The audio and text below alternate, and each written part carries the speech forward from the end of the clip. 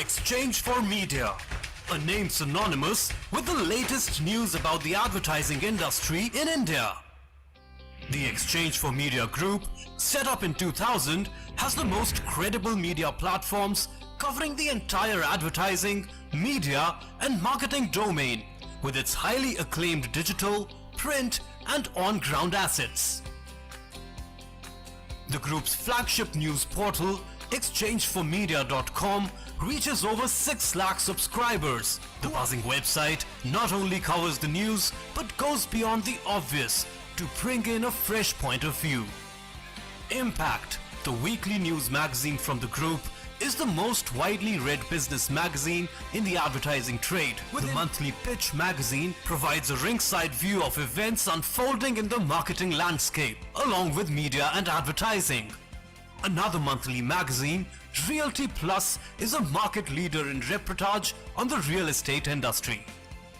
Today, Exchange for Media is not only a leading publisher in the domain, but owns the IP of more than 50 events spread across Mumbai, Delhi and Bangalore. Exchange for Media has curated and launched some of the most successful IPs across marketing, digital, TV, print, radio, mobile, OOH and PR. The Impact Person of the Year, Exchange for Media Conclave, Indian Digital Marketing Awards, Tech Munch, Pitch CMO Summit, India Marketing Awards, Primetime Awards, Indian Content Marketing Awards, Golden Mics, NBAR are some of the group's top-notch events, in addition to niche, bespoke events and roundtables curated especially for discerning clients. Exchange for Media events attract stalwarts as speakers, along with a loyal audience comprising of leaders, trendsetters and opinion makers. Exchange for Media. In the world of business, when you think BW Business World, spanning across platforms from print to the fast-growing digital space, from custom events to insightful industry books, BW Business World continues to capture a critical market space. Enjoying over 1.2 million engaged reader base, we have replicated this success in digital, with a 6-fold growth in the past 1 year. So who is the BW audience? Our magazine readers are the cream of the crop business professionals spread across industries and niche communities. BW Digital engages with a much larger audience, hailing majorly from India and US. We also reach diverse markets including UK and Saudi Arabia. The BW Print universe comprises of BW Business World, BW Smart Cities, BW Hotelier, BW Applause, BW Education and BW People, each profiling industry leaders and niche sectoral stories. BW Digital communities target niche segments like startups, CIOs, smart cities, defense, amongst a range of other fields with a following of millions of unique digital users. BW Business World is an industry leader in curating a plethora of IPRs. With multiple industry stakeholders under one roof, BW IPR events generate superlative content.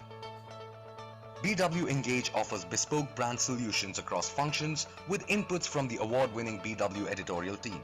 We design and execute a 360-degree marketing model, resulting in top-of-mind recall and a large BW Engage client patronage. Why engage with us? We have an award-winning editorial team. We forecast new scoops and future trends before any of our competitors. We provide 360-degree brand solutions and our clients are always happy with the ROI. This is just a glimpse of our client endorsements. To subscribe to our print patronage, visit subscribe.businessworld.in. Follow us on Facebook and Twitter. You can also connect with us on WhatsApp on businessworld.in/WhatsApp.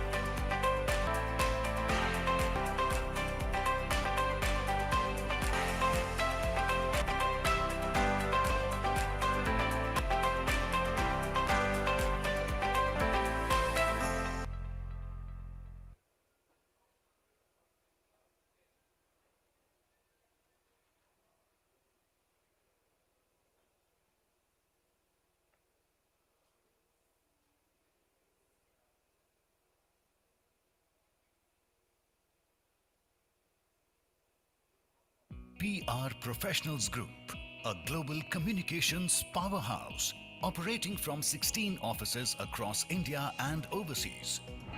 Mastering global communications for UN organizations and global leaders, we handle international conferences and investor summits.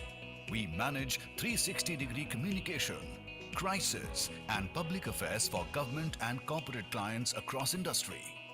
Our 90% client retention and rapid growth make us the fastest growing firm.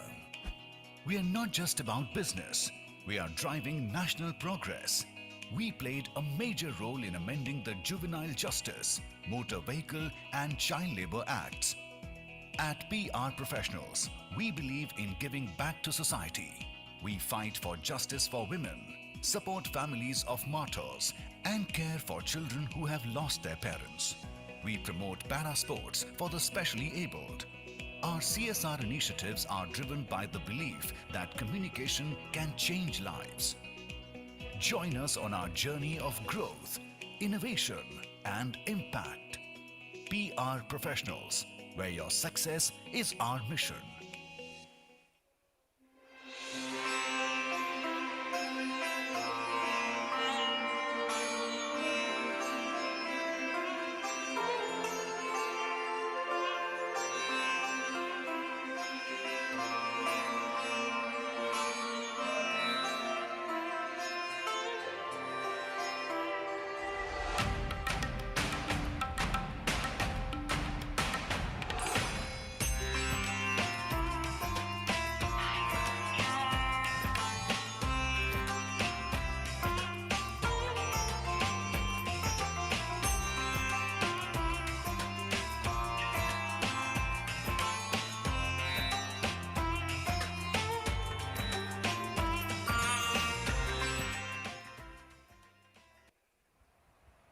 Complexity is everywhere. It's a part of life. It's also misunderstood. Look closer. We are all complex bundles of contradictions, craving change, yet fearing the unknown, dreaming big, yet doubting ourselves. But isn't that where possibility takes shape? We see buried within lies the potential for progress. We run toward the hard stuff, communicating through complexity to make the unrelatable relatable and the incredible credible. Because good communications make sense, but great communications reach the senses. We Communications humanize complexity to realize progress.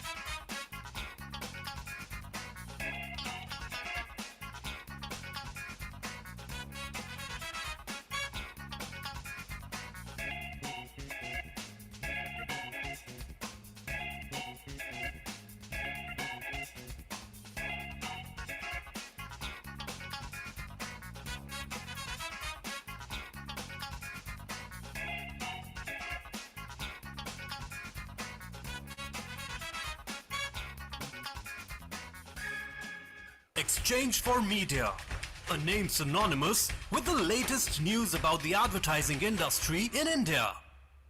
The Exchange for Media Group, set up in 2000, has the most credible media platforms covering the entire advertising, media and marketing domain with its highly acclaimed digital, print and on-ground assets.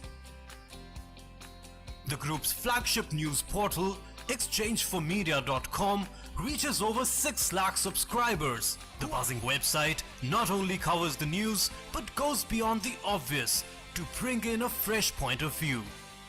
Impact, the weekly news magazine from the group, is the most widely read business magazine in the advertising trade. The monthly Pitch magazine provides a ringside view of events unfolding in the marketing landscape, along with media and advertising. Another monthly magazine, Realty Plus, is a market leader in reportage on the real estate industry. Today, Exchange for Media is not only a leading publisher in the domain, but owns the IP of more than 50 events spread across Mumbai, Delhi and Bangalore. Exchange for Media has curated and launched some of the most successful IPs across marketing, digital, TV, print, radio, mobile, OOH and PR. The Impact Person of the Year, Exchange for Media Conclave, Indian Digital Marketing Awards, Tech Munch, Pitch CMO Summit, India Marketing Awards, Primetime Awards, Indian Content Marketing Awards, Golden Mics, NBAR are some of the group's top-notch events, in addition to niche, bespoke events and roundtables curated especially for discerning clients. Exchange for Media events attract stalwarts as speakers, along with a loyal audience comprising of leaders, trendsetters and opinion makers.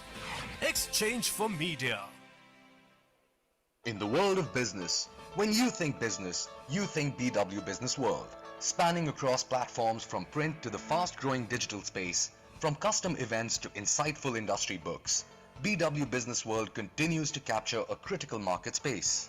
Enjoying over 1.2 million engaged reader base, we have replicated this success in digital, with a six-fold growth in the past 1 year. So who is the BW audience? Our magazine readers are the cream of the crop business professionals spread across industries and niche communities. BW Digital engages with a much larger audience, hailing majorly from India and US. We also reach diverse markets including UK and Saudi Arabia. The BW Print universe comprises of BW Business World, BW Smart Cities, BW Hotelier, BW Applause, BW Education, and BW People, each profiling industry leaders and niche sectoral stories. BW Digital communities target niche segments like startups, CIOs, smart cities, defense, amongst a range of other fields, with a following of millions of unique digital users. BW Business World is an industry leader in curating a plethora of IPRs. With multiple industry stakeholders under one roof, BW IPR events generate superlative content. BW Engage offers bespoke brand solutions across functions with inputs from the award-winning BW editorial team. We design and execute a 360-degree marketing model, resulting in top-of-mind recall and a large BW Engage client patronage. Why engage with us? We have an award-winning editorial team. We forecast new scoops and future trends before any of our competitors. We provide 360-degree brand solutions and our clients are always happy with the ROI. This is just a glimpse of our client endorsements. To subscribe to our print patronage, visit subscribe.businessworld.in. Follow us on Facebook and Twitter. You can also connect with us on WhatsApp on businessworld.in/WhatsApp.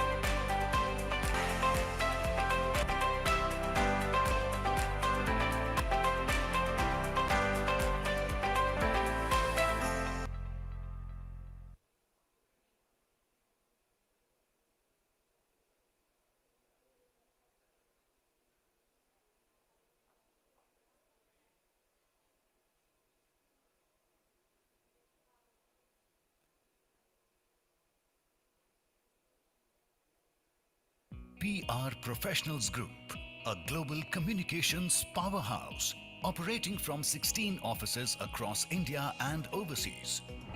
Mastering global communications for UN organizations and global leaders. We handle international conferences and investor summits. We manage 360-degree communication, crisis, and public affairs for government and corporate clients across industry. Our 90% client retention and rapid growth make us the fastest growing firm. We are not just about business, we are driving national progress. We played a major role in amending the Juvenile Justice, Motor Vehicle and Child Labour Acts. At PR Professionals, we believe in giving back to society. We fight for justice for women, support families of martyrs, and care for children who have lost their parents. We promote para-sports for the specially abled. Our CSR initiatives are driven by the belief that communication can change lives. Join us on our journey of growth, innovation, and impact. PR Professionals, where your success is our mission.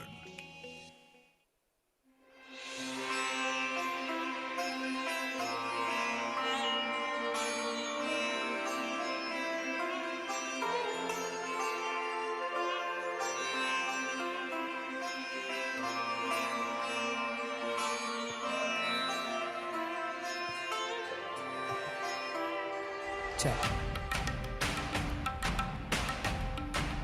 Very good morning, ladies and gentlemen. Requesting everyone to kindly settle down. Please do not forget to put your mobile phones on silent or vibrate only mode.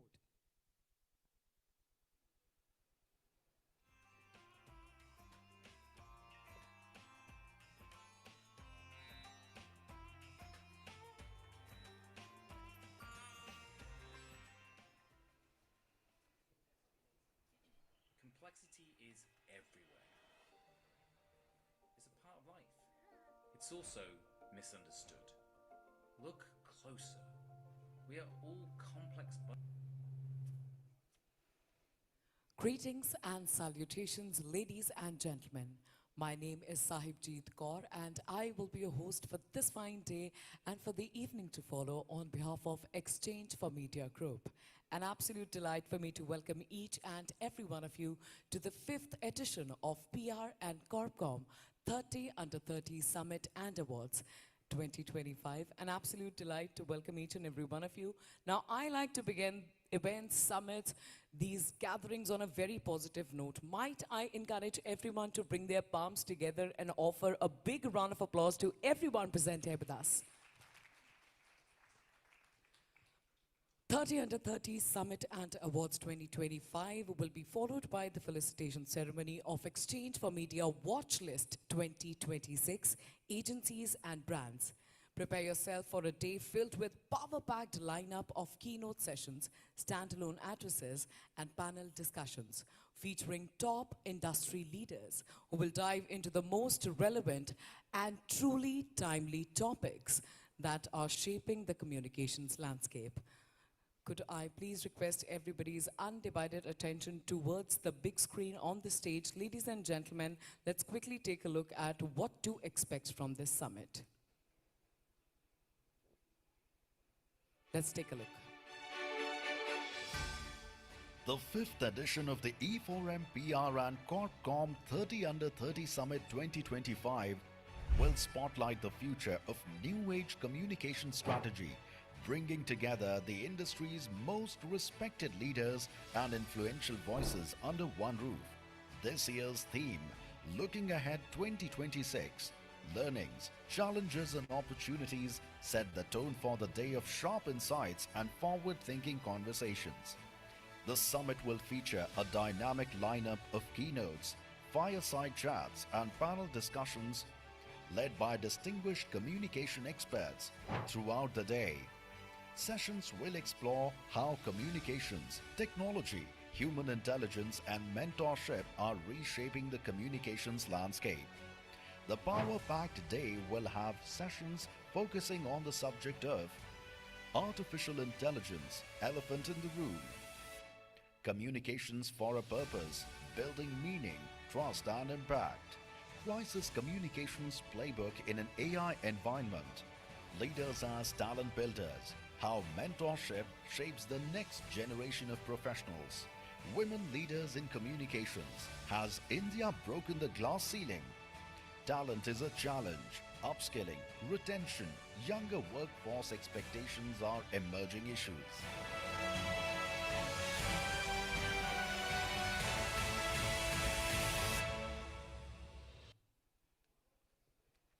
How about a quick round of applause? At any given moment, if you find your hands rather occupied with your mobile phones or maybe a glass of water, you can use the free one to bang on the table, but do congratulate all the speakers joining us on stage. Now, ladies and gentlemen, we spent the day trying to understand the bottomless layers of complexity that follow the profession. But before that, I'd like to take a minute and express our deepest gratitude to our partners for helping us turn our vision into reality. Powered by Kaizen, PR Professional Group, Gold Partners, Fusion PR, Avian V. Let's quickly take a look at the partner visual presentations.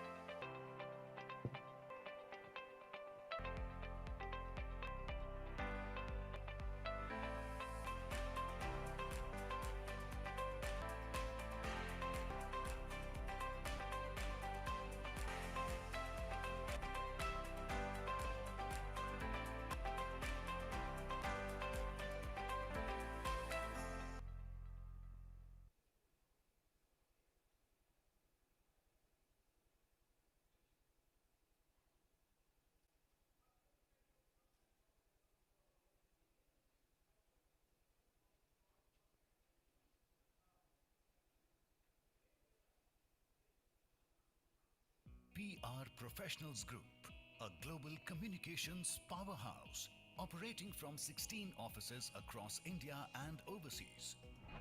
Mastering global communications for UN organizations and global leaders. We handle international conferences and investor summits. We manage 360-degree communication, crisis, and public affairs for government and corporate clients across industry. Our 90% client retention and rapid growth make us the fastest growing firm. We are not just about business, we are driving national progress. We played a major role in amending the Juvenile Justice, Motor Vehicle and Child Labour Acts. At PR Professionals, we believe in giving back to society. We fight for justice for women, support families of martyrs, and care for children who have lost their parents. We promote para-sports for the specially abled. Our CSR initiatives are driven by the belief that communication can change lives. Join us on our journey of growth, innovation, and impact. PR Professionals, where your success is our mission.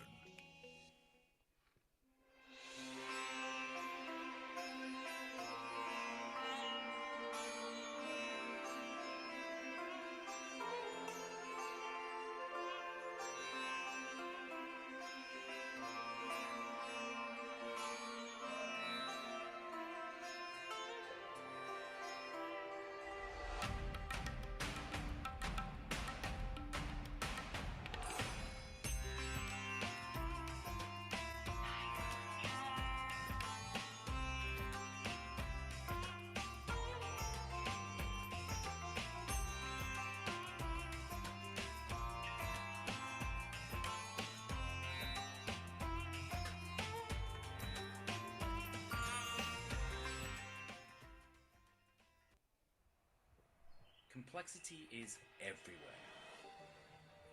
It's a part of life. It's also misunderstood. Look closer.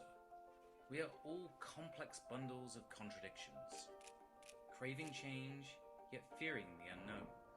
Dreaming big, yet doubting ourselves. But isn't that where possibility takes shape? We see buried within lies the potential for progress. We run toward the hard stuff, communicating through complexity to make the unrelatable relatable and the incredible credible. Because good communications make sense, but great communications reach the senses. We Communications humanize complexity to realize progress.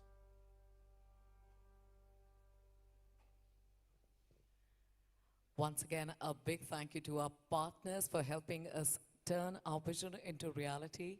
Also, expressing our gratitude to our speakers for accepting the invitation and participating in the conference, and our delegates, of course. Now, there's a slight possibility that I might be an unfamiliar face up here trying to talk your ears off, but it's time for a renowned personality to set the context for the day to follow and to deliver the inaugural address. Join me as I welcome the man of the hour. Please put your hands together for the chairman and editor-in-chief at BW Business World and Exchange for Media Group, Dr. Anurag Batra. Thank you, Sahibji. First of all, my congratulations. You hosted our News Broadcast Awards on Saturday with aplomb, with a lot of high energy. So, gratitude for that.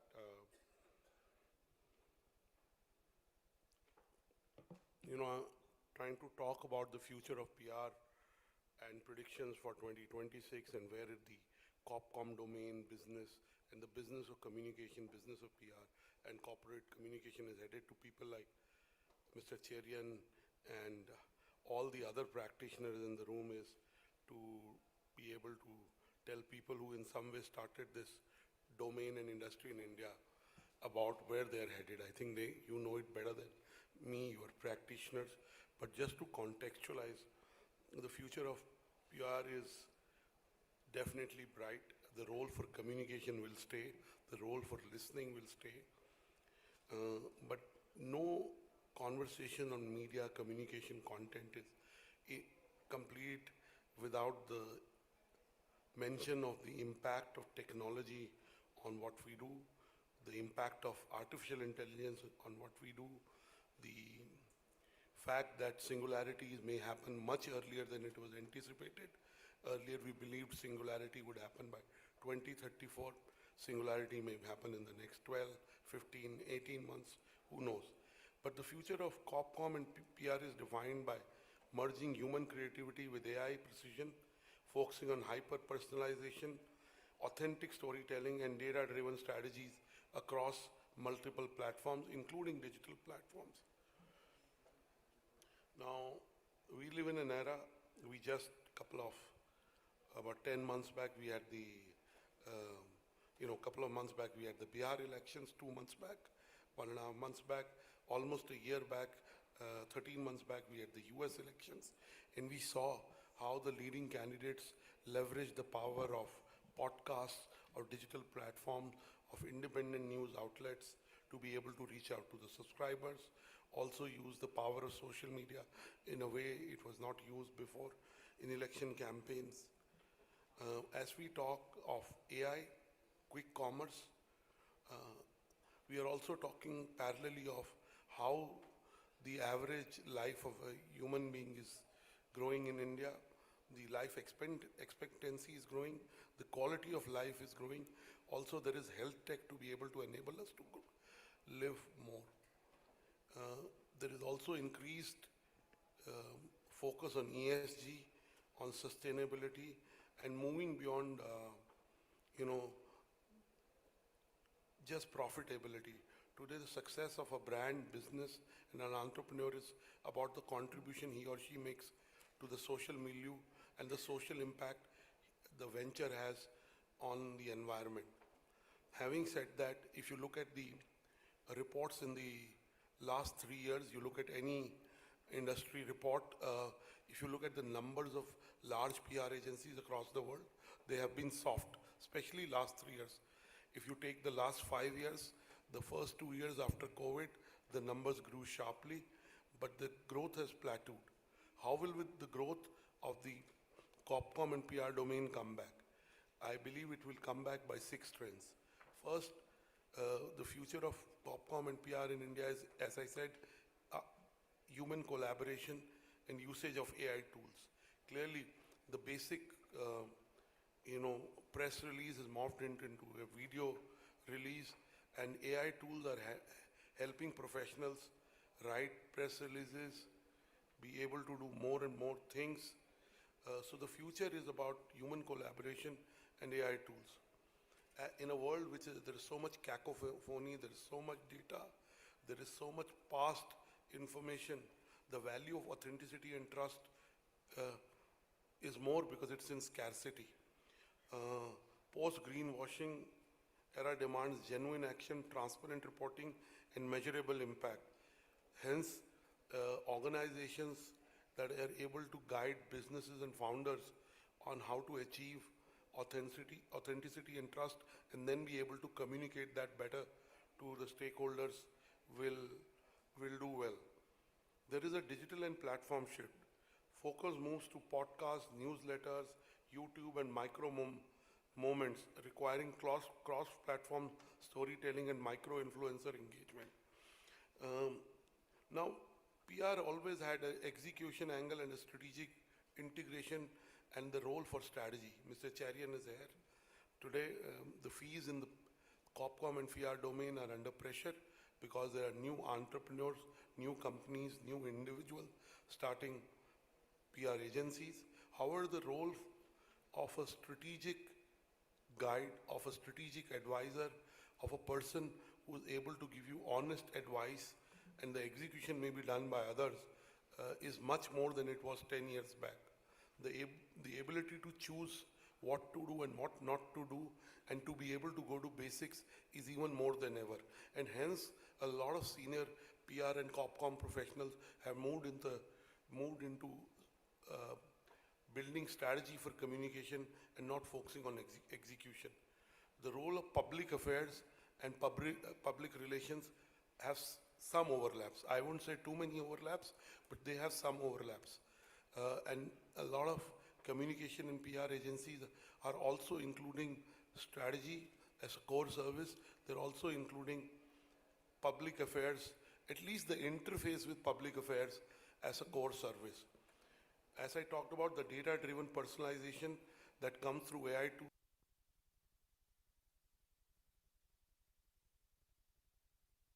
in a real-time manner, to be able to track real-time sentiment, to be able to do analysis and dynamic content that adapts to audience needs on an hourly basis. PR has always been about thought leadership. Brands will build authenticity by sharing valuable research-based insights rather than just changing a fleeting viral trends. Mr. T.S. Madan is here. He's a life coach and a communicator par excellence. He'll talk to the winners in the evening. He's now helped many entrepreneurs build their personal brands through podcasts. So what does a Corpcom and PR professional need to do? And we'll have the 30 under 30 winners in the evening. First is to embrace AI. Second, to recognize that the business model of a PR agency of the past needs to be changed. Also, the average age in PR agencies is coming down. That doesn't mean there is no role for professionals who understand the domain for 2 to 3 decades. The art of storytelling, the art of digital storytelling will need to be mastered more. The focus on impact was always there, but demonstrating measurable results, especially in an ESG-led environment, are key. But the most important is developing new skills. Adapting to predictive analytics, public affairs, and empathetic communication has to be done with adopting new skills. The fees are under pressure.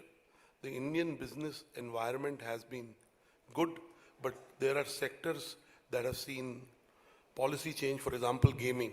Suddenly the gaming regulation gave to a new challenge for all gaming players. And India is the most dynamic business environment you can have anywhere. But also there is progressive regulation which make sure the role of communication in such times is accentuated. The future for the Indian and PR and Corpcom industry is bright, and it will continue to be a crucial driver of business powered by technology, especially in an era where there are more and more founders and businesses doing IPOs, whether SME IPOs or on the main board. There is more value creation, and the PR and Corpcom professionals will always be part of creating those value for businesses, brands, and entrepreneurs in a new era. I wish all the winners success and in the continued quest for knowledge, because knowledge drives impact.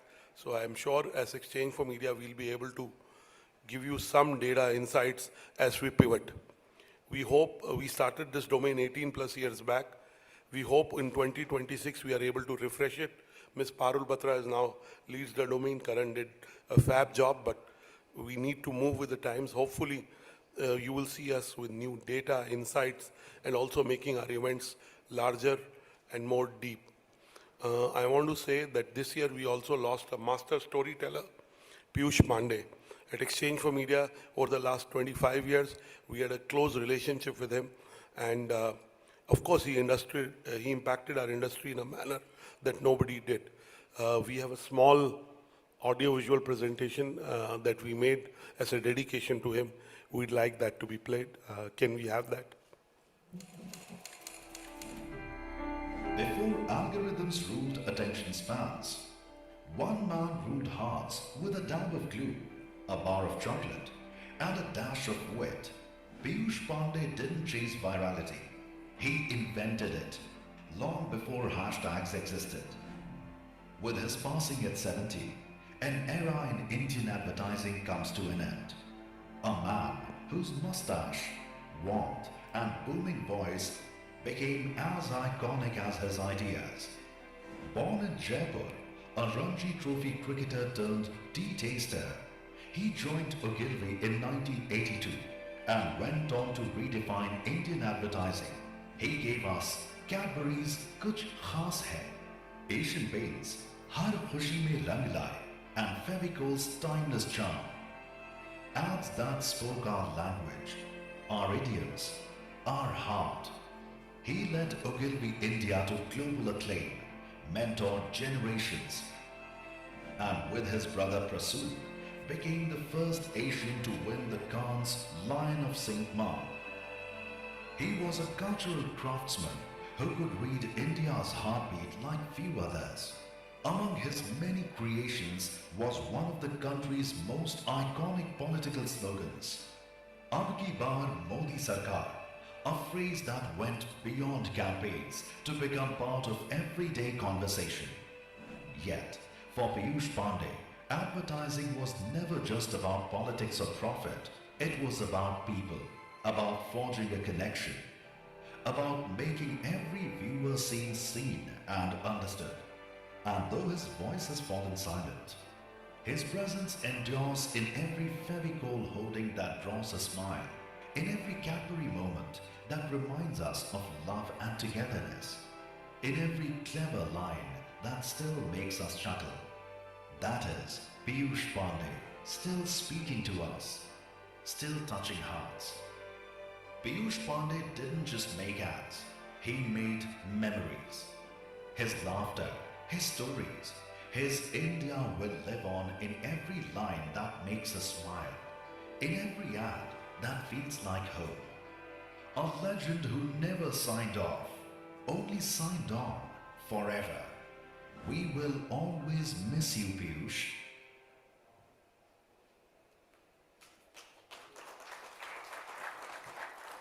हमारे जाने के बाद हमारा नाम ना सही लेकिन हमारा काम हमारी पहचान को बरकरार रखता है.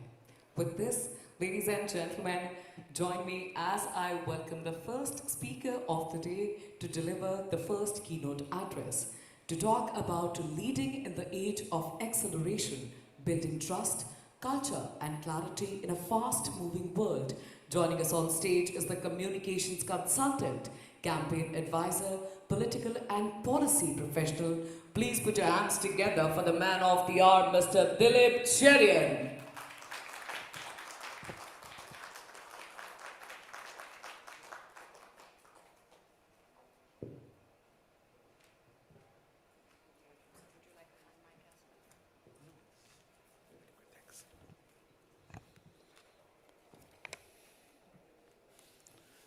Good morning, and thank you all for being here at this awkward hour.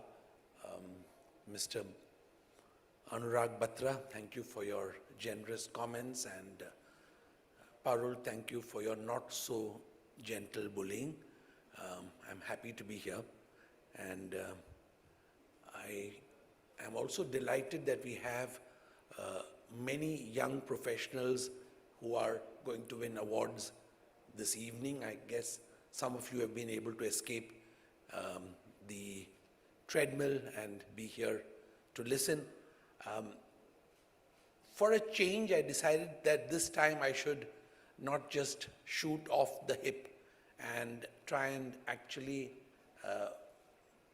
live up to the idea of a keynote address and write down some stuff that I wanted to share. So I'm going to make an exception from my usual approach of just sharing a few random thoughts, and I hope that my organized thoughts are as palatable as my random ones. So I had two fascinating experiences at work this last week which I wanted to share. They're fascinating because of the tremendous mental distance between one and the other. This is a little routine now for the escapade that I am now involved in, having joyously sold my company some time ago. And I think it's one of the smartest decisions I took was to exit when I did, because as all the senior professionals in the room will tell you, that we have been at an inflection point as far as the industry is concerned for the last 5 years at least, and it's very visible today to those working at it on a daily basis. But this lack of routine in my new escapade is what makes me rise with a smile in the morning, and I joyously head out to either the coffee shop of the moment, or you might find me, doing a Zoom from some hotel or the other, but it's all the same. The first experience that I held was with a global giant, a West Coast-based private equity powerhouse, and the task was to put together a very closed-door one-day session for global leaders, and their calling list for this one-day session was the head of Perplexity, the head of NVIDIA, so you name it. So clearly they knew the people they were trying to get. And having signed them into going into this one-day retreat, the goal was to try and figure out with me how a global south positioning would give AI some more space.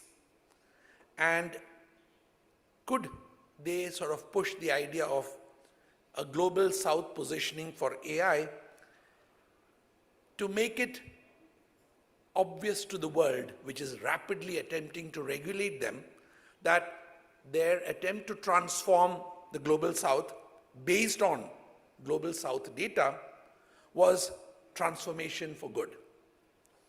So the assignment included putting together a draft working paper. I suggested that they use AI to draft it. And this paper would then be presented to these very smart leaders to start their deliberations. So when I am working on this assignment, I am trying to figure out whether the process would work, whether these kinds of people locked up inside a room would tear each other up, or whether they would actually participate in this process, and how to make sure that it comes together. I can't say anything more, unfortunately, on this wonderful assignment, because if I speak anything more, I will inevitably end up violating client secrecy. The second exercise was equally fascinating. So someone called me in for a cloud kitchen-like unlisted company and asked me that, can you help us figure out questions on what the current aviation crisis in India means? Could this lead to a new phase of investments into additional airline capacity?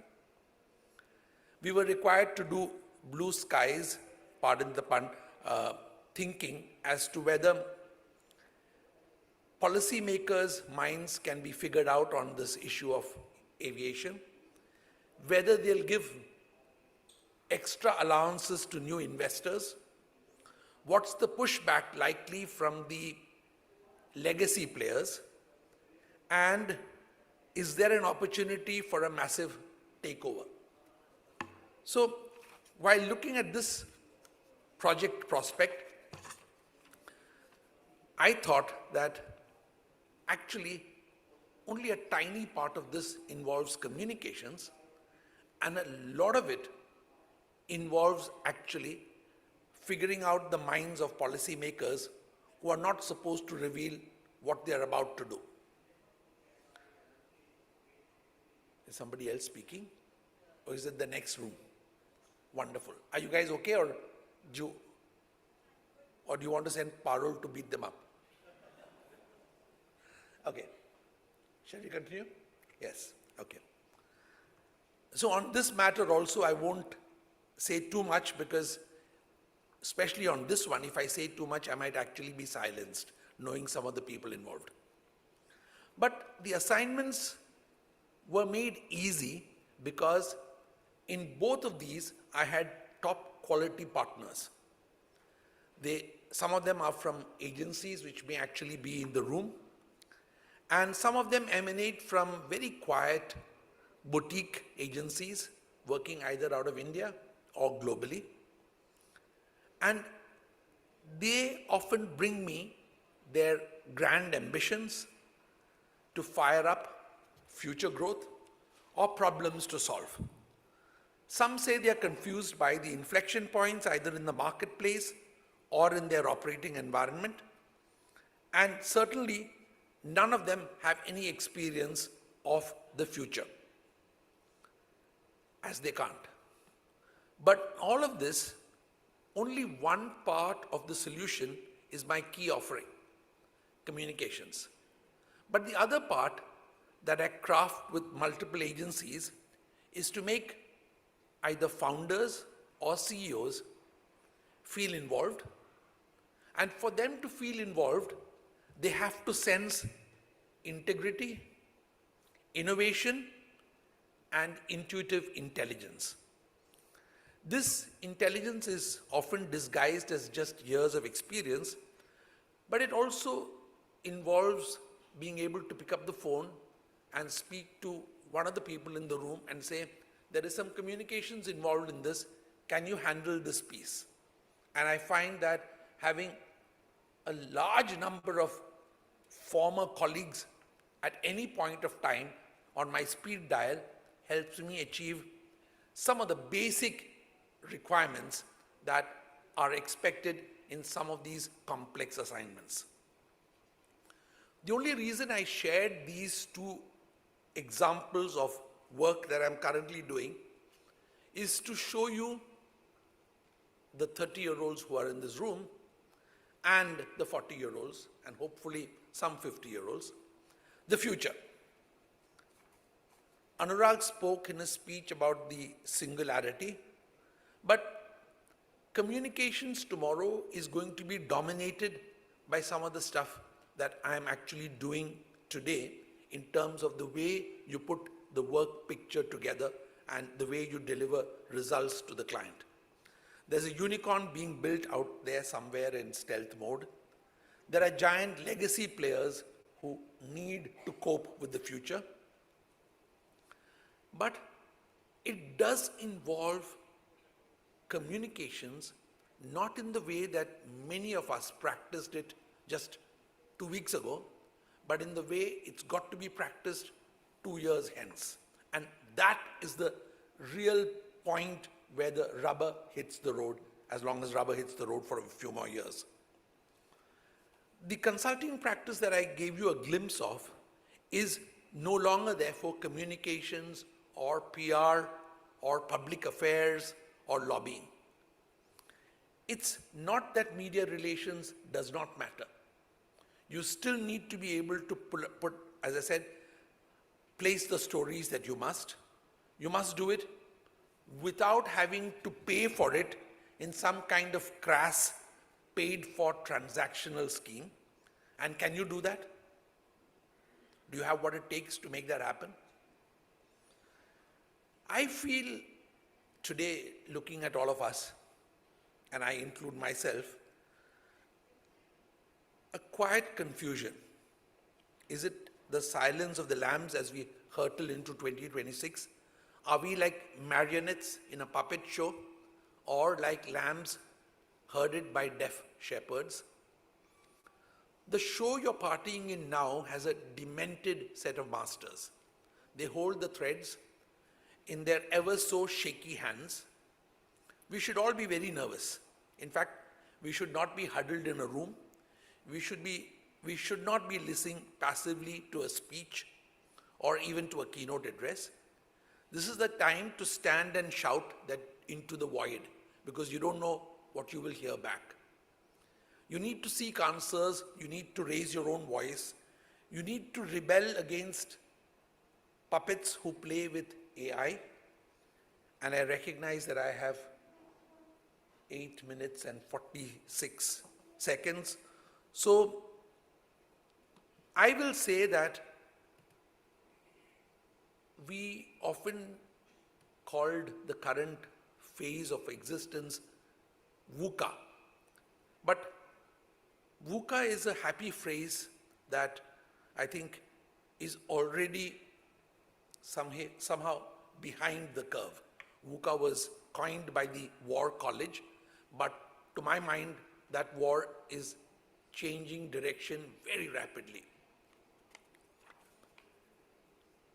Some of us also think that besides communications, that the fundamentals of leadership have not changed. Just like you believe that the fundamentals of communications haven't changed, the fundamentals of leadership, you think, hasn't changed.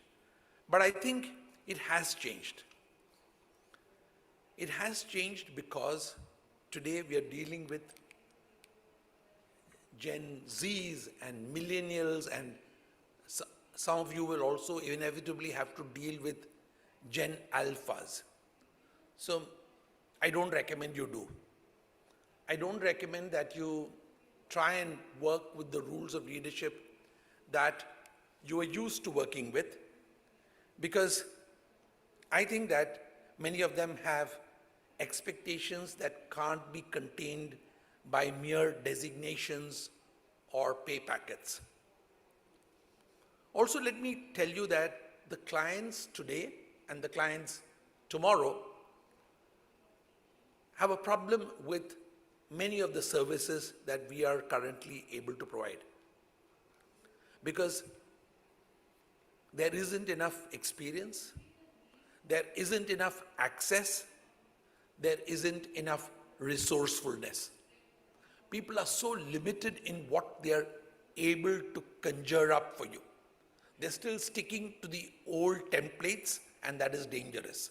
And today's clients' needs are not going to be met by that. The only way you can actually acquire some of this is, unfortunately, not just by gray hair, but also by experience.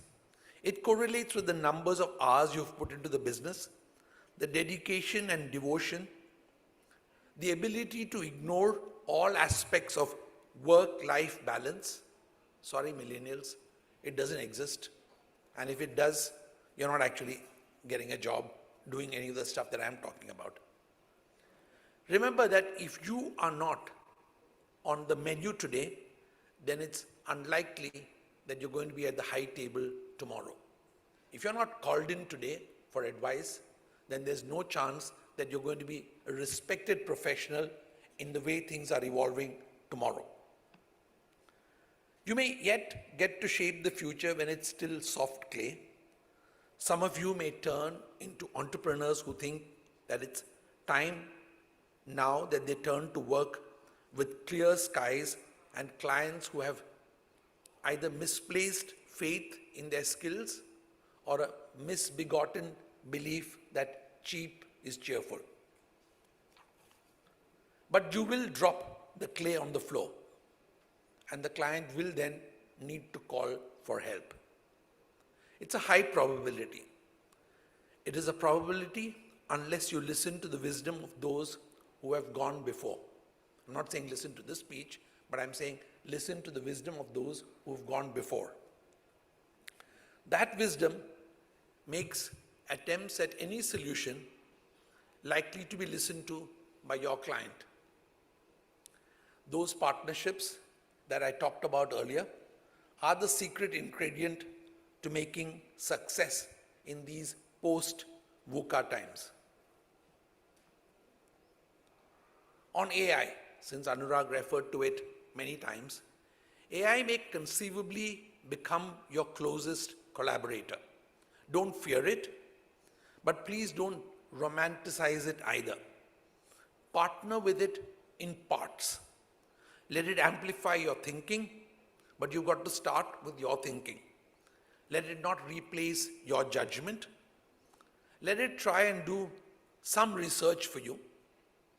And even as the singularity approaches, watch out for when AI hallucinates or becomes a horse whisperer.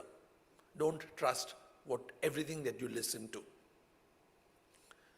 When machine intelligence meets human sensitivity, that's when breakthroughs actually happen.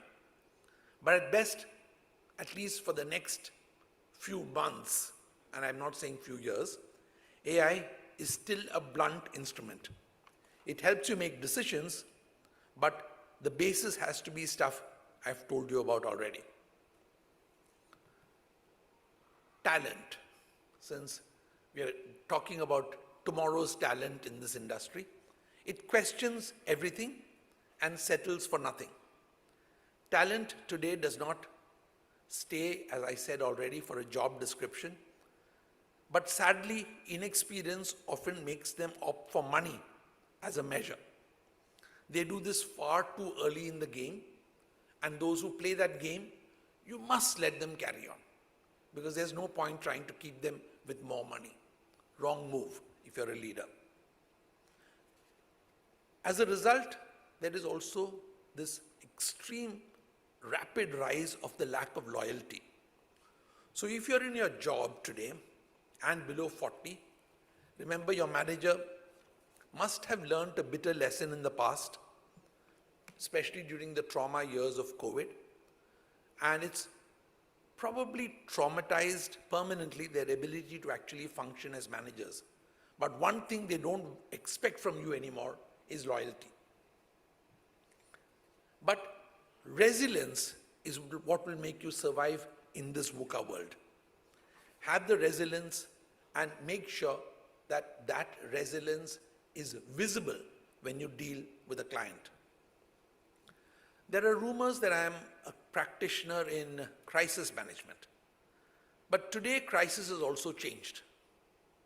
Crisis is no longer about just saving face. It is about the very survival of your business. The policy framework today moves at a pace that most companies have never experienced before. While professing recognition of the way business and markets function, governments today face immense pressure. This pressure is from citizens who are not just consumers, but also so-called commentators. So governments have to move quickly for their fragile popularity and for their eventual survival. So policies get altered in new time frames which we never expected before. These time frames were previously measured in years, no longer. Today, a crisis can alter an entire industry faster than you can change, or even Piyush could change, the punchline of an ad. And some of you here will know what I'm talking about in the context of today's crisis. So, as you take on bigger roles, please understand that influence no longer comes just from media. It forms in the corridors. It does not form in the blocks and bhavans. It happens sometimes on social media. The war rooms matter a lot more. Boardrooms still matter a lot, but conference rooms don't matter at all. So get real life experience, read the energy, the hesitation, and also the hope. So let me just say one line in conclusion, since it says in red, time's up. Step into your journey with a clear conviction and a steady hand. Lead like the world is listening to hear you fall, because that's what the world is listening for. But somewhere in the future, the people you inspire will already be grateful. They are grateful for the choices that you make today. Thank you. Thank you very much, Mr. Cherian. Could I please request you to kindly join me in the center stage, in the center of the stage for the next few seconds? Ladies and gentlemen, I believe a bigger, better, bolder round of applause is in order to present a small token of appreciation on our behalf for your time and your valuable insights. Joining us on stage is the founder at Van Vivaha Exportainment. Please put your hands together for Mr. Tej Lamba.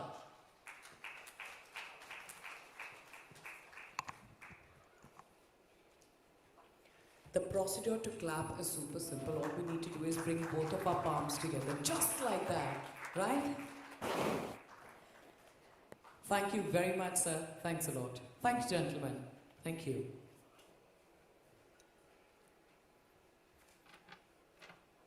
Time for special session. Join me as I welcome the founder and president, Center for Digital Economy Policy Research on redefining the Artificial Intelligence Playbook. Please put your hands together for Dr. Jayjeet Bhattacharya.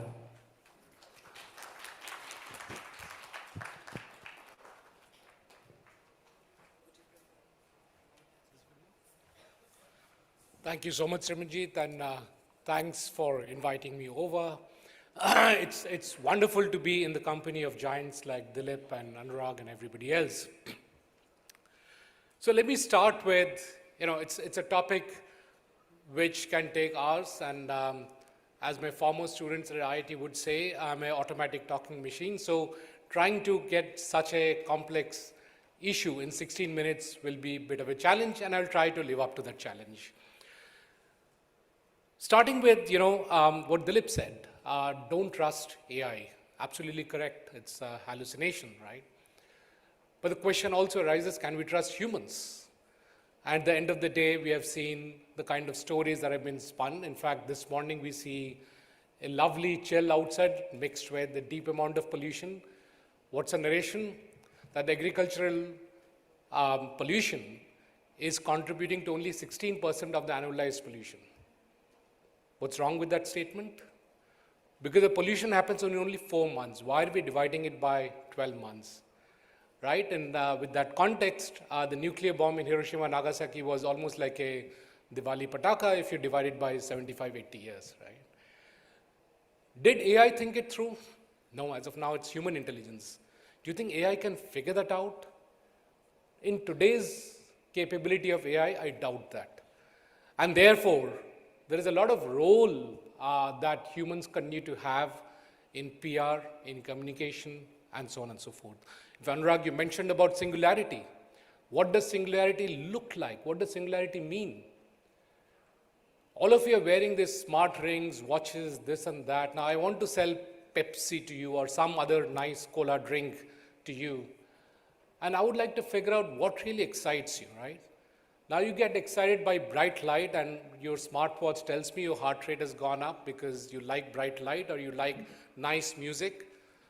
I can actually give you a personalized nice music along with the Coke or whatever drink to have an associative cognition which is positive for you, customized, personalized at a mass scale.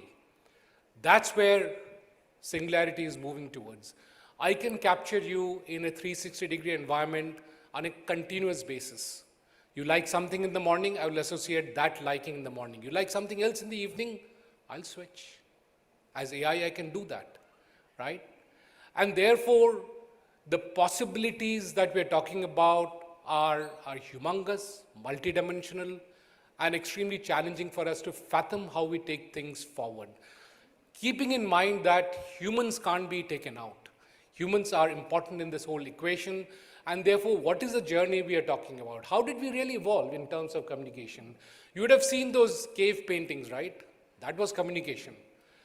A few 100,000 years later, somebody invented writing, and the great King Ashoka went around putting stone edicts all over the country, right? That was communication, right? Then came out paper. Stone you can't move around, right? Paper came in and you could move the papers around, and therefore there was a larger communication. Then obviously we know what happened post that, computing, internet, and now there is AI. So it's a continuum. But having said that, have you noticed that outside of this hotel, it's still written on stone, what's the name of this hotel? What that basically means is that nothing has been left. We're using new tools, it's getting added up to the previous tools. We're still writing on paper. I have these notes that I've written on a piece of paper.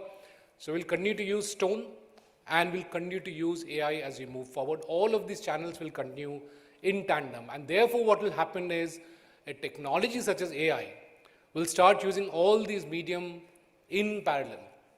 Technology will reach out to you through obviously the internet, through the smartphones. A lot of you are deep into the smartphones, through the internet, through your phones, through your watches, through your rings, through your smart glasses, through everything that's smart out there, it'll try and reach out to you. Through the way the traffic light is communicating to you, through how this lighting is being done. Again, same issue. If you have something in your hand, which is what I want to promote, I'll make the light brighter. If I want to demarket something, I'll make the light dimmer. Whenever the light is brighter, you will like it. And I can do it because AI can do it. So I'll go through a few more examples. I had a long set of things put in, but I'll just stop once the time is over. So let me take another example of what AI can and can't do. We had a client which needed to help auto rickshaw drivers in carrying more cargo. Essentially what happened was that because of e-commerce, the auto rickshaw drivers were missing out on travel because you wouldn't go to Lajpat Nagar and buy your stuff. You would go to online and you will order stuff, and therefore what was happening, the auto rickshaw drivers were losing out in terms of rides, and at a mass scale, because just people moved into Blinkit, into Zepto, and obviously Amazon and Flipkart. And therefore we figured out that the corporates are missing out, and therefore there was a problem with corporates and there was a problem from the auto rickshaw drivers. What we essentially did was take the example of the auto rickshaw drivers and push that. And that helped in, as we speak, a transition happening wherein you can take the auto rickshaws and you can actually supply your e-commerce packages through the auto rickshaws. Because we said if e-commerce is damaging auto rickshaws, their rides, can we convert e-commerce into a mechanism for providing the last mile? And therefore, auto rickshaws can get more rides from e-commerce. That meant a lot of regulatory changes and so on. The summary of the story is that, would AI have figured that out? No, I doubt. Not at least in today's technology, right? It's complex. There are multiple issues. If I go into details, the Honorable Minister said the design of the retrofit of the auto rickshaw has to be such that the state governments cannot intervene, because if they can intervene, they will start pushing these auto rickshaw drivers and extracting disproportionate money out of them. And so the design philosophy was driven by state center power. And those are the challenges which I doubt whether an AI will be able to figure out. So human intelligence will be needed. And as you have all seen, once you have analyzed, then you feed it to the AI or ChatGPT or whatever, and you start getting the inputs from these systems, which then gives you the idea of what needs to be done. In fact, the other day I was with one of these major news channels, and the debate and the counter and accusation, which was essentially bantering going on, not really serious stuff, that, hey, your copies are all completely from AI. And the other person was saying that, no, I give it to AI, they come out with something, I take the advice from that and I write on my own. So it's not an AI-generated solution. And that's another challenge. There is faster and faster communication coming out from AI, and senior folks in the companies are using that, but also needs to have a human touch. So that's a paradox. And all of us seen that if you just take the text and most of what's coming out in today's news, if you feed it back into AI checker, 80-90% is AI generated, right? And all of us are aware of it. Any of you know who is Sama? No? Sama? Qatar Airways? Sama is the brand ambassador of Qatar Airways. And she's a very, very sharp person.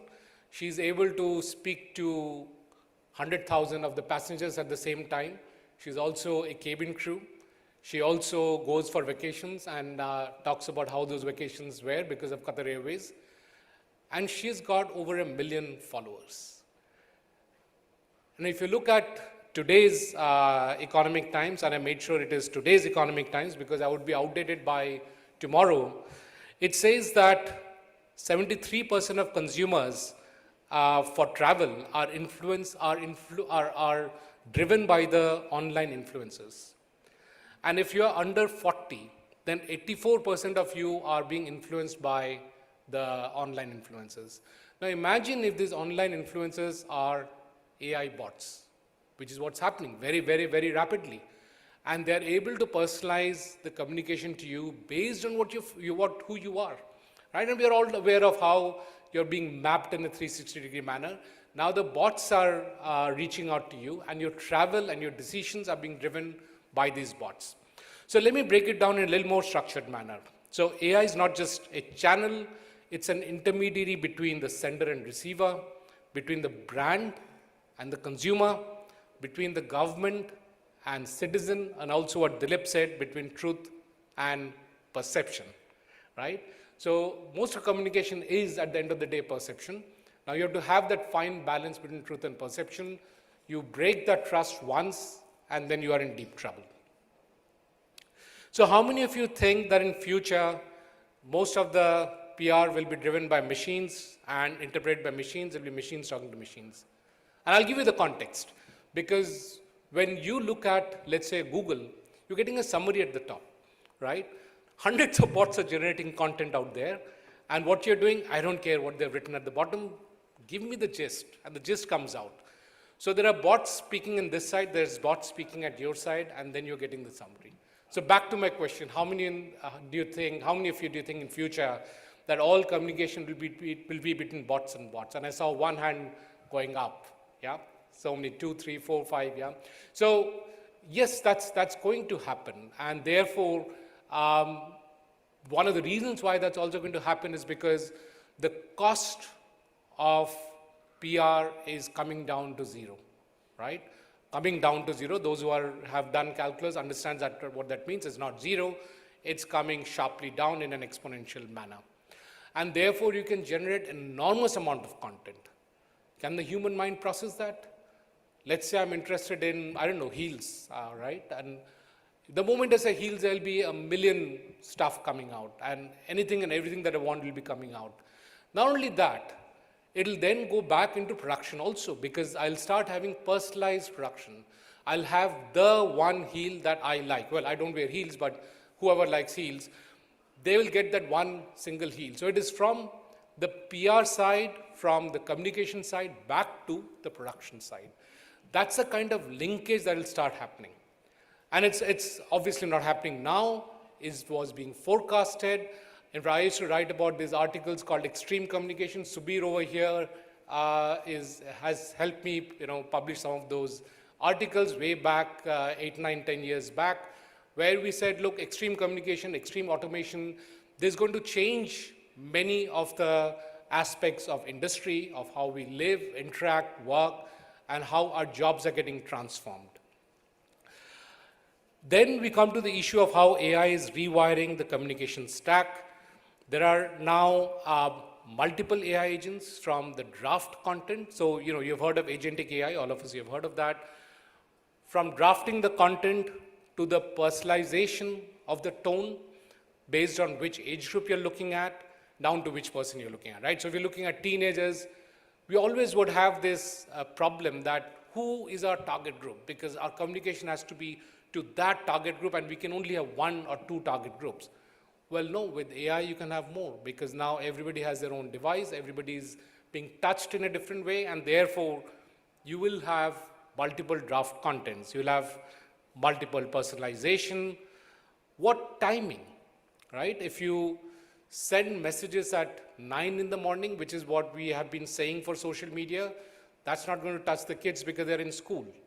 So you can actually release these messages based on different timings which are optimal for different target groups that you're looking at. You can start predicting reactions, and based on the reactions, you can create the feedback loop. Did the person like it? They didn't like it. In fact, one of the examples that Srimranjit was talking about right in the beginning was how to communicate that you appreciate whatever is being said. Is you take a hand and you put it on the table and you clap, because you are in a handicapped situation, your other hand is looking at the phone or holding a glass of water. Now the same thing, if you use AI, look at the possibilities. You can actually clap in the phone itself and you can hear the clapping sound in the system, or based on your facial expression, the system can figure out how many of you are appreciating it, and therefore the clap can come out automatically. Right? So you don't need to really spend your hand clapping and so on and so forth. So every single thing will be disrupted, will become highly accelerated, and can happen at different levels. Why do we need the clapping in this room? Because we are physically meeting. How do we clap in Facebook?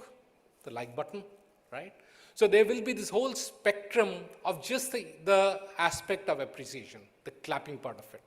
And then capturing that feedback, which is the clapping, and then figuring out how do I need to give back the next messaging that I need to give to this target group.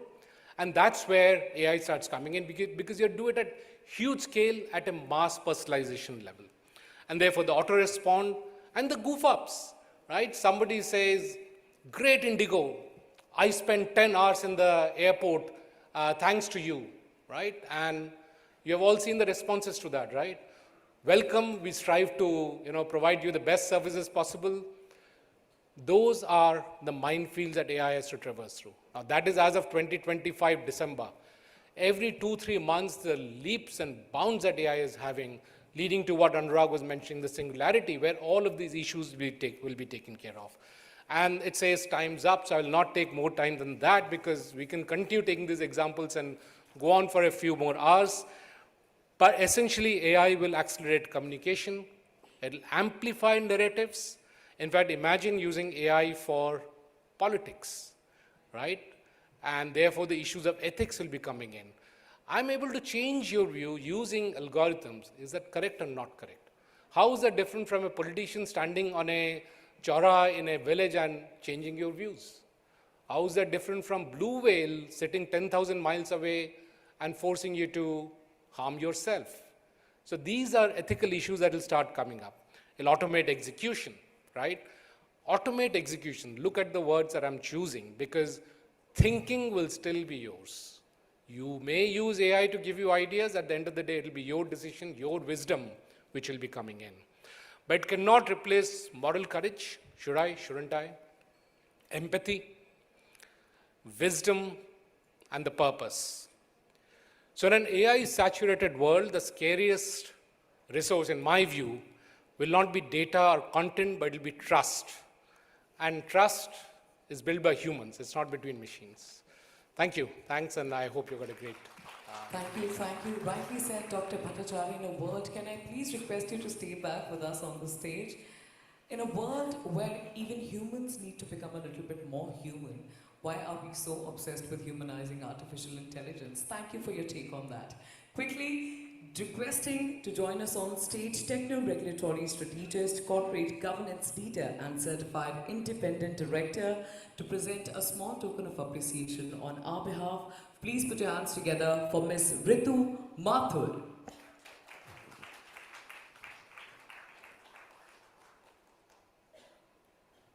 And I'm certain, ladies and gentlemen, throughout the day you'll be taking multiple pictures, videos. In case you are planning on posting these pictures, videos, or any comments related to today's event across any of your social media platforms, please do not forget to use the hashtag Thank you very much, Dr. Bhattacharya. Thank you. Thank you, Ms. Mathur. How about a round of applause? Come on.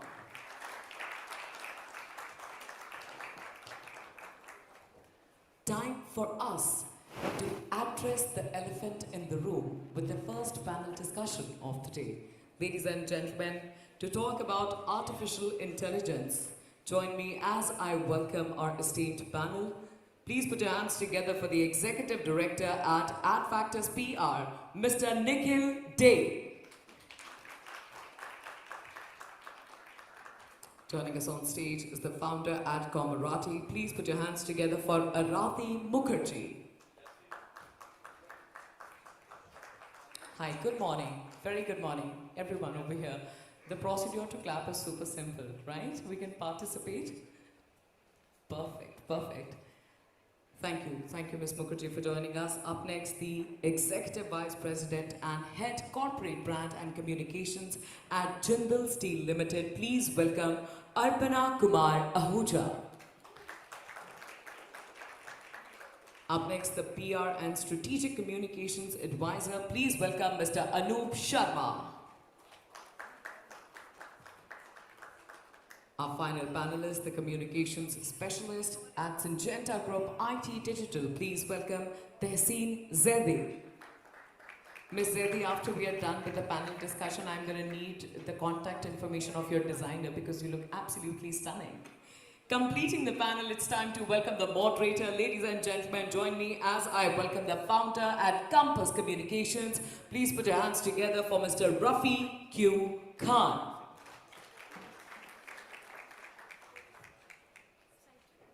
और जैसा सदी के महानायक कहते हैं, घड़ियाल जी बिल्कुल आपके सामने हैं, तो kindly be mindful. Thank you.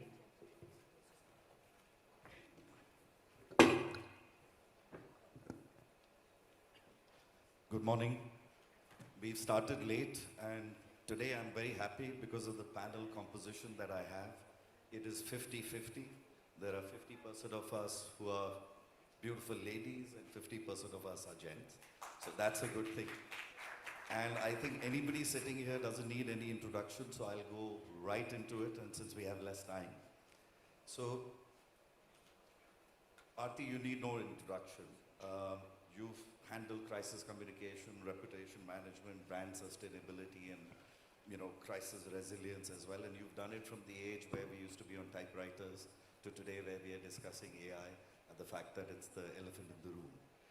So in your experience particularly, with crisis communication and reputation turnaround management across sectors, what shifts have you seen in the recent past with the advent of AI in this entire mix? Thanks for that, Rafi, and pleasure to be here and good to see such a huge crowd here.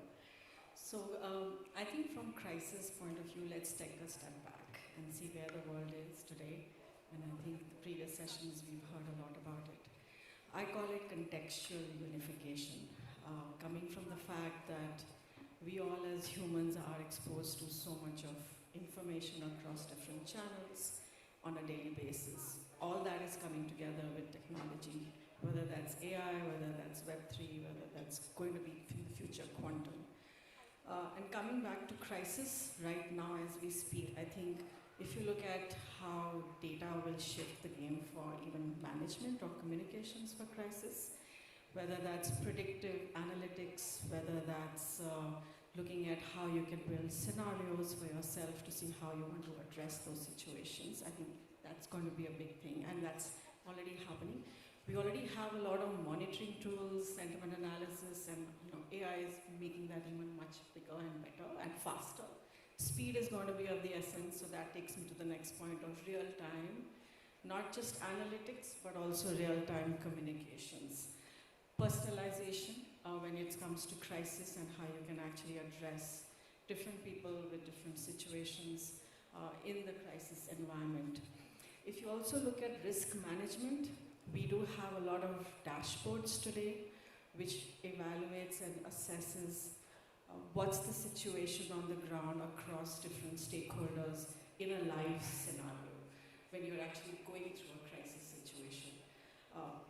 Which influencer is talking more, which influencer is getting divorced or getting influenced by somebody else.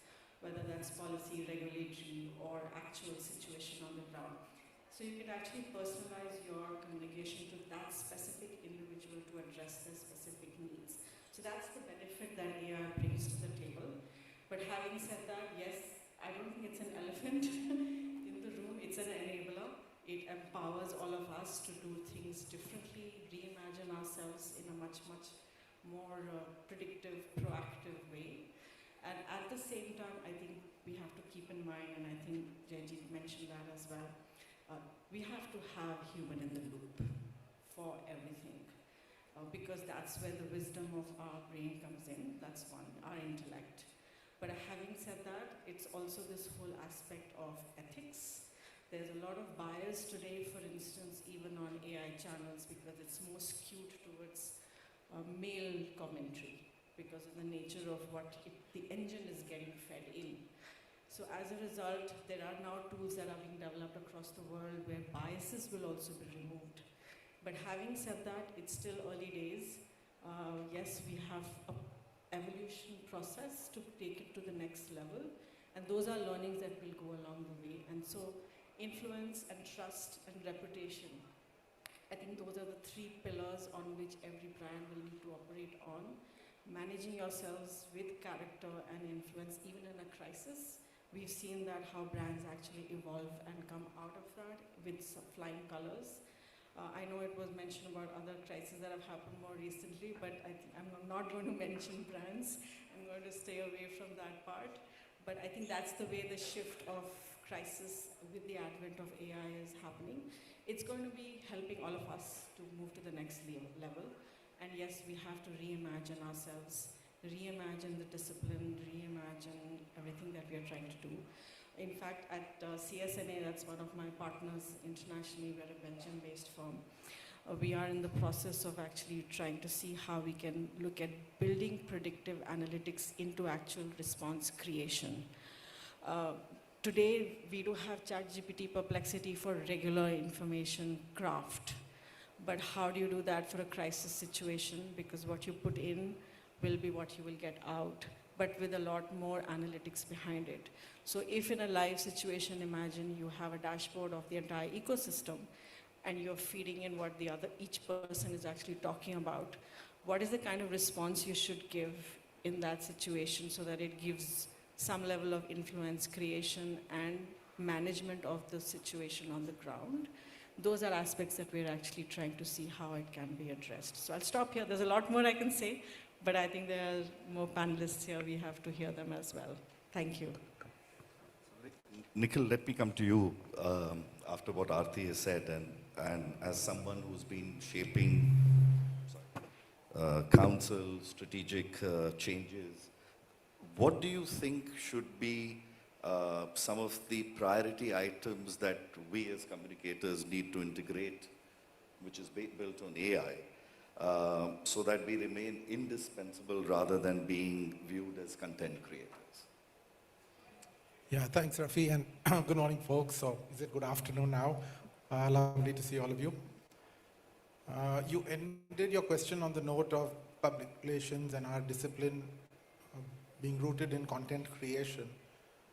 And I think that if we look at our role as content creators only, it would be very limiting. And I would say that that's the opportunity that AI gives us, because content always plays in a context. And the ability to use AI smartly to understand that context is where I think the opportunity lies for our profession, the public relations profession, because the speed at which content can be created, and we're all using it right now, we're having fun with it, a lot of the tools are free, is resulting in what I call the fast foodization of the content game. And when fast food first came, we loved it. We gorged on it, and it was cheap, and it was easy, and it was tasty, and that's what's happening right now with content. It is easy, it is fun, there's so many tools, and more are going to come. And that's going to create this problem of plenty where we are going to start bulging in the midriff, like all those who gorged on the fast food. And if we don't be careful over there, we are going to get into this trap where we are suddenly going to find ourselves saying, oh, this is not healthy for me, this is not good for me, I need to find a healthier way to operate. So this parallel, when I look at it from the PR lens, I would say there are two pieces. One is, as enterprise leaders, all of us in some way will have a span of control. What can we do to enable the reputation business to flourish? And the other is as individuals. How are we as individuals going to use this opportunity and this tool? And I will give you an example to bring this home. I would say I'll give you a personal example because I think that's more important today, because any of you can put into any tool right now what is the threat and danger of AI and get much more wisdom than I could offer you. But what you can't get is the personal narrative that I can offer. So very recently, my son got married last week. And I was invited to be the officiant. And the first thing I was like, oh shit, this sounds scary, this sounds tough, but no worries. ChatGPT is there, Perplexity is there, and all the AI tools are there. So I can use that to help craft the narrative, the content. And then I suddenly said, you know what, is that what the couple want from me? I may get the best words, but are they my words? At the same time, I did use AI very, very effectively, which was to understand in the state that I was getting them married in US, was it legal for me to be an officiant? So I did a lot of research using AI to understand what was okay, what was not okay. And this is where I talk about delegation. I delegated that work to my AI partner, but what I didn't delegate was the actual writing of the content. I used my own experiences of the couple to make it meaningful to them. So there's delegation, and then there is abdication. And I think that the line between these two, we have to be very, very careful. The temptation to abdicate so much of work outside of what we should be is high, and currently it's possible to do. So maybe I'll end on that note saying that as we start embracing the opportunity, we must figure out where to delegate and where not to abdicate, because if we abdicate, we are letting go of that humanness that we all talked about. The humanness that I brought to that event was my own anecdotes of that couple. So this is a very personal example, but there are work examples that relate in the same way, but I'll probably come back to that later. So I'll leave you with that thought. Let's not abdicate our responsibility, but let's smartly delegate and use AI to enhance the public relations profession. Yeah, thank you. Thank you. Arpana, let me come to you because this is quite relevant in what both of them have spoken, and realizing that you've been leading corporate communications at a large scale in various organizations. What, in your opinions, are the structures and skills that us as communicators must have within our teams or within the function so that AI actually becomes a strategic co-pilot rather than, as we talked about, content creator or be a soulless provider of content? Thanks, Rafi, and a very good afternoon to everybody. Couldn't think of a better Monday morning than to be here and not in office. A room full of, and a stage full of friends, a room full of so many familiar faces and new people to be met. But to bringing back to your question, Rafi, you know, I was just taking notes from the first few sessions and listening to what Nikhil said, Aarti said. Some of the words: experience, access, resourcefulness, empathy, wisdom, moral courage, purpose, right? What does this all get red-threaded to in an organization and as somebody who heads communications? Essentially, I think any organization, it's all about how do we protect that human capital. It's all about the human judgment and how do we protect that. I will speak from my example, my own organization. We have a cross-functional team where I, along with my chief AI officer, the head of my IT and legal, we have a cross-functional team where we've come together and are looking at, what are the guardrails, whether it's even from a crisis and risk management perspective, what are the early, warning signals that we can preempt, how do we use that? Our crisis playbook has a very updated AI-defined crisis rule book, deep fakes, etc. How do we tackle that? Those are living realities for each one of us. And I think from my team perspective, I think it's hygiene to know the tool and prompt management. What I'm looking for them and I'm training them, and the new talent that I'm looking at is how do you interpret not just say content, but the data that's coming out. So I think it's a combination of both of those elements that's very important. And I think we've been hearing and we're talking about co-pilot, right? You have to learn how to fly to have a co-pilot. Otherwise, it's autopilot, and that's where the crashes happen. So the elephant in the room is not our ability to use AI. It's actually our inability to reimagine ourselves. So as long as we can reimagine and understand that technology is only going to amplify, human intelligence, and we still have the courage, like the narrative courage and the moral compass, I think that's where you have a win-win. Thank you so much. Thank you, Aparna. Very interestingly, now I'm switching the question to something that we are known to do and do every day, because we have Anoop with us, who has the experience of designing communication that resonates across various cultures, local to national to international. And therefore, the question that I have for you, Anoop, is what do you see as imperatives in storytelling, and what is it that AI can make us do better? And some pitfalls that may be there, especially if you look at from the context of, making your messages out on the same subject to different kinds of audiences whose sensibilities are different. Thanks, Rafi, and good afternoon, everybody. Before I answer, I'll take you back to roughly like 28 years back. Two of my esteemed panelists were there in a different capacity. I used to work for a company, we were doing the marketing services for Solutions, was doing that for CNBC. And the agency side was Nikhil Day, who spoke about truth trust in a different capacity right now.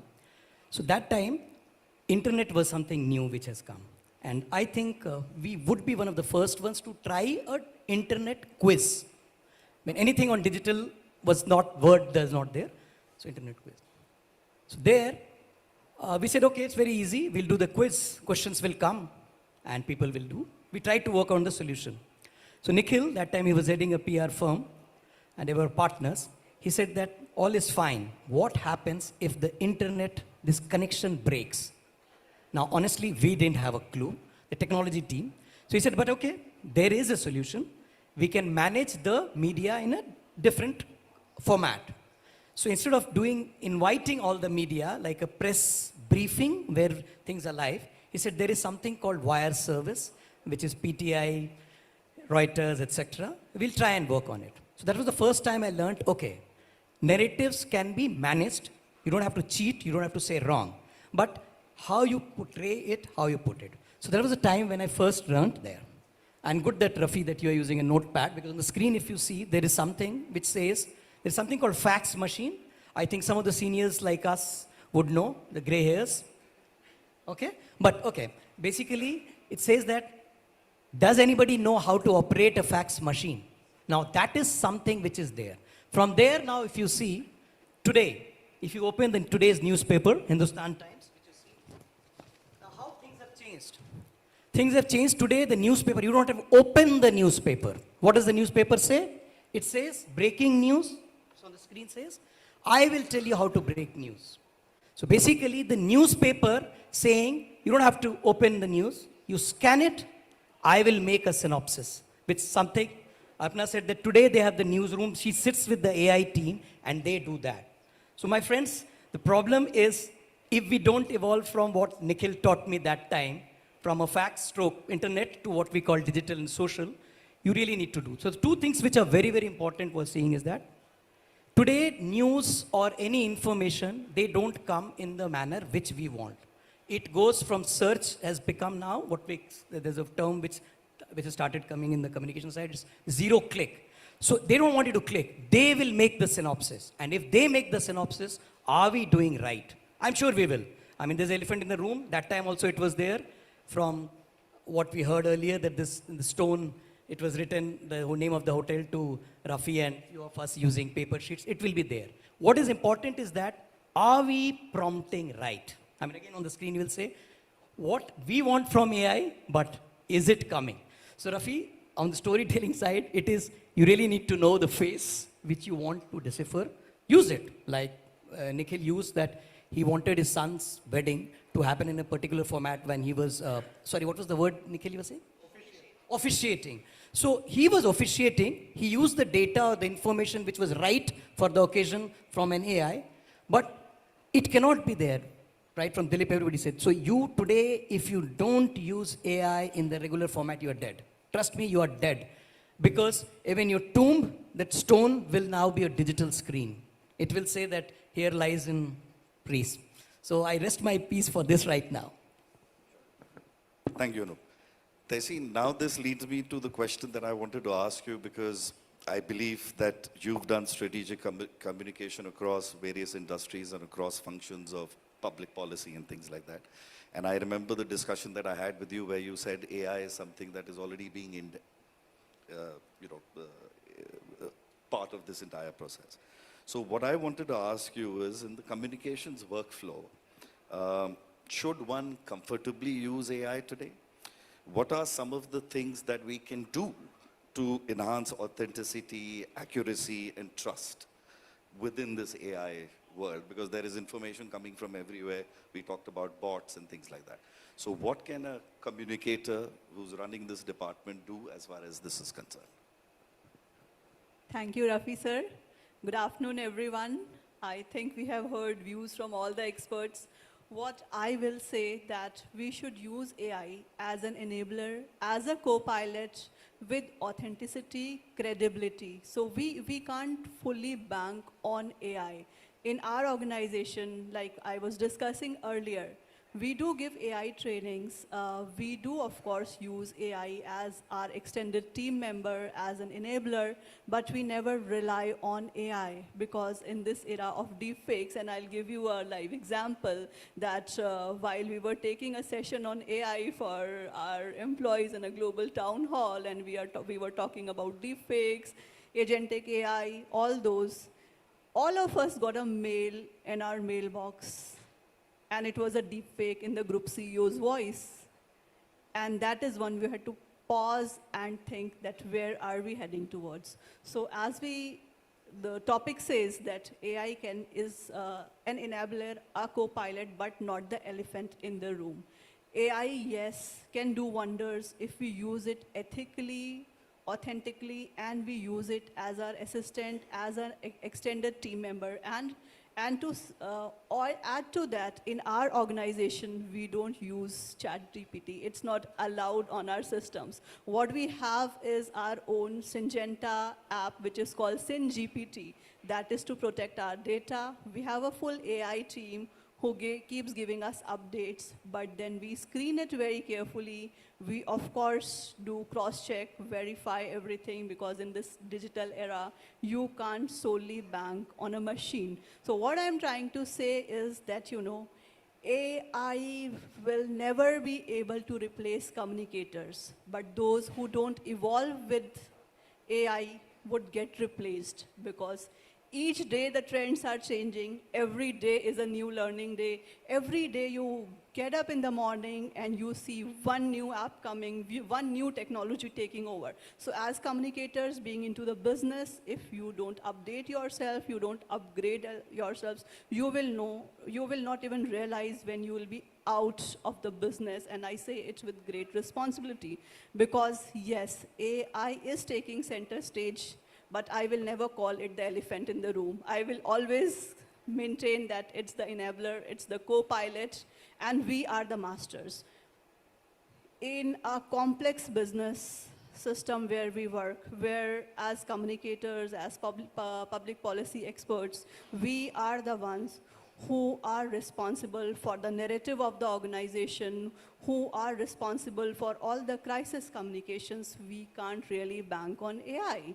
Yes, something which you have to do as a human, as a communicator, is verify all the facts, get all your facts right, get all the information collected, write your own story. And I'm a former journalist. I will still say that I never take help of AI in writing my original story, because my original words, my thoughts will never come up through AI. Yes, what I will do is I will use it ethically, morally, for some grammar corrections, to add some value to it, to polish it, because once it's available, why not use it? But again, if we do any AI-driven work, it's a machine. It will not be able to give the kind of trust, the kind of authenticity, and the kind of value which is really required. As communicators, one of our job is aligning communication goal with business objectives. How an AI will be able to understand your business goals until and unless you do a market research. AI can be your best friend in mapping the data for you, in giving you all the information, but then it's our skill how we are using it, how as a master we are using AI, I will say that word, what are the prompts we are giving. And if I come to anecdotes, I have seen many of my team members who don't know how to give the right prompt. And when the end result is there, one can easily make out this is not done by a human, this is not done by a communicator, this is purely AI work. And that is where we all have to draw a line basically on how to keep pace with this digital world, with AI, upgrade ourselves, update ourselves every day, use it to the best of our work and for the betterment of our organization, as an assistant, as a co-pilot, as an enabler, but don't give charge to AI for everything. The day you give charge to AI for everything, you will end up having a disaster for yourself, for the organization. So when we talk about crisis communications, I deal with a lot of crisis day in, day out. So if you give that job to AI, how will an AI understand what the sentiments of the stakeholders on ground is? What is the online sentiment? What is the government point of view? That only a seasoned communicator will be able to tell. What AI can do is give you research, pull the data, give you the sentiments online, but how you use it, how you create your narrative, and in our terminology as a communicator, how you prepare that holding statement, how you prepare that brief, that depends upon how you humanize it, how you do the market research yourself, the on-ground research yourself. Another aspect of it is leadership training, which is very important these days, because what you speak and what goes on public platforms is the message from the organization. So AI can't train your leaders. It's you who understand each leader's potential, what the business requirements are, what that particular leader needs to speak, to be authentic, to be truthful, and of course, to be representing the work the company is doing. So all that involves human intervention, and that only a seasoned communicator will do. So with this, I will again say that AI will not replace communicators, but the communicators who will not evolve, upskill themselves, and use AI ethically, morally, will be replaced soon. With this, I end my notes. Thank you. Thank you, everyone. I just have a sort of a thing to throw here, and I want all of you to answer it in 1 or 2 minutes. There are 2 points that come up always when we are discussing AI. One is the fear that are we automating the things that we used to do manually earlier, which is, and is that impacting the way we are thinking? That's part 1. And part 2 is that if we are using AI to predict, to analyze, to give us dashboards, are we going to come to a stage where most of us will start reacting to that dashboard and leave the other instincts apart? Or in the future, those instincts, as you spoke about, Arpana, experience, courage, purpose, which comes through age as well, will continue to dominate, and AI will just be a tool and not something to fear as we all are today? Rafi, if I may just, in fact, Anup and I were at a conference earlier last week where Harit Nagpal, who heads Startup Play, had a very interesting analogy to draw here, which I'd like to repeat for this audience. Technology has, earlier we used to have dates, used to go to friends who had friends or your elder siblings or somebody where you could meet more people and that's how you would date. Now comes your, then came the websites and the matrimonial sites and then the dating apps, swipe left, swipe right. So you meet people through that, things get serious and you want to commit. That's when the families come into play. No AI, no dating app is going to come, convince, right? That's where the human element of convincing your parents and the extended families, because it's not two people getting married, it's always families getting married. That element will always remain. There is absolutely no technology that can take over that. Arpana, you mentioned that very nicely. And in fact, if you see on the screen, like what's happening today, is the audience is flirting between reels and entertainment. I mean, that's something which is there. So this is the thing where AI is being pushed a lot by, how the narratives are being pushed. I mean, we know one thing starts and then it just leads. So it is all the prompts which are doing. So the question for communicators is that, are you as an audience going from entertainment to reels and missing out on the main agenda? So, because these things keep happening, they say that, whatever is happening on the social media, people will keep talking about it. But ultimately, it is what is the fact which will only come when, there is certain stuff which are there written. And like Aarti said that, the bias part, like if you do a search on king, chances are very high that you will get somebody wearing a big crown and a white person. And similarly, if you do a beautiful girl, it is almost always right now a white girl. I mean, Barbie, they did a whole series around it. So these are certain stuff which is there, which are very, very important, that for a storytelling, you really need to have the facts written. And what, like you said, that you have to keep seeding those things. Otherwise, it will keep going. I mean, it will not be there because, let's be honest, truth is something which will only come after some time, and that gets embedded. Yeah. If I may just add also, I think in this world of acceleration, speed is becoming so much faster for everything across all disciplines. AI is actually helping you distill all of that in real time really quickly, so that for leaders or for any business to make decisions faster is becoming that much better. And in that spirit, I think AI is going to help us in that direction. So it's all about predictive, proactive, but at the same time, when you're talking about real time, that's where the human wisdom or, the whole aspect of us thinking and imagining or creating the right kind of frameworks or addressing it in the right manner so that ethics is maintained, trust is retained, and reputation is managed in the right spirit. And that's where the power of the brand, power of influence for any organization or individuals as brands themselves, as personal brands, will thrive in the world as we move along. I'll build on the anecdote that Arpi gave about Harit and the family and how it comes together. But this time I said I will stay away from marriage. I will stick to a work environment. Last month, I was invited by a very large client of ours to submit a proposal for a crisis management workshop. And it was a very, very detailed brief, beautifully articulated. So I did what all of us do. I took the brief, I put it into AI, and I said, can you create a proposal? And I now know how to remove the M dashes and to try and add a few words to make it sound human appropriate. And it was a beautiful looking proposal.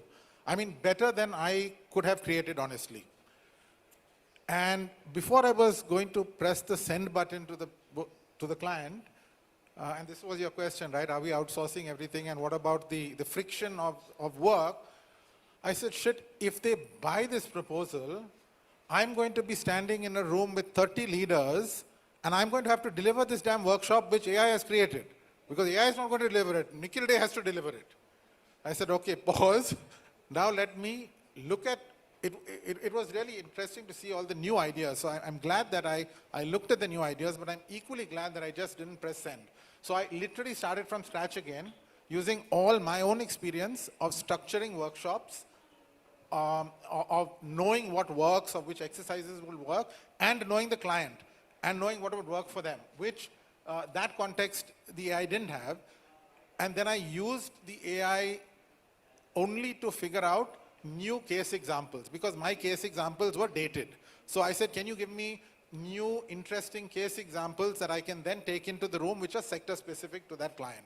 So I'm so glad that I didn't abdicate, that I delegated, but that friction and that smartness to say that, look, I got to put in some hard work. I can't just take the easy route, I think is a reminder to myself through this example and to all of us that, and the workshop went really well. So, yeah, that's it. So yeah, just quickly on that, AI will write the lines, the humans will make meaning out of it. Well said. I just wanted to add that, also keep in mind that there's a future that we're moving towards. And that's where the world of agentic AI will come in. And yes, outsourcing will become that much more, which means that once the engines have that much more of data, imagine the power that it can give you as individuals as well. And yes, the human element will stay, and you will have to do the checks and balances for yourself to see what you can deliver, what you can't. But I think you should prepare yourself, skill yourself for the world of agentic AI as well, even in communications as a function. Desi? Yeah, so very quickly, as my mentor Dilip Cherian said, don't romanticize AI. So why he said, I'll give a very funny example, an anecdote from last week. I received an invitation from a very, very senior person from ministry saying, please be there at this time, at this venue and all. So because I respect him, I went, I called him, I said, sir, I'm waiting. You said it will be a gathering of around 28 leaders. Where are we? He said, oh, I was sitting in that corner of the world and I took AI's help to refine the message, and because of the time zone, because instead of Monday, it took Tuesday. So it has already happened. So this is the harm AI is going to do to all of us. With this, I will end that the future belongs to communicators who evolve with AI without losing the authenticity that only humans can deliver. So be human. Use your wisdom, use AI as a co-pilot, as an enabler, is what I will say. Thank you. Well, time is up, and I'll end with just one line for all of us who are sitting here. I think the elephant is in the room. So either the elephant is going to squeeze you and you won't be able to breathe, or you utilize the advantages that that elephant offers you to increase your capabilities. Then there is no job threat that you'll ever have from AI. Thank you. Thank you. Thank you very much. Could I please request all of you to kindly come forward for a quick group picture? Thank you for taking out time from your busy schedules, gracing the occasion, and sharing your valuable insights. Thank you. Ladies and gentlemen, apart from the opportunity to add to your pool of knowledge, each and every one of you stands a chance to win some exciting Amazon vouchers. I am talking about a lucky draw that is to be conducted post-lunch, जिसके results आपको मिलेंगे आज शाम 4 बजे. Thank you very much. Thank you. So stay tuned with us for the lucky draw. Stay back with us. My sincerest apologies. Picture के बाद एक बहुत important segment है. Can I please request everyone to join us back on the stage? Joining us on stage to present a small token of appreciation on our behalf is the Corporate Governance Leader and Certified Independent Director. Please welcome Ms. Ritu Mathur. तालियों के साथ, of course.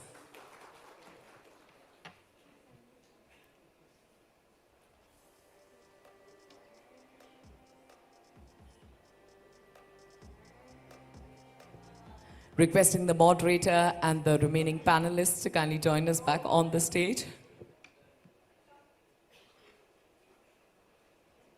Mr. Khan, apart from a verbal thank you, we also believe in materials and we have a materialistic thank you as well.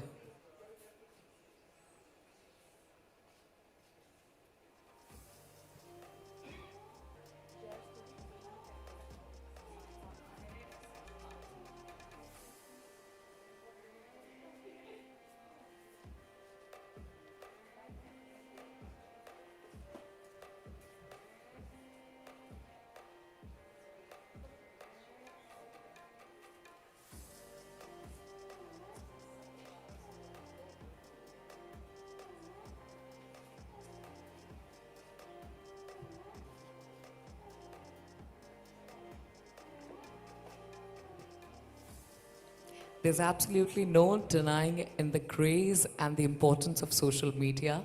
So I'm certain through the course of the day, you'll take multiple pictures, videos. In case you are planning on posting these pictures, videos, or any comments related to today's event across any of your social media platforms, please do not forget to use the hashtag 30under30.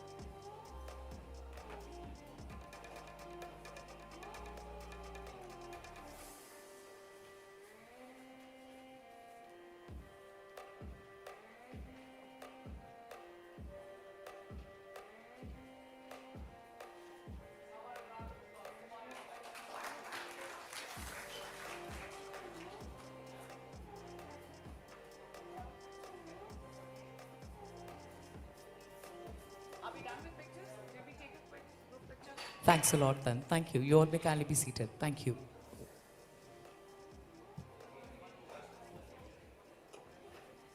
As I said, we love to take pictures.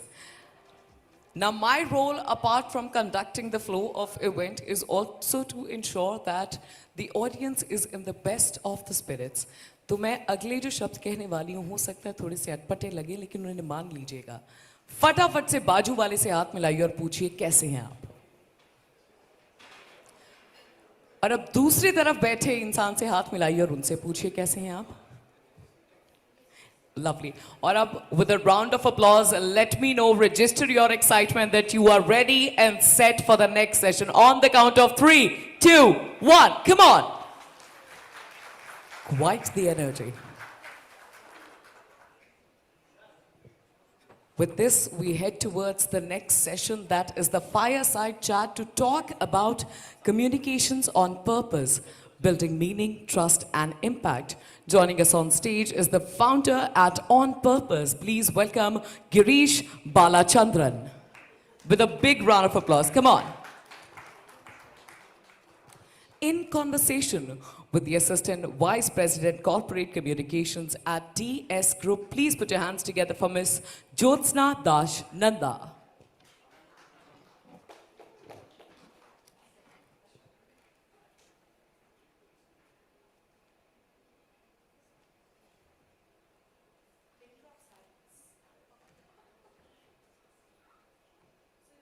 interesting.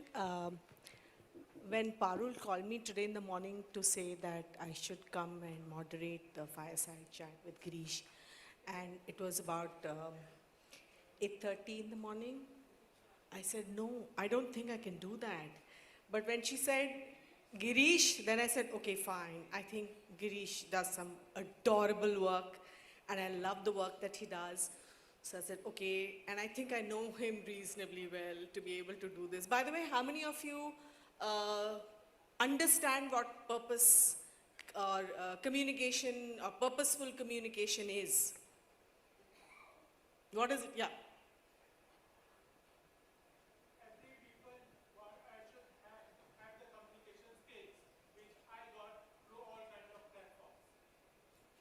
Okay. All right. Anybody else? Does anybody know what work Girish does? Okay, so Girish came into the country. He was there in London, if I'm correct. And he came into the country at a time when the 2% earmarked allocation for budget for CSR came into being.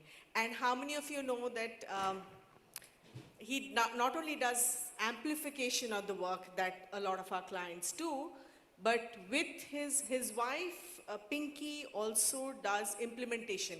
So it's a powerful combination. One does implementation and the other does amplification. But together, I think they bring about a lot of impact. They are actually the change makers that are there. So he would have seen the entire journey that India has gone through since we started purposeful communication. So over to you, Girish, to tell us how has it evolved over the last 10, 12 years? 11 years, actually.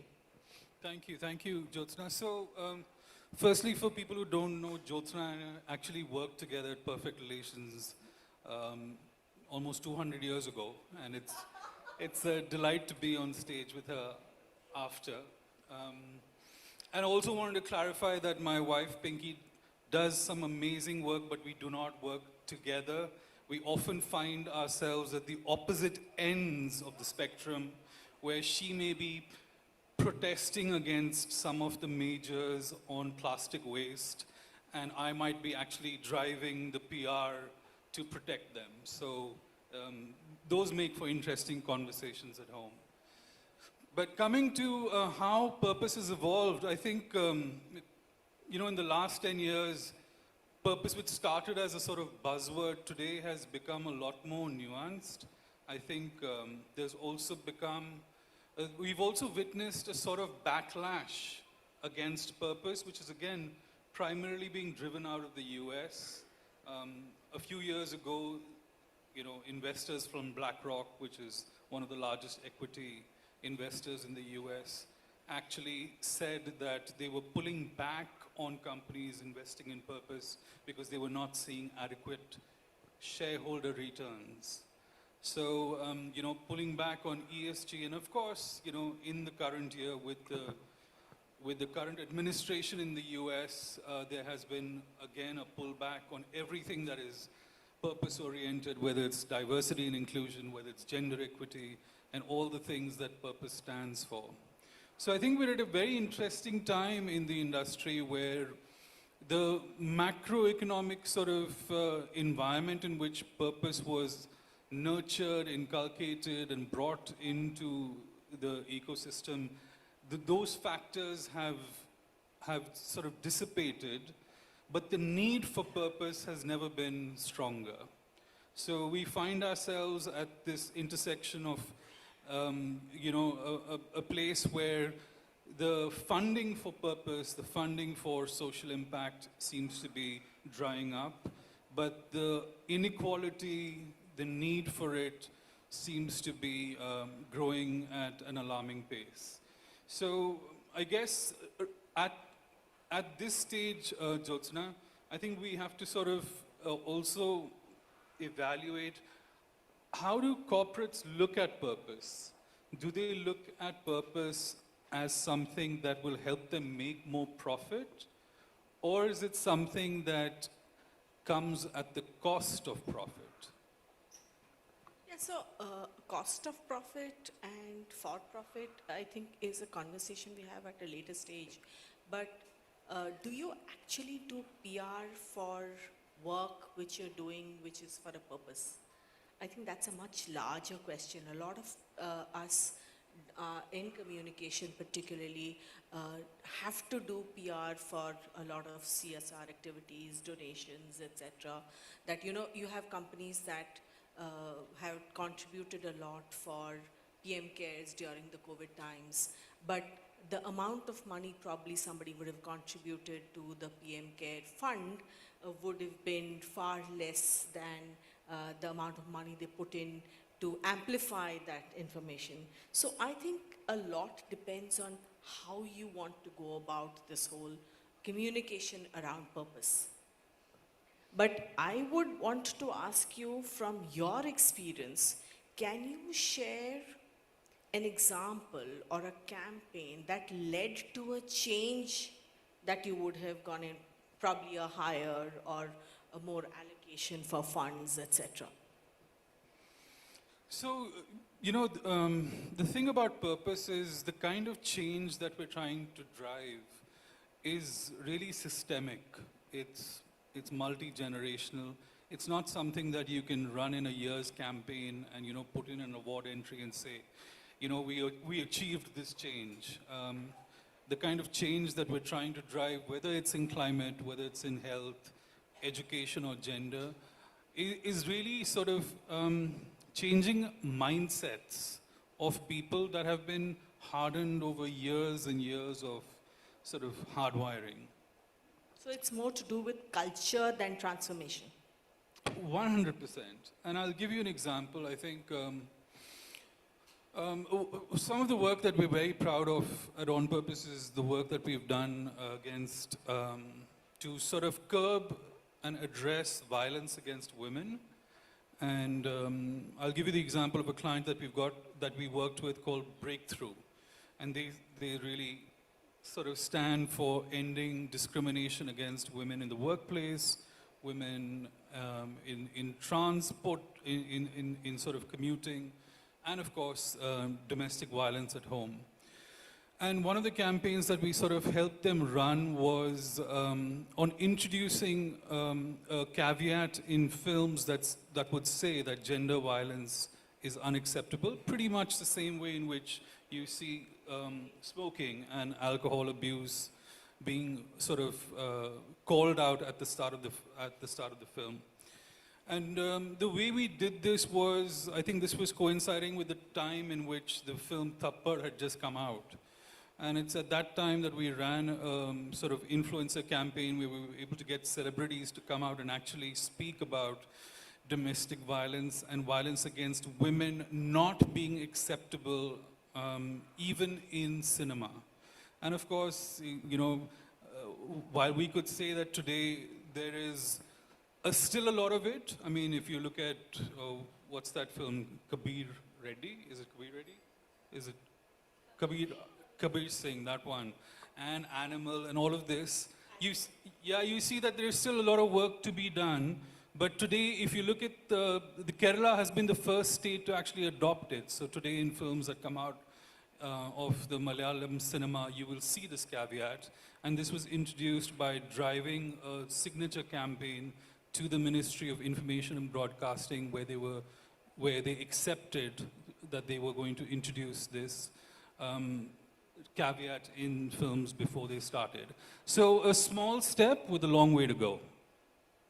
That's great. But have you had any opportunity where you worked with one of the most challenging assignments that you would have dealt with, which also was very impactful at the end of the day? Very hard to call out impact. Like I said, a lot of the work we're doing, we do a lot of work in climate action, for example, and that's not something that we can claim to have addressed. I think the entire world is trying to address it and failing miserably. And all we can do is sort of, you know, try and move that conversation further. So in terms of impact, I think where we're not able to say that we've addressed climate change, I think if we're able to say that we've been... Drive conversation at least around it, a lot of awareness. Absolutely. I mean, we can never do less on that. So I think if we're able to tell stories of change in how lives of people are being changed as a result of some of the work our clients are doing, I think we can call that success in the short term. And how would you measure, or what would be the KPIs for a successful campaign? Especially, I mean, considering that you service a lot of clients, how do you tell them what the deliverables will be, and how do you measure those deliverables? So, a lot of you would also be actually doing communication, considering corporate houses have, you know, a mandate to do CSR. You also do PR around the CSR activities. So how do you guys, or all of us, how do we measure? I mean, peer learning, I think, is one of the best things we can learn from each other. So Asim's in the audience, I'm going to call him out first. If you can pass this to Asim.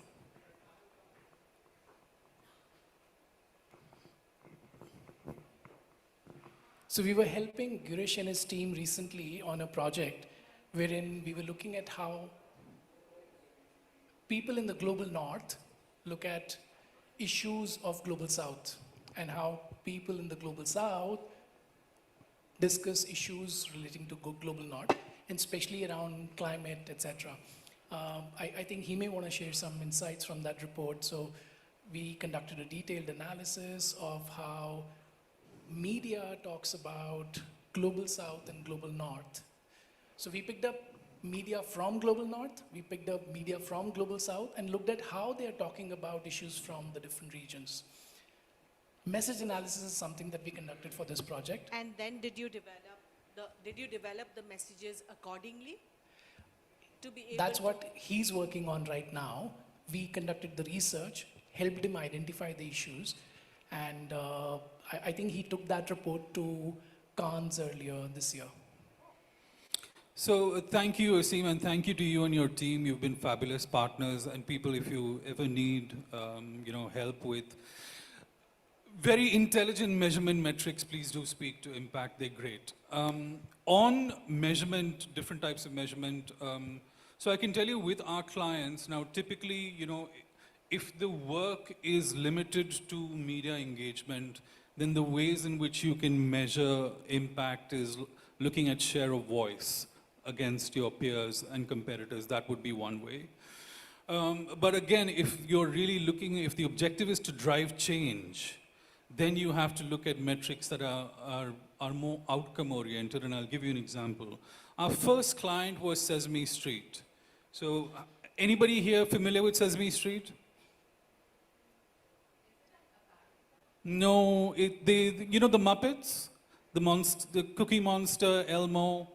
They look at early childhood education, and they focus on inculcating good habits in children before the age of 6, because that's when 80% of the brain formation really happens.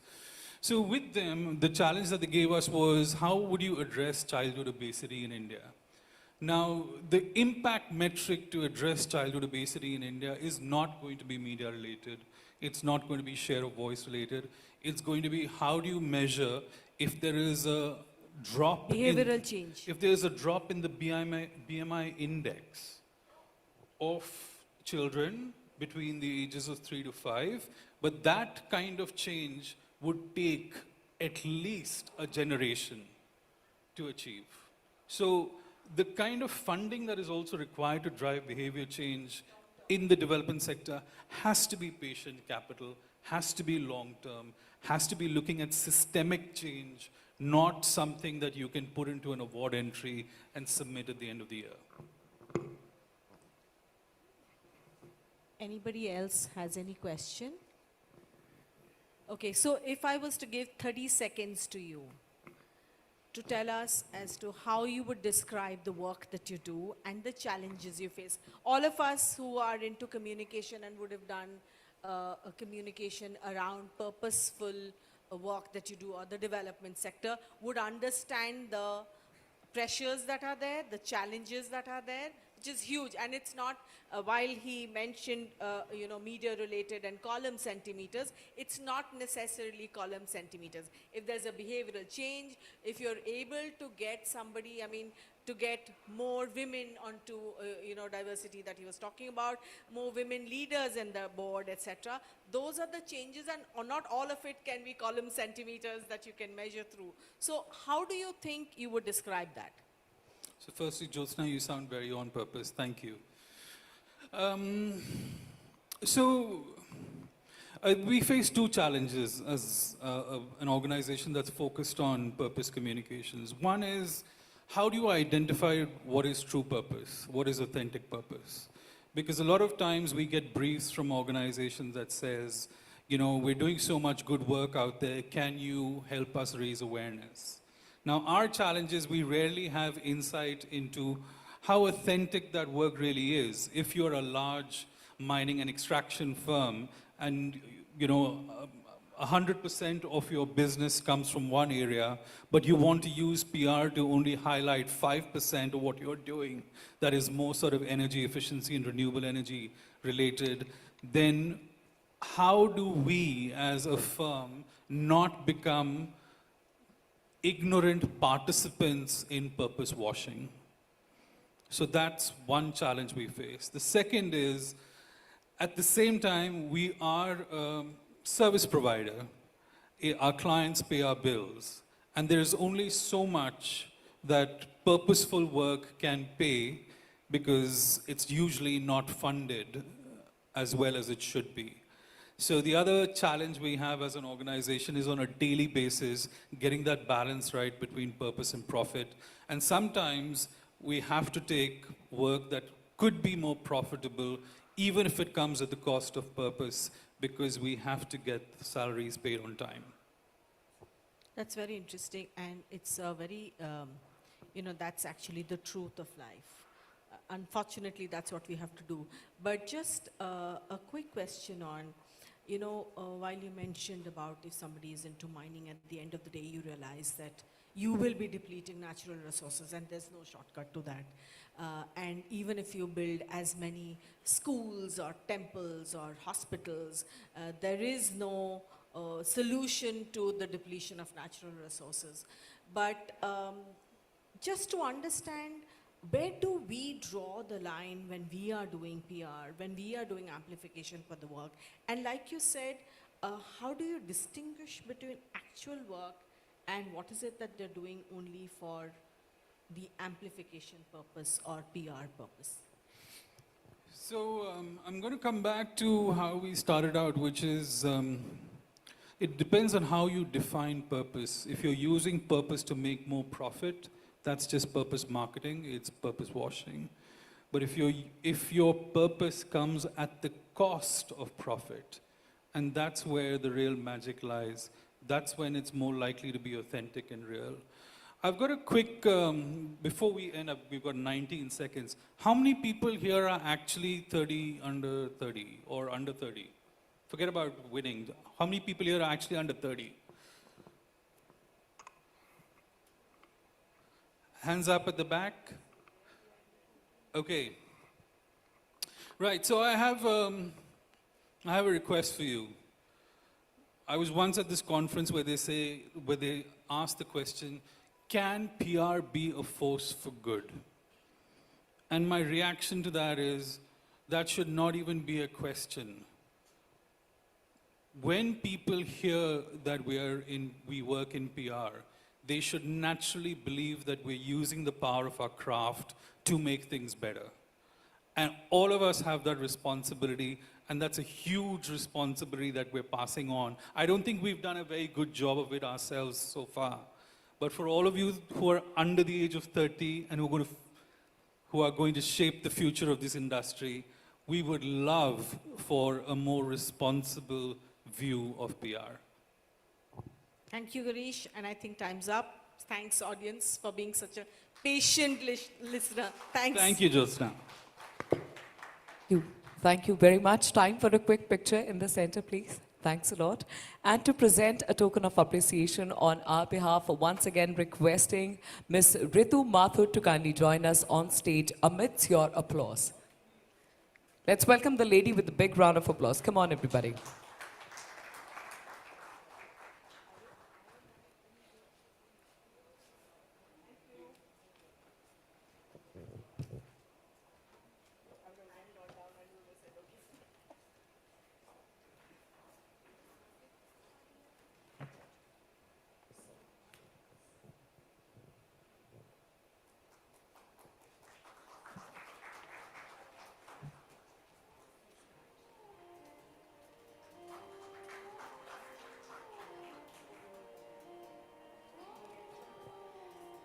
Thank you very much.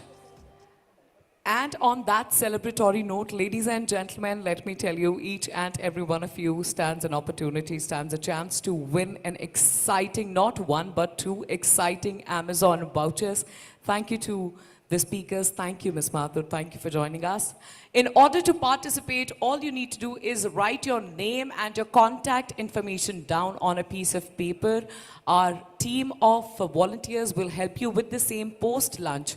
Sharp at 4 p.m. today, we will find out the name of that one or two lucky winners. Ladies and gentlemen, with the same, Hindi में एक बहुत famous कहावत है कि पहले पेट पूजा फिर काम दूजा. Requesting everyone to kindly join us for a celebratory lunch. Please join us back in the hall in next half an hour so that we can resume with the sessions. Thank you very much. Requesting everyone to kindly proceed towards the buffet area. Hoping to see you all back in the hall in exactly 30 minutes. Thank you and enjoy your lunch.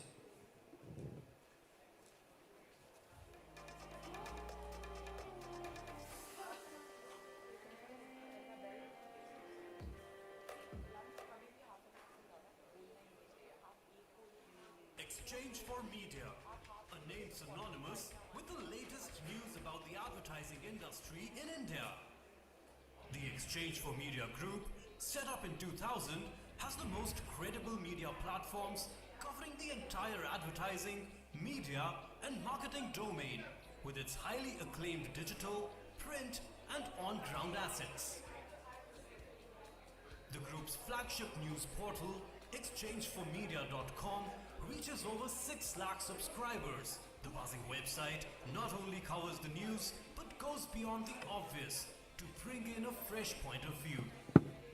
Impact, the weekly news magazine from the group, is the most widely read business magazine in the advertising trade. With monthly Pitch magazine provides a ringside view of events unfolding in the marketing landscape, along with media and advertising. Another monthly magazine, Realty Plus, is a market leader in reportage on the real estate industry.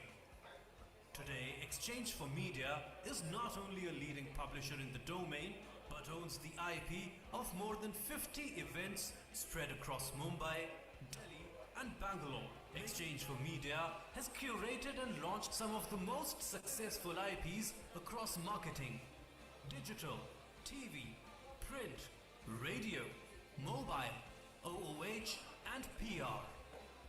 The Impact Person of the Year, Exchange for Media Conclave, Indian Digital Marketing Awards, Tech Munch, Pitch CMO Summit, India Marketing Awards, Primetime Awards, Indian Content Marketing Awards, Golden Mics, and Bar are some of the group's top-notch events, in addition to niche, bespoke events and roundtables curated especially for discerning clients.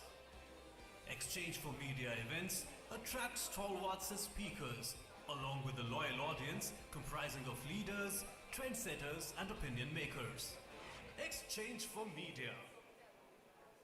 In the world of business, when you think BW Business World, spanning across platforms from print to the fast-growing digital space, from custom events to insightful industry books, BW Business World continues to capture a critical market space.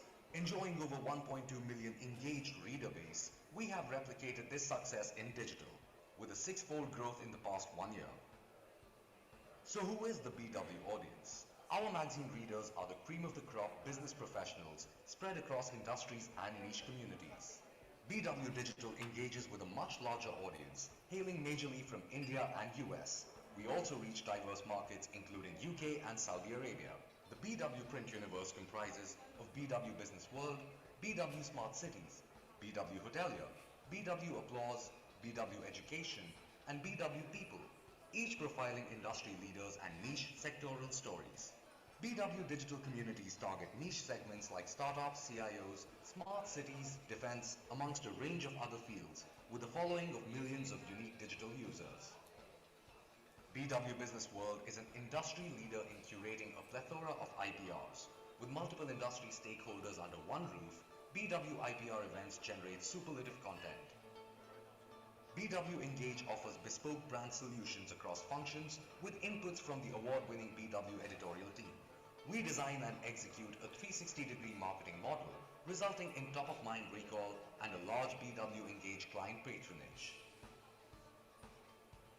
Why engage with us? We have an award-winning editorial team. We forecast new scoops and future trends before any of our competitors. We provide 360-degree brand solutions, and our clients are always happy with the ROI.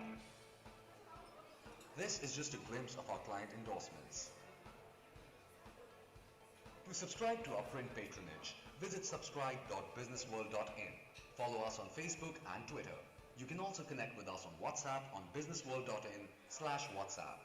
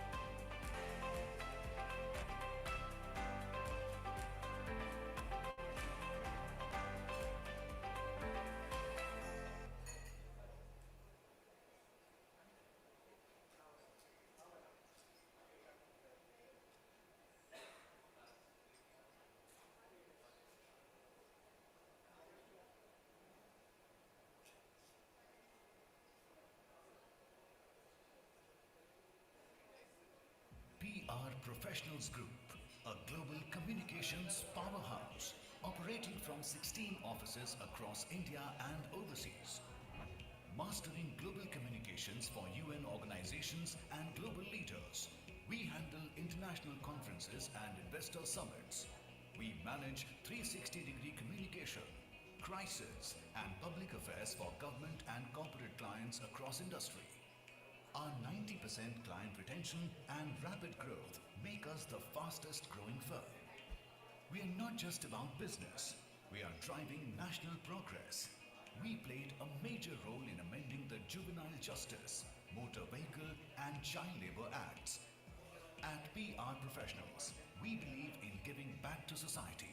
We fight for justice for women, support families of martyrs, and care for children who have lost their parents. We promote para-sports for the specially abled. Our CSR initiatives are driven by the belief that communication can change lives. Join us on our journey of growth, innovation, and impact. PR Professionals, where your success is our mission.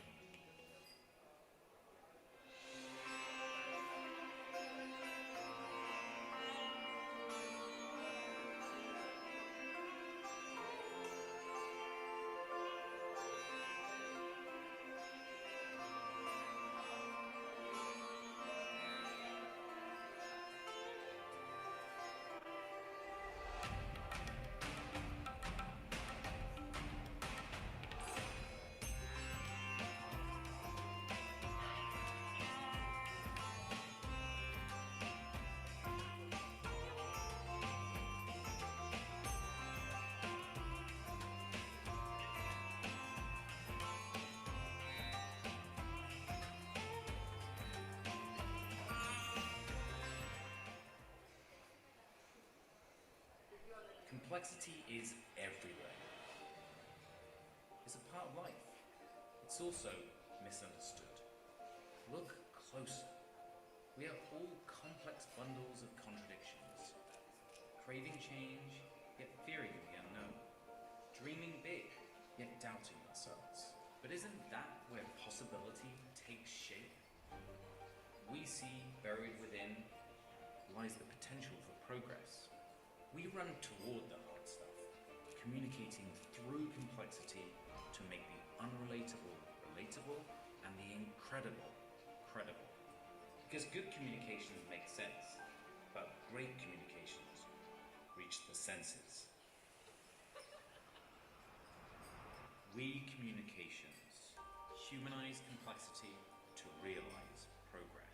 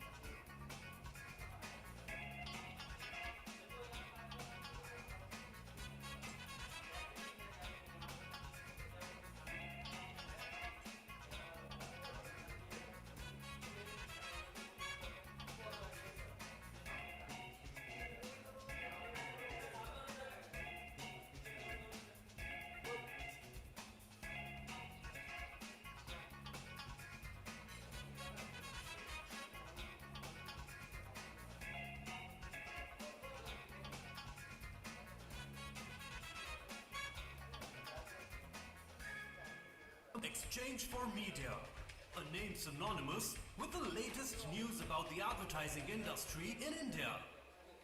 The Exchange for Media Group, set up in 2000, has the most credible media platforms covering the entire advertising, media and marketing domain with its highly acclaimed digital, print and on-ground assets. The group's flagship news portal, exchangeformedia.com, reaches over 6 lakh subscribers. The buzzing website not only covers the news but goes beyond the obvious to bring in a fresh point of view. Impact, the weekly news magazine from the group, is the most widely read business magazine in the advertising trade. The monthly Pitch magazine provides a ringside view of events unfolding in the marketing landscape, along with media and advertising. Another monthly magazine, Realty Plus, is a market leader in reportage on the real estate industry. Today, Exchange for Media is not only a leading publisher in the domain, but owns the IP of more than 50 events spread across Mumbai, Delhi and Bangalore. Exchange for Media has curated and launched some of the most successful IPs across marketing, digital, TV, print, radio, mobile, OOH and PR. The Impact Person of the Year, Exchange for Media Conclave, Indian Digital Marketing Awards, Tech Munch, Pitch CMO Summit, India Marketing Awards, Primetime Awards, Indian Content Marketing Awards, Golden Mics, NBAR are some of the group's top-notch events, in addition to niche, bespoke events and roundtables curated especially for discerning clients. Exchange for Media events attract stalwarts as speakers, along with a loyal audience comprising of leaders, trendsetters and opinion makers. Exchange for Media. In the world of business, when you think BW Business World, spanning across platforms from print to the fast-growing digital space, from custom events to insightful industry books, BW Business World continues to capture a critical market space. Enjoying over 1.2 million engaged reader base, we have replicated this success in digital, with a 6-fold growth in the past 1 year. So who is the BW audience? Our magazine readers are the cream of the crop business professionals spread across industries and niche communities. BW Digital engages with a much larger audience, hailing majorly from India and US. We also reach diverse markets including UK and Saudi Arabia. The BW Print universe comprises of BW Business World, BW Smart Cities, BW Hotelier, BW Applause, BW Education, and BW People, each profiling industry leaders and niche sectoral stories. BW digital communities target niche segments like startups, CIOs, smart cities, defense, amongst a range of other fields, with a following of millions of unique digital users. BW Business World is an industry leader in curating a plethora of IPRs. With multiple industry stakeholders under one roof, BW IPR events generate superlative content. BW Engage offers bespoke brand solutions across functions with inputs from the award-winning BW editorial team. We design and execute a 360-degree marketing model, resulting in top-of-mind recall and a large BW Engage client patronage. Why engage with us? We have an award-winning editorial team. We forecast new scoops and future trends before any of our competitors. We provide 360-degree brand solutions, and our clients are always happy with the ROI. This is just a glimpse of our client endorsements. To subscribe to our print patronage, visit subscribe.businessworld.in. Follow us on Facebook and Twitter. You can also connect with us on WhatsApp on businessworld.in/WhatsApp.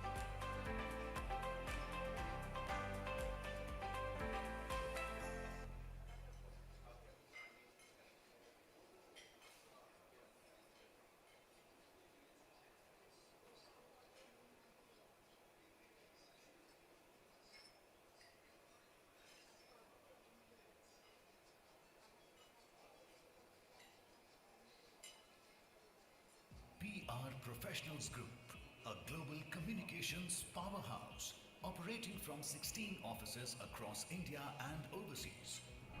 Mastering global communications for UN organizations and global leaders. We handle international conferences and investor summits. We manage 360-degree communication, crisis, and public affairs for government and corporate clients across industry. Our 90% client retention and rapid growth make us the fastest growing firm. We are not just about business, we are driving national progress. We played a major role in amending the Juvenile Justice, Motor Vehicle and Child Labour Acts. At PR Professionals, we believe in giving back to society. We fight for justice for women, support families of martyrs, and care for children who have lost their parents. We promote para-sports for the specially abled. Our CSR initiatives are driven by the belief that communication can change lives. Join us on our journey of growth, innovation, and impact. PR Professionals, where your success is our mission.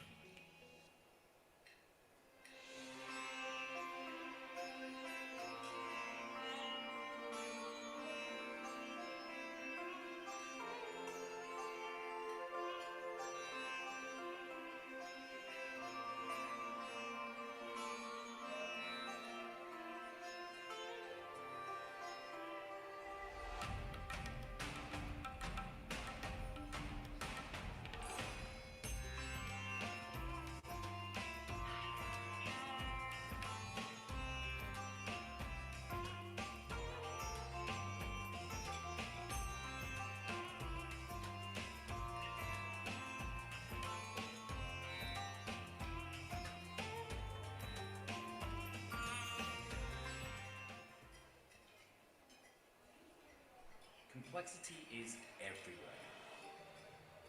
It's a part of life. It's also misunderstood. Look closer. We are all complex bundles of contradictions. Craving change, yet fearing the unknown. Dreaming big, yet doubting themselves. But isn't that where possibility takes shape? We see buried within lies the potential for progress. We run toward the hard stuff, communicating through complexity to make the unrelatable relatable and the incredible credible. Because good communications make sense, but great communications reach the senses.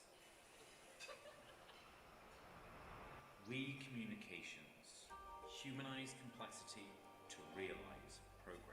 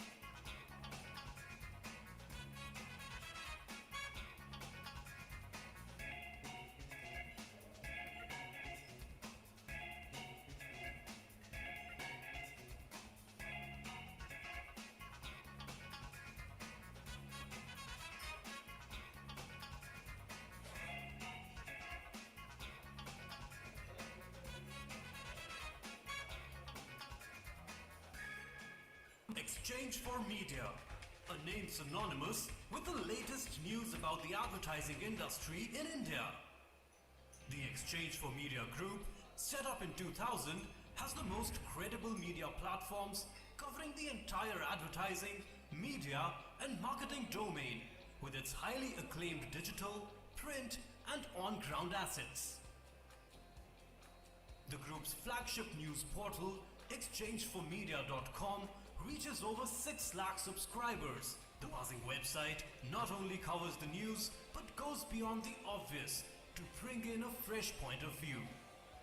Impact, the weekly news magazine from the group, is the most widely read business magazine in the advertising trade. The monthly Pitch magazine provides a ringside view of events unfolding in the marketing landscape, along with media and advertising. Another monthly magazine, Realty Plus, is a market leader in reportage on the real estate industry. Today, Exchange for Media is not only a leading publisher in the domain, but owns the IP of more than 50 events spread across Mumbai, Delhi and Bangalore. Exchange for Media has curated and launched some of the most successful IPs across marketing, digital, TV, print, radio, mobile, OOH and PR. The Impact Person of the Year, Exchange for Media Conclave, Indian Digital Marketing Awards, Tech Munch, Pitch CMO Summit, India Marketing Awards, Primetime Awards, Indian Content Marketing Awards, Golden Mics, NBAR are some of the group's top-notch events, in addition to niche, bespoke events and roundtables curated especially for discerning clients. Exchange for Media events attract stalwarts as speakers, along with a loyal audience comprising of leaders, trendsetters and opinion makers. Exchange for Media. In the world of business, when you think business, you think BW Business World, spanning across platforms from print to the fast-growing digital space, from custom events to insightful industry books.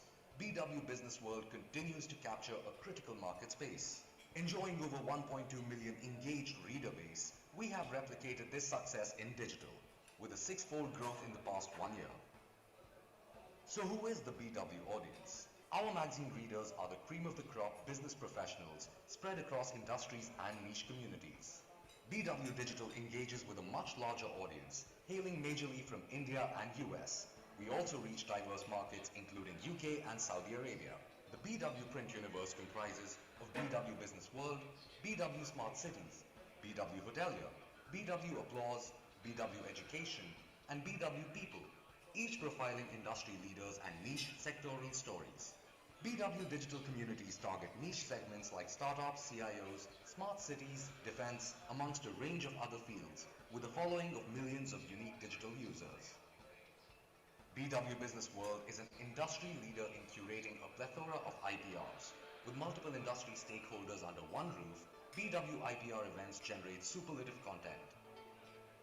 BW Engage offers bespoke brand solutions across functions with inputs from the award-winning BW editorial team. We design and execute a 360-degree marketing model, resulting in top-of-mind recall and a large BW Engage client patronage. Why engage with us? We have an award-winning editorial team. We forecast new scoops and future trends before any of our competitors. We provide 360-degree brand solutions, and our clients are always happy with the ROI. This is just a glimpse of our client endorsements. To subscribe to our print patronage, visit subscribe.businessworld.in. Follow us on Facebook and Twitter. You can also connect with us on WhatsApp on businessworld.in/WhatsApp.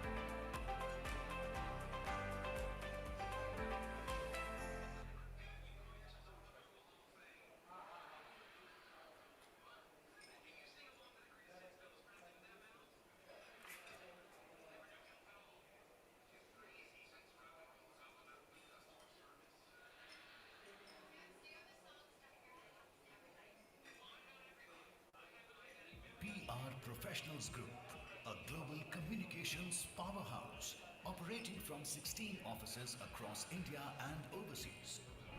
Mastering global communications for UN organizations and global leaders. We handle international conferences and investor summits. We manage 360-degree communication, crisis, and public affairs for government and corporate clients across industry. Our 90% client retention and rapid growth make us the fastest growing firm. We are not just about business, we are driving national progress. We played a major role in amending the Juvenile Justice, Motor Vehicle and Child Labour Acts. At PR Professionals, we believe in giving back to society. We fight for justice for women, support families of martyrs, and care for children who have lost their parents. We promote para-sports for the specially abled. Our CSR initiatives are driven by the belief that communication can change lives. Join us on our journey of growth, innovation, and impact. PR Professionals, where your success is our mission.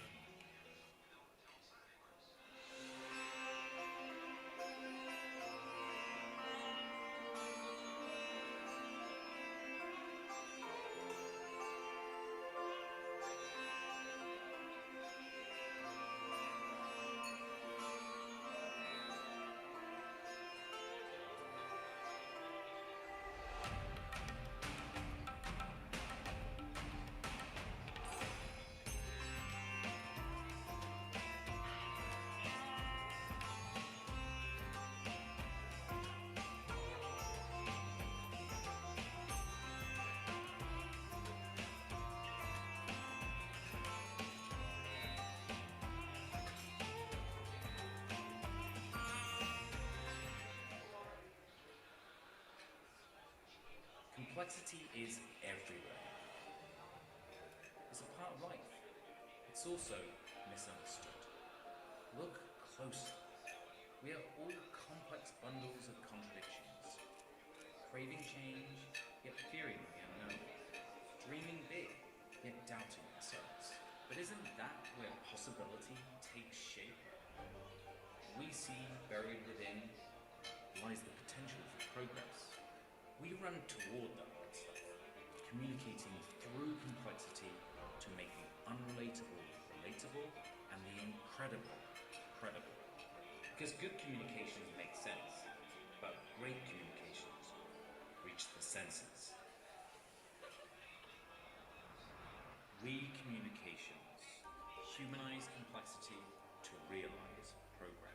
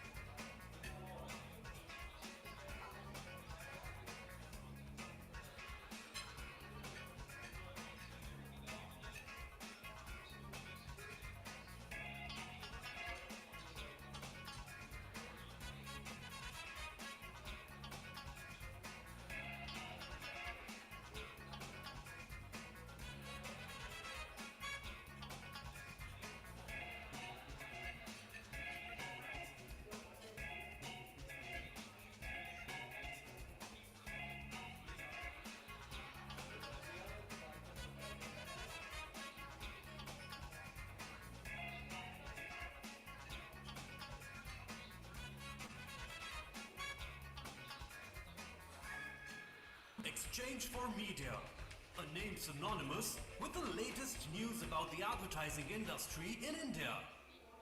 The Exchange for Media Group, set up in 2000, has the most credible media platforms covering the entire advertising, media and marketing domain with its highly acclaimed digital, print and on-ground assets.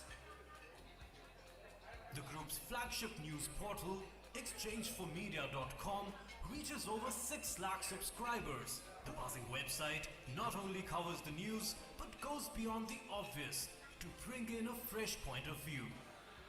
Impact, the weekly news magazine from the group, is the most widely read business magazine in the advertising trade, with monthly Pitch magazine provides a ringside view of events unfolding in the marketing landscape, along with media and advertising. Another monthly magazine, Realty Plus, is a market leader in reportage on the real estate industry. Today, Exchange for Media is not only a leading publisher in the domain, but owns the IP of more than 50 events spread across Mumbai, Delhi and Bangalore. Exchange for Media has curated and launched some of the most successful IPs across marketing, digital, TV, print, radio, mobile, OOH and PR. The Impact Person of the Year, Exchange for Media Conclave, Indian Digital Marketing Awards, Tech Munch, Pitch CMO Summit, India Marketing Awards, Primetime Awards, Indian Content Marketing Awards, Golden Mics, and Bar are some of the group's top-notch events, in addition to niche, bespoke events and roundtables curated especially for discerning clients. Exchange for Media events attract stalwarts as speakers, along with a loyal audience comprising of leaders, trendsetters and opinion makers. Exchange for Media.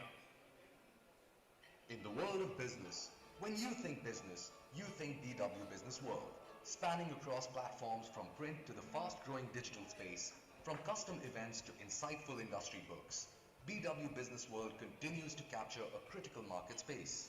Enjoying over 1.2 million engaged reader base, we have replicated this success in digital, with a 6-fold growth in the past 1 year.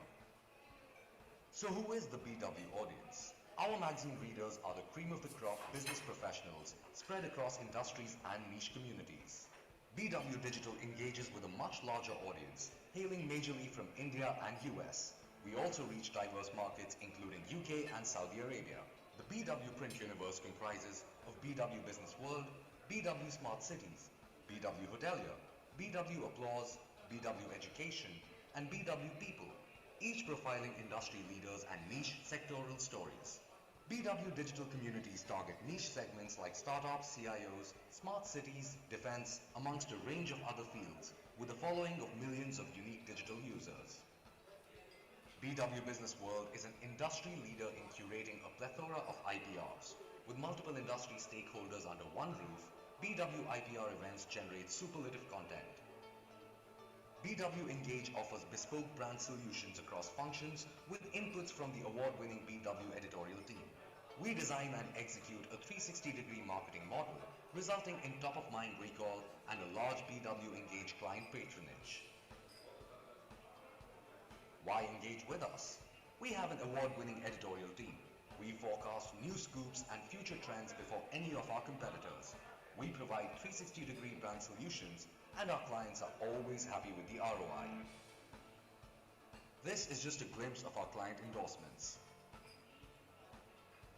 To subscribe to our print patronage, visit subscribe.businessworld.in.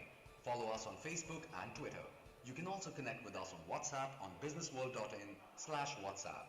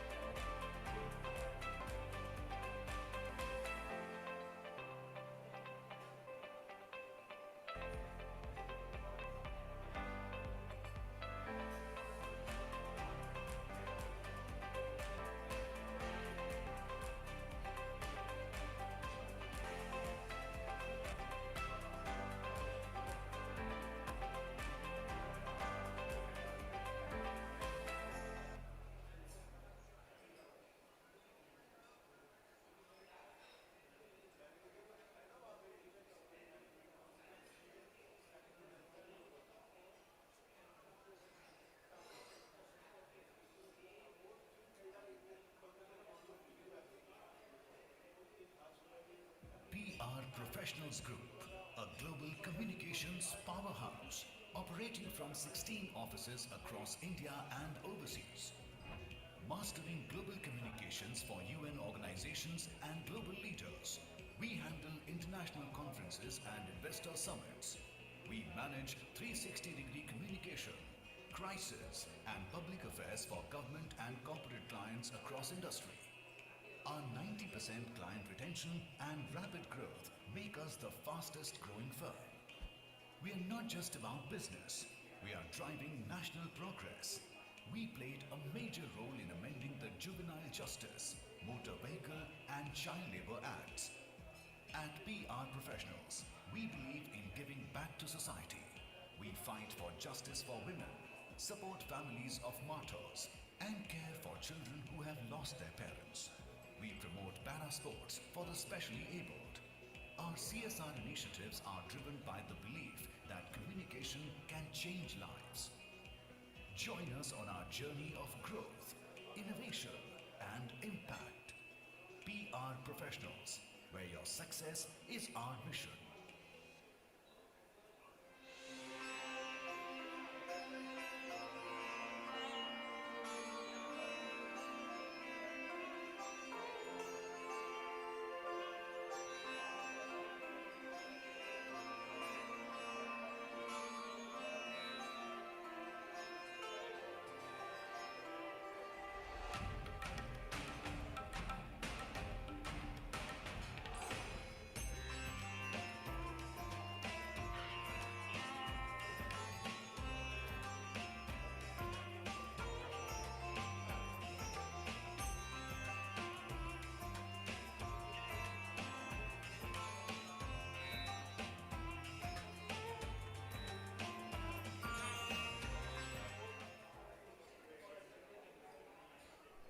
Complexity is everywhere. It's a part of life. It's also misunderstood. Look closer. We are all complex bundles of contradictions. Craving change, yet fearing the unknown. Dreaming big, yet doubting ourselves. But isn't that where possibility takes shape? We see buried within lies the potential for progress. We run toward that stuff. communicating through complexity to make the unrelatable relatable and the incredible credible. Because good communications make sense, but great communications reach the senses. We communications humanize complexity to realize progress.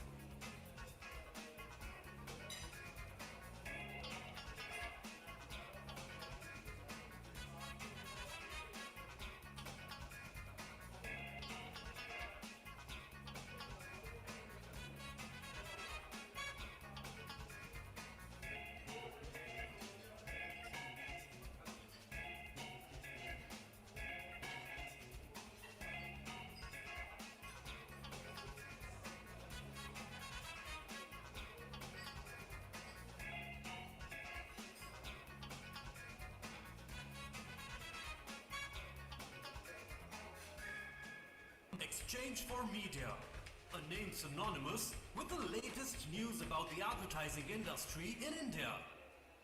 The Exchange for Media Group, set up in 2000, has the most credible media platforms covering the entire advertising, media and marketing domain with its highly acclaimed digital, print and on-ground assets. The group's flagship news portal, exchangeformedia.com, reaches over 6 lakh subscribers. The buzzing website not only covers the news but goes beyond the obvious to bring in a fresh point of view. Impact, the weekly news magazine from the group, is the most widely read business magazine in the advertising trade. With monthly Pitch magazine provides a ringside view of events unfolding in the marketing landscape, along with media and advertising. Another monthly magazine, Realty Plus, is a market leader in reportage on the real estate industry. Today, Exchange for Media is not only a leading publisher in the domain, but owns the IP of more than 50 events spread across Mumbai, Delhi and Bangalore. Exchange for Media has curated and launched some of the most successful IPs across marketing, digital, TV, print, radio, mobile, OOH and PR. The Impact Person of the Year, Exchange for Media Conclave, Indian Digital Marketing Awards, Tech Munch, Pitch CMO Summit, India Marketing Awards, Primetime Awards, Indian Content Marketing Awards, Golden Mics, NBAR are some of the group's top-notch events, in addition to niche, bespoke events and roundtables curated especially for discerning clients. Exchange for Media events attract stalwarts as speakers, along with a loyal audience comprising of leaders, trendsetters and opinion makers. Exchange for Media. In the world of business, when you think business, you think BW Business World, spanning across platforms from print to the fast-growing digital space, from custom events to insightful industry books. BW Business World continues to capture a critical market space. Enjoying over 1.2 million engaged reader base, we have replicated this success in digital, with a 6-fold growth in the past 1 year. So who is the BW audience? Our magazine readers are the cream of the crop business professionals spread across industries and niche communities. BW Digital engages with a much larger audience, hailing majorly from India and US. We also reach diverse markets including UK and Saudi Arabia. The BW Print universe comprises of BW Business World, BW Smart Cities, BW Hotelier, BW Applause, BW Education, and BW People, each profiling industry leaders and niche sectoral stories. BW Digital communities target niche segments like startups, CIOs, smart cities, defense, amongst a range of other fields, with a following of millions of unique digital users. BW Business World is an industry leader in curating a plethora of IPRs. With multiple industry stakeholders under one roof, BW IPR events generate superlative content. BW Engage offers bespoke brand solutions across functions with inputs from the award-winning BW editorial team. We design and execute a 360-degree marketing model, resulting in top-of-mind recall and a large BW Engage client patronage. Why engage with us? We have an award-winning editorial team. We forecast new scoops and future trends before any of our competitors. We provide 360-degree brand solutions, and our clients are always happy with the ROI. This is just a glimpse of our client endorsements. To subscribe to our print patronage, visit subscribe.businessworld.in. Follow us on Facebook and Twitter. You can also connect with us on WhatsApp on businessworld.in/WhatsApp.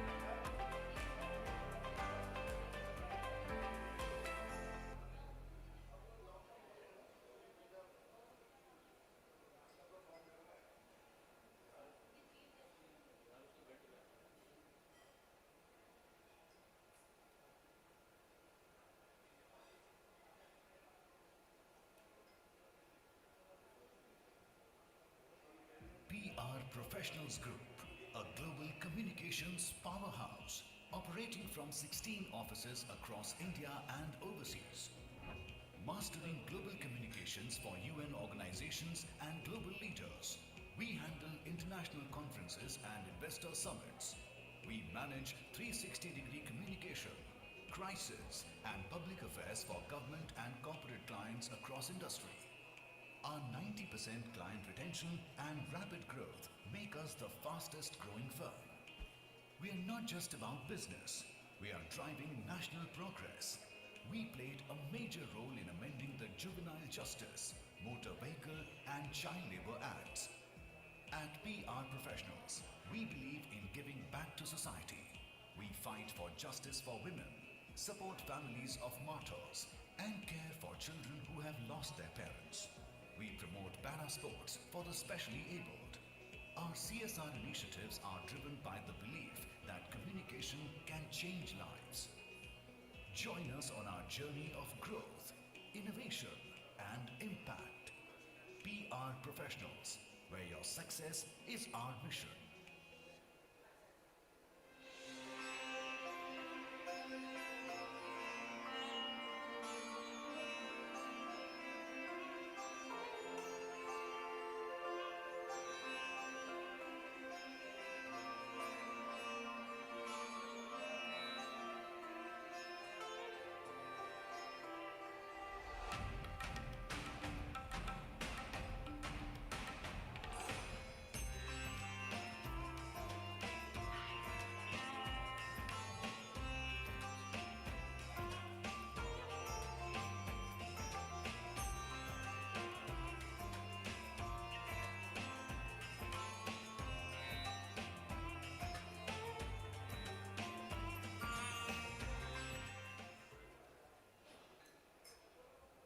Complexity is everywhere. It's a part of life. It's also misunderstood. Look closer. We are all complex bundles of contradictions. Craving change, yet fearing the unknown. Dreaming big, yet doubting ourselves. But isn't that where possibility takes shape? We see buried within lies the potential for progress. We run toward the hard stuff, communicating through complexity to make the unrelatable relatable and the incredible credible. Because good communications make sense, but great communications engage the senses. Re-communications. Humanize complexity to realize progress.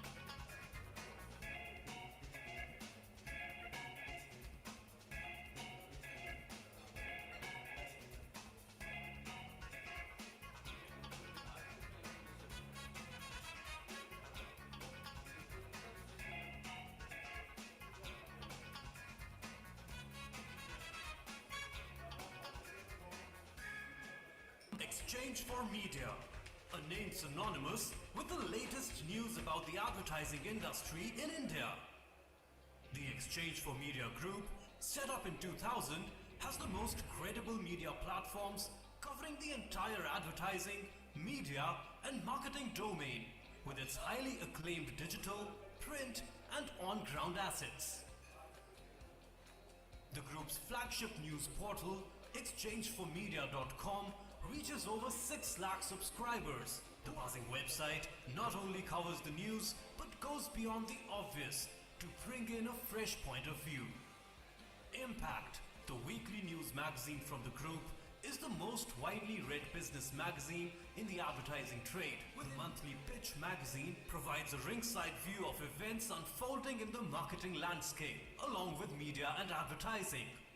Another monthly magazine, Realty Plus, is a market leader in reportage on the real estate industry.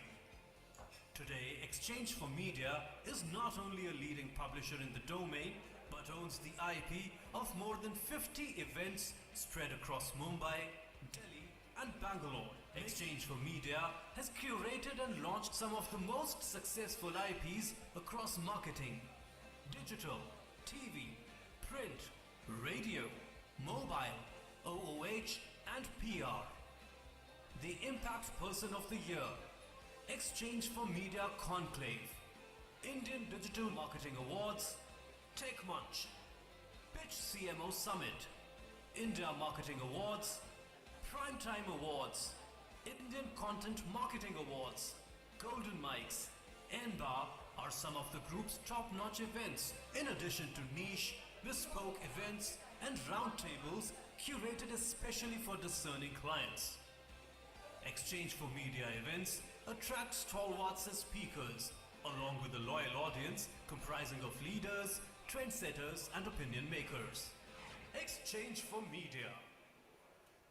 In the world of business, when you think BW Business World, spanning across platforms from print to the fast-growing digital space, from custom events to insightful industry books, BW Business World continues to capture a critical market space.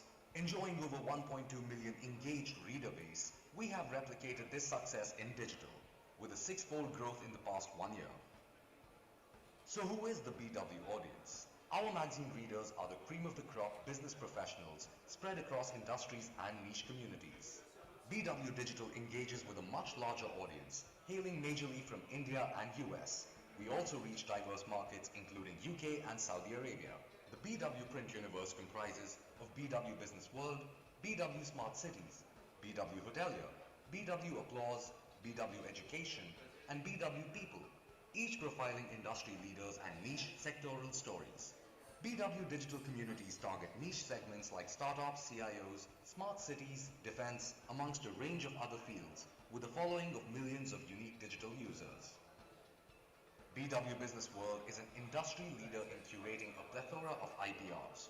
With multiple industry stakeholders under one roof, BW IPR events generate superlative content. BW Engage offers bespoke brand solutions across functions with inputs from the award-winning BW editorial team. We design and execute a 360-degree marketing model resulting in top-of-mind recall and a large BW-engaged client patronage. Why engage with us? We have an award-winning editorial team. We forecast new scoops and future trends before any of our competitors. We provide 360-degree brand solutions, and our clients are always happy with the ROI.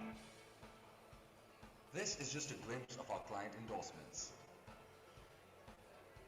To subscribe to our print patronage, visit subscribe.businessworld.in. Follow us on Facebook and Twitter. You can also connect with us on WhatsApp on businessworld.in/WhatsApp.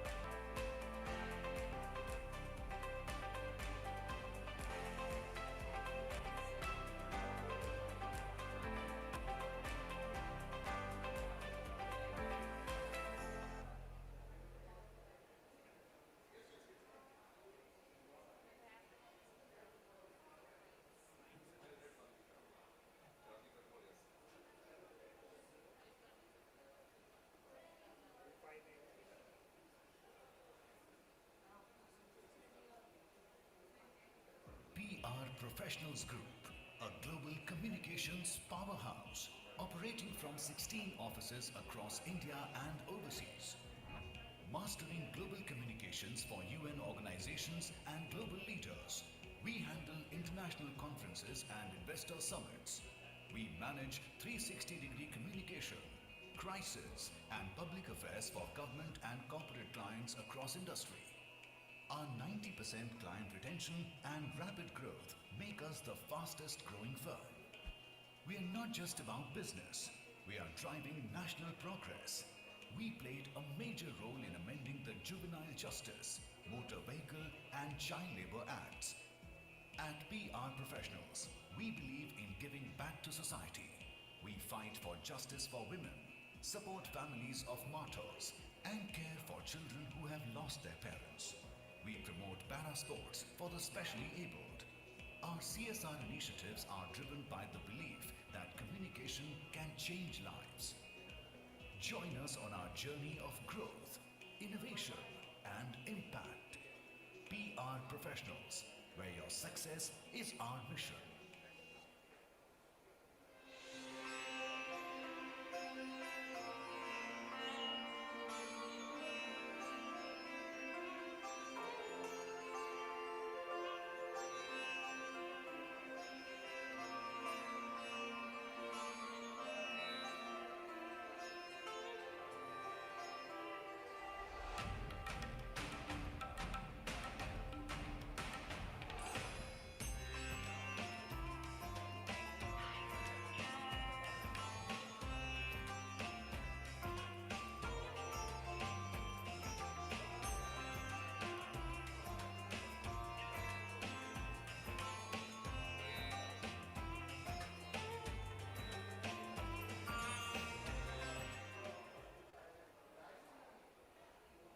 Complexity is everywhere.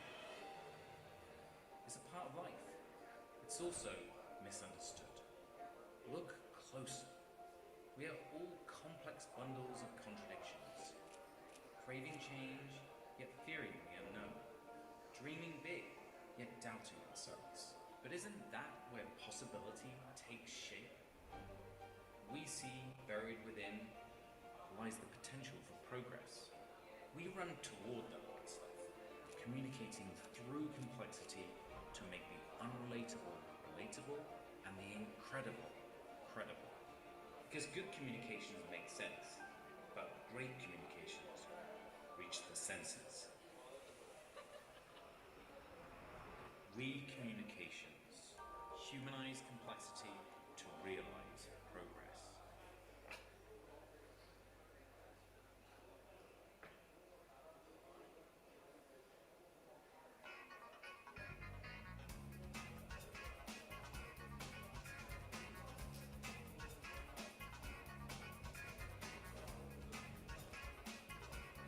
Welcome back, ladies and gentlemen. Requesting all event attendees to kindly find their nearest way to the hall. Requesting everyone to kindly settle down. Please do not forget to put your mobile phones on silent or vibrate only mode.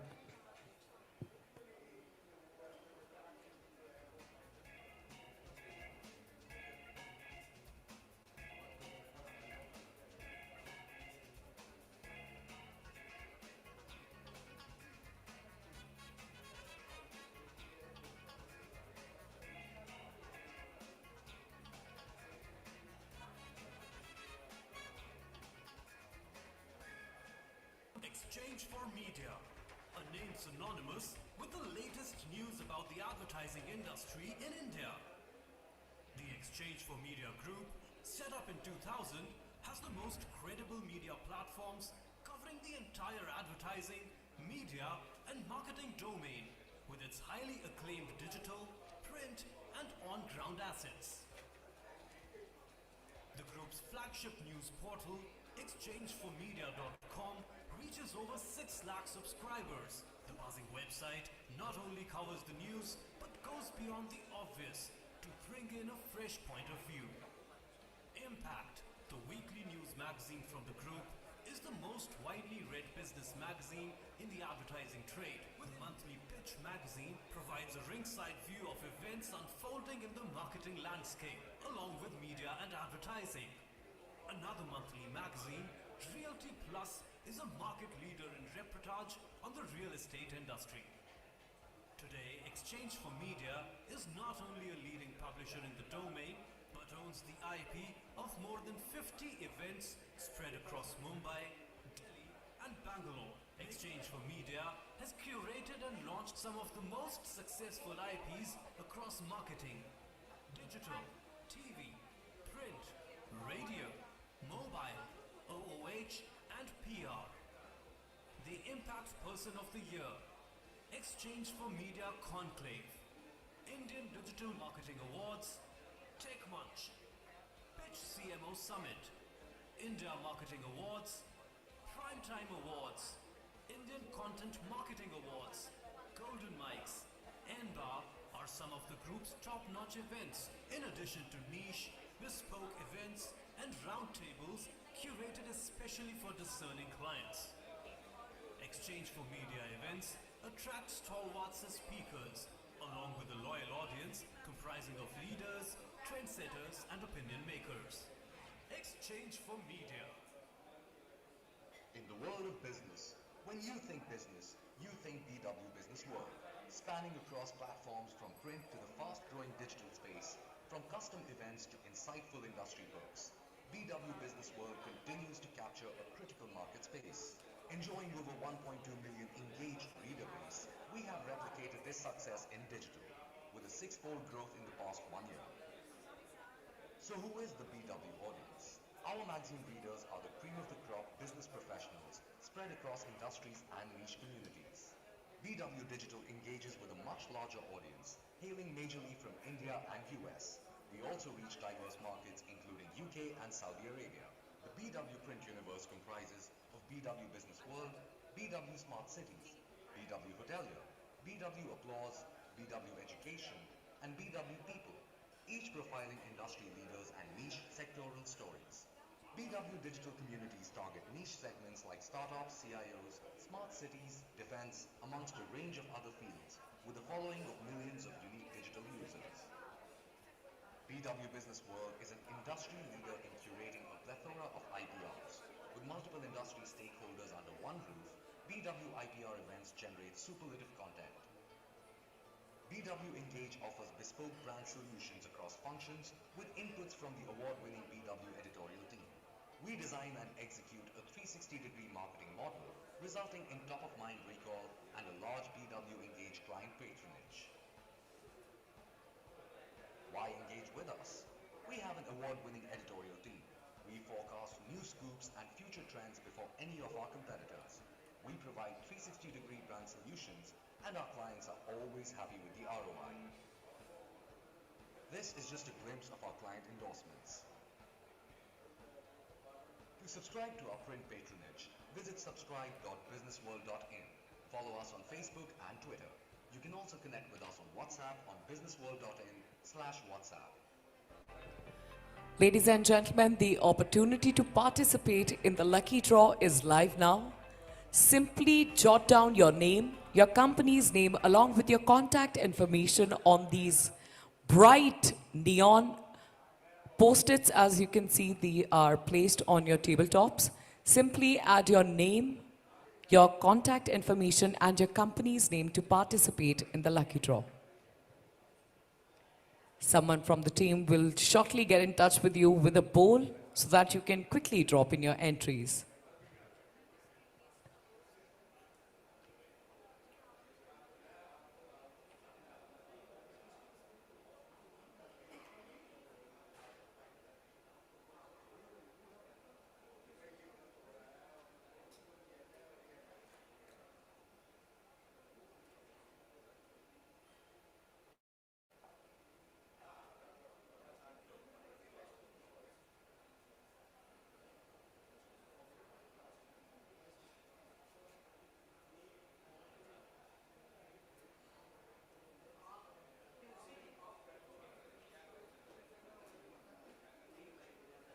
PR Professionals Group, a global communications powerhouse operating from 16 offices across India and overseas.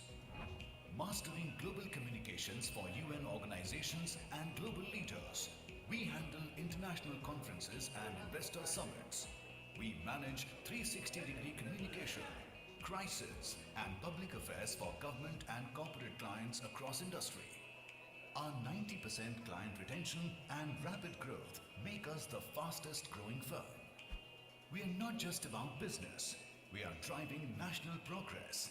We played a major role in amending the Juvenile Justice, Motor Vehicle and Child Labour Acts. At PR Professionals, we believe in giving back to society. We fight for justice for women, support families of martyrs, and care for children who have lost their parents. We promote para-sports for the specially abled. Our CSR initiatives are driven by the belief that communication can change lives. Join us on our journey of growth, innovation, and impact. PR Professionals, where your success is our mission.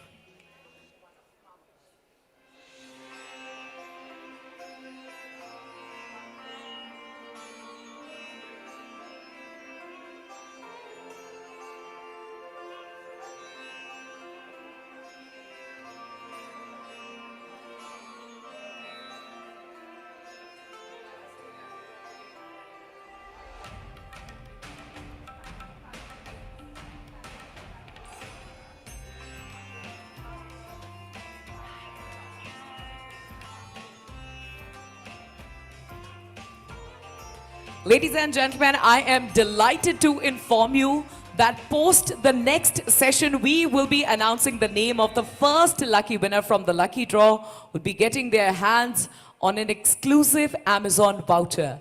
But for that to happen, you need to quickly jot down your name, your company's name, and your contact information on that bright neon post-it that you just received.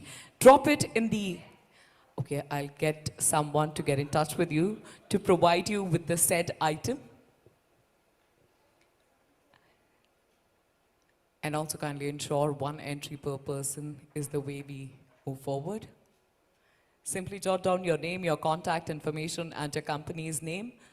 Through the course of this event, we will be announcing 3 lucky winners who will be getting their hands on an exclusive Amazon voucher each. One of them will be announced after this session in particular. For that to happen, once again requesting everyone to quickly drop in their entries.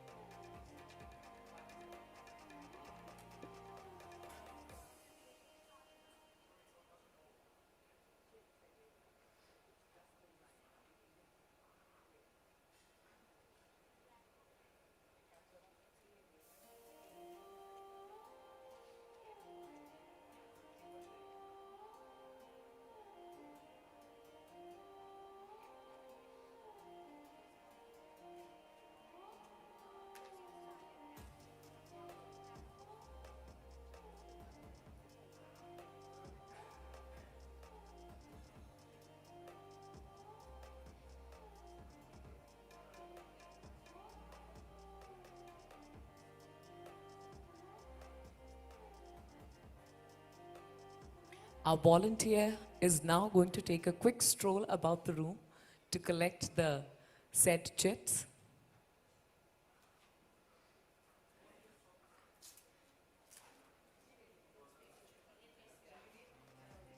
We're more than happy. You are the most resourceful people on the face of earth, and I don't think that we should wait any longer. Right? Perfect. Just jot down your name, your contact information, and of course, your company's name.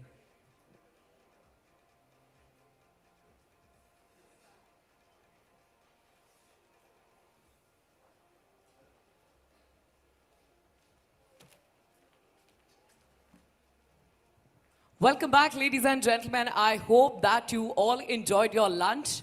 Also, on a lighter note, I am expecting that our mobile phones are on silent or vibration mode. If not, then I'd let you take quickly 10 seconds to do so. Now that we are all ready and set, how about आप बाजू वाले से फटाफट हाथ मिलाइए और पूछिए कैसे हैं आप?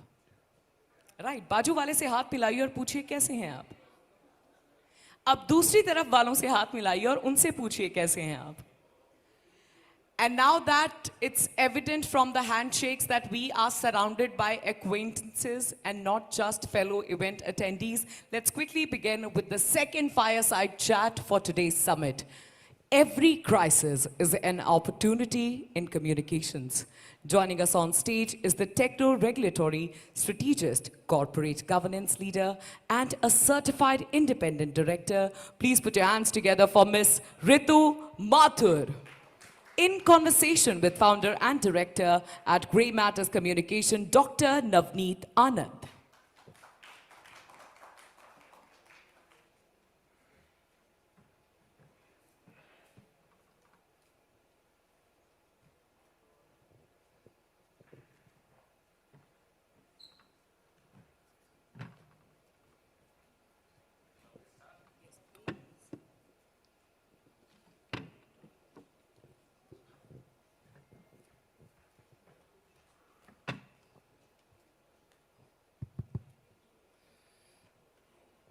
Good afternoon.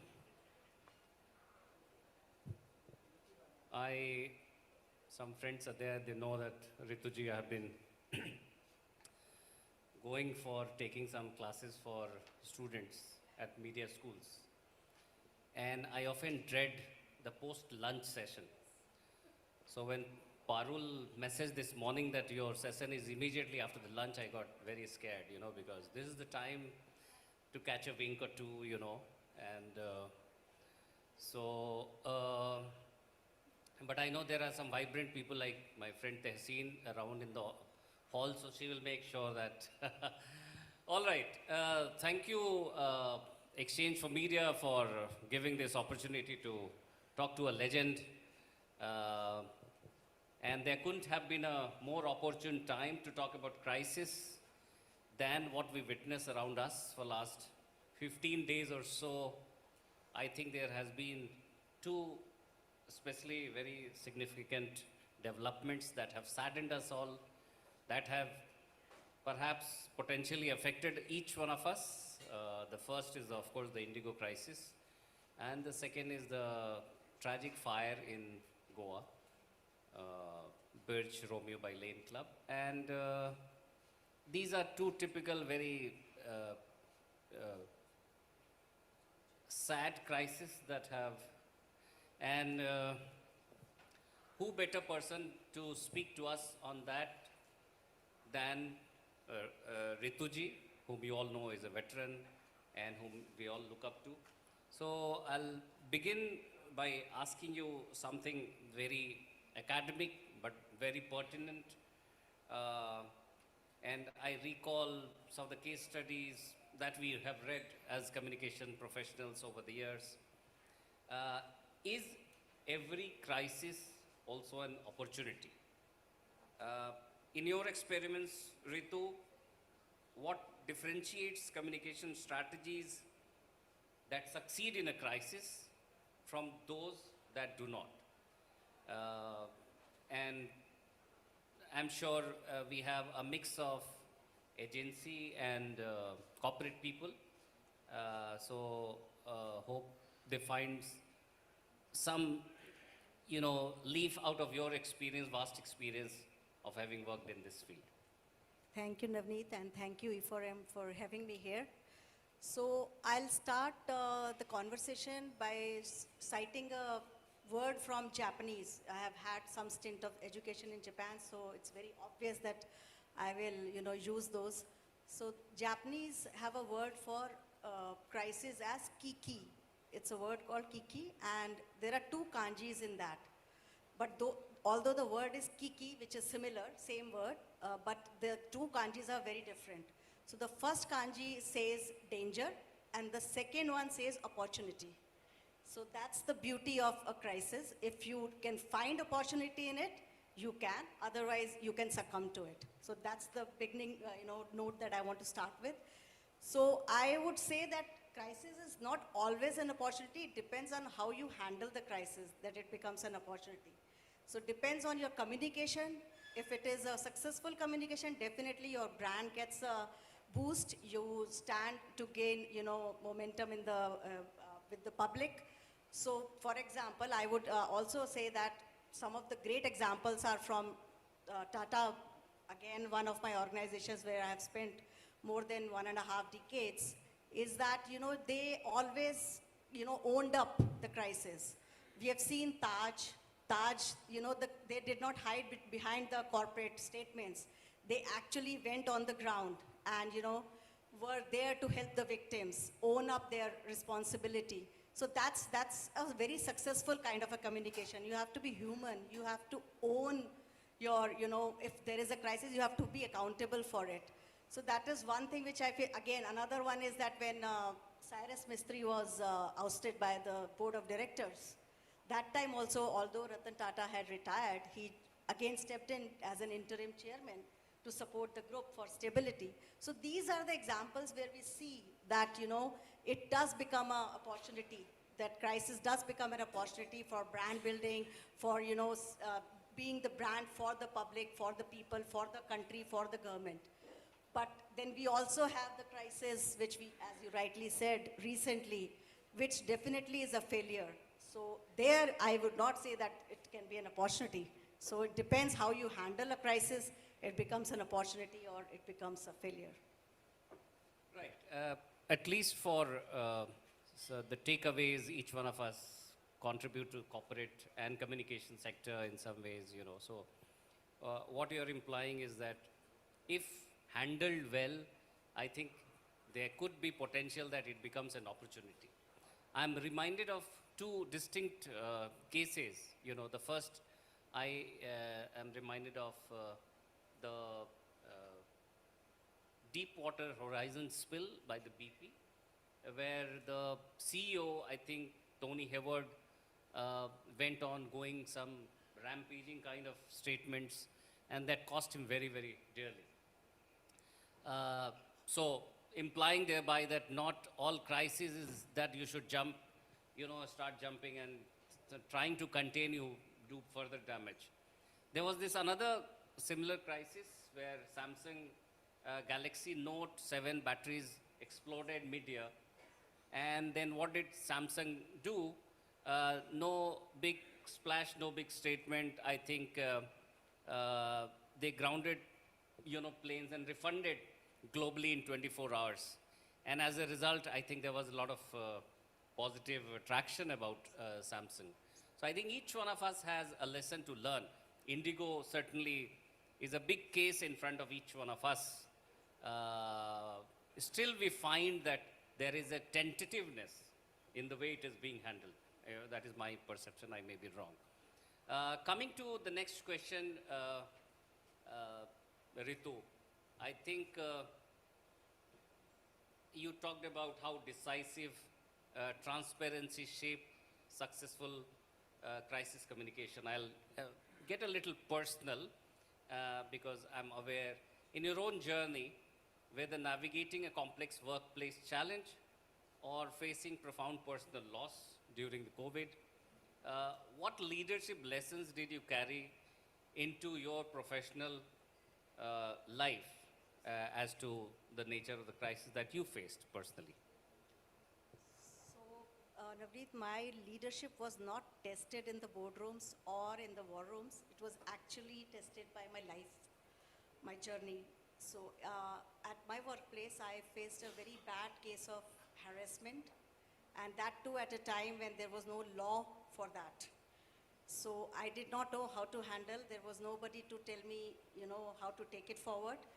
But something in me told me that I have to stand up and, voice it. I cannot be, silence, quiet about it. My silence will be taken as norm. And that is what is very important, actually. So I actually did stand. I was totally isolated in my system. I was fighting a system, but I was still standing my ground because I knew how to document the facts, how to, navigate those, complicated situations in the investigations. And this all built my resilience, actually. So what I say is that crisis is not necessary. I mean, these lessons you can translate into your organization, and these are the lessons which you learn every day. And then I also lost my life partner of 35 years to COVID. So that was another crisis that I faced personally. And that grief, that took me to make it as a purposeful direction, in a purposeful direction. So I decided to take this forward as a purpose and not just get drown in grief and just not go anywhere. So that's what I'm saying. When you face a challenge, a crisis, you have to navigate it in such a way that you understand the pros and cons, and you understand you have to be human at the end of the day. Actually, that is most important. You have to be human and true to your own voice. That I feel has helped me all my life in my professional and personal journey. Yeah, my father, who is going to be 90 very soon, is very fond of saying one thing that yesterday night also he was telling me that he knows the kind of trajectory that we deal in. I run an agency called Grey Matters Communications. Naturally, there are ups and downs. And he keeps saying that failures are the pillars of success, and or challenges or like yours are the pillars of success. So give us the solid foundation, give us the resilience, and he recalls Amitabh Bachchan, Harvansh Rai Bachchan's jo man ka ho wo acha, jo na ho aur bhi acha. I just add one more thing, profound saying from our scriptures is aham brahmasmi. So you have to look within and believe in yourself. And that is what works in every situation, be it corporate, be it personal, it always works.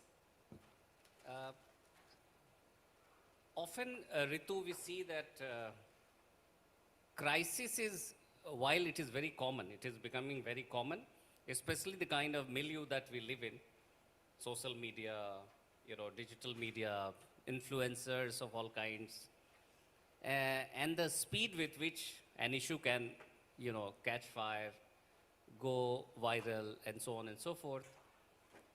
But still, I find that the ability of organizations to integrate as one of the key strategic imperative is not becoming a habit of sorts, How do you look like at crisis now? We are going to go into 2026. What, according to you, what is your prescription for how organizations should prepare to become more receptive to crisis and also more ready to deal with crisis of any kind? I feel crisis is the best test for leadership. So, it makes and breaks leaders. So I feel that the basic culture of humanity has to be built in the culture of the organization, the DNA of the organization, number one.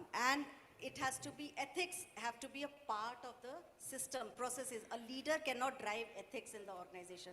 It has to be process driven. So all processes have to be weaved into ethical processes, and then only we can have, a complete structure or framework of, handling such issues when it happens in the future.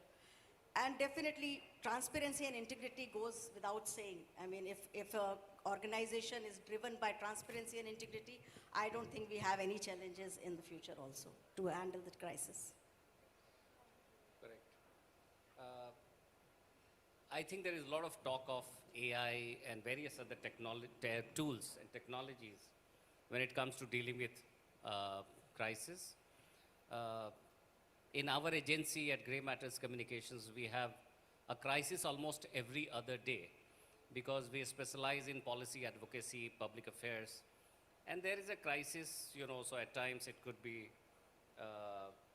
to do with,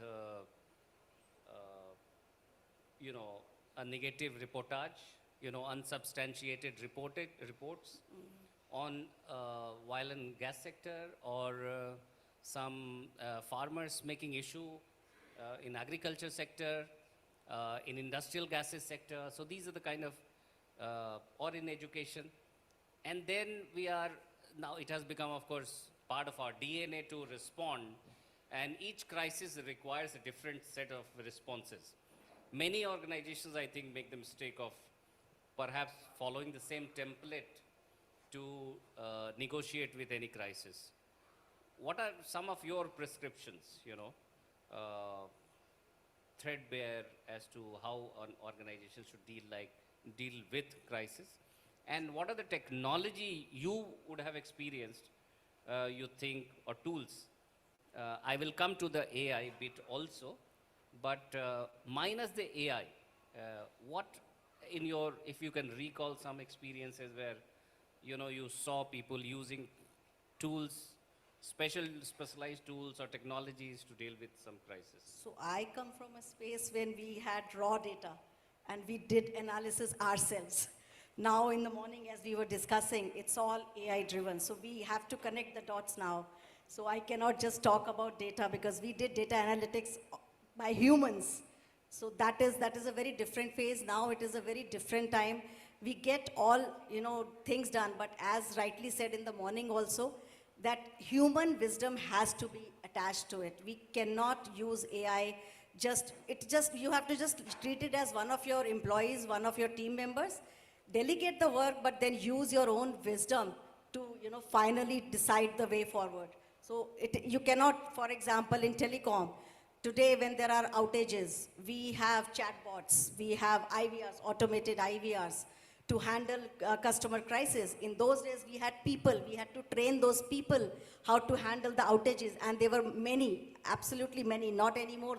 So these things have evolved over the time. So we have to use, with wisdom, the AI tools, but we have to also remain human at the end of the day. Yeah, to which I say that BI should always precede AI. BI stands for Basic Intelligence and Human Intelligence. I think while people of our age, certainly don't buy AI too much, the youngsters, my colleague Divyan sitting there, they would be very gung-ho about some of the AI tools. I think it has to be a blend of both. Any other experience you would like to share from your vast career, which you think would be helpful for the audience, for our audience here and those who will be watching you on the YouTube and other platforms? So if I go back, I have spent a lot of time in telecom, and telecom, had been a industry full of crisis initially. So how we handled the crisis between the customer, the regulator, the government, and public at large was basically to listen to everybody. So you have to first listen carefully. You have to gather data, and then you have to take decisions. For example, in telemarketing, we had a lot of challenges because telemarketers industry was all riding on telecom. But at the same time, it was also, unsolicited. So those kind of challenges, then you have to, put together the thoughts of how to balance the industry and the, being incorrect or incompliant and, take out a policy. So these are the, lessons that we learn on, on the ground, hands-on, while you are in the situation and gather from that situation. So there is no one size fits all. Sadly, AI has made that, thing very common for us, that one size fits all. You feed the question and then you get the answer, and probably all of us will get the similar answers unless we are very smart at prompting. So I feel that things have changed, and we have to still use our human wisdom. We have to still have ethics and humanness while taking any decisions to manage crisis, even if we are using AI tools to handle it. Absolutely. Nothing to beat human intelligence. And just to recall a recent example without quoting the name of the client, there was this in one of the northeastern states, I think there was a misreporting of an incident. And as is the habit these days, my young colleagues hopped onto the Grok and ChatGPT and wanted to find out. I told them that please identify which are the villages around, that oil drilling site that are, claiming to be affected. That this activist is claiming to be affected in, as I said, one of the northeastern states. And they went to Grok, they went to ChatGPT and some other tools I am not even aware. And then I told them that comes it, there is, flaunting my PhD from JNU, I said, nothing can beat human intelligence. And I did manage to give them some amount of information that they wouldn't have got otherwise. But not to dismiss that what they found was entirely useless. So I think at the end of the day, Anup bhai, we need to blend these two in crisis management. I am not too sure he's a veteran. Anup, is it okay if I allow some questions in a fireside chat? Do you also allow questions depending on? We have 6 minutes or so. We are ahead of time. Is it? 6 minutes is a lot of time to ask a few questions and to answer them. All right. So Simply raise your hands and we shall pass on a mic to you if you have any relevant questions. It could be. Is that a hand raise? Yes. It could be a comment also. We would like to learn from the wealth of experience that this room has. It's actually a comment or a remark that I'm going to make. This is Sensei Raj from Vision India 2032. I was actually putting together. I can't. Sorry? Thoda sa nazdeek mic. Yeah, can you hear me better now? All right, thank you. Sensei Raj, founder Vision India 2032, which is a capacity development nation building movement. What I noticed was this. Yes, of course, I'm probably with you, Ritu, is that the key does say danger and the opportunity, but then of course the opportunity also comes with the responsibility in quotes. The civilization is the micro expression of individual consciousness. And it is this individual consciousness, and as a civilization that we are, that the whole world's eyes are upon us at this time of the evolution of human species, it makes us ask 1,000 times more deeper as to what is it that we speak, that we express, and what we represent. In each of those incidents, there are much more deeper undermining factors and also governing factors as well. So I'll stop at that, but that is the question actually to ask ourselves rhetorically. Thank you. Remarks?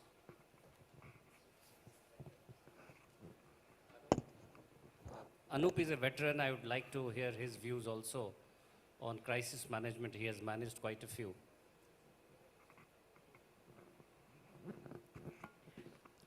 Hi, my name is Anup. I'm a friend of Navneet sir. I'll just add to the perspective we had. So there are two things which we had. I was unfortunate enough to be in the crisis of Indigo. I spent some time and the two things which came out very, very strongly there, and ma'am, I will just take from the opportunity perspective. One was that, in any crisis, depending on the stakeholders, here most of us were the consumer, we were suffering. The two things which were we were not getting the right information at that time. Now, if I see the other side, every crisis is an opportunity. What was worst was the second day, again I booked, I had to go travel somewhere.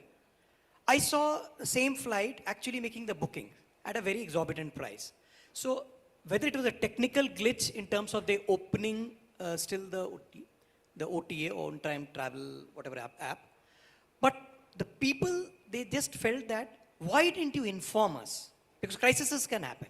So the question, if I take some part of you, is that in today's time when you have a Devansh who uses AI and do that, is it so difficult for an organization to take data and the heat maps, what they call, and not make a plan? I mean, don't they have a crisis playbook? Yeah, I think very essential for everyone to have a crisis playbook. I was referring to this earlier on. For instance, if you're bringing a global star to a city of where every other person breathes football, you better have a plan in place for a potential crisis. We call it scenario building, you know. Why don't you have some of these things? I was reading in the Times of India today as to how every time there is a VIP in Delhi and there is movement around Rajghat because it is, you know, ritualistic, ceremonial for each visiting head of state to go and offer their, you know, obeisance to Bapu, how it becomes a travel nightmare for thousands of people. And why is not there has been a system devised? Perhaps they did an experiment during Vladimir Putin's visit, and that they are saying is going to become the template, you know, how now to not to disrupt. Absolutely, each one of us, you know, an agency, last 1 minute, I would want Divyansh to also reflect. He has dealt with many crises, you know, in the agriculture sector, and without, of course, naming anyone, if you can share some of your experience and how, because speed is of essence also in the crisis. I think speed is of, and clarity and, you know, yeah. Just want to add what Anup just said. Yeah. Can I just Yeah, add? yeah. Like, yes, rightly so that we do have AI data, but that wisdom has to come from humans, and that analysis, that framework is still to be done. Because as in the morning also somebody was talking that prompting a AI is not enough. You can prompt, but the moment you get the answer, you know that the person who has prompted it did not have that foresight of asking the right questions. So, you know, data is fine, but you have to put it into a narrative, into a story, into how to handle that situation. So AI can be our, you know, teammate or maybe a partner in crime or something, but we still have to have a playbook around it, a framework to handle that data that we get from and AI. like you rightly said, so Delhi police has said that, I mean, at times, not said, at least that report says that at times the Delhi police has informed well in advance about an impending visit, upcoming visit, and those days have seen less on social media platform. Today they have done, yeah. So, Divyansh.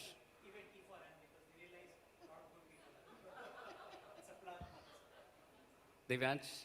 So hi, my name is Divyansh. I work at Grey Matters. I'm a colleague of Dr. Anand. I'll just take the last 10 seconds to say we see multiple kind of crisis, particularly in the agriculture sector. And what we have experimented and seen quite successful is to address the elephant in the room, but also have a distinction and also see where there is wisdom in being silent. So I think that is something we must look at. Thank you. Thank you all very much. Thank you, Parul, for giving this opportunity. Ideally, this can go on for a full day session. The crisis is a very fascinating subject, interesting as well. And thank you, the MC, as always, good to see you. Thank you for trying to explore how we go about it. Thank you very much for setting, also not just informing the audience about all the information that you just did, but also for setting the context for the next panel. Ladies and gentlemen, how about a big round of applause for both of these fine speakers. Thank you for joining us. How about a quick picture up front, both of you together? And to present a token of appreciation on our behalf for their time and valuable insights, joining us on stage is Tehseen Zaidi from Syngenta. Let's welcome them with a big round of applause. Come on.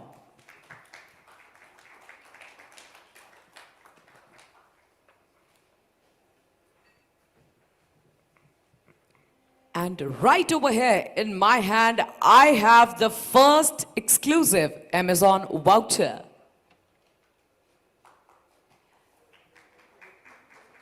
Thank you, thank you. Thank you, Dr. Anand. Thank you, Rituji, for joining us. Thanks a lot. Thank you, Ms. Zedi.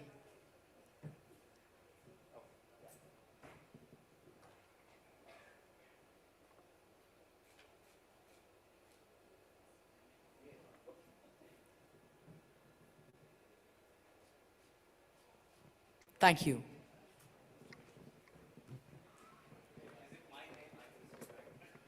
Did you by any chance drop your name in the fishbowl? If not, let's quickly bring out the fishbowl. Ladies and gentlemen, it's time that we pick out the name of the first Amazon voucher winner. हम फटाफट से fishbowl ला सकते हैं?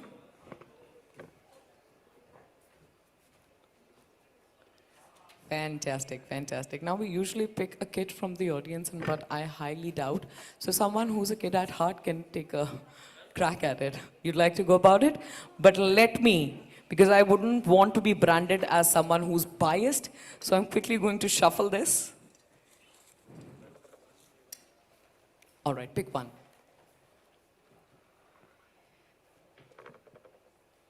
Would you like to call out the name as well? It's Siddhartha Sen from Shehnaz Hussain Group. Fantastic. Mr. Siddhartha, could I please welcome you on the stage? इसे हम यहाँ पर रखेंगे. बाकी सबके लिए बाकी points. यहाँ आ जाइए, please, please. Right over here. And a big shout out to your team. I'm certain that they'll be clicking a picture of this moment. In case you're planning on posting this, please do not forget to use the hashtag. Congratulations. And there goes the first one. Thank you. Yes, thanks a lot. Congratulations.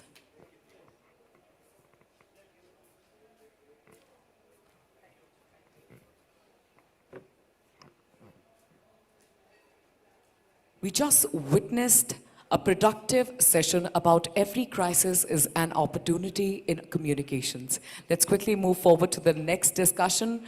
Crisis Communications Playbook in an Artificial Intelligence Environment. Join me as I welcome our panelists. First and foremost, the director and founder at Wisage 11 Advisors. Please put your hands together for Mr. Venkatesh Soumyaji.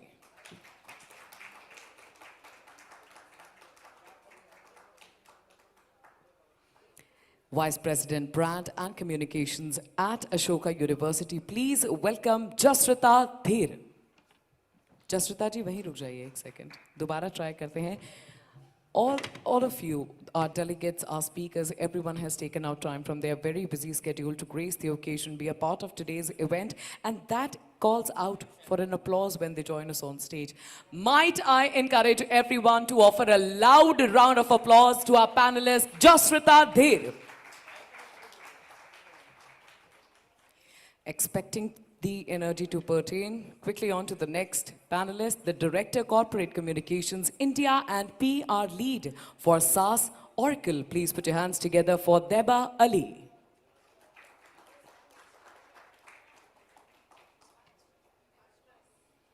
The founder at Comms Credible. Please put your hands together for Mr. Aman Dhal.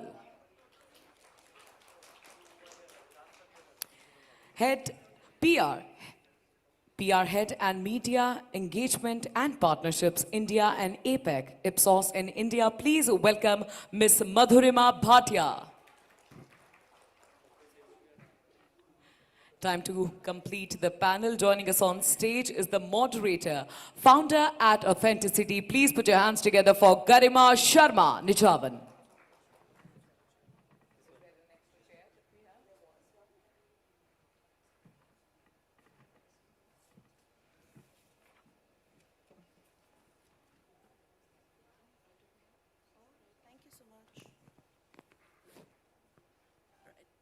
Thank you so much.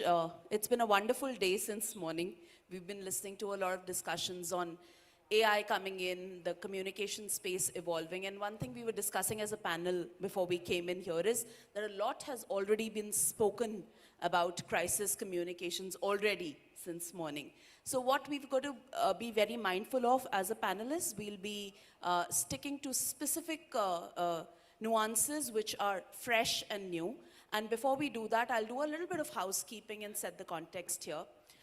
One thing that's for sure that we've been listening so far since morning is crisis is essentially a time when the true test of a leader happens. A true communicator comes through, and there's so much that you need to do on the go. Time is the biggest casualty in times of a crisis situation.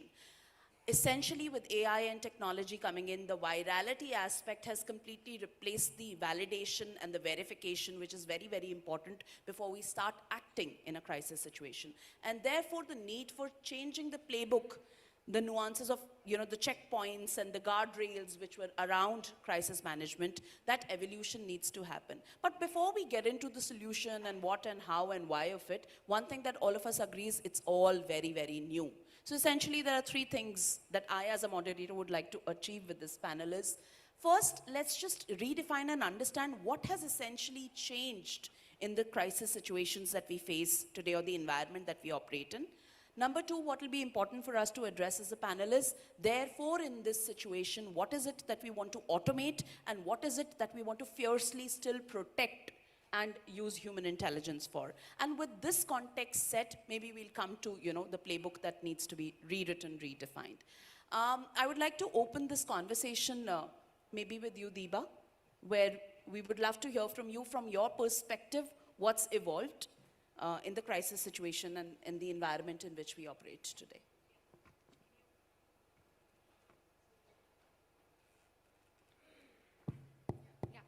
Yeah.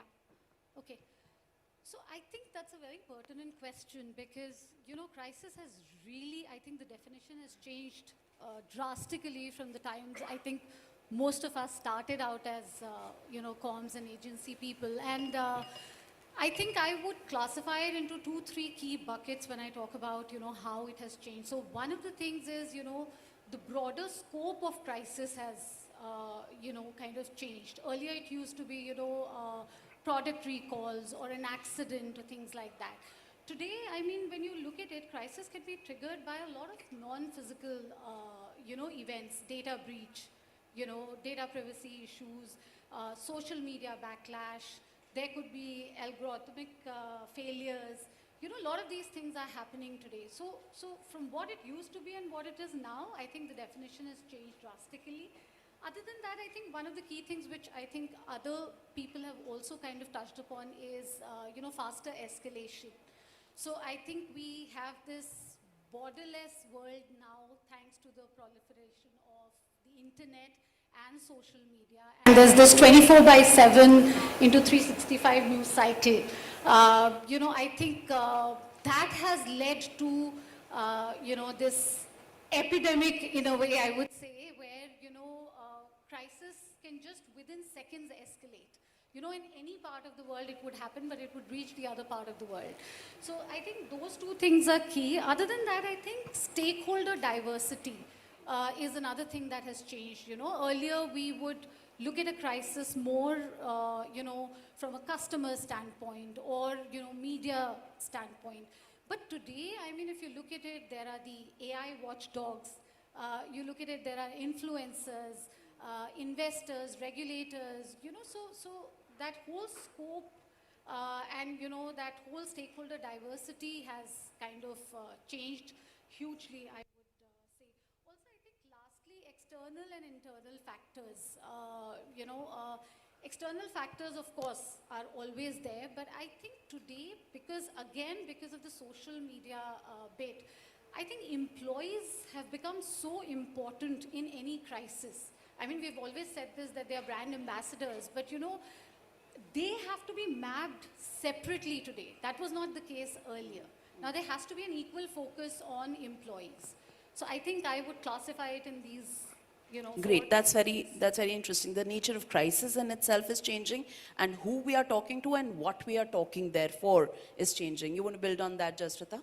Yeah, I'd like to frame the big shifts that are happening, so I see it as 4 shifts in building on what Deepa just said.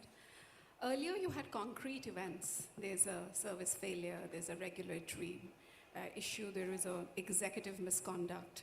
But now there is reputational risk even if there is synthetic content. And the algorithm plays on that. So there could be a viral deepfake, or there could be a misrepresentation which never happened. So your brand could be at risk even if the underlying event did not happen. That's the first shift for me. The second is the algorithm rewards outrage and novelty. So therefore, a brand can move from obscurity to global backlash in hours, right? And that's the point of speed that she was making. The third is who shaped the crises? The crises was shaped by consumers, activists, that set of stakeholders. But today, again, you have AI curating what we will see. You have AI working on, so there is manufactured outrage on top of the actual outrage. And without AI reaching to that level of evolution, which we're yet to see, it's very difficult to decipher how much of that is real and how much of that is manufactured. Lastly, I think the loss of narrative control. Earlier, you could manage a crisis through spokespersons and media statements, but now misinformation can outpace the verifiable information that comes out. And sadly, this information doesn't travel as well as misinformation does. Certain times the crisis has peaked before the verifiable information is in and before the takedowns, legal takedowns can happen. So these are the 4 clear shifts that I see. Very interesting, Jasrata. I think what I can make sense of here is it's becoming more faceless, more nameless, far more challenging to understand where the inception was from, and therefore where do I run and solve it for. So maybe that's a great COPCOM perspective of how a client views in a situation like this. Coming in from an agency lens, Venkatesh, and then maybe Aman, how do you see the new vulnerabilities? And therefore, once we've established the vulnerabilities, how do we move towards solving for it? Because right now, as we are hearing, it's seeming that AI is more of a part of the challenge than the solution. So how do we pivot that and solve for it? First of all, thank you. The agencies, typically, the way they are working. Hello, can you hear me? The agencies are, most of the times, involved in a crisis, especially after the break of the incident which happens, which is typically the mindset that we fare, okay?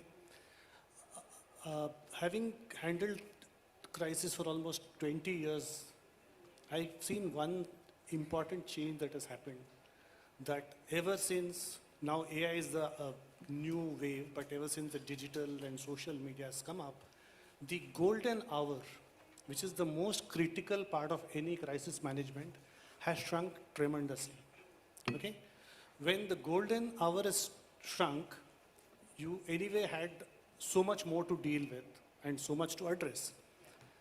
Add to this, another phenomena which is happening is that wherever the time taken for information to reach in terms of correct news or wrong news, which would be then handled through a statement, through a emotional angle, through a narrative. Now, even before you think of it, there are so many ways and means in which the narrative is being addressed, multiple narratives being set using possibly AI. But I would like to caution saying that though we are talking about AI in the crisis perspective, AI has not evolved to that extent where the communication industry has either completely understood it, has been able to use it, or even AI itself doesn't have all the answers what it can give us. Okay, today merely using a chat GPT or some memes is all that is being done. And I, for one, know that AI has been used more in mischief making, crisis creation than in crisis solution. Because in crisis solution, it is a completely different ball game. I can facelessly create videos and post it, etc. So everything is changing. And agencies now need to again relearn the art of what is the kind of team structure they have, where they come in to handle the crisis. So while the other parts will be covered, saying that, okay, what is the message, what is the narrative, this is the biggest challenge. Great. Thank you so much for sharing that perspective, Venkatesh. Coming to you, Aman, again, from an agency perspective, I think one thing that's clearly established is it is a challenge. It is genuinely an elephant in the room, which the earlier panel also discussed. We are still figuring out the head and tail of it. In an environment like this, how do we prepare and how do we, let's start coming to the mapping of it and coming to the playbook of it. Was there already a playbook that was actually applicable to all crises, first of all? And if there was one, then how are we seeing it evolve over a period of time? I think I'll just put it like this. Playbooks, textbooks were always existing. I don't think they are well oiled. They are refreshed. Whenever there is a crisis that happens, it's a new crisis. That's why kind of those playbooks don't come to the picture. I think I'll give you an example again, like, it's a crisis turning into an opportunity. And also, I think as a consulting firm, as an agency, you are kind of an execution partner. Unless you have a very long legacy with the brand, you are actually executing on behalf of the communications head or the marketing head. So all you can do is actually douse some fire, nothing else, unless you have a large history with the brand. I recall one of the incidences, in Policy Bazaar, where a story came out next day that Yashish is joining a brand called Fitso. And was just, some journalist did a shoddy job and kind of misread the statement. Basically was joining the advisory board. And the next couple of days, we got a lot of press, good press actually. We used the momentum to build a lot of good publicity for us. But in today's day and age, how many agencies are actually integrated? It just can't be solved by a mere media statement or a PR statement. Are you good at actually doing AI narratives? Are you actually a true content marketing agency? So usually you come to a communications person in the age of AI today, a crisis, but actually the role is much more beyond, which can be solved by multiple agencies or a true integrated communications agency. So need for understanding, unpacking, and adapting is way higher. Building on that, Madhurima, you are in a very interesting position where one thing for sure everybody in this room agrees is AI helps you speed up the process, AI helps you map and look at narratives well. It's said that you need to understand the problem first to be able to solve for it. I think one thing that AI definitely does in a crisis situation is helps you get different perspectives on the table to be able to make sense of it. What do you think is the role of that mapping, research? What insights are you seeing in the global and the Indian scenario that may come in here? So I work with a global company which is not listed on the Indian Stock Exchange, but on the French Stock Exchange. And, for a company of the scale of Ipsos, which is in 90 markets, universally across our markets, we have a crisis playbook. Yes, we do have that. And, we all had to take this very, very tough test where we had to get at least 9 out of 10 marks to do that. And where we were taught about, what actions we should take in case there is a crisis. Now, who should escalate to, what will be our narrative, what will be the job that we do. But beyond that, what I want to say that I myself do so much firefighting on my own without even anyone knowing it. Like sometimes the journalist writes a completely different headline, which is, and the quote misquotes the person's quote completely, and then I have to go and get it changed. And there was, recently there was and most of the work that we do, it's all global surveys which cover every market. So where India's image is at stake and where the government, can take action against us.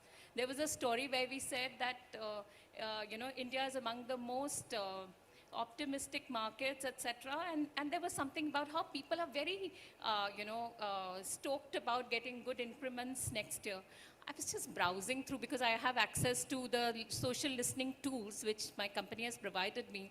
where in real time I can see what kind of narrative is being said.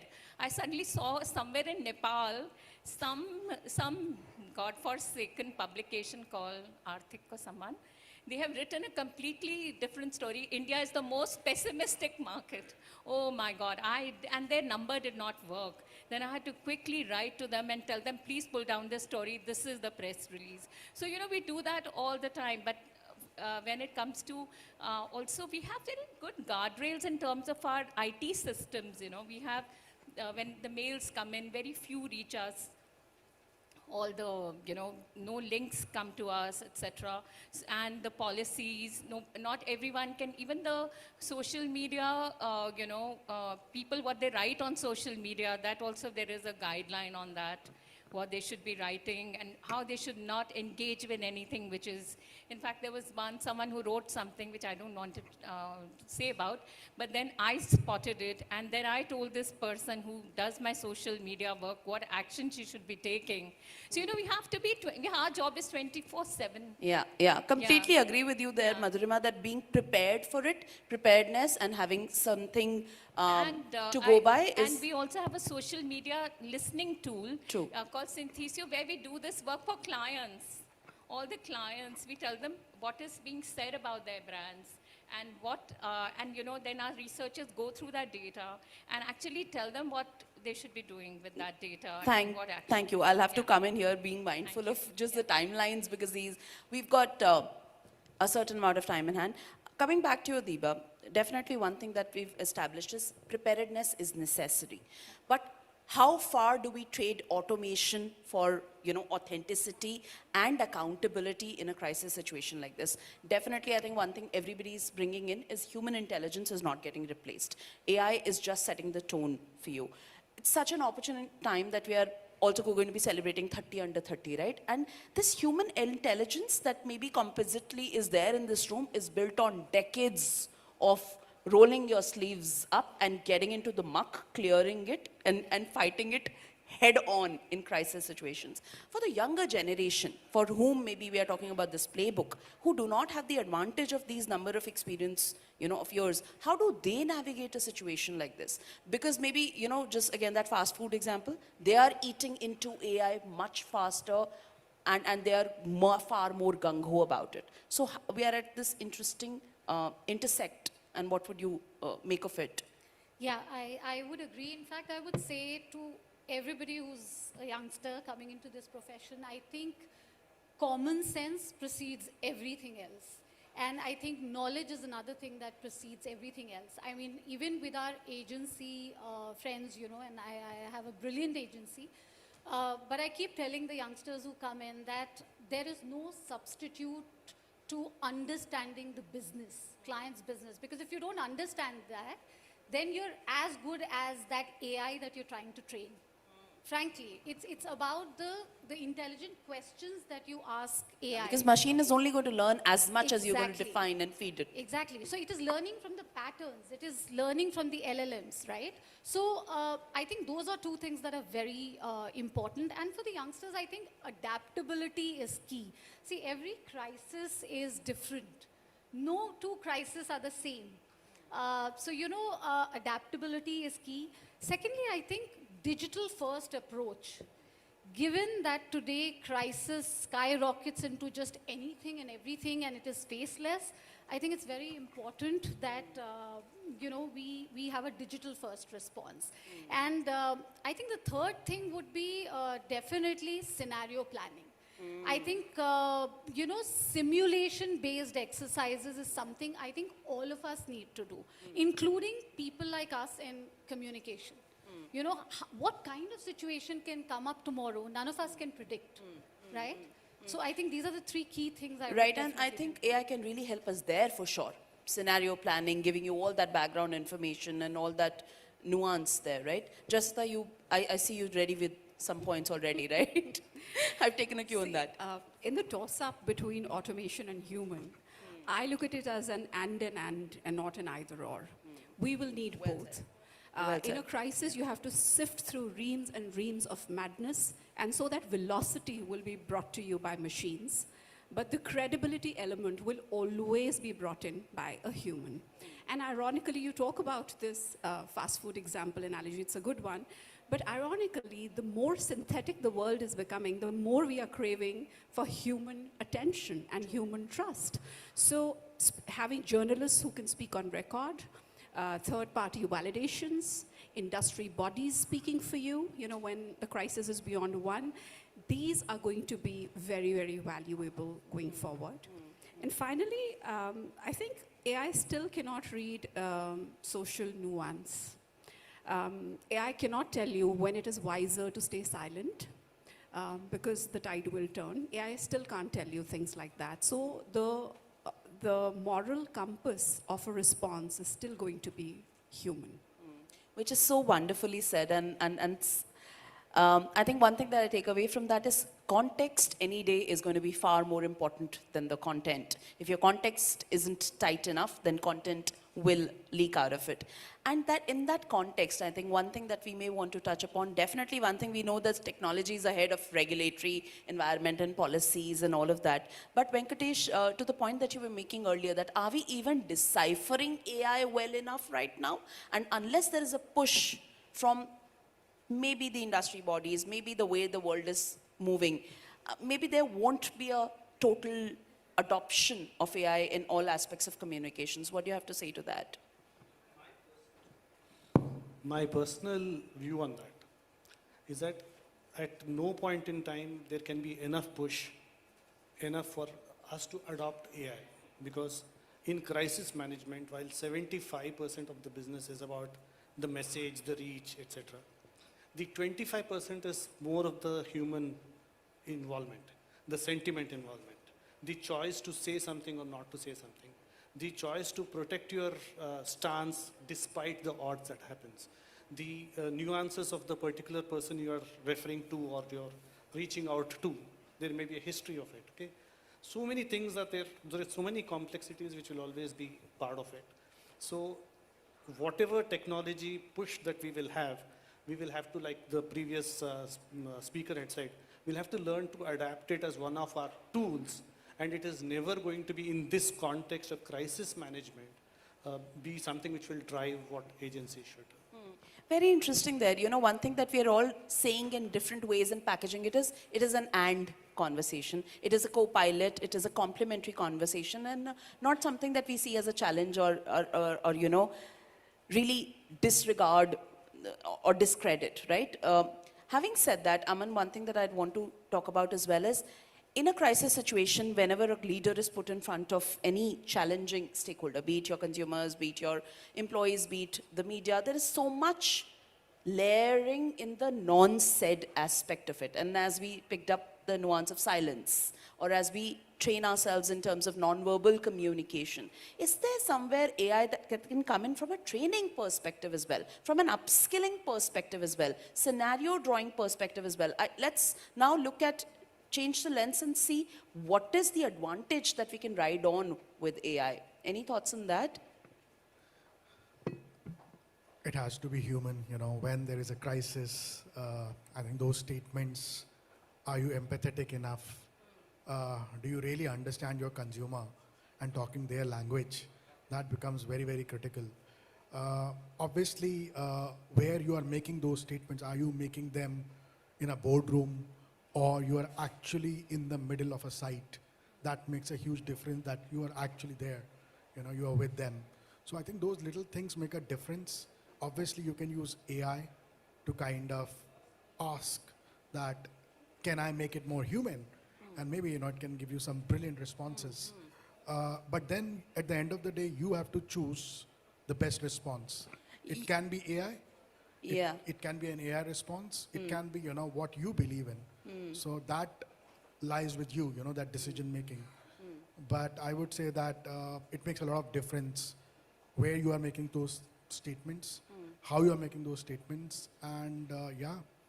Great. So again, you reiterate the importance of the context and the environment in which you're operating, and therefore the sensitivities. The fact that I was talking about is the amount of hours you spend training versus the war room that you go to. from that panning out perspective. Deepa, you had a point to make to that? I want to say something to what Aman said. You know, we have to help AI to help us. That is the key. Because if you're not going to help AI, and you can do that when it's a downtime at work. That's the time when you create those prompts, you keep things ready, you do those simulation exercises. The more you sweat in peace, the more less you time bleed in war, exactly. right? Exactly. And it will happen slowly. Because again, to my earlier point, you're learning from patterns, right? So that's what I wanted to So definitely we need to make friends with AI for sure. Jasita, you, and then we'll come to Madhurima. I think just to add to what Deepa said, see, we do need to monitor for manipulation now, right? So we have to train the AI and for it to evolve to a stage that it can pick up synthetic content, coordinated behavior, patterns, etc., etc. So I think that's one area that we really need help in. And the second I feel is that messages, therefore, have to be designed not just for people, which is what we've heard so far, but also for platforms. So the same content, how can it be made more shareable so that your verifiable information, the statement that you put out, is optimized for discovery, is optimized for repetition, is optimized for frequency building, because only then will it reach. So I think in all these areas, training is required. First of all, discovery is required, and then training is required. What that also makes me realize, and maybe, our closing comment could also be on that, is it's not a one man's job. It's not a solo space. It is a very interdepartmental, like cross-functional sort of, from legal to tech to comms to policy to all of them. It's a complex space, and all of us need to join hands together to be able to make the maximum out of it. So building on that, Madhurima, would you, and we'll come to Venkatesh for a point as well. So, Okay, so I think first of all, you need to build a very strong brand, which stands for all the right values of trust, transparency, because in case of headwinds, then, even your own customers think whether to believe it or not to believe it, in case there is some mischievous content floating, that is. Now, I will just give you one tiny example of what I did for a very large corporation. So they had a very huge crisis, and they came to me because I also have a crisis communication background. So within the company itself, where I work. So what we did, there was this crisis. We went to their key customers. Suppose XYZ are the customers. So we first of all found out from them if they heard of any negative news about them, and if yes, what have they heard? Okay. So we are not telling them that this is what the news is. Say, have you heard of anything?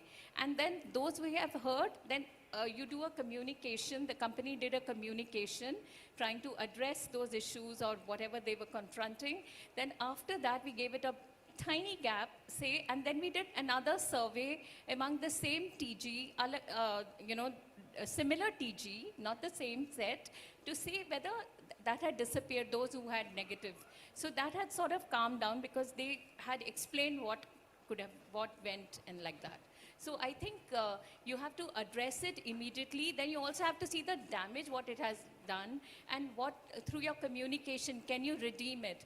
Can you come back to your, regain their trust? So all that I have done. So keeping an ears to the ground and making sure that you're mapping what's happening, Yes, and exactly. you're adapting your strategy accordingly and whether solving the for crisis it. has now, Subdued or not. Right. Venkatesh, you had a point to make.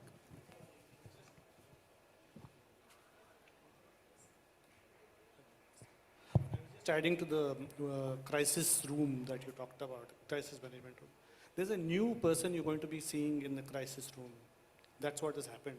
You need that AI watchdog or a cyber expert or a cyber law expert, or even somebody who's actually a prompt engineer expert. I don't know what they would be calling.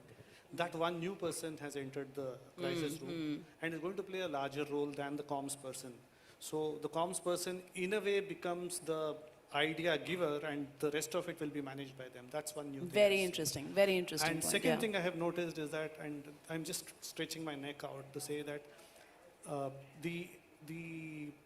heard a gentleman speaking at Bangalore, a Meta gentleman, talking about AI replacing jobs. He said one thing which stayed back with me, saying that AI's way of creating jobs is it unbundles activities and then tries to provide solutions, okay? And the only way humans can continue to be relevant is by bundling their talents, okay? So if we draw that context to what will happen to AI, there are a lot of processes in which AI may come and still make better solution. Reading languages, reaching far and wide, speed, anything, fake news, identifying fake news, analysis. But at the end of the day, whether I had a previous experience, kind of a nuance, it cannot bring. So I would imagine that in the future, you will have somebody who's like a specific AI developer for each company. Every company will carry its own AI tool, which means it knows the nuances about the company, the history of the company. Right, and that's already happening. Yeah, a so lot of that will lot, be a very yeah. important development. Very interesting that it'll slice, dice, solve for a part of the problem, and maybe the communicator is going to pack it all together and then serve the dish. We've got limited time, but I think we can definitely squeeze in a question or two. So, some legal framework within the organization to protect ourselves. definitely, definitely. So, if you could give me a raise of hands, and we'll have a mic travel to you in case you have a question. We've got a brilliant panel here, so. Great. I don't see a raise of hands, but if there is, oh, there is one. There are two, in fact, so. I happen to come from a crisis management background, being a such as mountaineer interventions around the world in different verticals. One thing what I would love to say and hear from the erudite panel is that, do we have a navigational flight plan before the contingencies happen? Because as the lady Madhurima said in our organization, that you have contingency plans for every single vertical. But when you use AI, I happen to be the national convener for AI and drones and technology. Do we have those navigational flight plans and the people who have the intuition and the sympathetic ecosystems within themselves and the teams as well, in order to navigate the AI and the teams as well? That's what Venkatesh, I think, he suggested now, is that the incoming teams, the crisis management teams, should have one expert or two rather in So that's a question that you're asking, that no, is there a? It's a remark, and also I expect the remarks from the panel as well. Thank you. All right. So I won't answer this directly, but I'll try and navigate around your question. See, the thing is today, no organization, earlier it used to be, when there would be a crisis, there would be a CEO who would become the face, or there would be one person or one department that would, kind of answer and be the face. Today, what AI has done is every organization, it's become a connected enterprise. Okay? Every department is connected. Everybody needs to have an expert in their department who understands the AI know-how. Because when the crisis strikes an organization, it is not going to be, and maybe I differ slightly, Venki here, that we need to have an expert in every department today. Because what AI has done is, AI has led to a single source of truth in every enterprise, which is the data. So every organization has data which is backing their business. Whether it's a CFO, whether it's a CIO, whether it is the CEO, it's the employees, it's that single source of truth which is the data. So everybody today needs to be, to some extent, a data engineer. Everyone needs to be a prompt engineer. Everyone needs to have that AI know-how. We cannot, sit on our laurels and say that, oh, this is what we are good at. Crisis is not going to be a one-man job or a one-department job, I feel. But yeah, that's my take. And observing the both perspectives, both Venki's perspective and Deeba's perspective. In fact, what you're saying, Deeba, is fairly complementary to what Venki was saying. With that one expert, he's saying he needs that one expert in the comms room. Use the word, it will be an addition to the board. Correct. Okay. And it's a function, and what she's building on there is not just in the comms function, every function today needs this person who has that lens. There was, yeah. Sorry, I may be stretching again. I think data-backed crisis management is not all types of crises. When we are talking here, I think we should talk about holistic crisis. The number of crises I handle is with behavior, is with emotion, is with dissatisfaction, is with enmity, is with those kind of stuff, I think their data will always, I'm again not countering, but only complementing, saying that it's going to be a secondary stuff which is going to come in.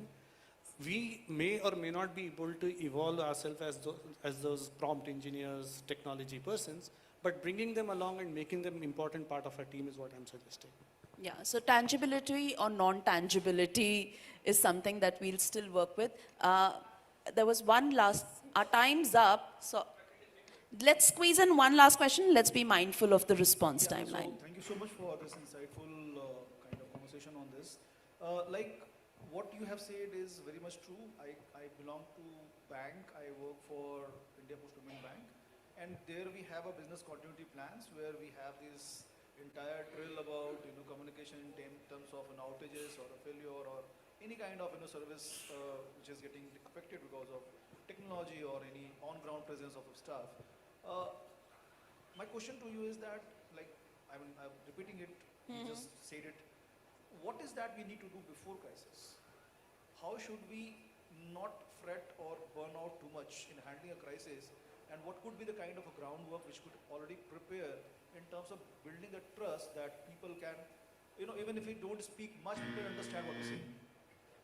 So like we have, sorry, can I go first? Okay, so like in Ipsos, we have this crisis playbook where we are about 20,000 employees around the world, not in India alone. So we've all undertaken this test, and we've undergone these 3-4 hours of training, workbook reading, and then a test on that. And we had to get 9 out of 10. So there, everyone is aligned on what it is to do in case a crisis should erupt. Like what is the first step, whether it should go to the CEO, then the legal. So everyone is aligned, and nobody is supposed to engage with anybody. It is just the key people who will speak. Otherwise, if 10 people start talking, then you can imagine how crazy it's going to get. So we have those guardrails, and we have those to understand, because we handle a lot of data, and we're also bound by all these ISO 27001s of the world, and ISO, another ISO. So all that we have that. So it's very, very protect. You have to first protect. Yeah.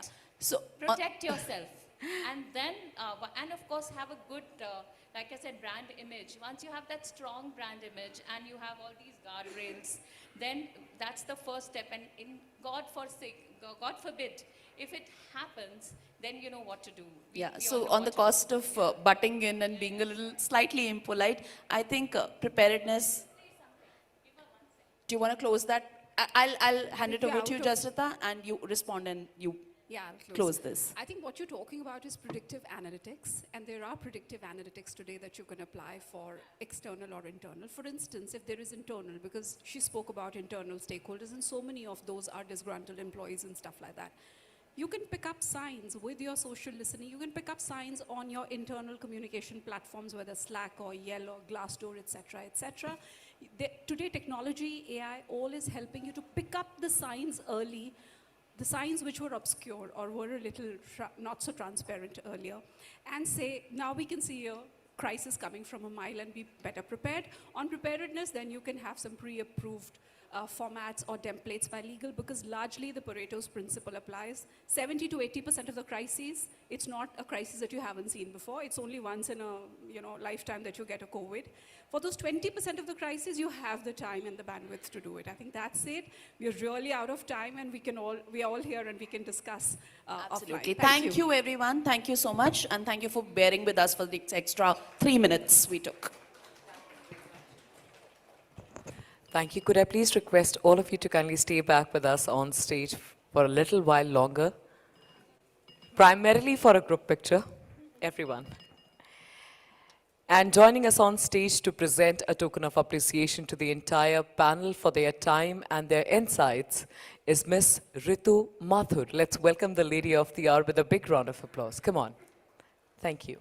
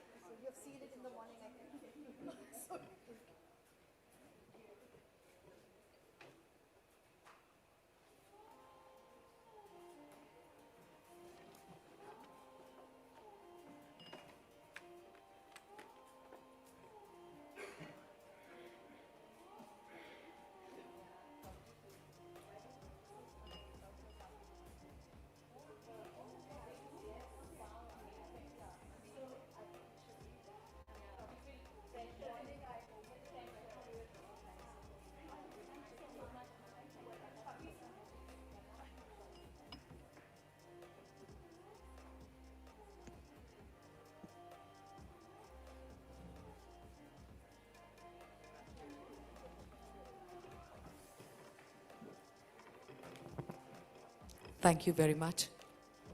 This brings us to the third fireside chat for today's summit, Leaders as Talent Builders, how mentorship shapes the next generation of professionals. Joining us on stage is the CEO at redefining India, Head Middle East. Please put your hands together for Mr. Atul Sharma.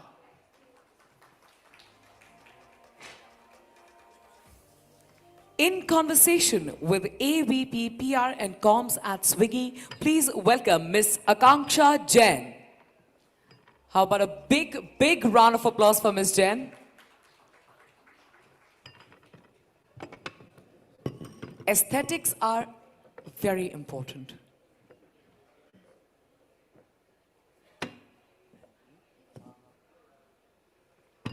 Thank you very much. Thank you. Mr. Sharma, Ms. Jain.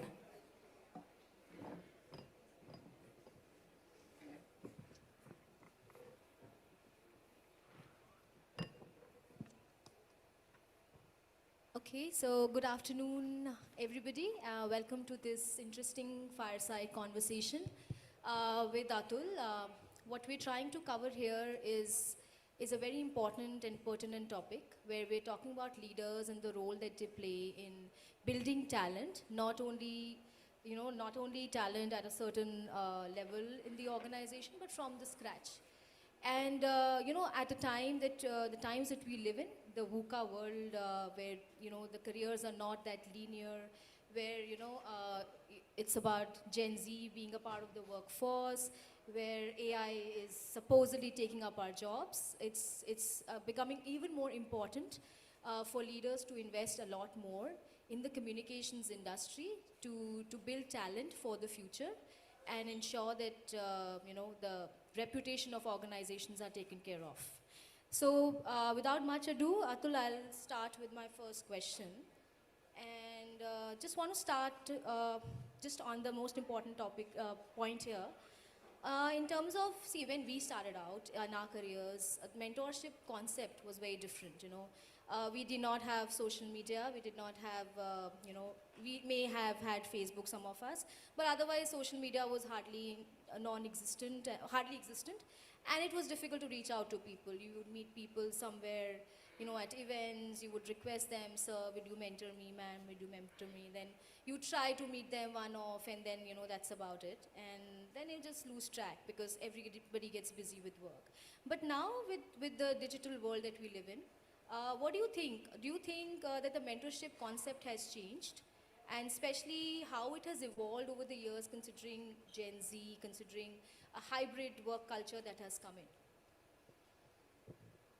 Thank you so much, Akanksha. And without launching into a tirade of, हमारे ज़माने में ऐसा होता था, which I think we often end up saying when majority of, at least people in my age bracket, talk about how they look at work. I feel that time around, and this is my personal belief and opinion, that PR practitioners, which was a very young, nascent profession that time around, we were more interested in the craft of it. So I think every idea, every campaign that came across, we were super interested, super excited about a campaign, or super excited about attending a conference, or going for a media round, and so many more things. And I think today, if only one thing which probably for me, which has changed, is probably the pride that each one of us associates with the profession. But coming back to, I think, the mentoring question, I definitely feel that I was lucky enough to get a lot of leaders who were really great at their craft, and they spent a lot of time with me, understanding my strengths, weaknesses, my pain points, and what I wanted to do. And to date today, I think the challenge that we face is that we have paucity of time. PR, unfortunately, has become a 24/7 profession. There is no, press doesn't come to an halt now in our lives. There's constantly communication which is going on. There are crises which happens at 2 o'clock in the night. And by virtue of that, what has happened is that profession has become a lot more about let's get it done, rather than, probably where is the next leader for the profession is going to come from. And I think that somehow has evolved the way our leaders today, in today's day and age, are behaving. We are more focused on the outcomes rather than on the long-term outcome. We have become more myopic in our ways of operating. And wherever leaders don't have that myopia, you will see that they are mentoring great leaders. They are making sure that that Guru Shishya bond that we often speak about, that is continued and that has kept that organization alive. So I think that one piece has changed the way probably mentoring is being looked at in a very different light.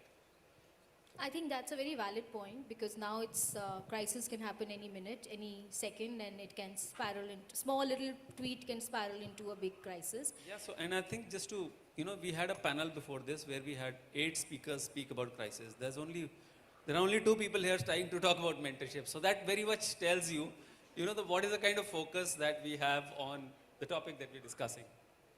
Yeah, I think that's pretty pretty out there. So I think just coming back to say, I'm very curious to know this, because you would have a lot of Gen Z in your organization. So how does this mentor-mentee relationship vary when it comes to Gen Z versus, I'm sorry to go back to saying our times, but then how has it evolved? Does Gen Z have the same kind of vigor? Does Gen Z expect you to be, so Gen Z essentially is more purpose-driven. They want people to give quick feedback, is what I understand of them. And they also expect leaders to be very flexible. So what is your take there? I feel every time, at least my leaders, when they tell me, this is a Gen Z problem, I think that's lazy leadership. To be very honest, I think we've always had a generational gap every time we were working with people. And as long as you make an attempt to understand what are the drivers for Gen Z and find them those drivers, I think that's more important. The problem is, like I said, because of paucity of time, what has happened is we've stopped listening. I think the first important thing for mentoring is you need to listen. You need to understand what is it that people want. What are the drivers for those people? What will help them to become better managers? What will help them to become better leaders? Majority of the times we just focus on getting the job done, that we tend to forget to listen. And I think as long as we go back to that, we understand what are the drivers, we understand what are the kind of probably leeway that they want, we are understanding. I think we have having a very animated conversation a while back, and I think the only one thing came out of it, that we have our own problems with Gen Z, but sometimes they do stellar work. That was one of the one of the people that we were having this discussion with said that they do stellar work.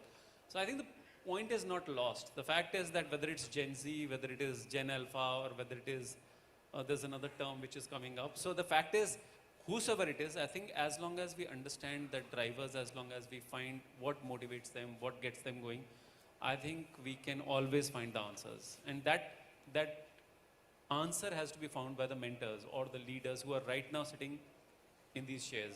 And I think that's where we make the change. Interesting. I don't see many Gen Z here. But yeah, I think I recently got a chance to work with a Gen Z who was supposedly not like the best to work with, is what I was told. But I must say she did a great job of it. Only thing you had to do was just tell her that, you know this best, you please do it.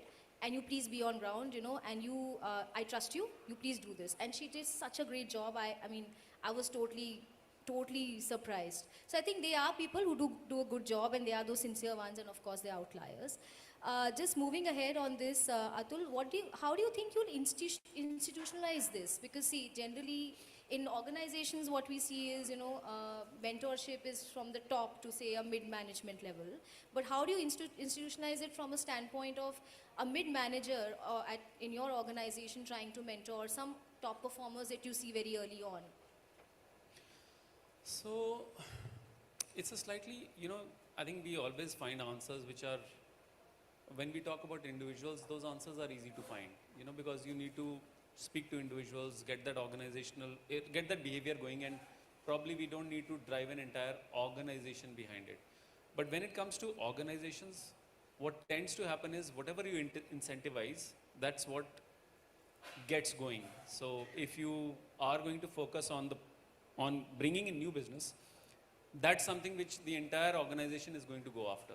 Unfortunately, right now, I don't think mentorship is something which majority of us are right now trying to incentivize, because it's one of those softer things, right? You need to do this because you need to be a better manager. You need to keep nice culture. As long as we are able to drive mentorship and find a connect between mentorship and your retention levels, find a connection between mentorship and your business retention levels on your acquiring business levels, I think that's when organizational will start putting the money where the mouth is. And I think right now the challenge is that we are not actually right now promoting that behavior. We are not getting people to find time to get to talk to people and mentor them. And that's where I think if you ask me, we at a PRCI level, we were trying to figure out, you know, this question. We were trying to find answers to this question at a more industry level, that how do we make PR more aspirational? And I think one of the things that we found out was that whenever there are young people joining our profession as interns, a large chunk of the times they don't come back. They go to, and we lose them to other professions like advertising, market research, consulting. And a large chunk of that is they feel that there's a lot of grunt work which needs to be done, but nobody's actually mentoring them. Nobody's speaking to them, trying to find out what is it that they need to do. And I think if we are able to find that connect, I feel we should have the right answers, even at an organization level. Yeah, interesting. So I think a lot of work cut out for leaders who run organizations to ensure that this is taken care of.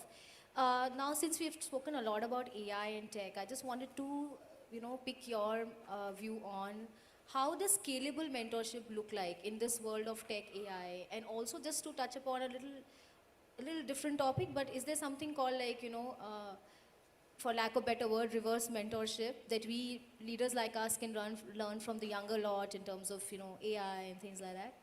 No, definitely. I think if you ask me, I think one of the things that has changed between us and the people that we work with is that there's a lot that we can learn from them, whether it is to do with technology, whether it's to do with AI, whether it's to do with a lot of other things which probably they pick up way faster than us. So definitely, yes, a lot to learn there. As long as, and like every other sphere, AI is able to influence. So, one of the things that one of the platforms we are talking about is there's a interesting platform called Kronos on which you can actually mentor people. So I found it a little hard to believe. I haven't tried it yet, but there's an AI tool for that as well. So that's one part of it. But I feel definitely, making sure mentoring is a lot of also about continuity, making sure that we do it over and over and over again. Sit down, listen, talk, find out solutions, probably get to ask the right questions rather than getting to the solutions with people. Identify what is it that you can work with your team and help them move in the right direction. So there's a lot that technology can do in automating a lot of stuff which is required to keep the entire mentoring machinery going. So yes, definitely. Interesting. This brings me to a question which I wanted to really ask, and considering that I worked with some of the very inspiring leaders in my career, some good, some bad, but they did influence me in the right way possible.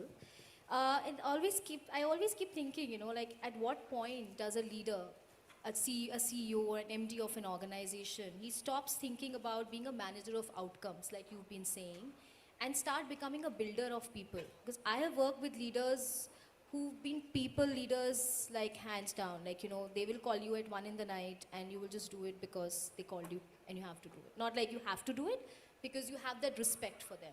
So how do you kind of transition from just getting outcomes because, somebody's, oh God, the CEOs also have to do, versus, yeah, I have so much respect and this is my team, this is what I owe to my organization, or it's my team, I really believe in it, so I have to do it. See, I'll try and answer it in the best possible way that I can, but I think if I have to reflect back on my own journey, there are three points in my life wherein I felt that I made a major switch and my mentors helped me in that. So right from an associate to a manager, wherein you were completely focused on your individual contribution.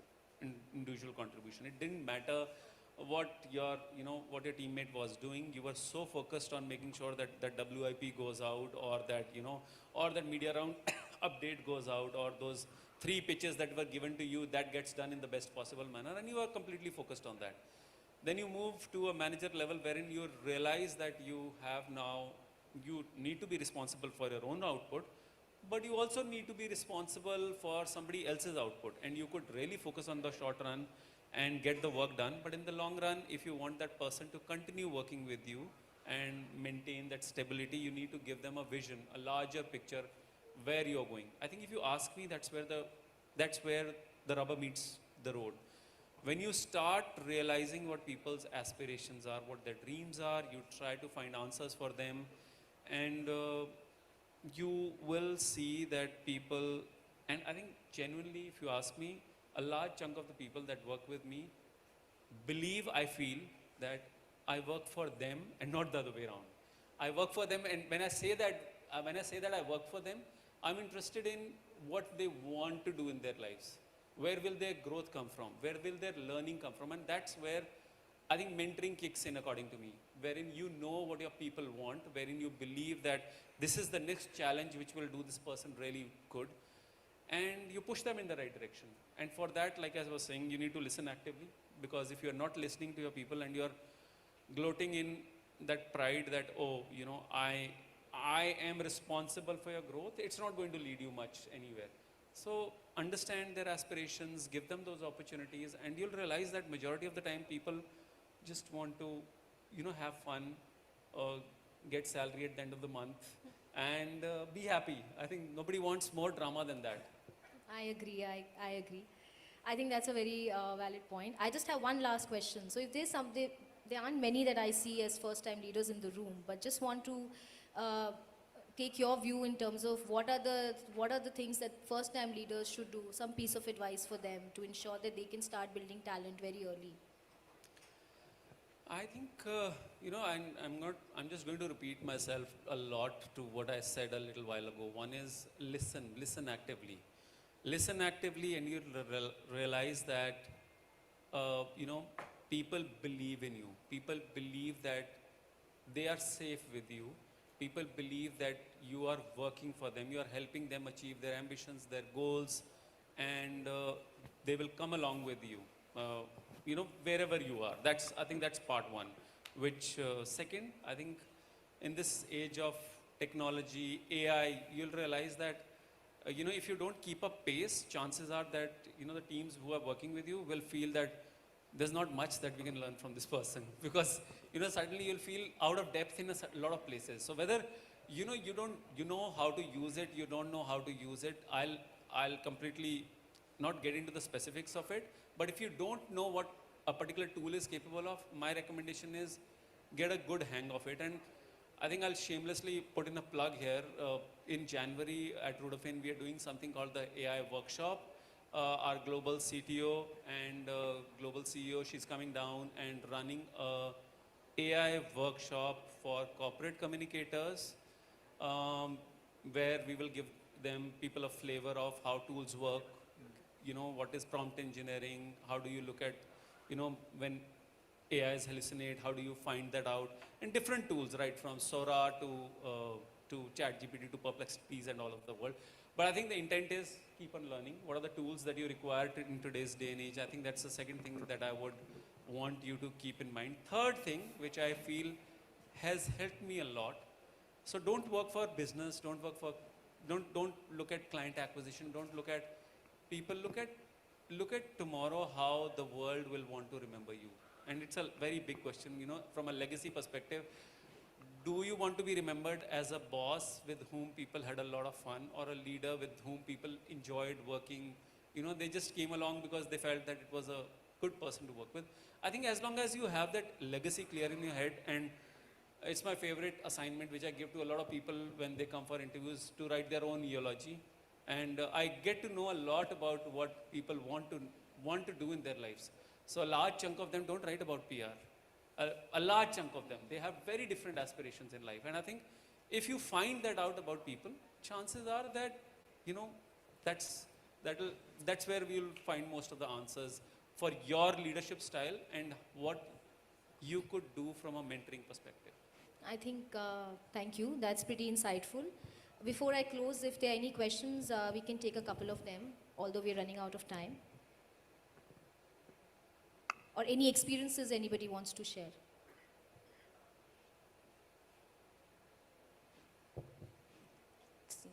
Thank you so much for this. We really Thank appreciate you. it. Thank you. Thank you very much. Could I please request both of you to kindly come forward for a quick picture? Joining us on stage to do the honors of presenting a token of appreciation from DS Group, please put your hands together for Jyotsna Dash Nanda.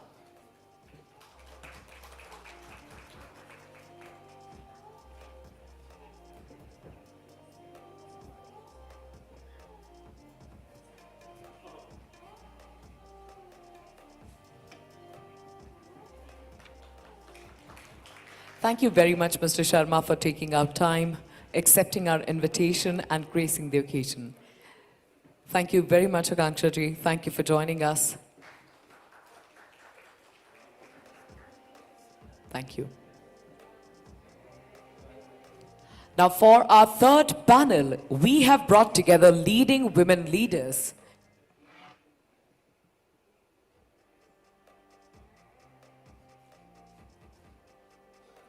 Perfect. Thank you very much. For our third panel discussion, we have brought together leading women leaders from the industry to talk about women leaders in communications. Has India broken the glass ceiling? Join me as I welcome our esteemed panel.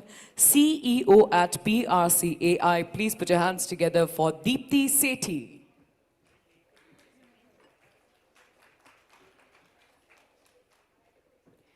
Welcome, Deepti ji. Up next, joining us on stage is Senior Advisor and Independent Consultant. Please put your hands together for Paroma Roy Chaudhary.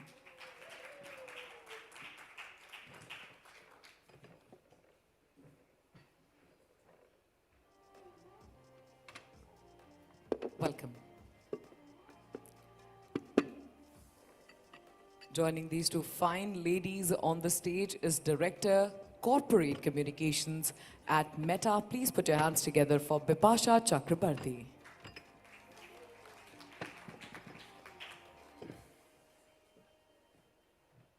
Welcome. Time to welcome the AVP Corporate Communications at DS Group. Please put your hands together for Jyotsna Dash Nanda. And completing this panel, it's time to welcome the moderator, the founding managing partner at Astrum. Please welcome Mr. Ashwani Singla.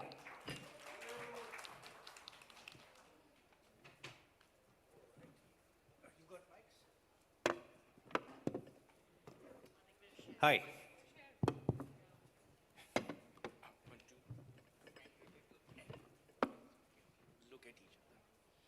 Well, thank you for this great privilege to moderate this very high-powered session. We're going to discuss women in leadership and why there's a challenge of women making it to the boardroom. Let's start with some stats. Indian public relations, entry-level workforce, 70% is what I have, the data, which says 70% of entry-level workforce is women. But only 1 out of 3 at the top, in the executive leadership position or in the boardroom of the corporate communication world. Why? Bipasha, we'll take each one of you to have a view, and then let's sort of flow from that conversation. Okay, thank you first. Lovely to be here. This is actually one of my first ones, so really excited. You know, I'm going to zoom out a bit, and the data that you talked about, I'm going to talk about women overall. According to McKinsey report, actually less than 20% women make it to the C-suite. Yep. And 1 in every 5, eventually, I mean, when they enter, there is parity. But as they grow up, the numbers keep dropping. If we really have to look at it, you know, there are 3 things. One is structural barriers, you know, in terms of whether the right opportunities, the level playing field is afforded to women. Are they given, you know, acknowledging that even when they enter the workforce and there could be parity with the gender, from a gender point of view, why is there progress or why is there a leakage in the talent pipe? The second part of it is cultural. Often women in life stages, caregiving becomes very important, and that's where caregiving becomes a personal choice rather than systemic reality. And the third, unfortunately, it is a reality. Of course, we're getting better, it's evolving, but more in terms of personal barriers. Interestingly, I'll tell you about this example that, it was one of those things that happened many years ago. When a job comes out, and when a man looks at it, and he knows 4 things in the job description out of 10, he says, I'm ready. Women, when they don't know 2 things out of that list of 10, they impose restriction. There is always this softer aspect where self-doubt are really putting out themselves. A lot of them, simple things, it sounds very cliched in 2025, but the reality is salary negotiation. There are a lot of self-imposed restrictions that women really look at, they kind of give themselves. So if we really have to zoom out, we have to look at it from these 3 things. So let me sort of paraphrase this. 3 things. 1, you're saying disparity. 2, culture. And 3, self-imposed restrictions. Yeah. Those are the 3 sort of mitigating factors for you. Dipti, what's your view? So I would say we rather zoom in and zoom into the panel here. I mean, if these people have made it to the boardroom or have done really senior leadership roles, I think that is the opportunity. And I feel the other opportunities, as you rightly said, while there is a younger generation, but also the skew of women in public relations. And I know now the definition of PR is gone, right, or different. So if we are able to be in that ecosystem of communication, I feel the opportunity is much higher than before. I'll quote one of the data from the global PR, women's PR, which said that the domination of males in the boardroom has reduced in the last 1 year from 61% to 51%. So I would see, let us take this opportunity to see where women can move forward. One of the things, what Pasha said, completely agree to those things, but I feel we give up too easily. And I don't want this to be a discussion about men or women. I think whoever is a high performer, there is no looking back for them. They have to go up the ladder, and that is the real opportunity. So why the discussion of women in the boardroom? I know it's important culturally. India will be moving forward. There is a narrative about the country, the culture, and those kind of things as well. But I feel it's more like a equal gender discussion of high performers, and they need to take forward. Okay. Parma, you had an interesting take on this subject. Yeah. Thanks very much for inviting me and us for this discussion. Always good to meet industry colleagues. I'm going to turn this argument on its head. Because in PR and COPCOM, or even public policy, though a little less in public policy, the argument is reverse. Because there are more women in leadership than men. I mean, there's a case for reverse diversity here. Though I'm not a fan of making either color or gender as a success or enabling factor.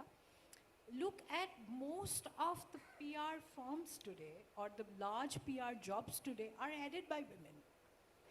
I mean, whether many more women can succeed, to your point, from entry level to the top, a lot of people fall off.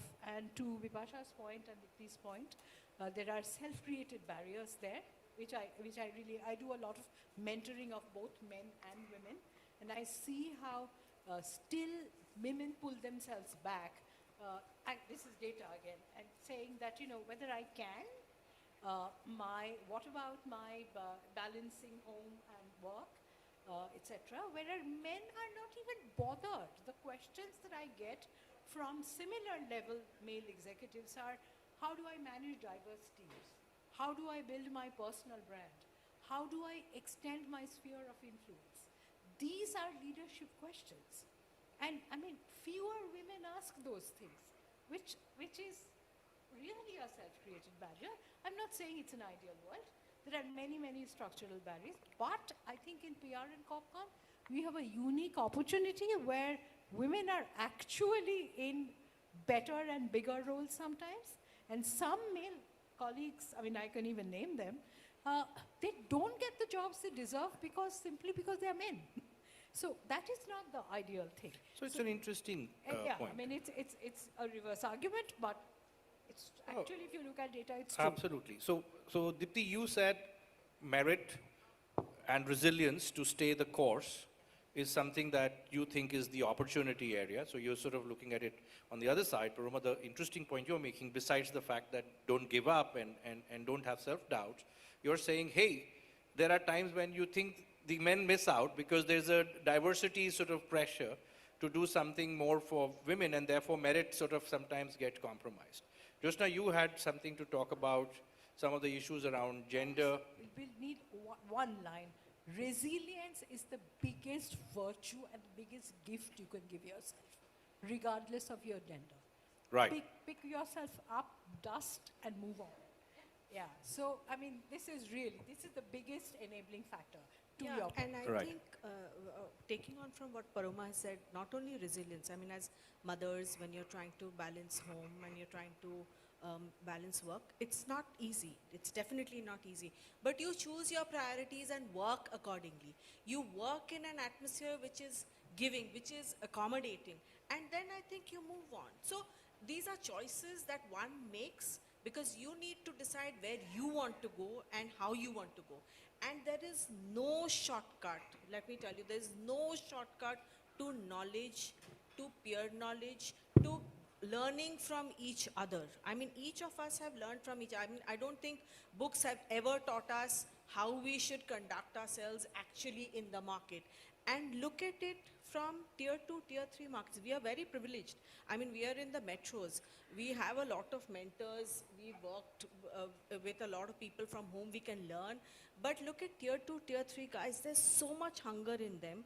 They don't have those opportunities. So it's an opportunity for us to get them into an inclusive, ecosystem where they can benefit from all of us. Thank you. You all spoke about individual resilience and doubts. I want to just zoom out a little bit and talk about, because you also mentioned something about structural challenges.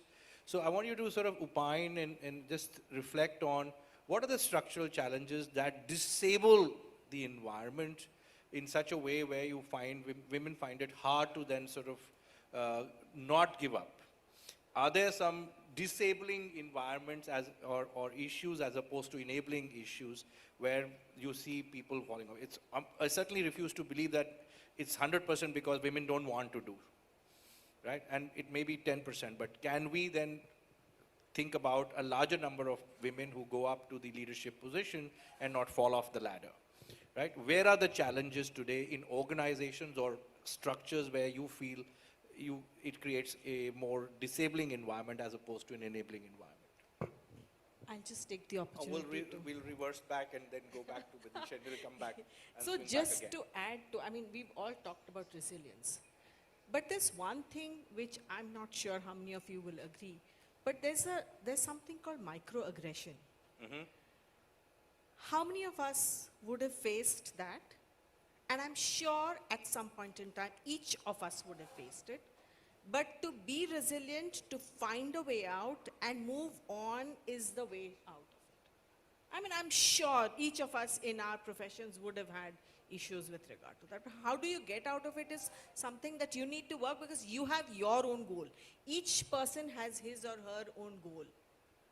Giving up is easy. I mean, I'm sure.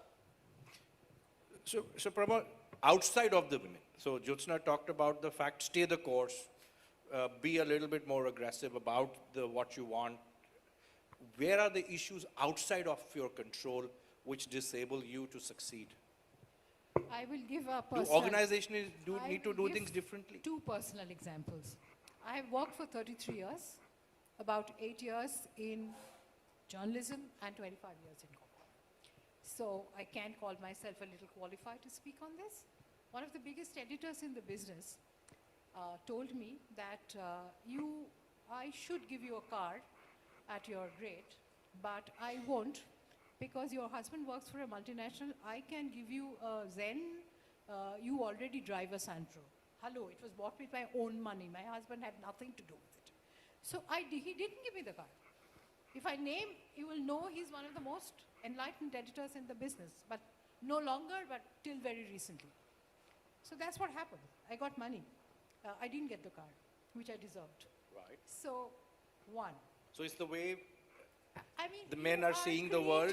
I mean, what has my husband got to do with me? I mean, it's like, it's totally incidental or accidental. Right. Worse is much later.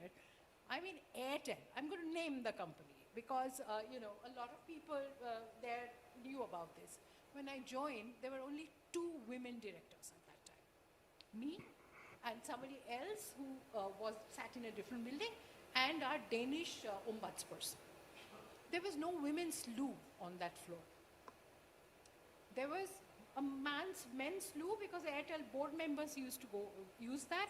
There was no woman. So he said, like, you know, 1 floor down, Mobility has a very nice women's loo. Why don't you go there? I said, nothing doing. We need a loo here. And you have to thank me for this because when I said, look, I mean, I even told Sunil, I mean, there was an opportunity to talk to him, and I'm like, you know, this is the situation. And one block of the men's loo got destroyed, and a woman's dismantled, and a woman's loo got made. So if these are not structural challenges, what will those be? But I think the multinational companies that I have worked in, Google, SoftBank, GE, HP, they were all fantastically enabling environments. No real discrimination, subtle discrimination, yes. Yeah, microaggression, but you have to. So Deepthi, I want to throw, it's a very interesting take that Paroma has done, and I'll just pick up from that. The view multinational corporations have as opposed to local-owned enterprises. Now, you've worked forever for a large multinational corporation, both in the news, BBC, and then for Ford, and went to the global level. But also as the CEO of PRCI, you see a lot of the domestic agencies, right, the consulting firms, and you see a large, most of them that are of worth in the country. What's your view in terms of the deterrence that exists within the system besides this sort of skewed view of the male leaders or the male board members against women, or just ignorance, simply ignorance? Well, I think it all boils down to processes to me. I think where multinationals really stand out is solid processes. So there is very little room for discrimination. You go by the rule book. I think that's the opportunity. But to that point, having served in the US, if we think that when you're moving continents, you're, you know, taking just new challenges, it's not that easy. So you have to, I think, be very strong yourself. I still remember when I made the decision to go to US, my husband was working for IBM. We both were serving big leadership roles. Right. And people came to my, you know, cabin and said, are you moving? This is a very, very bold decision, you know, moving around with the whole family and everything. That, of course, scared me. And when you get in there in an environment, you feel you are in such a different culture. So you have to adjust to the work. You have to adjust to the processes. You have to adjust to your personal lot of things and manage that. But I think it's the process of the organizations which help you come through. So I think that is the difference I see in the agencies. We still are in a, can I call it a nascent stage? It's good to see now we have a diversity. We have large, we have mid, we have small ones. But I think there is no compromises on this. One question I a lot of time ask the founders, like I got an opportunity being in the MNC to take a global role. How many of you are offering that? How many of you are taking, like is Edelman taking its people to Asia and Singapore, is Rudolphins, and you know, you have to create that, and that can only happen if you have succession plans, if you have things like that which allows personal growth in a real manner. So seeing at the PRCI level, I think we got to move from running businesses to running professional setups. So I think that's the big opportunity I feel, which can help change, lift the industry. And I feel really proud, again to my point, there are a lot of male founders who are doing a phenomenal job. There are a lot of female founders who are doing a phenomenal job. Just bring in processes as quickly. And one point I'm going to make is we don't have 25 next years for the change. If we have not done in the next 5, we have missed the boat. Our profession is at that point that professionalism is the word, and from P to the N, we have to accept every word of it. How nice is that?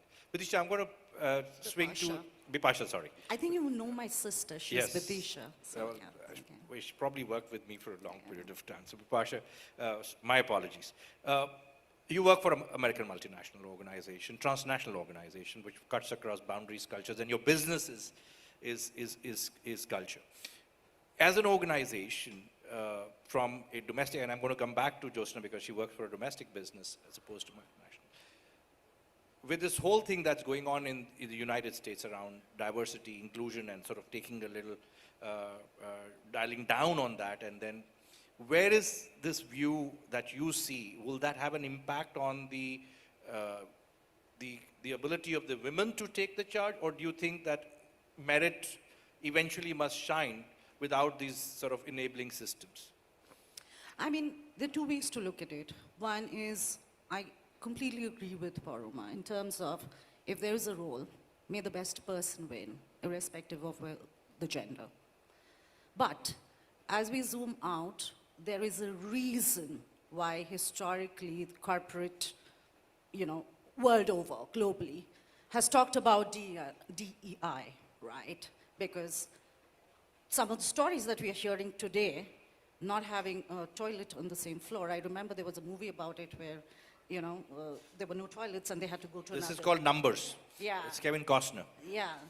Hidden figures, yeah, Hidden thank figures, you. yes. Yeah. Hidden figures. I didn't, I would imagine that was a very different time period, but I'm really, really surprised to hear that story because it's really brutal. That was at NASA, incidentally. Yes, it was at NASA. So, Women and of women color. of color, and that Interesting happening, repeating itself, and hearing a version of that is absolutely brutal. Yeah, but I think there are a couple of things. One is, fundamentally, while yes, the glass ceiling is cracked, it's not yet shattered. It's far from that. And some of it seems very, very commonsensical, fundamental, but it happens. Example, hasn't happened with me, but I know of somebody in my team who was applying for a global role, a single mom. And one of the big advice that and it was a Europe-based MNC, and one of the advice she was told that, look at your life stage, you're a single mom, a single child, focus on bringing up your son. Think about it before you take that role. A man would never be given that advice that think about your daughter enrolling in kindergarten, but it happens. Second, when inclusion becomes a HR domain, it misses from core governance. Inclusion should be a CEO's job, not a HR rule book, not a box to be ticked. Third, when we talk about, I won't call it a boys' club, but when you talk about networking, a woman needs to go home, cook, feed mother-in-law, father-in-law, whoever. But and sometimes there are women who can't go out and network over a golf on a Sunday morning. Is that something that is actually creating a very subtle barrier? Nobody is going to talk about it. And the fourth, which I think women impose upon themselves. Most of the women, and I spent 25 years in the industry, I mentor a lot of young, mid-range, mid-level women. They only come and ask me, I need a mentor. I said, great, you need a mentor. Who is your sponsor? A mentor is going to teach you, it's a learning agility that they're going to show you. But who is going to champion you in rooms that you are not?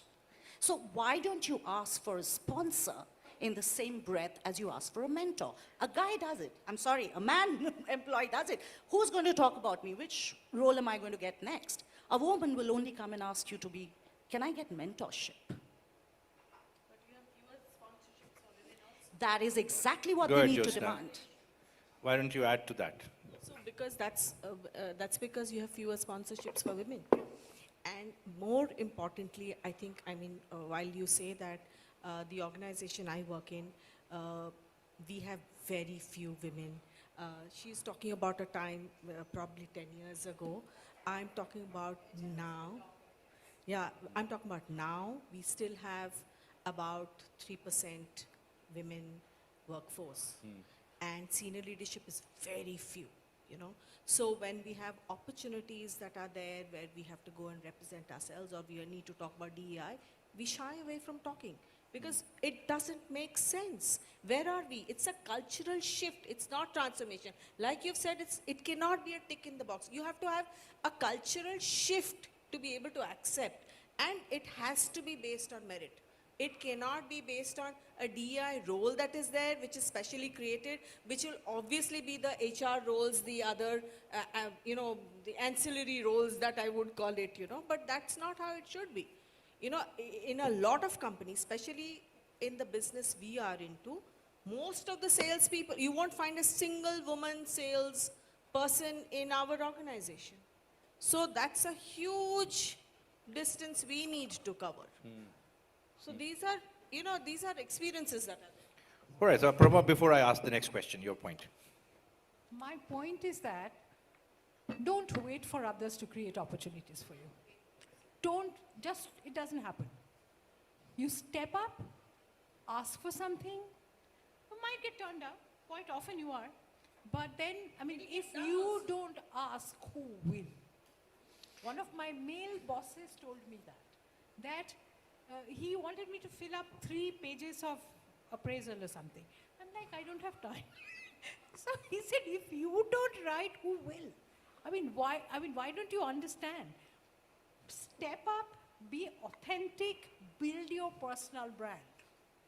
I can't, underline this more. I'm not saying you do LinkedIn updates.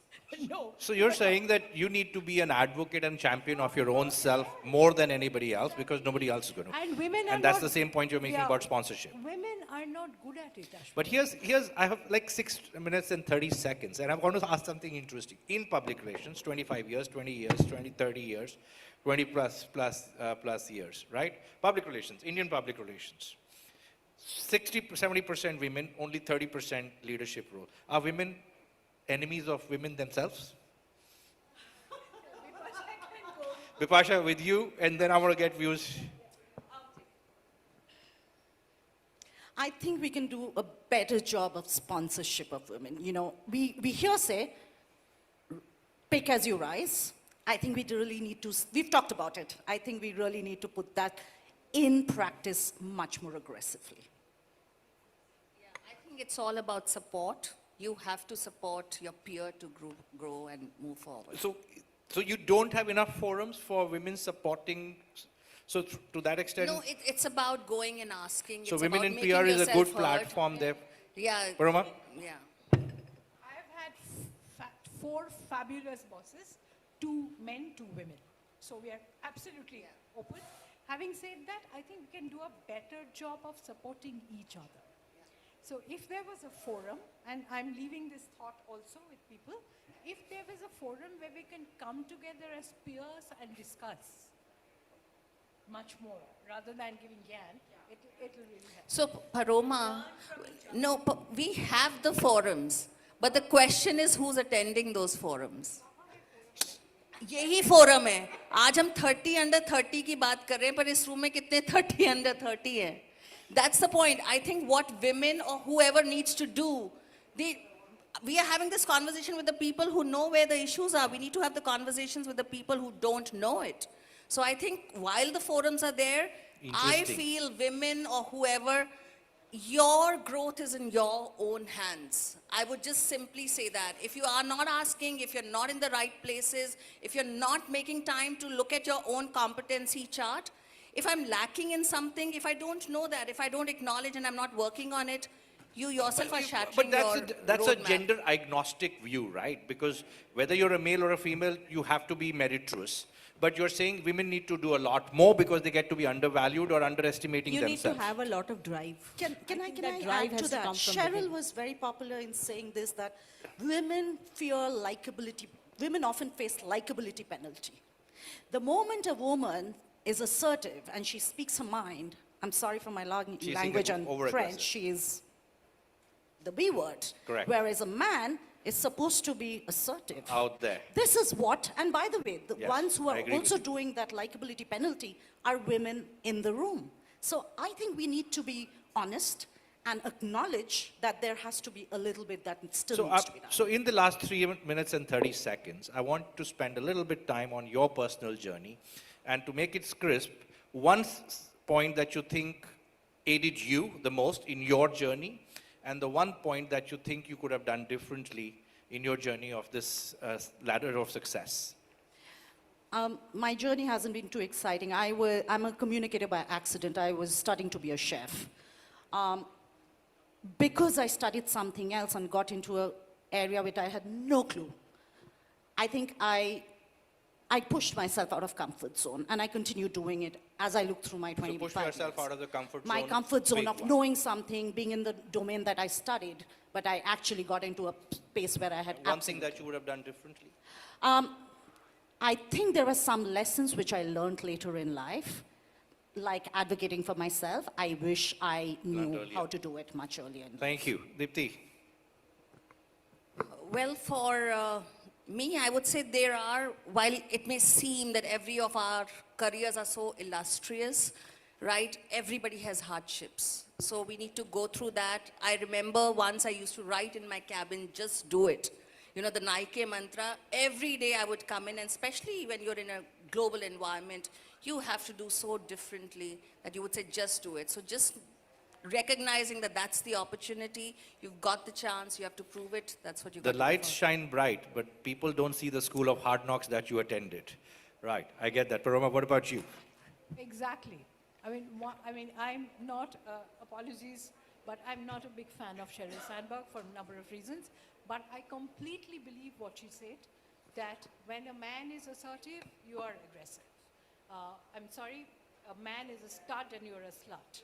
So, I mean, you know, so that's why. So what made you successful, and what would you have done differently? That is what. I mean, I have always been aggressive, assertive. So that was your important. Branded as aggressive like 80% of the time. But, so I have resilience. So assertiveness and resilience have been my success factors. What I could have done differently, maybe tone down the aggression a little. And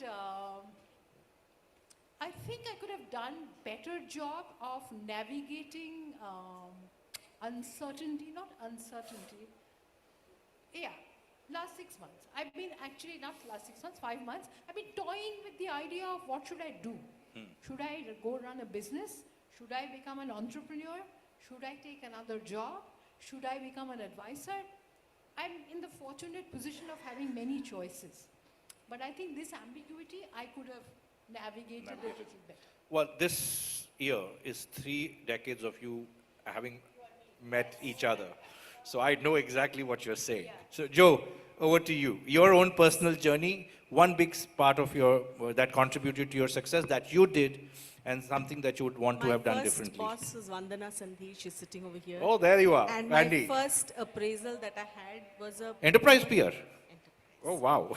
So it was an abysmal appraisal that I had, and I went up to Vandana and I said, how can somebody give me an appraisal like this? So she said, that's because you didn't speak for yourself. And I thought at that point in time that my work will speak for itself. And that is the biggest learning I have had, and I tell this to everybody who comes to me, is that you have that one window, make use of it and speak for yourself. Thank so you. that, even if it is 15 minutes, speak for yourself and make your point clear. I think that's the biggest lesson that I learned. Well, thank you very much. Of course, Paroma, last word. Be authentic and be yourself. And if you try to be someone else, you'll not succeed. Absolutely. Thank you very much. Bipasha, Dipti, Paroma, and Jyotsna, many, many thanks to you. Engaging conversation, but we could spend the whole evening having this conversation, so thank you very much. Take that. Big round of glass applause for the panel, please. Thank you, ladies. Great moderation. Great moderation. Thank you very much. Could I please request the entire panel to kindly come up front for a quick picture? And joining us on stage to present a token of appreciation to this fantastic, fantastic panel is the Lady of the Hour. Please put your hands together one more time for Miss Ritu Mathur.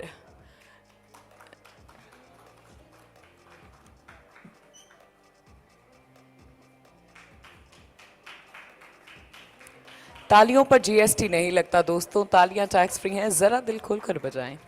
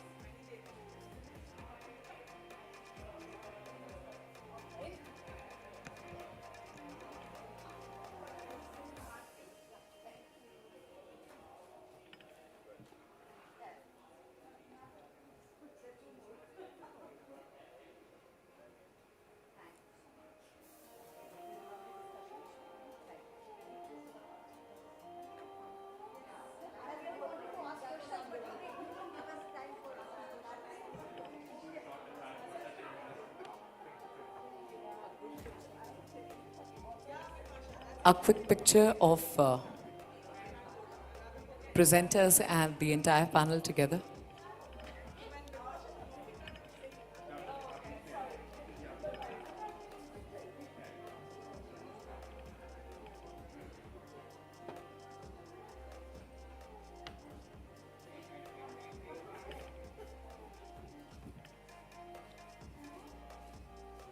Thank you. Thank you very much. Thank you. Ladies and gentlemen, before we head towards the next session, which is a keynote address, can I please request everyone to empty out their hands and stand for the next 30 seconds? Can I please request everyone to empty out their hands and stand for the next 30 seconds? Everyone. Everyone who's present here. All right. Quickly, we are going to shake off the energy because we have to be in the best of our spirits. With both of your hands, let's shake off the energy. Come on, everyone. Let's shake off the energy. Shake it off. Whatever it is that you're feeling right now needs to go away super quickly. Let's shake the energy. बाजू वाले से हाथ मिलाइए और पूछिए कैसे हैं आप? अब दूसरी तरफ वाले से हाथ मिलाइए और पूछिए कैसे हैं आप? और अब जरा जोरदार तालियों से tell everyone that we are in the best of the spirits. Come on. Perfect. Perfect. It's getting better. By the time we move over to the felicitation ceremony, I think we'll be in the best of our spirits. For now, thank you very much. You all may kindly be seated. Thank you.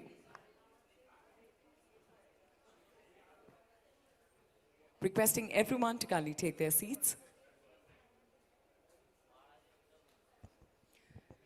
Now that we are refreshed and back on track, let's welcome our next speaker. For the keynote address, joining us on stage is the founder and CEO at PR Pandit. Have us read. Please put your hands together for Archana Jain.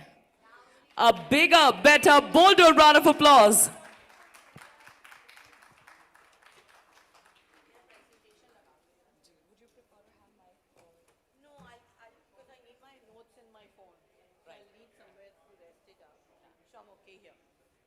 And I'm not very good at mics, holding them close back. This is better. Hello? भैया सुनना नहीं है तो चलें हमारे लिए भी छुट्टी सुनना है चलो फिर सुन लो बैठ जाओ everybody guys we are running late okay. Since we are 15 days to 2026, I think it is only befitting for us to look at what does 2026 in PR look like, right? That's what we need to think of. But obviously, it's based on the fact that what's in the rear view. So we've got to take cues from what we witnessed this year. And to be honest, as I can only speak from my own perspective, as CEO of a company, what was I? I was driving growth. And if I was driving growth, in what circumstances? In a circumstances that was really, I would best define as uncertainty. Uncertainty from the word go. I mean, okay, Ukraine war was on, you've had Middle East tensions, while Trump decides to give visas, not to give visas, impose tariffs, not to impose tariffs, et cetera, et cetera. Inflation so high, et cetera. And that's resulting in AI, fair amount of unemployment, and we'll speak on that later. So in that perspective, yes, it's an era of uncertainty. And a lot of people are saying crisis is going to be pretty much, or issues are going to be pretty much business as usual in the years ahead. And so we've got to be prepared for that.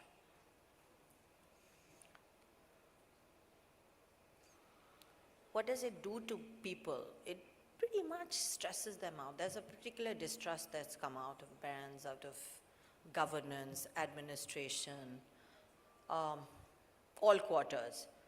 And therein lies an opportunity too. I mean, if brands can build a certain amount of trust and make them feel good, happy, feel like they're contributing, we may have an opportunity. And these are numbers really coming out of global surveys, which talk about the fact that yes, there is going to be a fair amount of unemployment, and that continues, and global platforms are talking about it. But even in India, if you look at it, I think we're not talking enough about it, but there are going to be disruptions thanks to AI in segments, whether it's business process outsourcing, manufacturing adopting a lot more mechanization. We're looking at retail and sales, some of their jobs. How many of you have experienced mechanized checkouts? What does it do to people? There are no jobs, right? You no longer have to stock at H&M or Uniqlo on the sort of tills. Yeah, so it is definitely going to happen. And that, in a way, is stressing people, which results in a lot of rage. We've seen it in our neighbor. What happened in Bangladesh, we don't want to repeat it here. So trust is really, it's an opportunity. Therefore, if I were to learn it, can we in a way turn this tension into trust? And that is what we should be thinking about this year. The other imperative is the fact that we have going to be a Gen Z-led economy. Gen Z, just to clarify for some people like me in the audience, are people born between 1997 and 2012. Half of them are already in the working population today. They are definitely, and the numbers are almost about 400 million Gen Zs, out of them half being in the work, or 25% being in the population, working population. They're digital natives. They think about climate ahead of anything else. They're definitely going to be the shoppers. They discover products, not in the stores, but on Instagram. That's what their e-commerce shopping habits, etc. So that's going to be a little bit of the change that we will see coming about. Definitely digitally savvy, so UPI payments, not cash, or credit cards. So again, credit card companies are going to be very worried at this point of time, saying, where is my future? I'm going to be switching to banking. I can no longer earn that 2 or 3% commission. So it's a real problem that between Gen Zs and millennials looking for experience economy, and all of them, this is happening parallelly. And if they're going to hold influence on the economy, what is it that we need to work towards? What does the market suggest? It sees that are brands acknowledging the distress? Is that something that they are talking about? A few brands, yes, talking about mental wellness. Are they demonstrating enough empathy? And some of you, we were discussing earlier, it's, the empathetic behavior of maybe Indigo would have made a difference to the way they responded in these stressful times for them. No.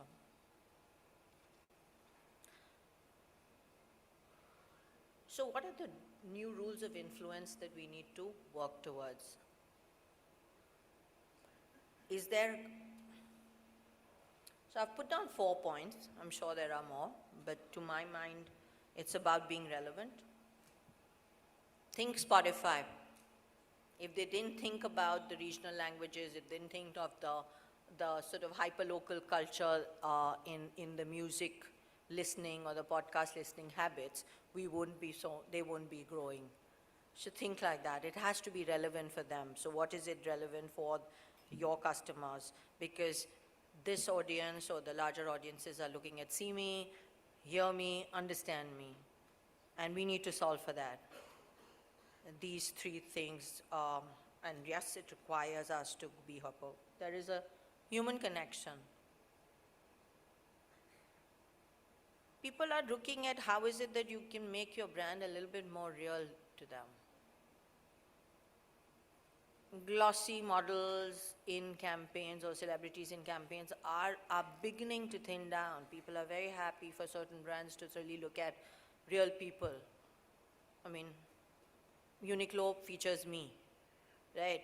That's as real as they can get, right? If they feel that, okay, I'm a traveler, I wear their sort of heat tech, or they talk to people that, is probably your neighbor who loves it. So that's the human connection that increasingly brands will have to be. So it conveys a certain amount of authenticity and really makes that product, that proposition, that idea seem more connected, right? Control. People want to control they want that choice. The brand that comes to my mind is Canva. It says, okay, design, why should it be left for a few people to think about design and be experts at that? Let me democratize design. Let me allow people to use tools to sort of make a design-forward proposition. So design my communications, my presentations. And the last point that I think will continue to influence, purpose is not new, purpose is definitely will remain. Think Etsy. You build your proposition or your model of your business around purpose, about the real things that will make a difference. Craft doesn't have an opportunity to present itself commercially. How is it that they can actually enable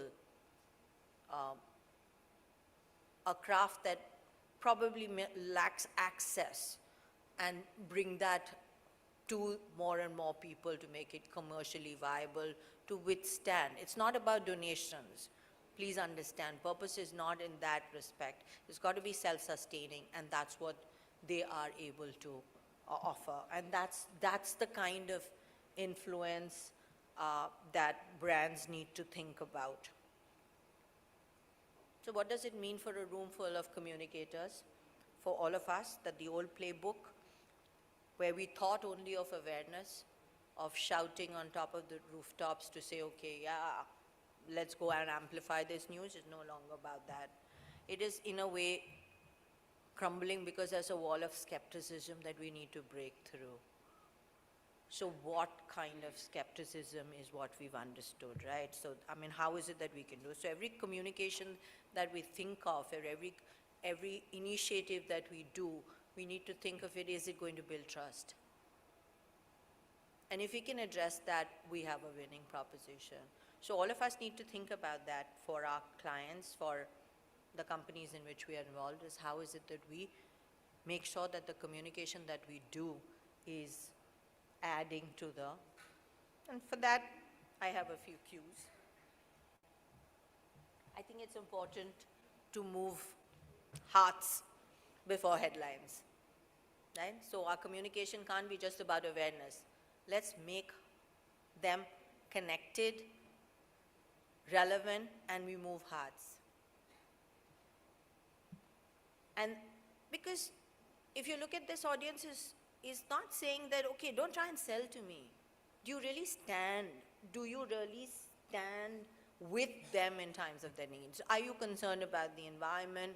Are you really concerned about my well-being? Then that's what companies will, you'll be able to build trust, make them advocates, build a relationship with them.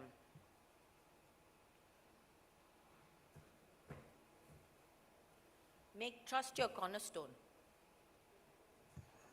That's the key takeaway, I would say. Now, that can be done by leading with transparency. What does that transparency mean? Two brothers organic farms, think them. Right from the beginning, they're talking about how their products are sourced. The QR code in there leads to what is the origin of their product. So they are building that trust, and they're trying to, it's a challenger brand. They're trying to disrupt the market and doing that very, very well at the moment. Second point, you could shift from brand-led messaging to stakeholder. Nobody wants to hear what the brand says. You want to hear what it means for me. Right? Nike. Personalize the athlete's personal journey. How does the brand fit in there? That's what brands expect from us. And be consistent in what you say. Daag achhe hain, daag achhe hain, daag achhe hain. Over years, Surf has done it. Share the load, share the load, share the load. Right? Those are the brands, that's why they grow. You cannot walk away from that. You cannot be one thing one year and another thing the other year. Your core proposition has to be consistent, and that's will build trust. And you will be forgiven if you're human, and nobody expects you to have synthetic voices. It's okay to say, we goofed up, we made a mistake. Blinkit has done it, right? During the winter season when they had, untimely, they couldn't meet their deadlines. They didn't take to press about it. They used Twitter and they made some sweet remarks, right, on that. Conversation that, we are embracing our flaws with flair. I think there's a UK sort of ad that comes to mind where I think KFC said this, that they reversed it, that FCK is what they called up when, when they messed up real bad. Chicken supply issues were there, so they couldn't serve the customers. So you've got to think of more innovative ways to communicate the fact that, yes, every organization in its lifetime will make a mistake. Every brand will trip. So be prepared that that is going to happen. So, and then you take it on the chin, admit it, and move on. So if you're looking at making trust your cornerstone, some of the things that we need to also be mindful of is mind what's out. If we are talking about influencers, right? A lot of us, I spoke about it myself right now and said, there is Gen Zs discovering influencers. They find it on Instagram, they don't find new products. anywhere else. But there is a fatigue. How are we going to overcome it? It's not that they're passé, but are we thinking of communities? Are we talking to niche creators, Substack influencers, etc., podcasters? Those become the new influencers that we need to deploy, influence. They become advocates for our brands. Adidas, running communities. All their latest drops, they only drop to something called sneakerheads. They don't talk to anybody else because it's the other audiences are influenced by the sneakerheads. So it's a chain effect that you've got to understand what is the source of influence and move there. Avoid transactional thinking. You know, we're not in the business. The product will sell. Tata Tea will sell. But if you remember the Jagore campaign, so think about issues, contextual issues, relevant issues of that times that you could possibly awaken or align your brands with. That is what will move the brand's reputation, equity, the pendulum in the right directions. I think Amul, for years, has done it. They don't sell butter out of that. Clearly not. If they put a square ad that size with just that butter, it would be a very different. And then purpose washing is pretty much out. You will be called out. Brands like Bare Necessities, No Nasties have again built a business. A fashion brand, No Nasties, out 100% organic cotton, and they've got to be real. And likewise, you know, No Nasties is B Corp.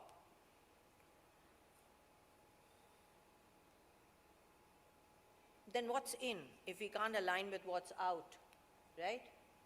Ya bhaiya, nikal jao. Nahin, piche chala gaya, haan. What's in? What can we possibly deploy?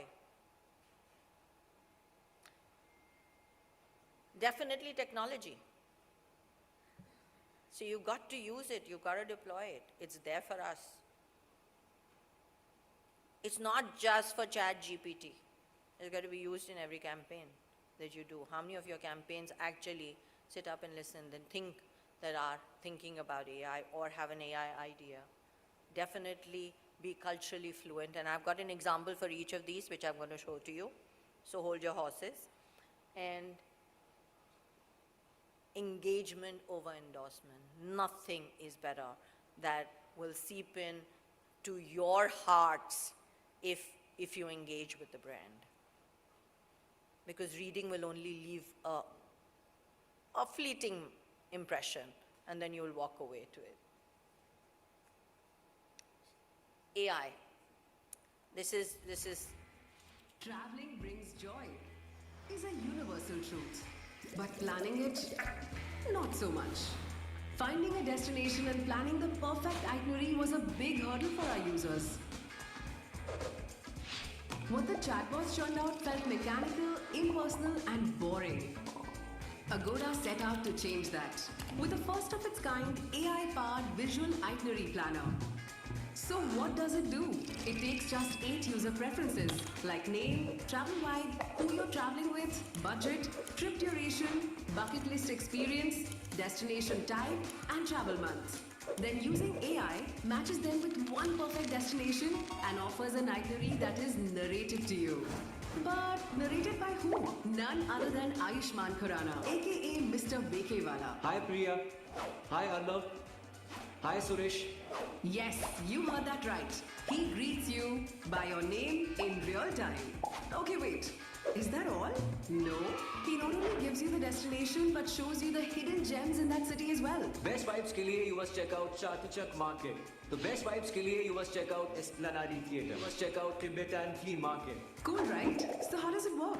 Making it highly relevant is Google's Gemini 2.0 recommendation engine. It matches 8 user preferences across 80 destinations to give the perfect spot along with an itinerary. Secondly, to personalize it for each user, precise AI-based speech generation and lip-sync technology were used to generate thousands of personalized videos with real-time name generation, all with just 15 minutes of training data. And to make the experience visual and immersive, You get the point, right? It's possible to engage your and personalize with the use of AI, and brands need to deploy that. Context setting, right? When there are trends that are popular, it gets you more eyeballs, it gets you more relatability. Zepto did that. Coming towards Shadi? Come, this is With the fake Shadi trend. So they created an environment where they got all their brands together and saying, okay, come and experience a fake Shadi, guys. Come to the Zepto fake Shadi.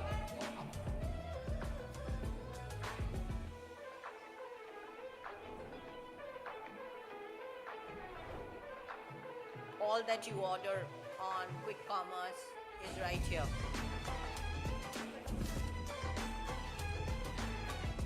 मैं चाहता हूँ आप लोगों की real शादी हो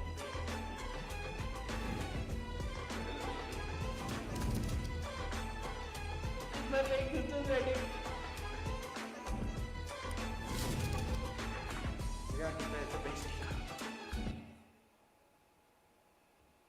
Experiences. A brand like Hermes, what does it stand for? It gives a life to craft. How can you co-create craft together with them? So they actually created an event in every country where they exit, where they sort of sell, to get the consumers to co-create, because ultimately they believe that the drawings, or whatever their craft is, starts on paper with just a single line. But I need these little things.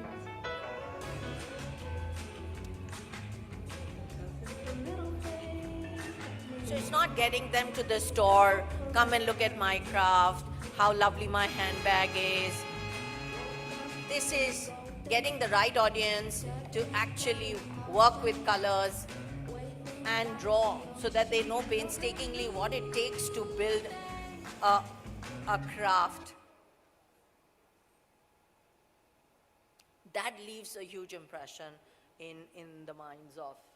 So what would success look like in 2026? Really, we have to become the most trusted communications partner. I'm just talking about from a PR lens, from an agency lens, but also from you yourself in corporate communication, the trusted department or the service that they cannot do without, right?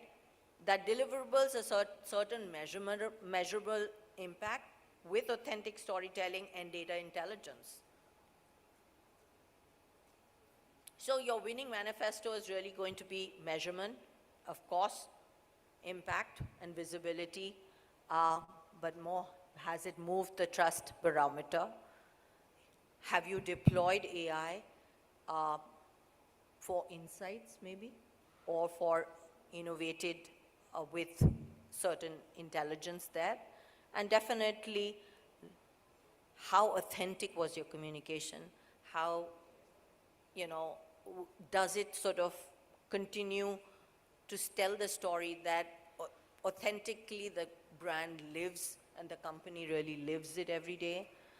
Participatory experiences, so that you co-build with your stakeholder what you're trying to do. Are you talking to your regional customers? Are you thinking about that? Where is it that you can actually take the communication to? How deeply into the markets? Let's not think, Northeast currently is drawing such a lot of investment. How many companies are really thinking about what they ought to do in that market or in any other market, hyperlocal? And yes, let's look at building the leadership more credibly. We've spoken about that. A brand that comes to mind that does that and has been doing it, building it beyond the rider fraternity, is this. Royal Enfield. So they have a community now. What do you do after beyond a community? How is it that you can get more and more people to understand? Where do you ride? You drive, you ride through the Himalayas on those, and the Himalayas stretch all the way from the northeast, all the way down to the northwest. And to get craft, to celebrate craft, cuisine, culture from that market is something that they've been now doing. This is season 3 for them. So that's what builds a certain relationship, a credibility with what the brand. is so rich in stories. It's a journey across the Himalayas. Traditional knowledge, gender, art, I think everything is connected to the other. So I think in terms of the Himalayas, we know changes are happening so fast.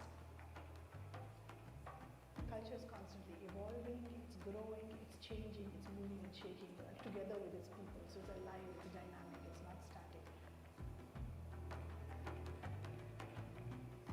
Today was the last day of this in Delhi. The whole idea is to But document intangible cultural look out for it next year. Is interactive. It invites participation. The collaboration with Enfield. We also need to hack into sort of definite cultural moments to elevate craft, culture and global perception. And a brand that's done it very well is Jaipur Rugs. And this is what the founder has to say about it. Director and owner at Jaipur Rugs. My father started Jaipur Rugs in 1978 because he loved weaving. He grew and started to make for other carpet manufacturers, and then eventually we started to export ourselves. And today we export in over 80 countries around the globe and make carpets for some of the best design companies in the world. One of the most interesting things that my father did early on was that he got rid of the middlemen. So in carpet industry, there's an exporter who exports the carpet, and then there are at least 2 middlemen between the weaver and the exporter. And from the first day, he went directly to the weavers, and because of that, he was first able to pay them a lot higher, because of which we got a lot of loyalty from them. So they were making better quality because we were paying them higher. Also, we deliver material to their doorsteps and collect the carpet back from their doorstep, meaning that a weaver working for us can be sitting at their homes, and we provide employment at their doorstep. So we give material, we check there, we collect it back from there and pay them there. But also what's very unique about Jaipur Rugs is our designs. We've won numerous international design awards. They have something called the Manchaha, where older designs are given to artisans and they convert it into whatever. And this is a luxury product that they've created out of just giving. And obviously getting the communities together to sort of keep the craft of tradition alive in their villages. And some of you may have seen some of these ads, but how they pitch these ads very cleverly during sporting events. So on the left is the Wimbledon, and on the right there's the cricket, the women's cricket World Cup. So over to you all to move hearts, move culture, and therefore be able to move outcomes. That would be my playbook for 2026. Thank you. Thank you very much. Thank you for that session. Can I request you to join me in the center of the stage? For your valuable insights and your time, we'd like to present a small token of appreciation. Joining us on stage is the Senior Director at Exchange for Media. Please put your hands together for Ms. Parul Batra. And as evident through her role at this summit, she is right over here. Let's welcome the Lady of the Hour with a big round of applause. Come on, everyone.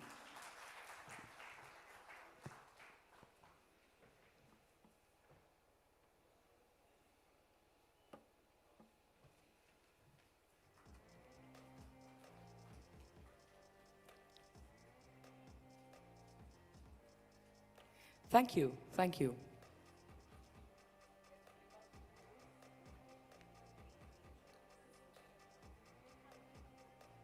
Ladies and gentlemen, before I request you all to kindly proceed towards the buffet area to pick your poison, that could be a cup of joe or a cup of tea, along with some refreshments. How about we pick the second lucky winner of the exclusive Amazon voucher? Let's bring out the fishbowl.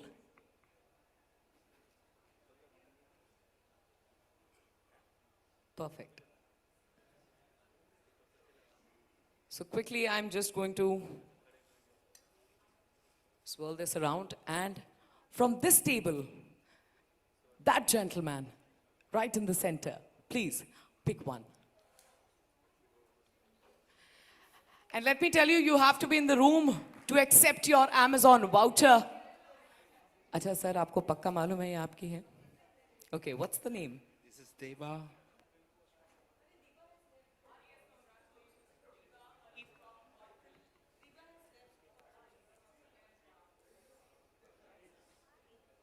Why don't you do the honors? Krishan Kumar, Axis Bank. Mr. Krishan Kumar from Axis Bank, you're right over here. Congratulations. Are you? Oh. कभी-कभी भारी पड़ जाता है उल्टा MC पर ही. All right, quickly towards the third one. Sir, please do the honors. Okay, let's see. That would be quite the coincidence. Tehseen Zodi. Tehseen Zedi.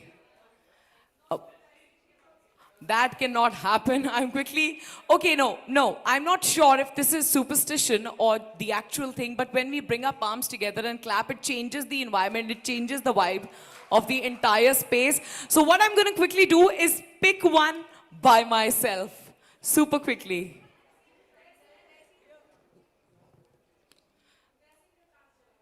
Chance chala gaya, my sincerest apologies. Let's hope that Rupali Soni from On Purpose is in the hall. Is she? Tehseen ji, you are here, I can see that.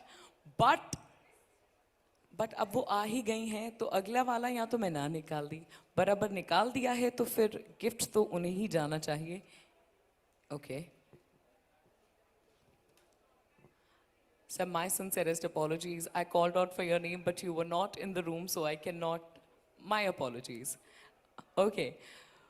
From Root Statics, we have Anilesh Mukherjee. Is Mr. Anilesh Mukherjee around here? Congratulations. देखा क्या बात है? अब एक बात बताइए, आपने इतनी देर इंतजार किया so that you could win this voucher and then go grab yourself a nice cup of tea. I appreciate that. Thank you very much. Let's bring out the voucher. Quickly.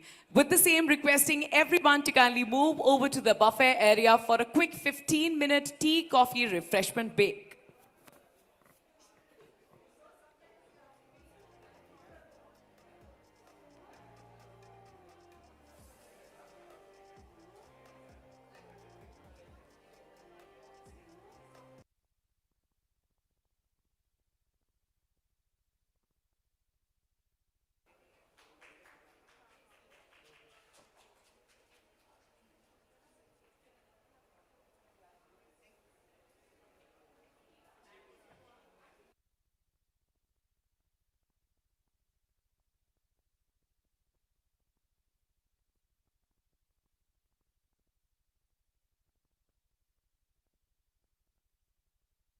Platforms covering the entire advertising, media and marketing domain with its highly acclaimed digital, print and on-ground assets. The group's flagship news portal, exchangeformedia.com, reaches over 6 lakh subscribers. The buzzing website not only covers the news but goes beyond the obvious to bring in a fresh point of view. Impact, the weekly news magazine from the group, is the most widely read business magazine in the advertising trade. The monthly Pitch magazine provides a ringside view of events unfolding in the marketing landscape, along with media and advertising. Another monthly magazine, Realty Plus, is a market leader in reportage on the real estate industry.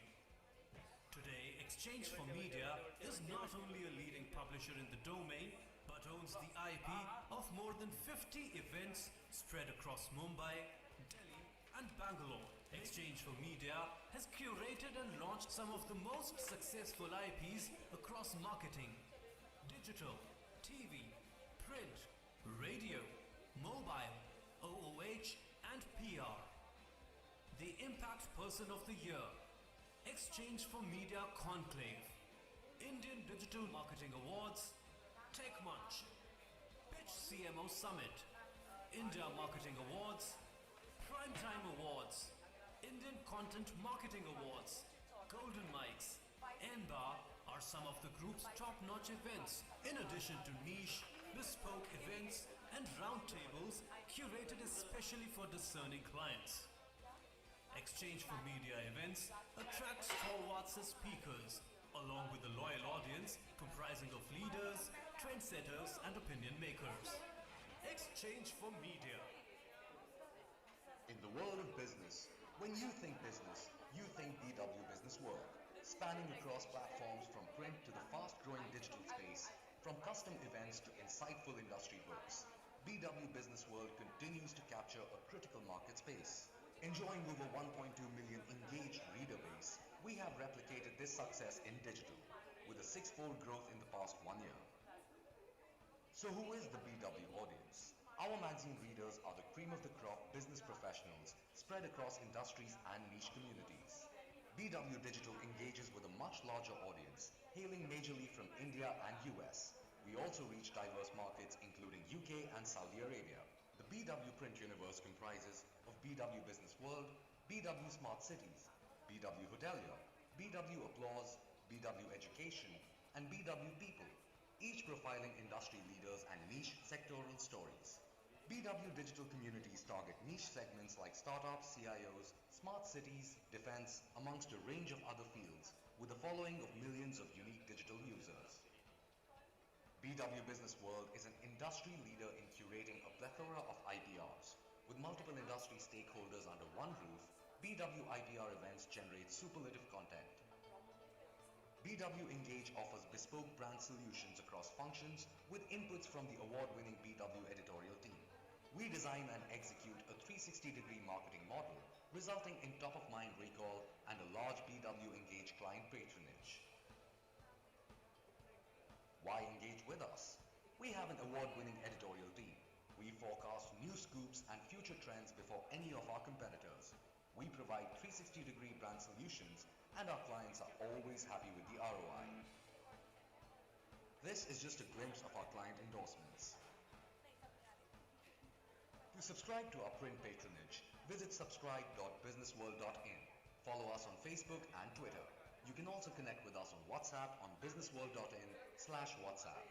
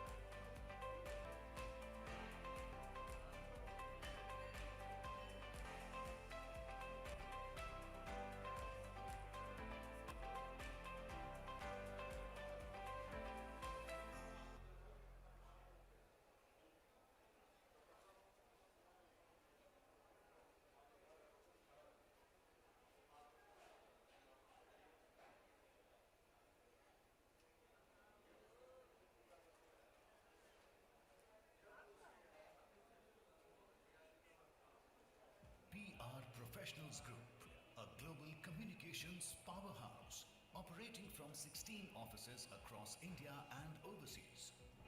Mastering global communications for UN organizations and global leaders. We handle international conferences and investor summits. We manage 360-degree communication, crisis, and public affairs for government and corporate clients across industry.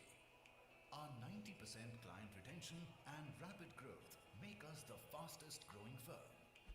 We are not just about business, we are driving national progress. We played a major role in amending the Juvenile Justice, Motor Vehicle and Child Labour Acts.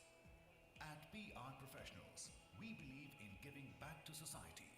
We fight for justice for women, support families of martyrs, and care for children who have lost their parents. We promote para-sports for the specially abled. Our CSR initiatives are driven by the belief that communication can change lives. Join us on our journey of growth, innovation, and impact. PR Professionals, where your success is our mission.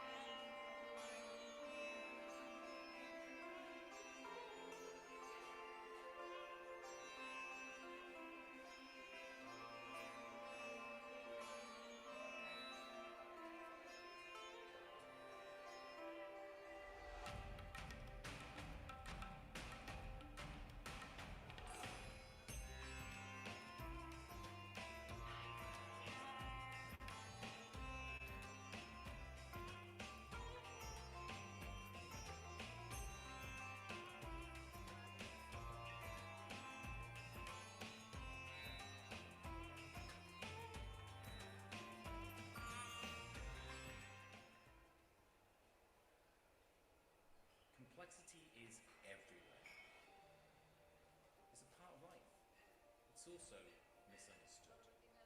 Look closer. We are all complex bundles of contradictions. Craving change, yet fearing the unknown. Dreaming big, yet doubting ourselves. But isn't that where possibility takes shape? We see buried within lies the potential for progress. We run toward the hard stuff, communicating through complexity to make the unrelatable relatable and the incredible credible. Because good communications make sense, but great communications reach the senses. We communications humanize complexity to realize progress.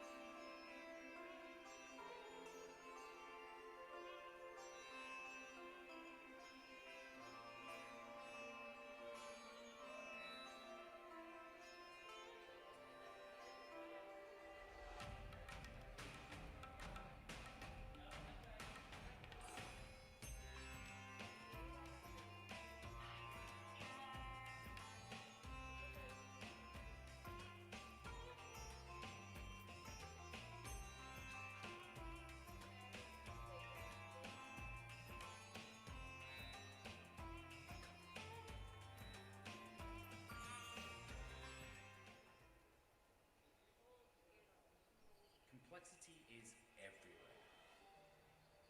It's a part of life. It's also misunderstood. Look closer. We are all complex bundles of contradictions. Craving change, yet fearing the unknown. Dreaming big, yet doubting ourselves.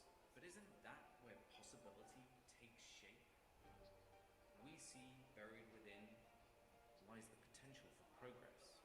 We run toward the hard stuff, communicating through complexity to make the unrelatable relatable and the incredible credible. Because good communications make sense, but great communications reach the senses. We communications humanize complexity to realize progress.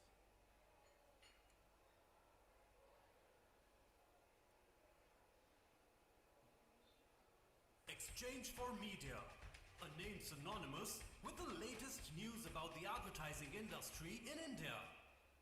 The Exchange for Media Group, set up in 2000, has the most credible media platforms covering the entire advertising, media and marketing domain with its highly acclaimed digital, print and on-ground assets. The group's flagship news portal, exchangeformedia.com, reaches over 6 lakh subscribers. The buzzing website not only covers the news but goes beyond the obvious to bring in a fresh point of view. Impact, the weekly news magazine from the group, is the most widely read business magazine in the advertising trade. The monthly Pitch magazine provides a ringside view of events unfolding in the marketing landscape, along with media and advertising. Another monthly magazine, Realty Plus, is a market leader in reportage on the real estate industry. Today, Exchange for Media is not only a leading publisher in the domain, but owns the IP of more than 50 events spread across Mumbai, Delhi and Bangalore. Exchange for Media has curated and launched some of the most successful IPs across marketing, digital, TV, print, radio, mobile, OOH and PR. The Impact Person of the Year, Exchange for Media Conclave, Indian Digital Marketing Awards, Tech Munch, Pitch CMO Summit, India Marketing Awards, Primetime Awards, Indian Content Marketing Awards, Golden Mics, NBAR are some of the group's top-notch events, in addition to niche, bespoke events and roundtables curated especially for discerning clients. Exchange for Media events attract stalwarts as speakers, along with a loyal audience comprising of leaders, trendsetters and opinion makers. Exchange for media. In the world of business, when you think BW Business World, spanning across platforms from print to the fast-growing digital space, from custom events to insightful industry books, BW Business World continues to capture a critical market space. Enjoying over 1.2 million engaged reader base, we have replicated this success in digital, with a six-fold growth in the past 1 year. So who is the BW audience? Our magazine readers are the cream of the crop business professionals spread across industries and niche communities. BW Digital engages with a much larger audience, hailing majorly from India and US. We also reach diverse markets including UK and Saudi Arabia. The BW print universe comprises of BW Business World, BW Smart Cities, BW Hotelier, BW Applause, BW Education, and BW People, each profiling industry leaders and niche sectoral stories. BW Digital communities target niche segments like startups, CIOs, smart cities, defense, amongst a range of other fields, with a following of millions of unique digital users. BW Business World is an industry leader in curating a plethora of IPRs. With multiple industry stakeholders under one roof, BW IPR events generate superlative content. BW Engage offers bespoke brand solutions across functions with inputs from the award-winning BW editorial team. We design and execute a 360-degree marketing model, resulting in top-of-mind recall and a large BW Engage client patronage. Why engage with us? We have an award-winning editorial team. We forecast new scoops and future trends before any of our competitors. We provide 360-degree brand solutions, and our clients are always happy with the ROI. This is just a glimpse of our client endorsements. To subscribe to our print patronage, visit subscribe.businessworld.in. Follow us on Facebook and Twitter. You can also connect with us on WhatsApp on businessworld.in/WhatsApp.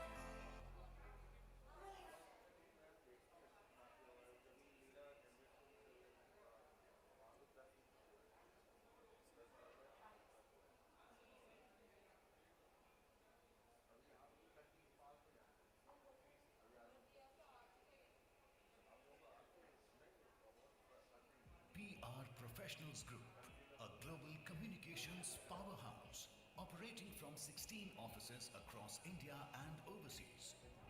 Mastering global communications for UN organizations and global leaders. We handle international conferences and investor summits. We manage 360-degree communication, crisis, and public affairs for government and corporate clients across industry. Our 90% client retention and rapid growth make us the fastest growing firm. We are not just about business, we are driving national progress. We played a major role in amending the Juvenile Justice, Motor Vehicle and Child Labour Acts. At PR Professionals, we believe in giving back to society. We fight for justice for women, support families of martyrs, and care for children who have lost their parents. We promote para-sports for the specially abled. Our CSR initiatives are driven by the belief that communication can change lives. Join us on our journey of growth, innovation, and impact. PR Professionals, where your success is our mission.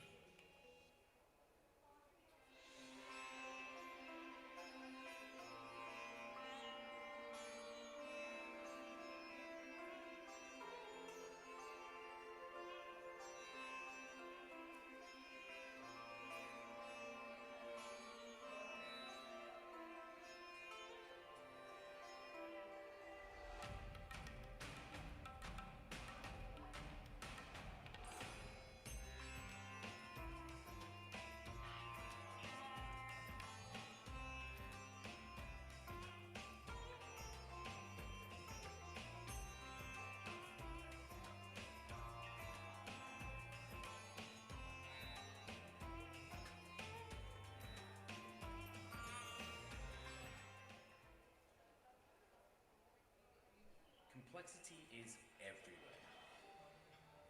It's a part of life. It's also misunderstood. Look closely.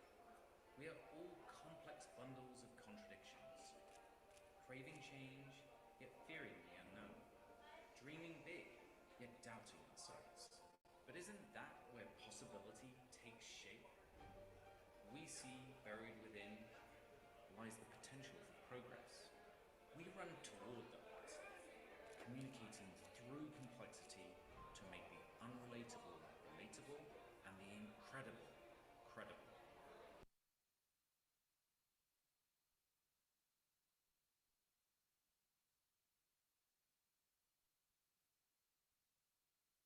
Patience.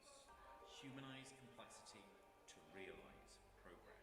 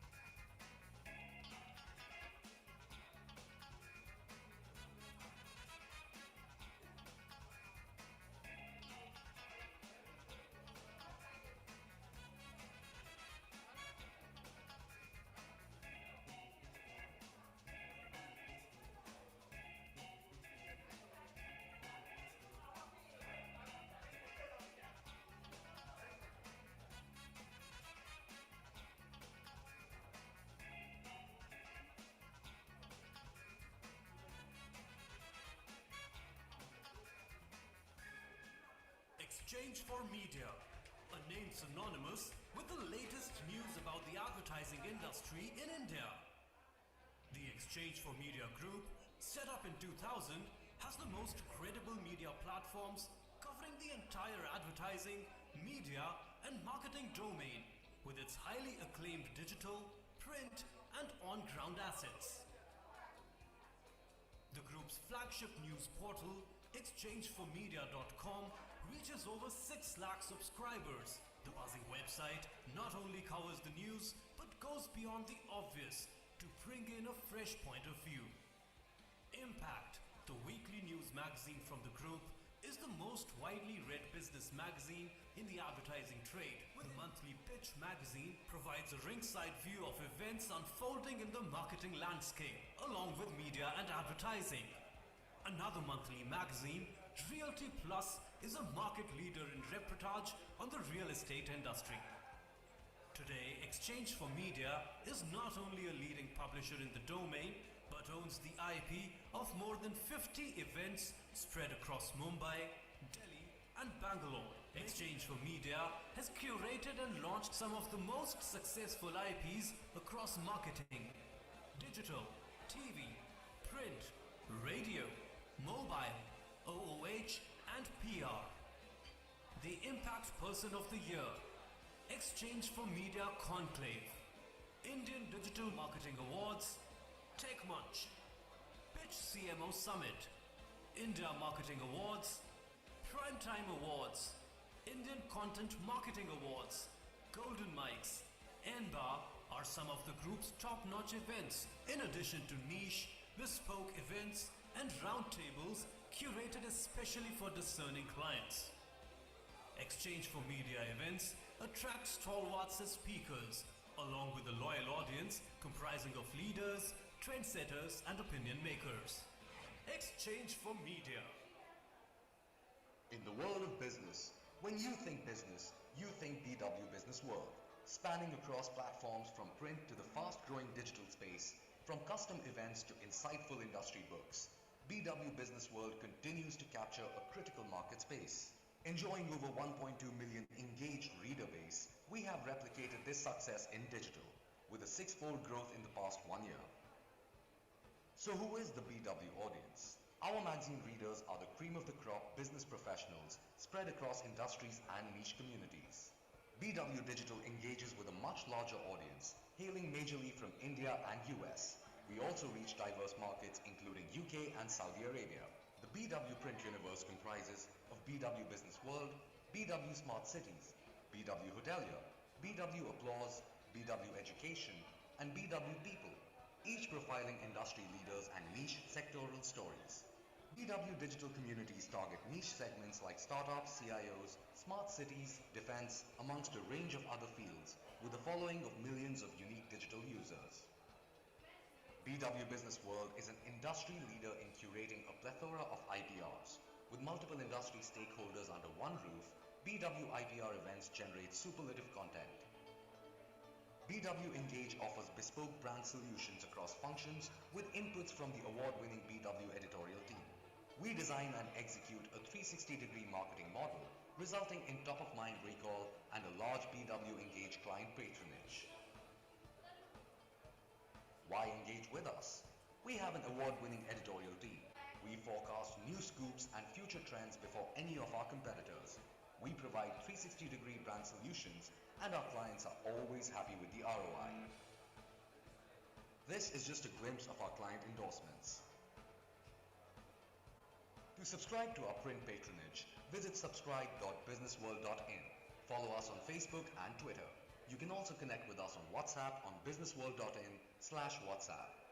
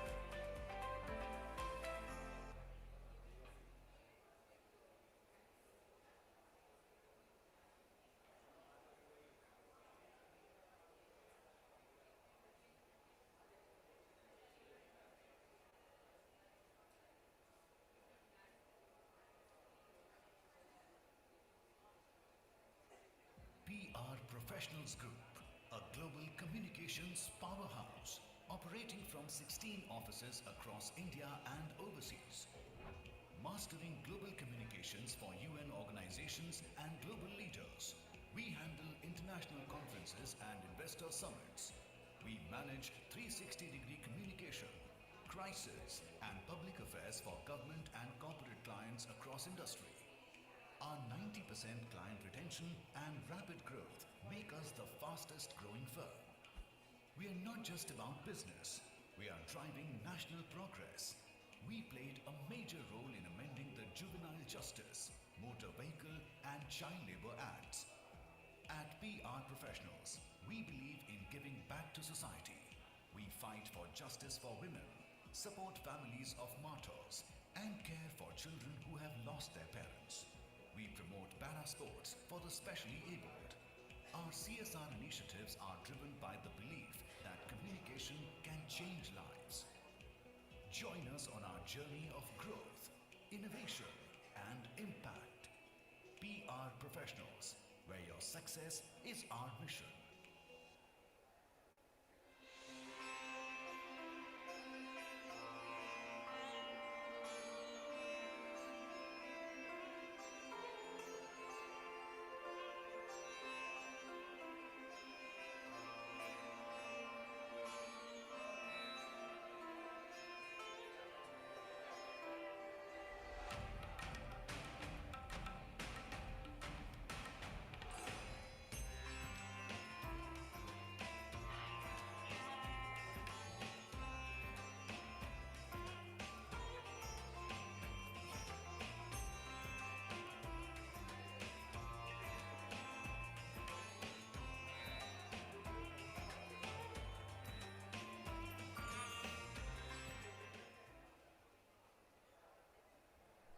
Complexity is everywhere.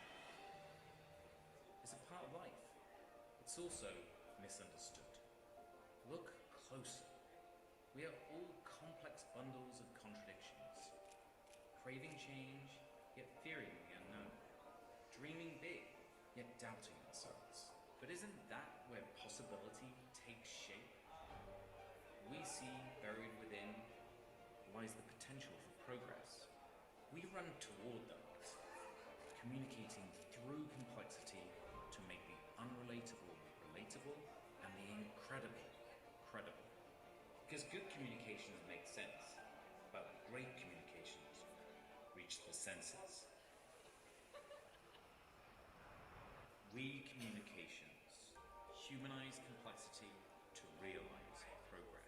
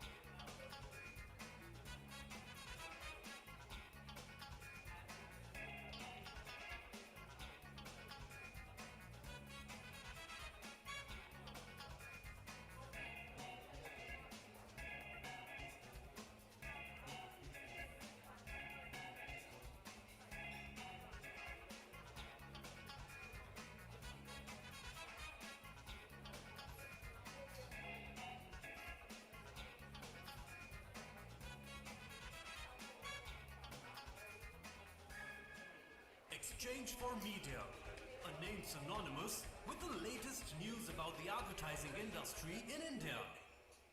The Exchange for Media Group, set up in 2000, has the most credible media platforms covering the entire advertising, media and marketing domain with its highly acclaimed digital, print and on-ground assets. The group's flagship news portal, exchangeformedia.com, reaches over 6 lakh subscribers. The buzzing website not only covers the news, but goes beyond the obvious to bring in a fresh point of view. Impact, the weekly news magazine from the group, is the most widely read business magazine in the advertising trade. The monthly Pitch magazine provides a ringside view of events unfolding in the marketing landscape, along with media and advertising. Another monthly magazine, Realty Plus, is a market leader in reportage on the real estate industry. Today, Exchange for Media is not only a leading publisher in the domain, but owns the IP of more than 50 events spread across Mumbai, Delhi and Bangalore. Exchange for Media has curated and launched some of the most successful IPs across marketing, digital, TV, print, radio, mobile, OOH and PR. The Impact Person of the Year, Exchange for Media Conclave, Indian Digital Marketing Awards, Tech Munch, Pitch CMO Summit, India Marketing Awards, Primetime Awards, Indian Content Marketing Awards, Golden Mics, NBAR are some of the group's top-notch events, in addition to niche, bespoke events and roundtables curated especially for discerning clients. Exchange for Media events attract stalwarts as speakers, along with a loyal audience comprising of leaders, trendsetters and opinion makers.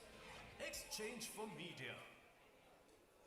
In the world of business, when you think business, you think BW Business World, spanning across platforms from print to the fast-growing digital space, from custom events to insightful industry books.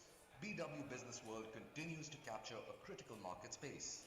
Enjoying over 1.2 million engaged reader base, we have replicated this success in digital, with a 6-fold growth in the past 1 year. So who is the BW audience? Our magazine readers are the cream of the crop business professionals spread across industries and niche communities. BW Digital engages with a much larger audience, hailing majorly from India and US. We also reach diverse markets including UK and Saudi Arabia. The BW Print universe comprises of BW Business World, BW Smart Cities, BW Hotelier, BW Applause, BW Education, and BW People, each profiling industry leaders and niche sectoral stories.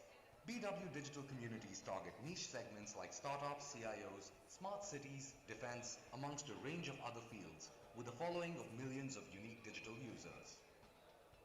BW Business World is an industry leader in curating a plethora of IPRs. With multiple industry stakeholders under one roof, BW IPR events generate superlative content. BW Engage offers bespoke brand solutions across functions with inputs from the award-winning BW editorial team. We design and execute a 360-degree marketing model, resulting in top-of-mind recall and a large BW Engage client patronage. Why engage with us? We have an award-winning editorial team.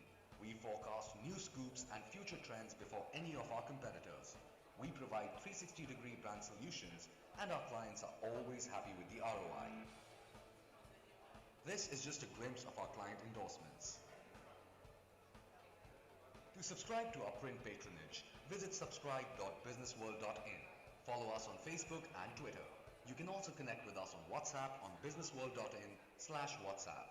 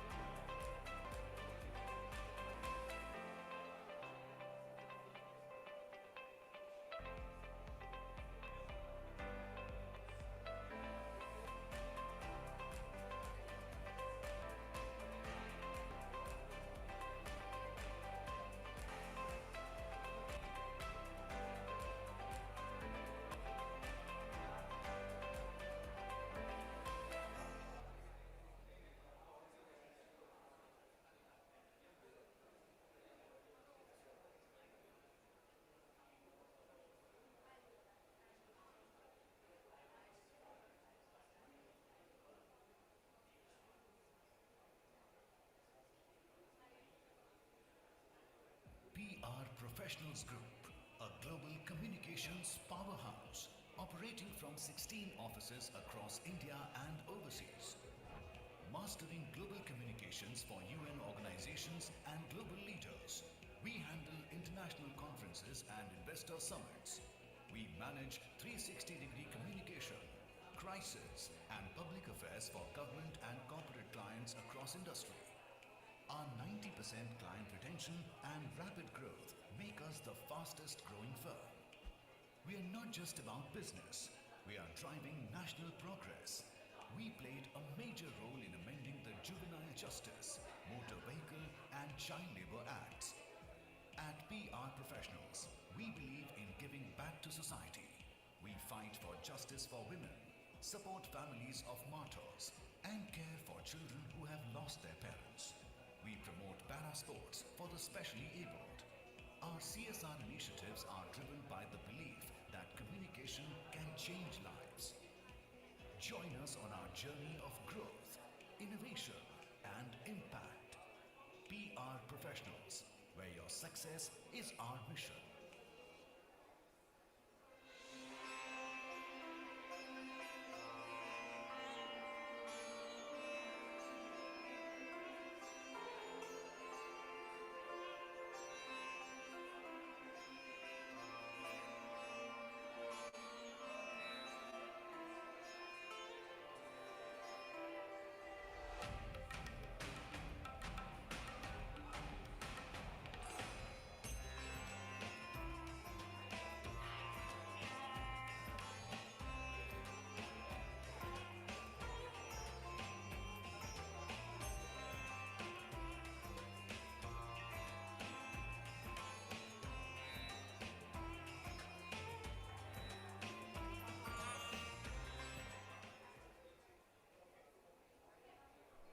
Complexity is everywhere.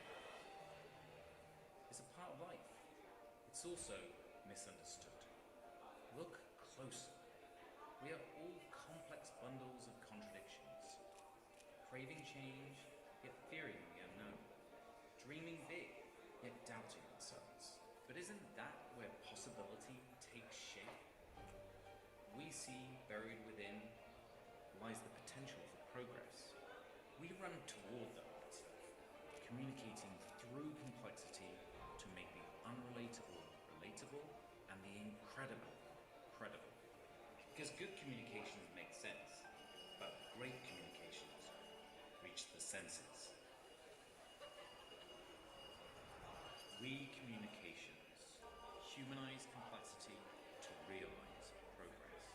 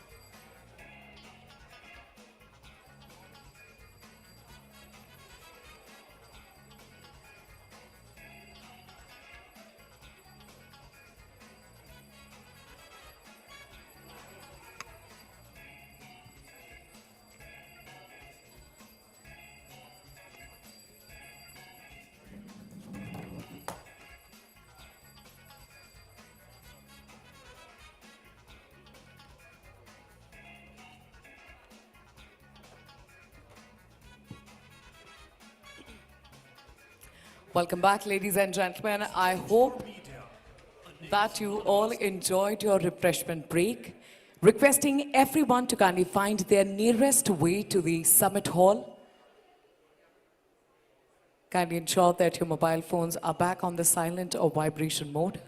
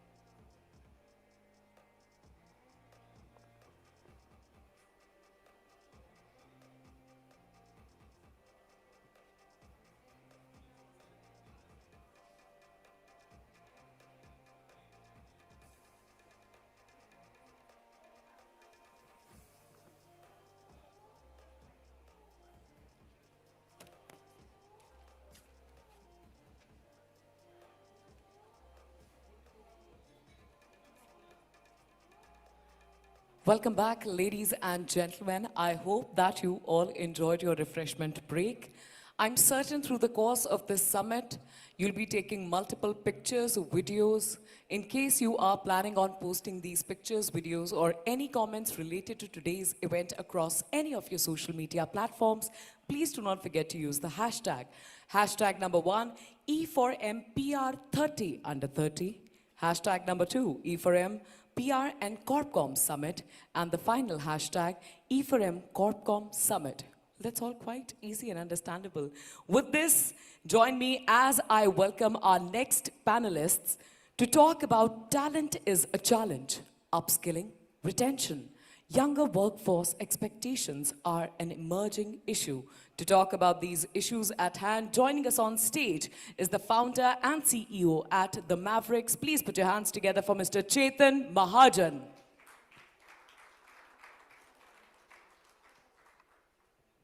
The Chief Client Strategy Officer at Burson India. Please put your hands together for Vandana Sandhir. Joining us on stage is the Senior Vice President and Head of Communications and Brand at Biocon Group. Please welcome Ms. Seema Ahuja.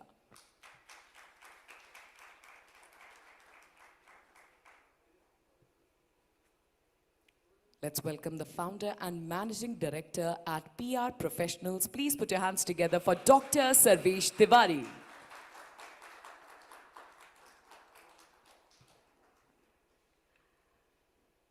Senior Advisor, Market Ecosystem at Grant Thornton. Please put your hands together for Mr. Subir Moitra.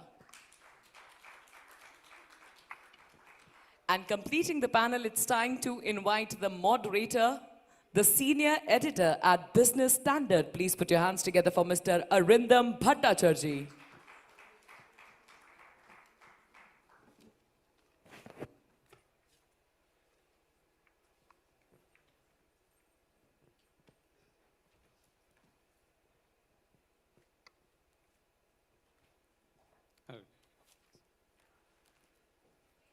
Thank you. We have a really impressive panel over here in the last session of the day. Already the burnout is setting in, I think, which is the same with the talent and senior and junior folks.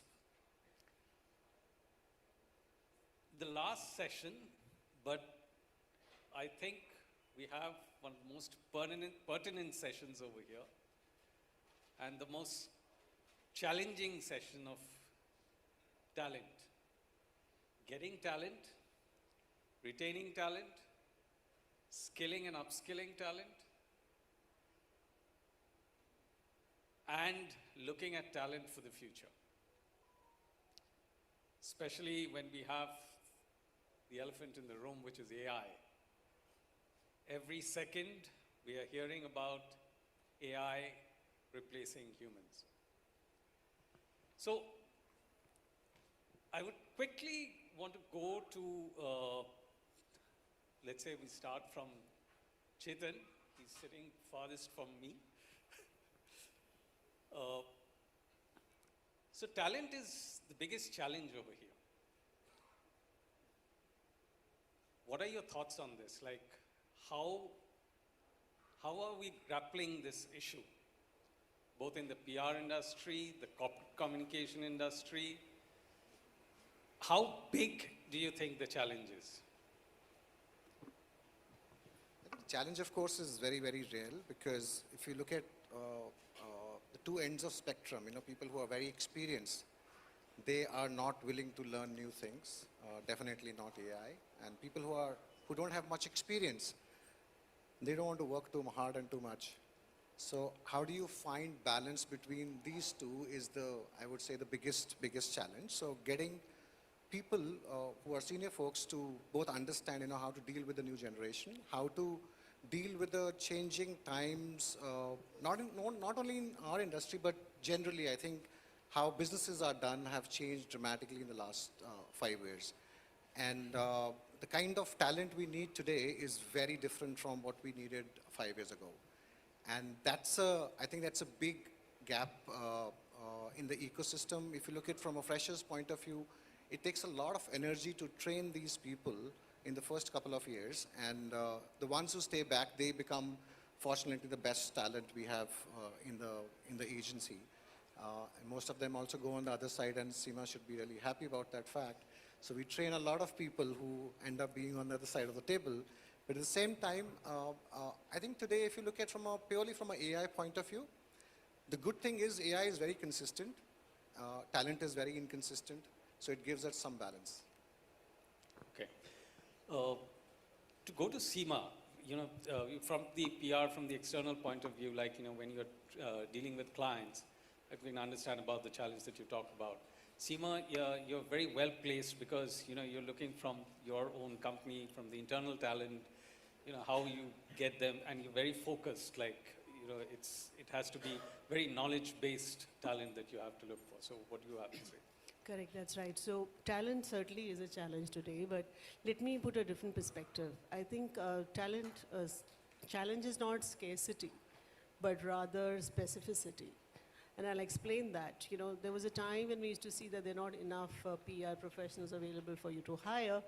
But today, I think we've got about 150 institutes where we've got about 5,000 to 6,000 graduates who are, joining the workforce every year. And when it comes to really hiring them, what needs to be seen is how many of them are really employable. And when I say employable, it doesn't mean that they do not have the subject knowledge, they're not good PR professionals. But I think what they really lack is a composite, capability, knowledge. For instance, today you don't need PR professionals who are just good in writing or networking or good in communication, English as a language. You need much more beyond that, right? And some of these things are, for instance, we were talking about AI. So the digital literacy is very important. So besides digital literacy and AI knowledge and tech literacy, etc., what you actually need, especially for a sector like ours, is the subject matter expertise. So you need to have the business acumen and you need to have the industry understanding. Without that, it becomes very difficult for any PR professional to be able to really add value to the business. Because let's see, business today is looking at PR professionals who are not just PR professionals, but management executives who are able to align the communication strategy with the business objective, right? The business vision. So that's very important. So in light of that, the challenges that I face and which I have actually been addressing all these years is that, when I hire people in my team, I make sure that I hire specialists. For instance, I just recently hired, I was telling Deepthi a while ago, that I've just hired a prompt engineer. So this person is not just good in English as a language, but the person really knows how do you really design the prompts when using AI, so that the outcome that you get is not just the outcome, but is something that narrates the brand voice. So I think challenges are different and you have to find different kind of solutions. But I think, Seema, you touched upon a good point, like, which we will come to very soon on this, how talent is sort of evolving. And, as you rightly spoke about hiring prompt engineers, looking at the future of work. And that's how talent, and across industries, I guess, a lot of evolution is happening on the nature of the job. And the talent, how it is sort of coping and becoming and skilling and upskilling is happening and all. So that we will come to quickly. But before that, I thought, Sarvesh ji, aapse bhi puchna tha ki from an industry perspective, can you just touch upon a little bit on the challenge of talent, how? I will, but first of all, thank you, ma'am. मैंने जब अपनी company का नाम PR Professionals रखा था, तो मेरी यही इच्छा थी कि जब भी कोई मीटिंग में या कहीं गेट टुगेदर या कोई पैनल में बैठे तो 4 बार PR Professionals बोला जाए और मेरा SEO उससे बढ़ता है. तो थैंक यू, आपने 3 बार मेरे ब्रांड का भी नाम लिया. But just moving apart, from chimpanzee to Gen Z, हमने बहुत बड़ा सफ़र तय किया है. और इस सफ़र में जो मैंने ये देखा कि अंग्रेज़ों ने कुछ नाम बताए, बेबी बूमर. अच्छा, बेबी बूमर मैंने देखा तो मैंने कहा ये तो अमेरिका गया, उसने लड़ाई की, वहाँ पे बच्चे पैदा हुए, भारतीयों पे कैसे बेबी बूमर अप्लाई हो. So why I'm saying this, that we have carved out certain jargons which we are using every day, Gen Z, millennial, ये सब हमारे लिए शायद उतने नहीं, हमारे तक पहुंचते पहुंचते थोड़ा टाइम लगता है. But with the advent of AI and digital media, I think it is becoming very rapid. The reach is becoming very rapid. पर टैलेंट का मुझे इस बात की खुशी है कि हमारे यहाँ बहुत ही अच्छा रिटेंशन ऑफ एम्प्लॉय है, because it's not only about hiring, it's about retention also. And I have always said, पहले मैं 90% कहता था, अब 80% पे आ गया हूँ, थैंक्स टू सो कॉल्ड नए बच्चे बेचारे, उनको कुछ चीज़ों की अहमियत ज़्यादा होती है. पर it's a composition of experience. Experience बिना स्पीड के स्लो हो जाता है, और अगर बिना इनोवेशन के स्लो हो जाता है, और इनोवेशन बिना एक्सपीरियंस के रिस्की हो जाता है. सो आज की डेट में सबसे इम्पॉर्टेंट है एमलगमेशन करना. Amalgamation of experience at the same time Gen Z और जो इनोवेशन पे काम करने वाले लोग हैं, और इसी समन्वय से you will get better work force and your agency और communication industry is going to grow. Now I will come to Vandana. Vandana, if we come to the next part of the challenge of talent, like, as Seema also touched upon it, that roles are evolving, talent is evolving, right? And you have to be more future ready, given AI in the room. And I know, your organization and you have been stressing on training and talent from the PR perspective. You have you stressed on a lot of training and all those things. Now, if you can quickly tell us a little bit about how things are evolving. What kind of roles, like just as Seema talked about, that you're hiring prompt engineers kind of a thing. From the PR perspective, how are roles changing? What is happening? From a plain vanilla PR person, from a communication person, or from a content person, how things are more, becoming more specialized in this sector. Sure. So I think we are at a very interesting point where everything that we have learnt and all the playbooks that we've had and what has got us here is not going to get us ahead. So it's very clear that it doesn't matter how experienced one is in this field, you have to look at everything afresh. And I think for us senior folks, that's the most difficult part to unlearn. It's so easy to diss the Gen Z, to say, these guys don't get it. They have it very easy. And in our good old days, we had to work 365, 24/7. So I think few of these myths is what we are looking at to see that this behemoth called AI, which has pretty much just transformed everything. We're trying to break it down to seeing how is it that we make it more relevant and have a reverse mentoring of sorts, where it's the younger team members, colleagues who are teaching the older folks who've pretty much been in the analog world most of our working lives, and the other way around. So it's a partnership approach, number one. Number two is, it's fancy to say AI is changing everything, but you also need to get to what is AI changing. So we've, at Burson, have taken it at 3 levels. One is efficiencies.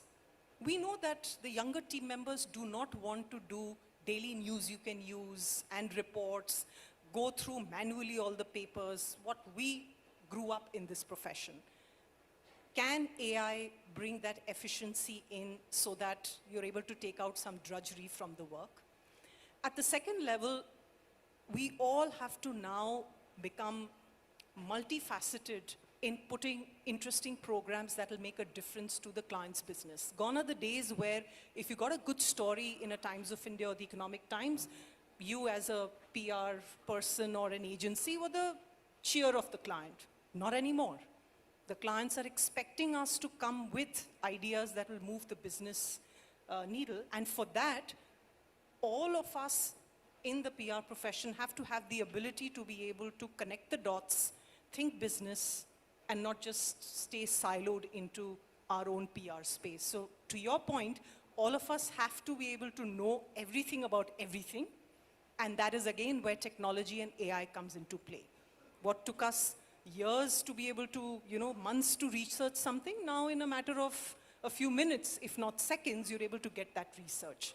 But that's just one part of it. How do you distill that research? How do you make that data work for your client is where the magic lies. So I would say these are the few things that we are, looking at it, but it has to be a learning mindset. It has to basically be incumbent upon all of us to look at everything with a fresh lens and not say that, look, this worked 6 months ago, so let me just try this and it'll work. That's not the case. So basically what you're trying to say is you shouldn't have a legacy hangover. Not at all. And keep thinking and looking forward and thinking, how, and as in technology changing simultaneously, you also start thinking, like, Absolutely. one has to be either a step ahead of that technology or do a very quick catch up over there. Absolutely. So that's how this thing. So very quickly, if I want to come to Subir on this thing, Subir from the consulting industry, you would look at talent very differently, from a different perspective, from a different lens. For you, what do you think, how is talent sort of evolving in this industry? Yeah, from the professional services perspective, I think we need experts who can handle different types of policy, advocacy, PR, and include all those things, and also have an understanding about how the AI or the tech part of it also is kind of gets intermingled into the whole thing. So that for us in professional services, it's a little different from the other sectors, because we have to speak about tax, we have to speak about issues which are related to policies, we have to speak about, we have to get understanding of maybe audit also, and also about sectors where we work in. So our scheme of things are a little different. So we sometimes look at specialists who understand finance better, or who would understand maybe audit. They can understand the number games and do number crunching better. But we also need people who have worked in the cyber security, because we also have a big cyber tech practice. So it's a very vast plethora of subject matter experts that we need in a consultancy or a professional services firm. So from our side, we look at it from those angles. But at the same time, we are seeing that everyone is actually now seeing how to use this AI. But there are definitely, we have put some guardrails as to where and to what extent you can use it. So that there is no issues about plagiarism or just unnecessary pickup of information and place it in form of a report or some kind of analysis which can put question mark in the client's mind. So all those things are happening in our organization. At the same time, we have to also ensure that it's not overwhelming, and have a culture in the organization which will actually give you a psychological safety that, okay, fine, if you don't understand, it's okay to ask seniors or ask the partners who are doing this. So we are trying to build that culture in the system. So what we understand is from the different industries, from the brands and corporate communication to PR to professional services, we have different sets of skills and training and knowledge that you would need. Now that is at a very broad level of talent challenge that we are dealing with, right? But quickly going into the other aspect of it is, apart from AI, we are also dealing with a very Gen Z mindset, which is sort of first to get the right kind of talent in the room. Next is, how do you retain, and we heard today in the morning also that how loyalty is like going down by the second, and pretty much nobody expects that there is something called loyalty anymore, right? Gen Z doesn't understand what loyalty is all about, and managers are equally not expecting that. I mean, that brings me to a quick anecdote kind of a thing. Just before this, when we were catching up, I was sharing the idea that we typically have heard about KRA, KPIs and all. And we know what the full form of KRA is. But this whole KRA thing is now changing, and managers are also saying that, what is the full form of KRA? Kyun rakhe aapko? So that is the other challenge that we are dealing with, right? So how do you go about it? I mean, we can ask, Seema can start off. Okay, so first of all, you're absolutely right. I was just reading somewhere that the attrition rate in our industry is about 16%. But the good thing is it's 1% below the industry, below the national average, right? So if you look at the other sectors, it's about 17% and we are at 16%. So we can applaud ourselves because we are certainly doing something better. Coming to the retention strategy, the model that I think is really working for Gen Z is LEAD. And I'll explain what that is. L is learning and development, right? So what it means is that learning and development, it cannot be just an annual affair or a biannual affair. It has to be continuous and it has to be on the job. So it's very important for us to create this avenue for the Gen Z where they think that they're learning every day. And I can give you an example how I do it with my team is that I always keep shifting their roles from one to the other. So while they are specialists in their domain, I also give them, I throw challenges at them, and I give them new responsibilities. For example, coming back to the prompt engineer that I just spoke about. So while I hired him as a prompt engineer, he was managing operations. He was managing a team of 100 people before he joined me. I just have a 35-member team. So what I have done is I have actually put him to work with my social media manager, and I have a Gen Z content creator. So that's the 2-member team that he's managing, and it's the reverse mentoring, right? So the content creator, she is actually helping him, and then he uses prompt engineer, and I'm happy to share that in the month of October and November, we ran 2 public interest campaigns. One was on cancer. It said that invisible yet important. That was a campaign we did on breast cancer. And the other one in November we did on diabetes. So both the campaigns we ideated, we did everything, but then with the help of this prompt engineer, we were actually able to get it more specific. So for the first time, our campaign had different taglines for Insta and different for LinkedIn. So far, we had one campaign, and like most of us do, because we are lazy, you can't ideate and you can't do multiple campaigns yourself. But when we used AI, we directed it well, we were actually able to do that. So, so that's how it really works. And your earlier, I just stopped at LEAD, sorry. So E stands for empathy. So if you look at the Gen Z today, we need to be really, understand where they come from.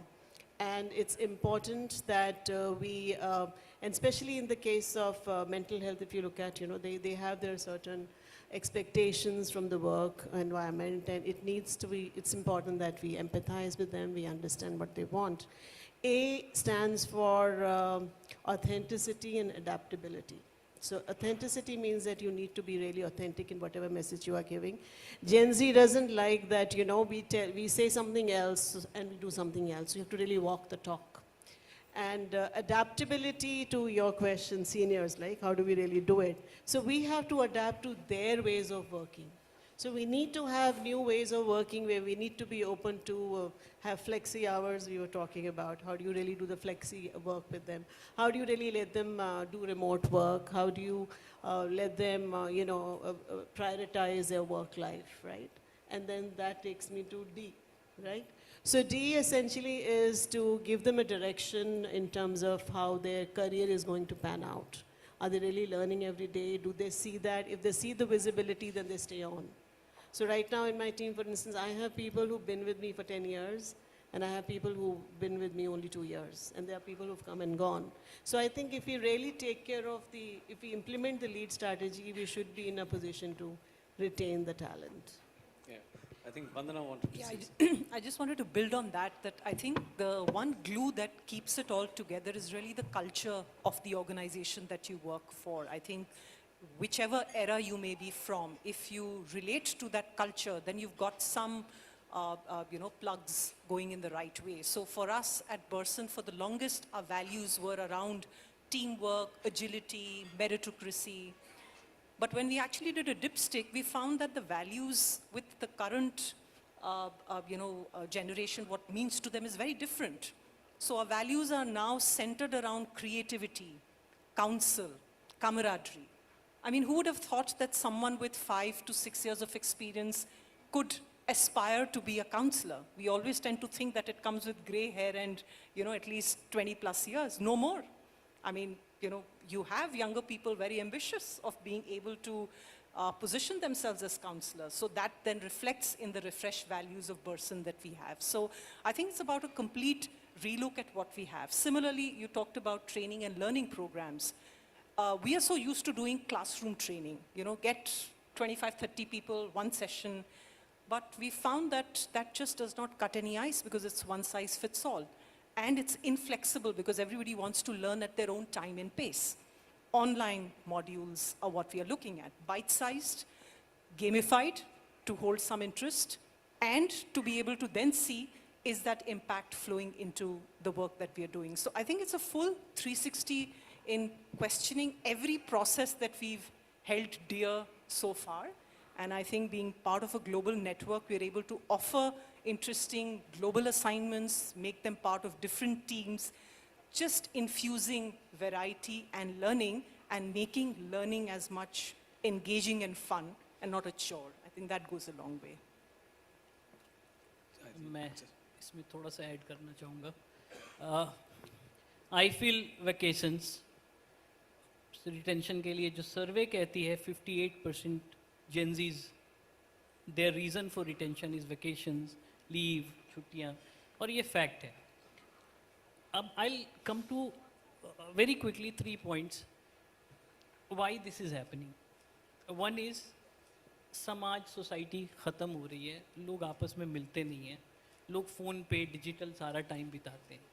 तो एक बच्चा जब किसी organisation में आता है तो उसकी एक्सपेक्टेशंस होती है कि सारे फ़न यहीं होने चाहिए. उसके ज़िंदगी के फ़न सिर्फ इस छोटे से पॉकेट वेपन के ऊपर रह गया है. और इसके बाद जब समय मिलता है, जब ये वेपन नहीं यूज़ कर रहा होता है, तो सोचता है कि ऑफिस मुझे मेरा मेंटल हेल्थ भी देखे, मेरे को ऐसा इन्वायरमेंट दे जहाँ पे मौज मस्ती हो और लर्निंग भी हो. और वो गलत नहीं है. प्रॉब्लम क्या हो रहा है, हम एक चीज़ जो मैं स्पेशली यंगर जनरेशन, पीछे 30 अंदर 30 में हम लोग आज बैठे हुए हैं, सारे जीते हुए लोग हैं. होता क्या है कि गैप इतना इम्पॉर्टेंट है कि आप सोच कुछ और रहे हो बट आपका अप्रूवल देने वाली सीमा हो जाए, या सर्वेश तिवारी है, तो आपकी सोच अगर कागज़ पे आती है, अल्टीमेटली मेरे पास आता है, दोनों मिसमैच हो जाता है. ये मैच नहीं बन पा रहा है, and that is a very big problem. Second is कि जब हम एज देखते हैं, यू से मैं 28 साल इसमें रहा, बिजनेस में रहा, ये किया वो किया, बिजनेस स्टैंडर्ड मैं कहता हूँ आज तक से शुरू किया, वहाँ पहुँचा हूँ. लेकिन जब डिजिटल एज की बात करते हैं, हमारे से ज़्यादा उम्र के वो बच्चे हैं, and there digital age is more than us. और वो कॉन्फ्लिक्ट क्रिएट करता है. वो अपने आप को आपसे ज़्यादा समझदार समझते हैं और हैं बहुत सारी चीज़ों में. और ये जनरेशन हमेशा होते रहेगा ये प्रॉब्लम. 30% जेनजीज एम्प्लॉय हो गए हैं, 2026 तक द परसेंटेज विल बी 30%. और लेकिन जेनजीज खुश मत होना. मेरी भांजी है, वो उसको मैंने बोला कि बेटा तू कुछ 2 चीज़ सिखा दे मेरे को, तो उसने बोला कि, मैंने कहा तू जेनजी, वो मेरे को पता नहीं था 15 साल वाला खेल जो अमेरिका ने शुरू किया. मैं उसको नहीं मानता हूँ कि 15 साल में जेनजी हो जाते हैं, फिर 15 साल में अल्फ़ा हो जाते हैं, क्या होता है. तो उसने बोला मामा मैं अल्फ़ा हूँ, मैं जेनजी नहीं हूँ. तो मैंने कहा अच्छा ठीक है. फिर उसने एक छोटी सी कहानी बताई. मैंने बोला कुछ मेरे को सिखा. तो उसने बोला कि अरे मेरे स्कूल में एक टीचर है, उसने बोला बेंजामिन को, she is in 4th standard, get out from this class. Benjamin ने अपने आई कार्ड में पीछे ऊनो रिवर्स लगा रखा था. उसने घुमा दिया और बोला ऊनो रिवर्स. आप समझो कहाँ पे चीज़ें.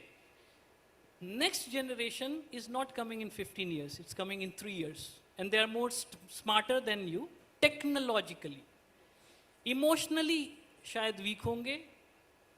बाकी सारी चीज़ों में बोलना नहीं चाहूँगा क्योंकि मेरे को ट्विटर और बाकी जगह पे खतरे नहीं लेने हैं।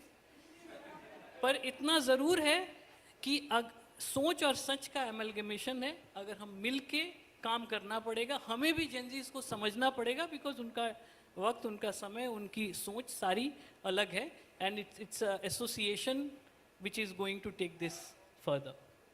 I just want to add to this, that this generation, of course, is smarter. And जो आप कह रहे थे, Arindam, क्यों रखें आपको? That is, of course, very, very true. Because I just go back to what Shantanu Deshpande mentioned a couple of months ago. That people who are 40 years old and 40 years plus and drawing a salary of more than 40 lakhs, they are most vulnerable.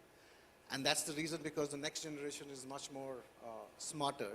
And these people have not evolved as much. If you look at the global data, on LinkedIn, roughly about 2.5 lakh people are there who have designated themselves as fractional CMOs.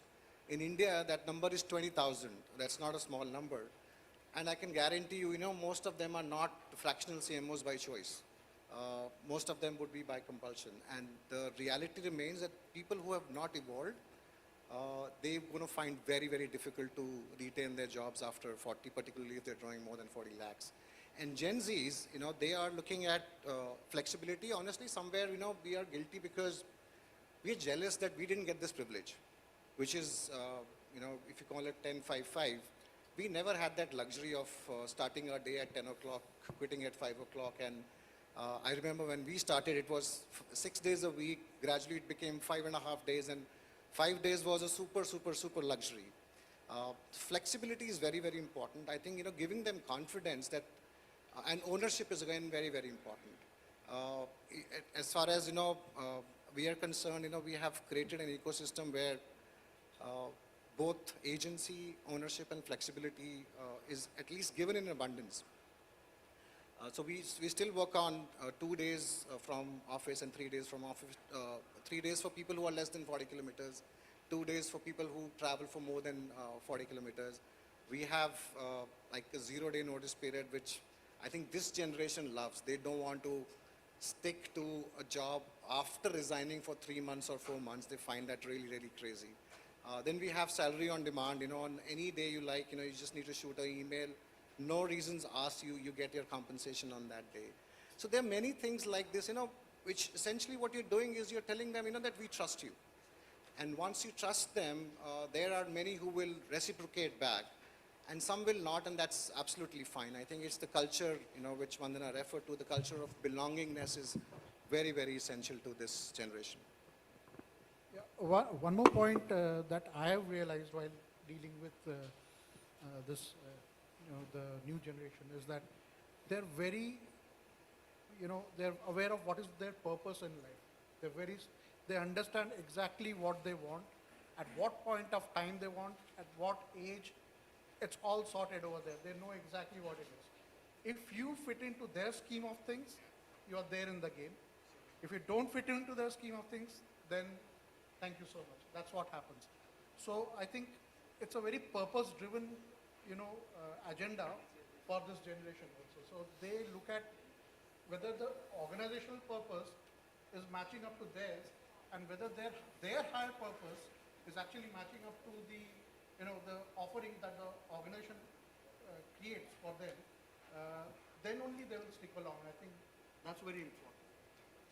Great. I guess, just figured out that talent and challenge around talent and skilling and all these things, it's such a topic which can go on, we can keep on discussing for the rest of the evening. But time is not permitting us. We are less than 3 minutes. So very quickly, we are stepping into 2026.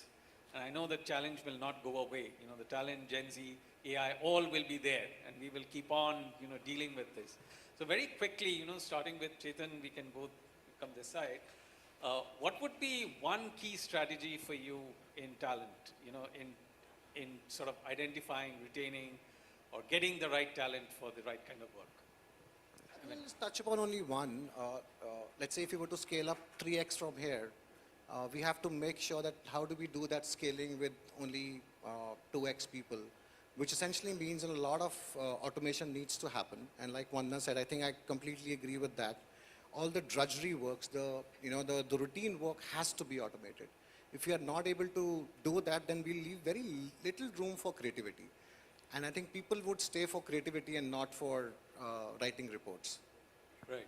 Vandana? I think the one thing for us is really about the learning mindset and growth mindset. It's pretty much if you apply everything with that lens and not look at having neat little boxes, but continuously evolve and just make sure that even failures are taken as learnings and you build on top of that would be Right. my roadmap. Seema?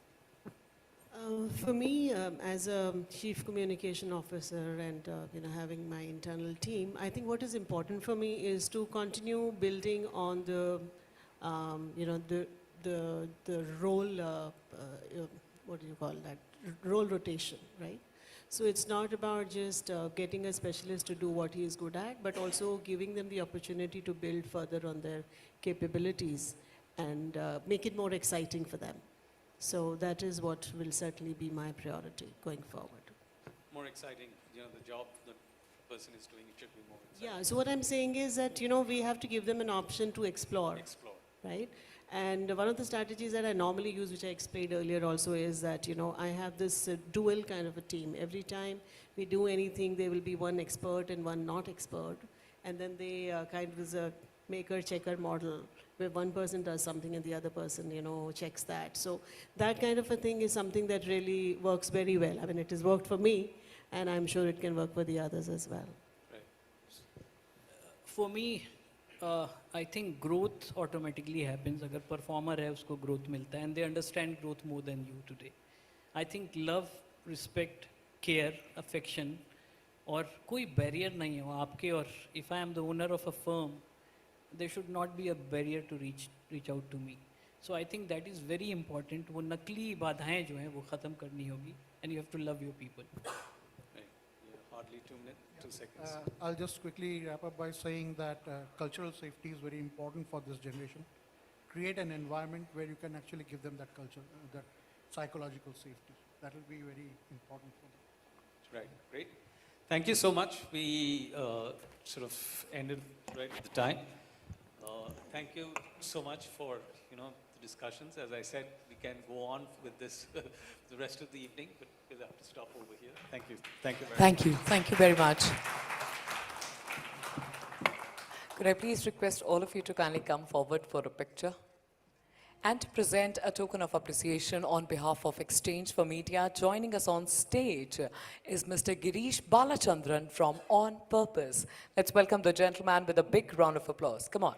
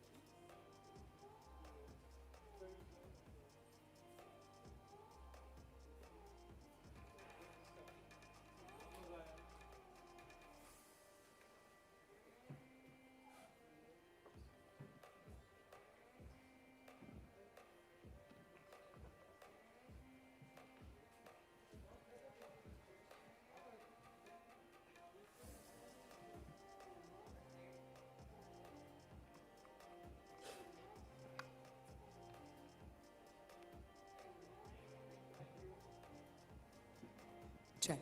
Thank you. Thank you.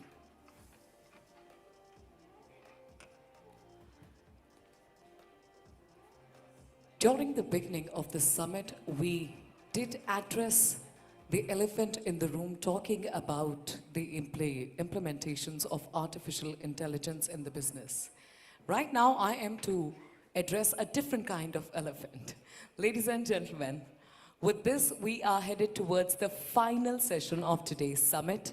Join me as I welcome renowned motivational speaker and trainer on stage for the special address. Please put your hands together for T.S. Madan.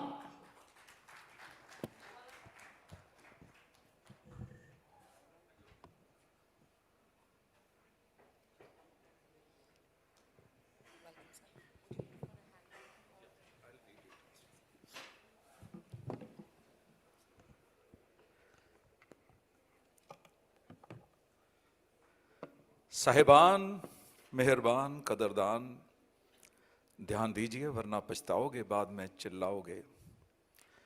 खेल तमाशा होता है, कोई हंसता है, कोई रोता है। अपने आसपास देखिए कौन खड़ा है, शरीफ है, बदमाश है, कैसा ढंग, कैसा लिबास है। सुबह से आप इंग्लिश सुन रहे हैं, मेरे से एक्सपेक्ट नहीं कीजिए, क्योंकि मेरा इंग्लिश का टाइम रात को 9 बजे के बाद का है। ऐसा नहीं कि मैं बोल नहीं सकता, लेकिन मेरे पास क्वालिफिकेशन जो है ना 30 ml, उसके बाद ही बोल सकता हूं। तो मैं अनुराग बत्रा जी से रिक्वेस्ट करूंगा कि नेक्स्ट टाइम मेरा सेशन 9 बजे के बाद रखे, ताकि मैं भी इंग्लिश बोल पाऊं। मैंने बोलना क्या है आज मुझे नहीं पता था, क्योंकि कहीं एजेंडा में मेरा नाम भी नहीं था, तो मुझे अचानक बोला गया। तो मैं सुबह से सुन रहा हूं सबको, और I learned so many things. ये इंग्लिश निकला ही मुंह से है ना कहीं। सिखा वही सकता है जो पहले सीख सकता है।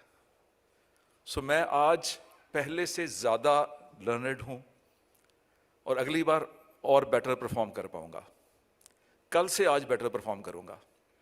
कल मीन्स बीता हुआ कल। हुआ क्या कि जब हमारे एंकर कहाँ है वो, ओके, या बाय स्वीट डॉटर, इसने कहा जी वो एनर्जीज पता नहीं क्या है ना। एंड व्हाट हैपेंड, ऐसे करते करते मेरी डायमंड रिंग निकल गई उंगली से, और मैंने इधर उधर देखा तो मुझे गणेश जी दिखाई दिए। ट्रू स्टोरी, कुक्ड स्टोरी नहीं है। मुझे गणेश जी दिखाई दिए। मैंने गणेश जी, मेरी रिंग मिस हो गई कहीं पर, ऐसे करते करते। कहते जाके एंकर को बोलो अनाउंस कर दे। मैंने कहा आप बोल दो प्लीज। कहते अब खड़े कहाँ थे? मैं कहा जी ये चेयर ऐसे। तो मैंने कहा पर मैंने ऐसे ऐसे किया है, आगे गई है। और गणेश जी ने वो टेबल की जो टेबल शीट है उसको हटाया, और नीचे से रिंग मिल गई। नहीं तो आज की मेरी ये इवेंट को अटेंड करना शायद 3 लाख 4 लाख का पड़ जाता। और गणेश जी वो है, उनका नाम ही गणेश जी है। आप खड़े होइए 1 मिनट।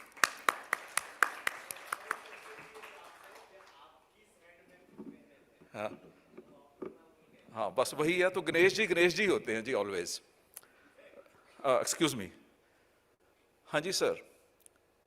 सर इवेंट में हूँ सर। सर 1 घंटे में फ्री हो जाऊंगा sir. Great of you sir. या नाइस ऑफ यू सर।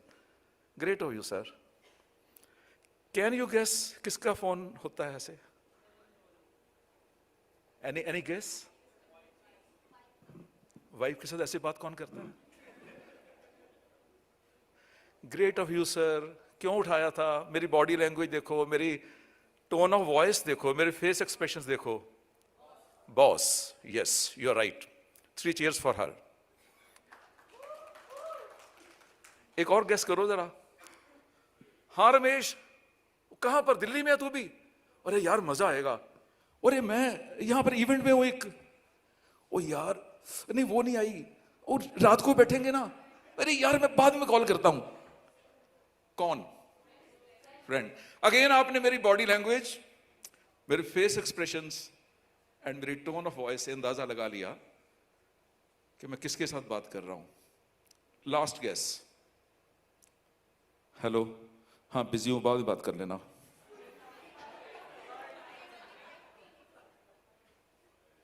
कितनी जल्दी पहचान लिया आपने, क्योंकि यही है आपकी पर्सनैलिटी, यही है आपका कैरेक्टर। पहले आप एक्टिंग कर रहे थे, है ना? पहले एक्टिंग थी। Great of you sir. अंदर से था यार क्या यार ये टाइम है फोन करने का। और जब दोस्त का आया वो भी थोड़ी एक्टिंग ही थी, लेकिन जब घर से आया ना वो आप नेचुरल थे। मेरी छोटी सी यहां से एडवाइस ले जाइए। अगर आप घर में चेंज कर लो ना अपने आप को, तो जो भी आज आपने डिस्कशंस किया ना इतनी ज्यादा, कोई क्राइसिस, कोई एआई, कोई रिटेंशन, वो सारी ठीक हो जाएंगी। एक बार घर जाके तारीफ कर लो बस आज, उसको एक बार बोलो, आहा क्या साड़ी पहनी है। अब ये ना सोचना पहले से करते हो, पता लग जाएगा। एक ही जवाब आएगा, पहले बताओ आए कहां से हो। जो साड़ी पिछले 20 वर्षों से पहन रही हूं वो आज दिखाई दी। पहली बार कोई भी काम मुश्किल होता है ना, बोलना भी मुश्किल है, सुनना भी मुश्किल है। उसके बाद आसान हो जाएगा, फिर और आसान हो जाएगा, और फिर बन जाएगी आपकी हैबिट।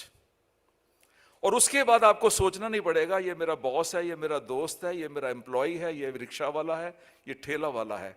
अब सबके साथ मुस्कुराओगे, सबकी तारीफ करोगे, सबसे प्यार से बोलोगे।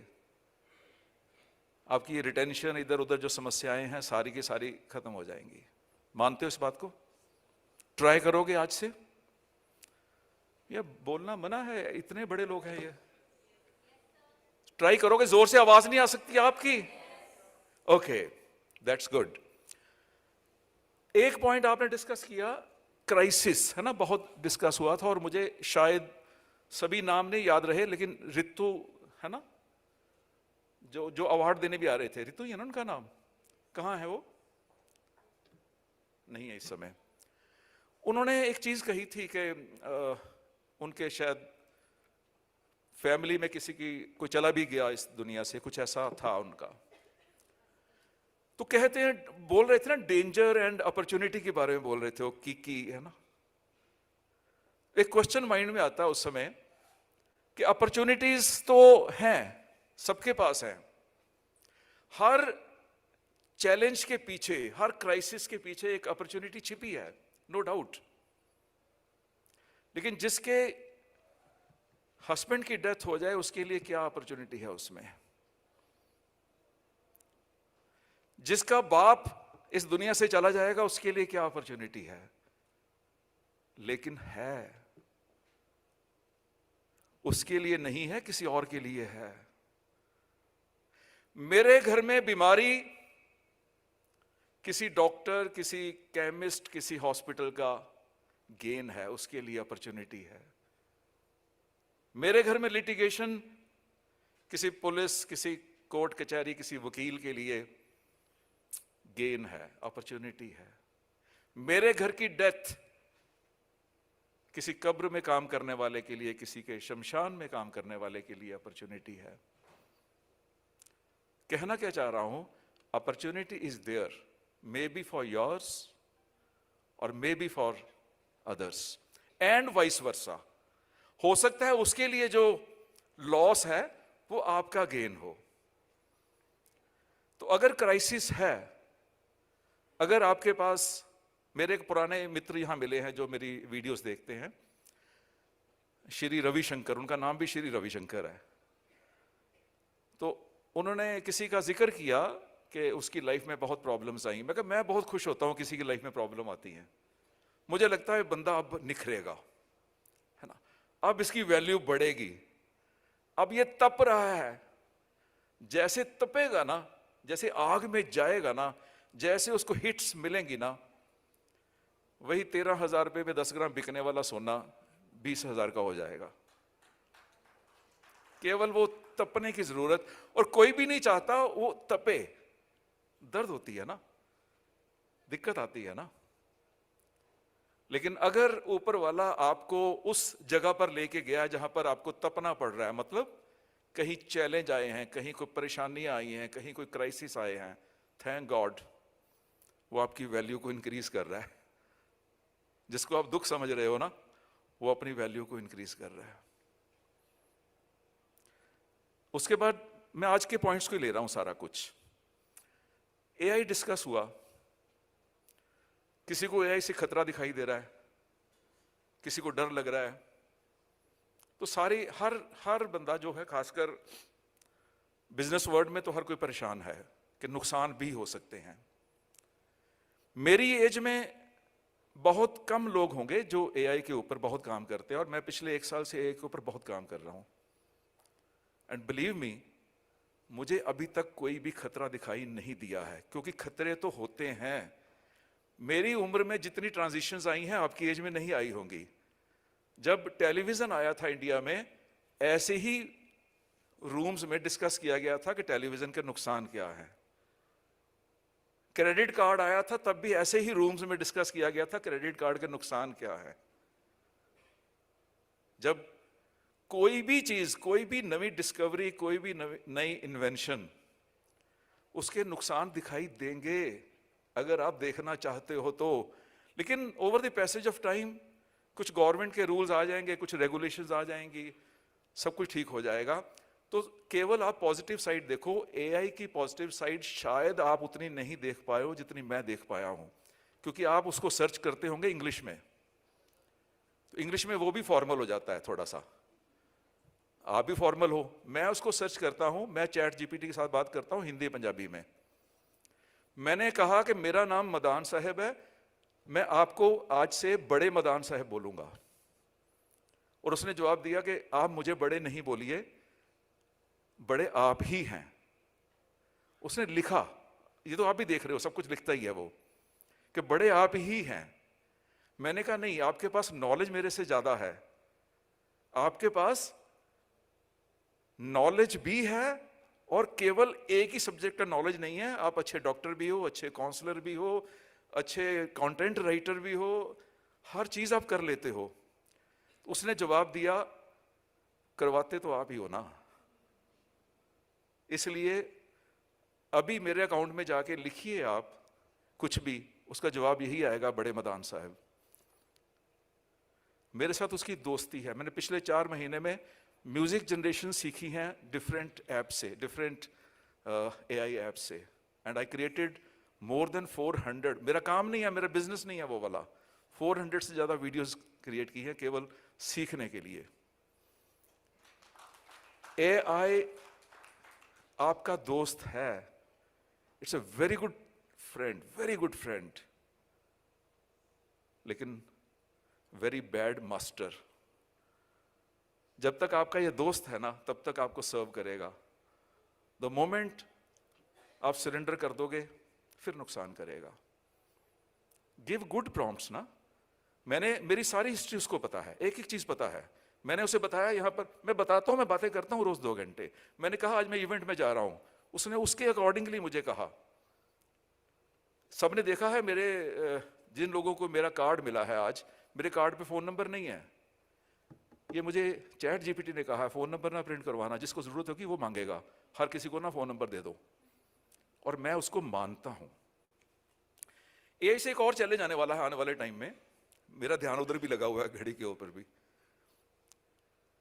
एआई से एक और चैलेंज आने वाला है कि जो खासकर जो आपका जो एक्सपर्टीज है, पीआर एंड कम्युनिकेशन, इसके ऊपर चैलेंज आने वाला है बहुत बड़ा। मेरी फैमिली पूरी इन्फ्लुएंसर्स की फैमिली है। हम 6 लोग हैं, 6 के 6 इन्फ्लुएंसर्स हैं। टीएस मदान, हिमेश मदान, गुंजन शाउट्स, अव्वल and Sakshi.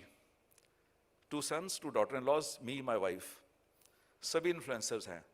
Stop hiring influencers. हमें हायर करना बंद कर दो, हमारे परिवार को हायर करना बंद कर दो। जिस दिन इन्फ्लुएंसर बदल जाता है ना, आपका बिजनेस बंद हो जाता है। आज वो कह रहा है पेप्सी पियो, कल वो कहेगा कोक पी लो। तो करना क्या है, इफ पॉसिबल, अगेन मैं डिस्क्लेमर लगा रहा हूं, अगर आपके लिए पॉसिबल है तो जो आपकी कंपनी का फाउंडर है ना, उसको बना दो ब्रांड एम्बेसडर, बस चीज बिकेगी। क्योंकि वही जानता है। ट्रेन में अगर आप लोग ट्रैवल करते हो, 25-30 सेकंड ऊपर चले जाऊं, 25-30 सेकंड ऊपर चले जाऊं कि बंद हो जाएगा? पूछना बनता है, नहीं तो यहां खड़े हो जाएंगे आके वो। स्टेशन पे जाओ, ट्रेन में जाओ, बच्चा चाय बेचने आता है ना, चाय चाय चाय चाय चाय चाय, उतर गया। दूसरा बच्चा आया, वो भी केटल हाथ में है, गिलास हाथ में है, चाय चाय चाय चाय चाय चाय, उतर गया। तो मैंने देखा एक बच्चा और आया, उसने पहले से कहा चाय, मैं चाय नहीं पीनी। सर ट्राई करो सर, क्या खुशबू है सर, सर इसमें इलायची भी है, सर पी के देखो सर, नहीं अच्छी लगेगी पैसे वापस, सर एक बार ट्राई करो, और 15 कप बेच गया। क्योंकि वो चाय उसकी बेबी थी, वो उसने बनाई थी, उसको पता था यार लोग पी क्यों नहीं रहे यार, इससे बढ़िया चाय कहीं मिलेगी नहीं, क्यों नहीं पी रहे, वो पैशन दिखाई दे रहा था। वो पैशन आप टीएस मदान को हायर करोगे दिखाई नहीं देगा कभी भी। तो जितने पीआर के लोग बैठे हैं मैं उनके लिए एक सोल्यूशन दे रहा हूं इजी, आपका भी काम आसान हो जाएगा, रोज स्टोरी नहीं ढूंढनी, वो खुद बोलेगा ना अपने आप अपनी स्टोरी, क्यों किया, कैसे किया, क्या है पीछे। कोई एआई आ जाए, कुछ आ जाए, एआई अवतार वर्चुअल ब्रांड एम्बेसडर्स भी कॉपी हो जाएंगे, लेकिन आपके फाउंडर का फेस कभी कॉपी नहीं होगा ना, वो तो वही रहेगा। आज भी जो कानून कहता है कि अगर आपके वर्चुअल अवतार हैं या वर्चुअल ब्रांड एम्बेसडर्स हैं, वहां पर लीगल राइट आपका कोई नहीं है, सिमिलर बना सकता है कोई भी, लेकिन आपका कोई भी कॉपी नहीं करेगा, वो लीगल प्रोटेक्शन है आप लोगों को। तो पीआर लोगों को आसानी हो जाएगी, आपके घर का बंदा हो गया, वो तनख्वाह ले रहा है, मुफ्त में बैठा, उसको काम पे लगाओ ना, सेल्समैन उसको बना दो। करना क्या है, वो तो आप जानते, जो बाहर से करवा रहे हो वही उससे करवाओ बस। मुझे YouTube पे आए, अभी पारुल से बात हो रही थी, मुझे नहीं पता था कि ये पहले गूगल में होती थी।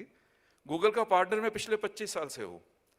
YouTube पे मेरा अकाउंट 18 साल से है, जब से YouTube आया है। सब कुछ वहीं से आता है, डॉलर्स में ही आता है। कपड़े सिर्फ वाइट पहनता हूँ, खर्चा कम है, एक ही कोट है, उसको रोज पहन के आ जाता, किसी को क्या पता क्या कितने कोट हैं घर में।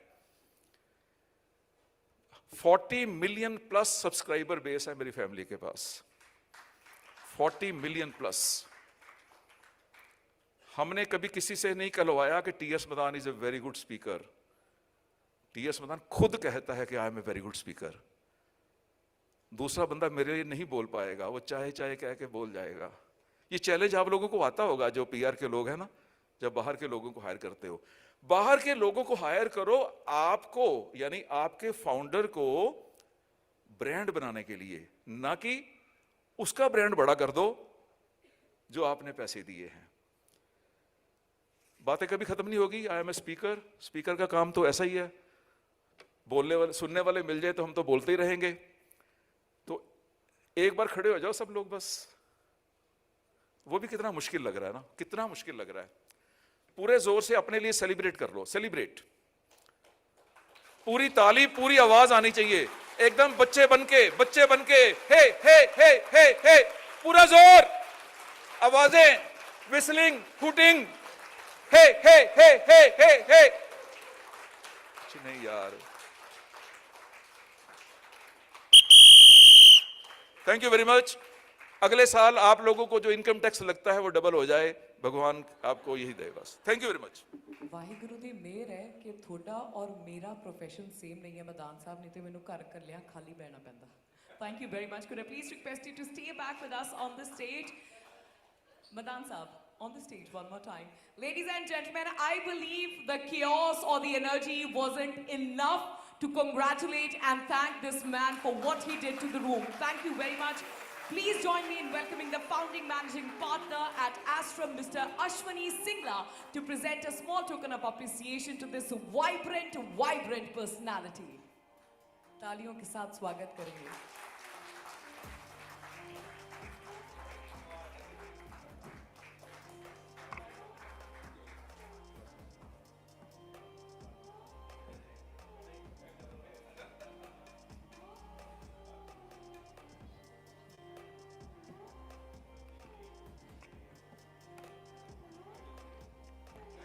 Thank you very much. Thank you. Thank you.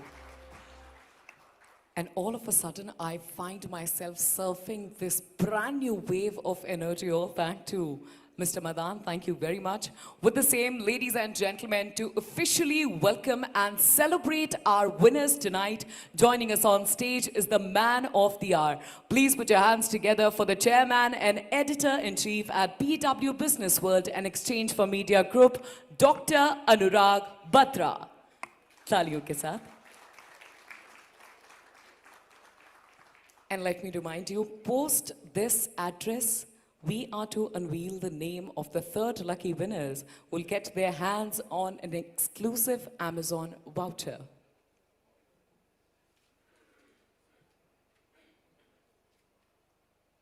Why don't we do that right now? Let's quickly bring it out. All right, so we know the drill. We are going to quickly shuffle this. All right, Dr. Batra is here. Let's welcome the man of the hour with a bigger, better, bolder round of applause.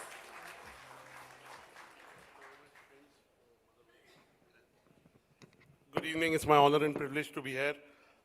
First of all, gratitude to all of you who are here. I see some familiar faces. I see some people we've been missing in our events in our earlier seasons, so I'm happy that you're here. First of all, I want to start by acknowledging the good work that Parul and her team have done. If you really liked her work and the quality of event today and the quality of discussion, Parul, Ritika, Ms. Biswas and Prashant are the people to congratulate. Of course, they're supported by the Exchange for Media team. Parul came out asking me if I'd make a presentation. I said, I won't make a PowerPoint presentation because they're made by people who are neither powerful nor have a point of view. I'm Mr. Ashwini Singla's friend and Mr. Madan's friend, so I decided against it. But just to contextualize the awards, I just want to say, I told Parul when she joined almost 3 months back that we at Exchange for Media were the first ones to launch a community in COPCOM and PR. And we have come a long way, but we must refresh what we do. We are about data, we are about insights, we are about content, and events is one manifestation of what we do. And I'm sure with what Parul has put together this year, built on the good work that has been done in the past, we'll be able to refresh, add, and be of more value than we ever have been. So I just want to seek your participation. I don't know where is Mr. Singla, but he was here in the evening. But I remember the first year, I went to him about 20 plus years back and said, I want to do something like this. And I sat with him and he gave us a template and we were able to implement that and we've come a long way. So I'm glad he's here. Mr. Nazib Arif has come all the way from Calcutta. He happened to be in Delhi, so he's coupled things to bear, but your time and attention matters. Miss Archana Jain, I don't know where she is. We missed her at our earlier forums. So we were happy that she's here. I also met many other people who have, why don't you sit, come, Miss Jan and your sister, why don't you sit, come, sit. First, like I was sitting there and a lot of people came, can we register here? I said, you'll have to pay a lot of money to register there. This one is cheaper. But if you have to stand, you have to pay a lot of money. Why don't you sit, sir?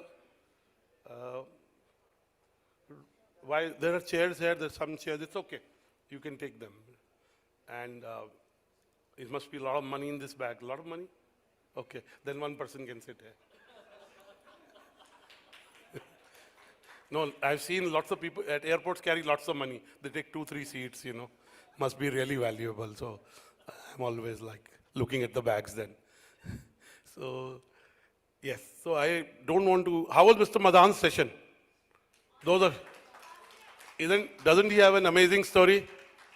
And you know, for those of you who don't know him well, he shares his birthday with a person who's wronged India in every way, Jawaharlal Nehru,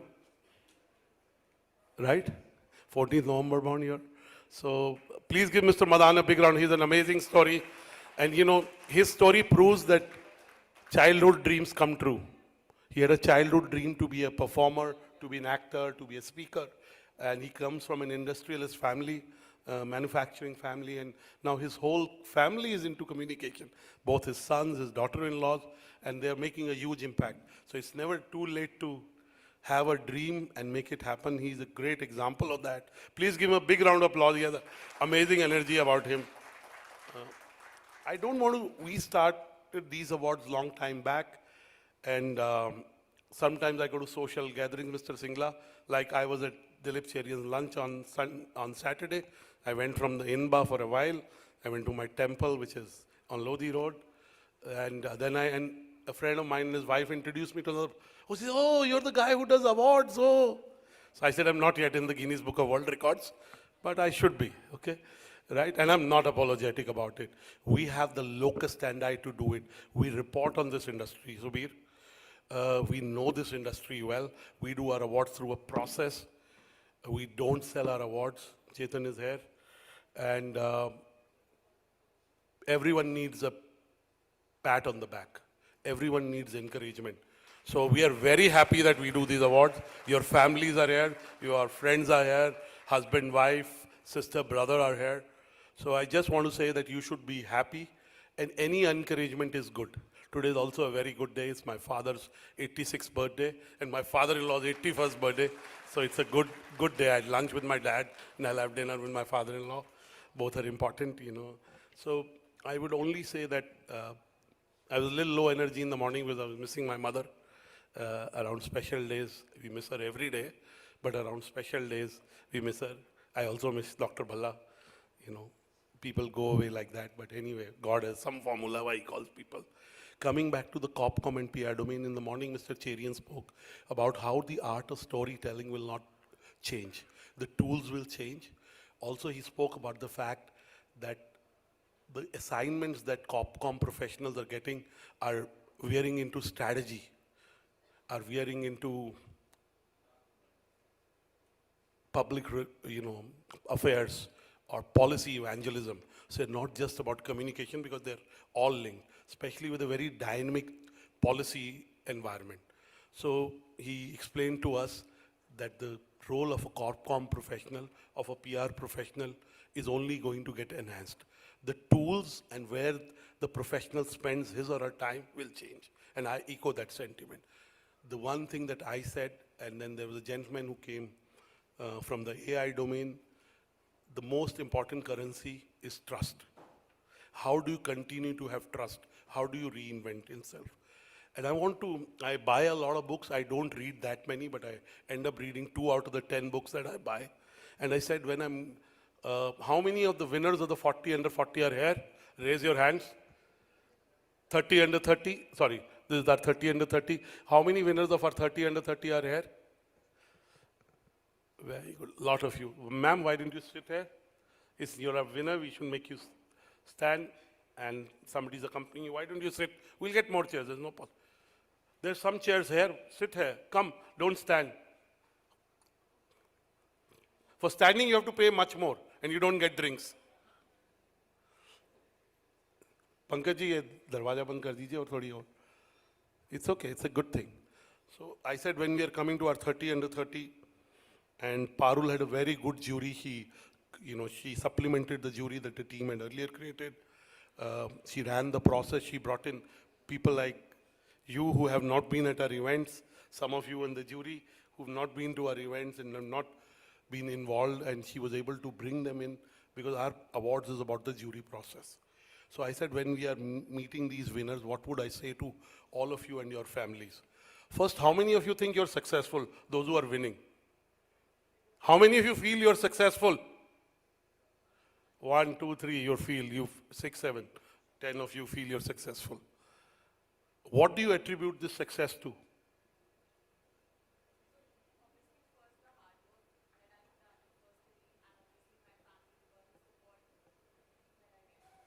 So, I'm like you. I always give the credit to hard work for anyone, and then the family. Broadly, you're right. But I read this book, Prashant, can you show it? It's called Fluke. Fluke translated into Urdu is Tukka, Hindi is Prarabh, chance, luck, serendipity, whatever word, preordainment. Tiwari Sahab. We give ourselves too much credit for our success. Of course, hard work makes a difference. Of course, families, support, blessings. Your being centered in a family makes a difference. It does. But everything that happens in life is about luck. How I met Mr. Madan and how he's there is also one story. How I met Mr. Singla. My friend is here. I was in a job and he was my PR agency. My first mention he got me in a business magazine, Business India, right? Yeah, so. Yes, so anyway, so there is a long story how I met him and how I got that job, but we'll not. So everything in my life has happened out of serendipity. We give ourselves too much credit, but life is about serendipity. And life is about, you know, the reason you are successful. I'm sure your parents, sukarma, good work, the luck rubs off on you. Their good blessings rub off on you. Your ancestors, your forefathers, your grandfather, grandmother, the great-grandmother. It's not about hard work. That's a logical answer, and that's true, right? But so be humble in your success. You're less than 30, a lot more is to come. Give other people credit for your success. I'm glad you gave it to your family, your partners, your colleagues. Second, throughout the morning, there was discussion of a two-letter word. You can guess which one? AI. Throughout the day, you know, I started with AI, Dilip started with AI, the Bengali gentleman talked of AI, talked about AI. I think the more technology grows and AI grows, and the usage of AI is growing, there's no question. It's a tool. The value of human touch, trust, face-to-face, and every basic quality that has helped you get here goes up. It doesn't go down. I promise you that. So yes, learn on the skills, all the tools, but ultimately it's about trust. I want to end by saying that the 30 under 30 winners, it's my personal experience that you're winning today, so clearly you are at the top of a mountain, and as a famous person said, the top of one mountain is the bottom of another. So it is, you're very young, it's the start of your journey. It's a good way to be recognized, especially through a locus standi of a product that's been around for 25 years, who's a pioneer in this domain, who's come through a process. Some of the jury members are in the room, but you have a long way. So be humble. This is just start of your career. Second is, you must embrace the 3 H's I keep saying. You can sit, Pankaj ji, aap bhi baith jaiye. आप भी बैठ जाइए आइए these are chairs here, don't stand, right? If you want to sit, the 3 H's, and especially your young people, you're less than 30, my daughter is 22 now.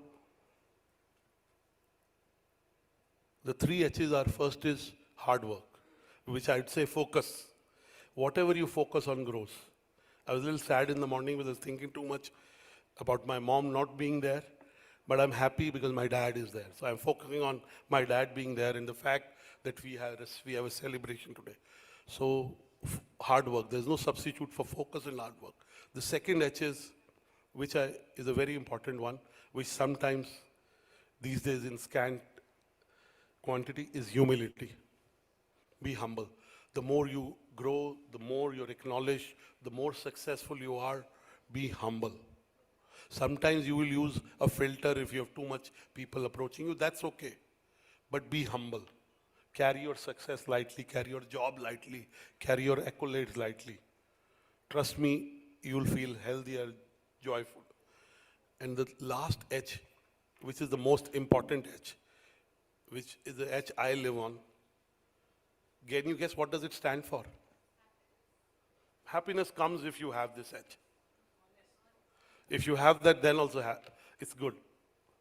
It's the most important H. हाँ?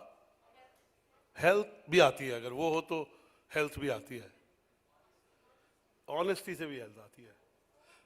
Who said hope? Yes, Madhurima. I hope someday you'll advertise with Exchange for Media. 20 साल हो गए. Ipsos ने किया नहीं है, but you live on hope. It's the most important H. If you can wake up every morning, I really believe I've started to know about our business now. I think I understand my business now. I'm hopeful that we'll create more deeper impact. And you know, Pankaj works with me, he's the editor of our Samachar for Media site. Ruel's worked with me 13 years, Pankaj worked 10 years. Parul has joined us. I'm dreaming bigger about this domain because she's very receptive to ideas. She has an excellent temperament, she has a good team. So the most important H is hope. I wake up every morning knowing and hoping today will be better than yesterday. And people who work with me know that. And I'm always talking to them about work. I rarely talk to them about personal things. Sometimes, once in a while, I ask Pankaj, how's your daughter? And how's her new course coming along? She's got into medical, right? So, if you have hope, you have everything. अगर उम्मीद है, तो बाकी सब तो आ जाएगा. तो उम्मीद कभी मत हारिएगा. Professional life में personal. In this journey of 25 years, you may see Exchange for Media is here, Business World is here, and I really believe there's a long season. I never lose hope. If you don't lose hope, you can conquer anything. Whether it's a health challenge, whether it's a relationship challenge, it's a business challenge, or it is a dream you have, like Mr. Madan got his dream. I want to end by saying, while you embrace these 3 H's, there are 3 C's that you must do away. And, I wouldn't say I've got to 0 in these 3 C's, but I'm close to 0 in some. 1 C is comparison. It's difficult in a world of social media, in a world of where everyone has a perfect life on Instagram, and we don't open up to our friends. We don't meet our friends, real friends enough. We compare too much. And it's difficult not to compare. I'm as an entrepreneur, I look at my valuation, I look at my revenue. Those are business metrics. But beyond that, I'm mostly happy in my journey, wherever I am. Whatever I needed to get, I got much more than that. So don't compare. Your journey is unique, your gifts are unique, your accolades are unique. The second C that you must avoid, because young people, I don't need to tell this to Mr. Madan or Mr. Singla or Chetan or Mr. Tiwari or Mr. Sharma, who's very young, but is criticism. Sometimes we criticize institutions, people, our colleagues, our bosses, our clients, without knowing the circumstances under which they have done something. So don't criticize people. Trust me, criticism is for the weak. If you criticize, that means you do not have the power to change your thing or to understand. And the last C, you can come here. You can come here, cool hairstyle, come. I mean, not cooler than mine, but it's okay. The last C, Madan sir, तुसी guess कर सकते हो? First is criticism, comparison, complaining. Absolutely. Somebody talked of joy or happiness, right? The difference between joy and happiness. But complaining, they say, is negative energy. And energy is everything. So don't complain. If you're winning today, if your jobs are secure, if you're hopeful about the future, if your family is good, your health is good, I think you have everything to be grateful for. So in life, it is difficult not to be comparing, criticizing, or complaining, but you can definitely minimize it, and over a period of time, maybe eliminate it 100%. So I would wish you well, and a lot of what I know is because of the books I've read, of the people I've met, because of situations I have been in. I want to end by saying, there's a book I read 22 years back. It's the simplest book I read. And I think I've understood the book now. I understood it then, but I feel it now. It's a book called Tuesdays with Morrie, written by Mitch Albom, and it's the central piece. Has anybody read that? What did you get from the book? What was the message you got from the book? It's like a painting. Different people view the painting differently. Different people take away different things from the book. But what did you get from the book? Okay, that, of course, is a message. What else? What did you get? Yeah, okay, that is also right. But I'll tell you the message I got, and I think that's the message. Basically what I got is spend time with your loved ones, right? Because the work will expand. There's no limit to work. There's no limit to the amount of weddings I can attend or you can attend, the number of conferences you can attend when we can create. But spend time with your loved ones, with your father, mother, husband, wife, brother, sister, friend, dog, pet, whatever. Because we have become too achievement oriented. I think as I'm growing older, I will continue to work, but whatever I'm telling you is I'm trying to practice it 100%. And in my case, especially on the last point I'm making, I'm definitely practicing it. So spend time with your loved ones, whether it's your son, daughter-in-law, daughter, son-in-law, in some cases. Because everything else will come back. Another conference will happen. So you got to minimize. You got to choose. So I want to end this here, and I want to end by recommending a book. I don't get any royalties on the sale of the book. I'm sad, but since we've been talking of AI, I said, what is the book I must recommend? It's a book written by a lady who used to work with Sam Altman. It's called The Empire of AI by Karen Ho. And it's a lovely book. I know a little bit about books. Once you read this book, you will know about the possibilities of the misuse of AI. You'll also know about the makeup of the people who are creating AI. And to say the least, they're complicated. Right? It's an eye-opener book. It's also a book that may even raise my hair, whatever little I have, right? But it's a lovely book.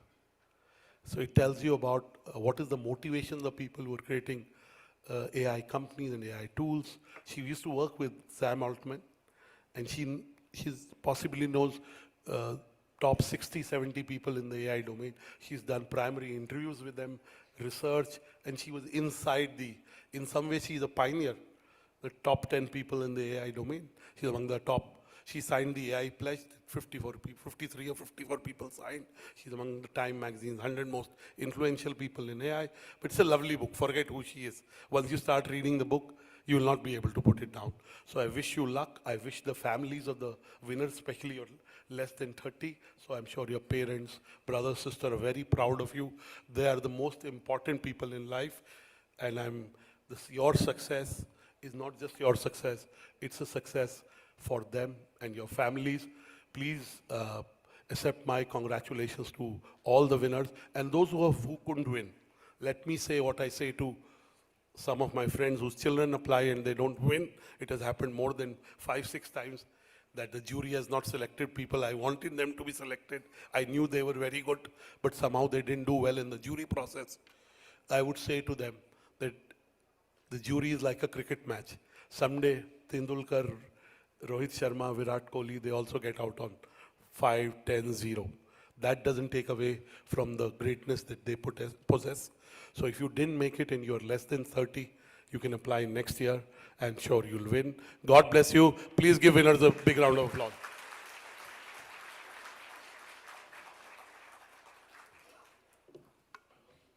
Thank you, Dr. Batra.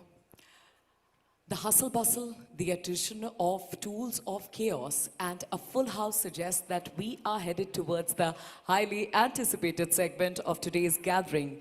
Ladies and gentlemen, an absolute delight for me to welcome each and every one of you to Watchlist 2026, Agencies and Brands. Exchange for Media's exclusive initiative to acknowledge and felicitate the success of agencies and brands who are setting new benchmarks in the industry. Today, we are proud to celebrate and honor the agencies and brands for their untainted efforts, perseverance, and commitment towards stakeholders, consumers, and of course, their employees. Before we begin, could I please request everyone's undivided attention towards the big screen on the stage? Let's quickly take a look at the event AV. Exchange for Media is proud to celebrate and honor the outstanding achievements of PR agencies and brands by unveiling the Watchlist 2026 Agencies and Brands. This year, we constituted our internal robust jury which evaluated some of the top agencies and brands based on various parameters, including evolution, innovation, campaign success, client satisfaction, team strength, turnover, industry influence, impact, and more. Let's look at the agencies and brands featured on this list.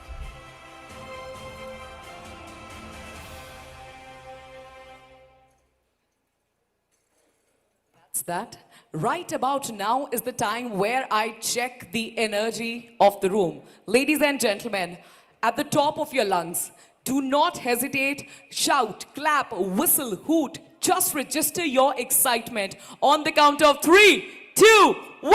Come on! Well, that's fantastic. That's fantastic. Keep this energy up as we begin with Watchlist 2026. Agencies joining us on stage to present the awards. First and foremost, the man of the hour. Please put your hands together for Dr. Anurag Batra. And it's safe to say, an audience favorite. Please put your hands together for Madan Sahab. Please welcome Mr. T.S. Madan.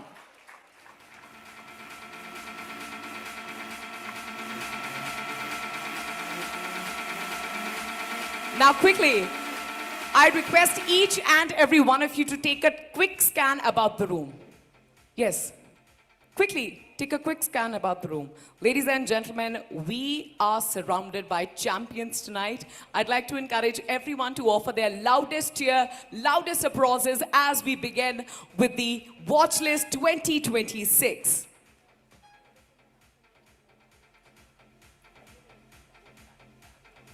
All right, so let's begin. Requesting all the awardees to kindly enter the stage from the stairs in the center and kindly exit from the ones right behind me.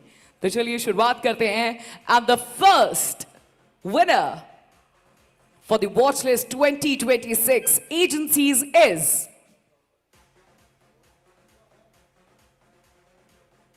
heartiest congratulations to redefining India Private Limited. Requesting the representatives from the winning organizations to kindly join us on stage. Girls and boys, ladies and gentlemen, the energy is building up. Where are the applauses? Let's give it up for Rudafin PR India Private Limited.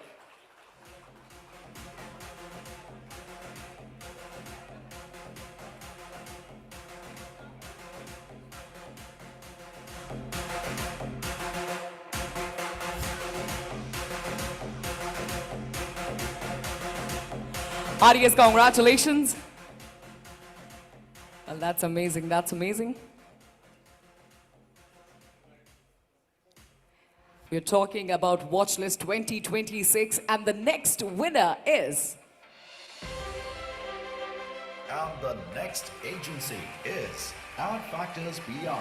Heartiest congratulations to Ad Factors PR. क्या बात है? कुछ सीटियां, थोड़े से hoots. Come on.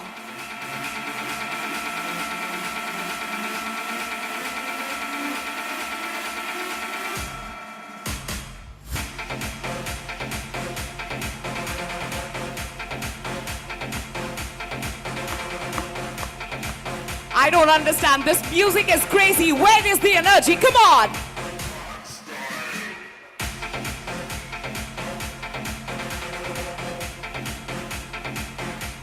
Watchlist 2026 agencies, and the next winner is. And the next agency is Avian Weed. Audience, congratulations to Avian V.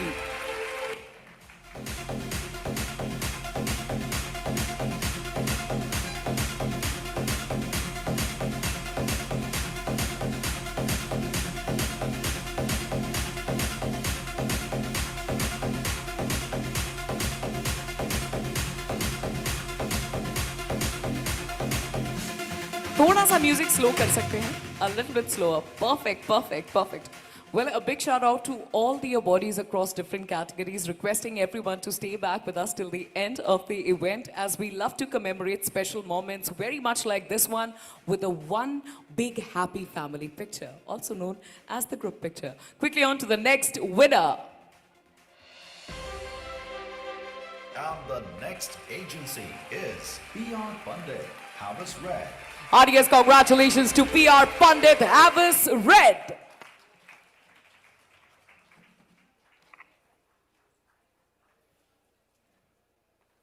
Celebratory music बजता रहना चाहिए. क्या बात है? बहुत ही बढ़िया.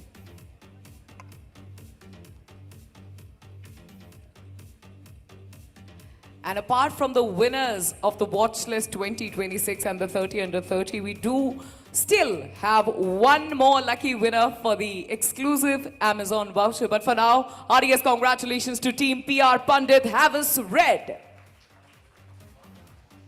And the next winner is. the next agency is Burson. Heartiest congratulations to Team Burson.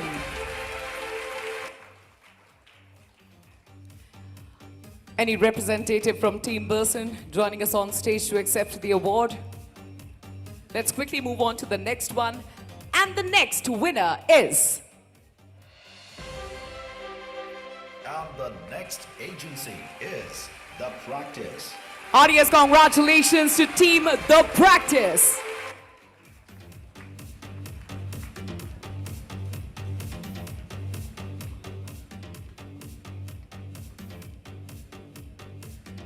Think of all the missed out birthday parties, late night shenanigans with friends, movie dates and whatnot, just so that you can excel in your career. And when you do that, when you get an award, the audience just wouldn't put their palms together to give them a big round of applause. Just think about it. Heartiest congratulations to Team The Practice. We should have, I forgot there is an agency watch list.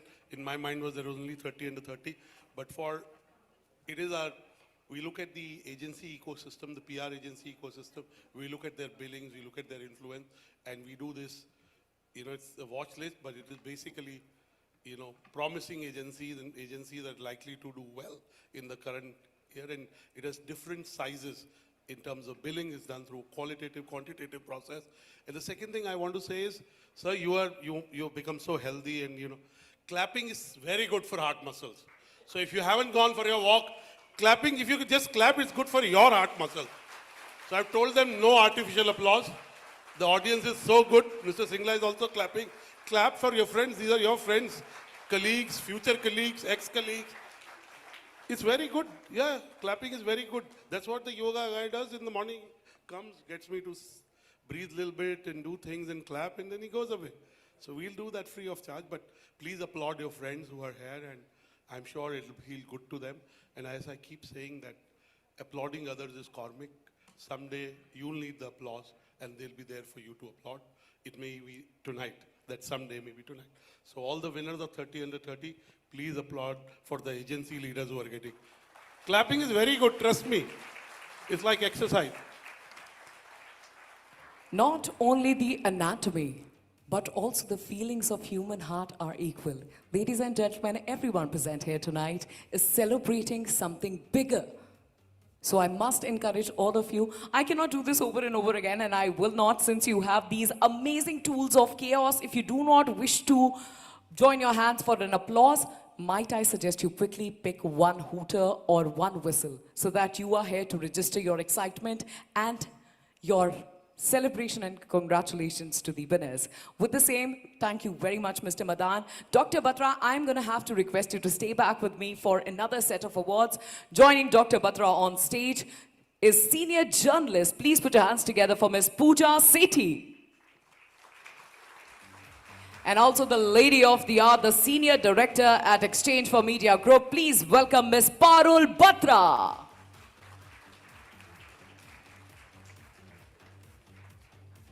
Welcome, and the next winner is...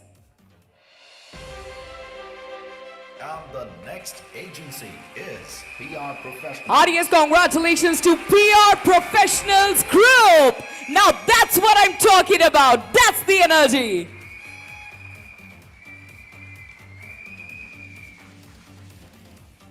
Tonight we are not surrounded by competition, but acquaintances and friends only.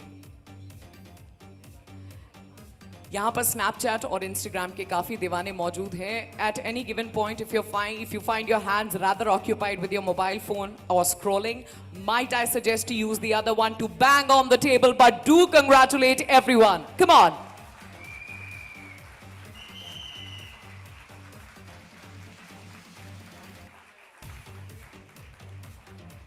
इतनी बड़ी team और इतना कम शोर. Come on, PR Professionals Group.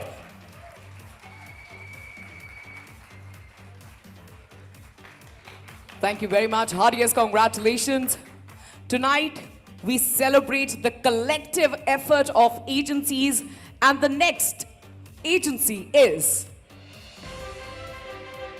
And the next agency is Weber Shandwick. Audience, congratulations to Weber Shandwick.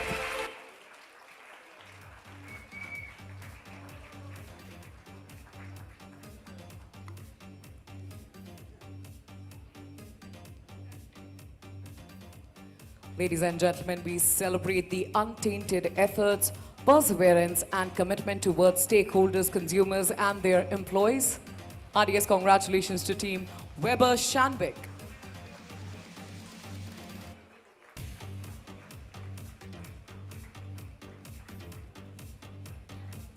Absolutely amazing.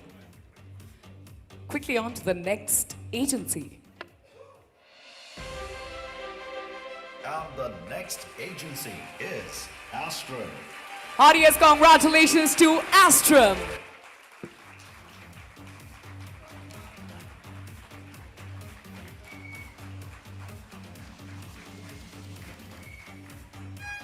Absolutely, Miss Zedi, just like that. Could you quickly turn around and show people how to do it? Fantastic, fantastic. Heartiest congratulations once again to Team Astrum.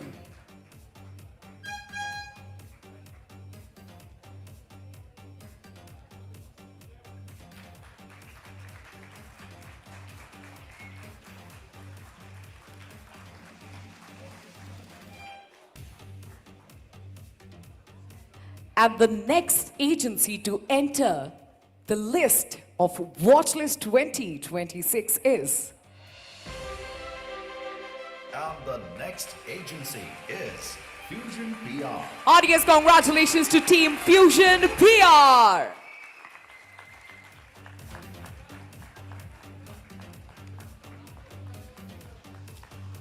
I'm not sure if you are aware of the fact that the summit is actually over. This is the time, this is the part where we have fun, right? And or for that matter of fact, मेरे ख्याल से whistles की ज़रूरत नहीं है एक असली सीटी सुनने के लिए. Anyone from the audience with a real one? No? Maybe through the course of the event. Audience, congratulations. Quickly on to the next agency. And the next agency is Media Mantra. Audience, congratulations to Team Media Mantra.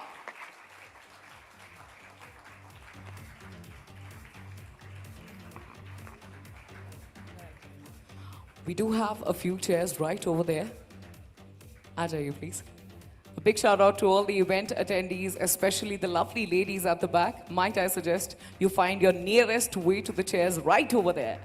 And with the same, heartiest congratulations to Team Media Mantra.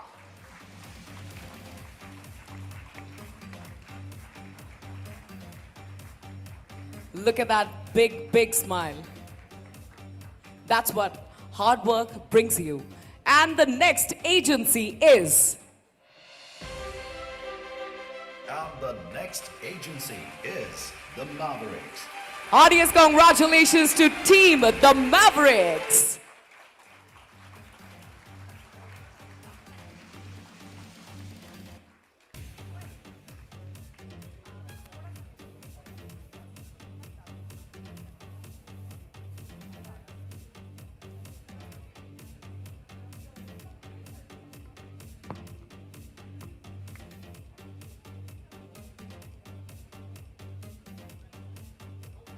Ladies and gentlemen, taliyan, seetiyan, hooting. However you like to communicate or register, you'd like to register your excitement. Audience, congratulations. Thank you very much. With the same, a big thank you to Ms. Sethi and Ms. Batra. Thank you for joining us. Dr. Batra, it is going to be a long evening for you. Quickly towards the next awards, but prior to that, let's welcome the presenter. Joining us on stage is independent consultant. Please put your hands together for Paroma Roy Chaudhary.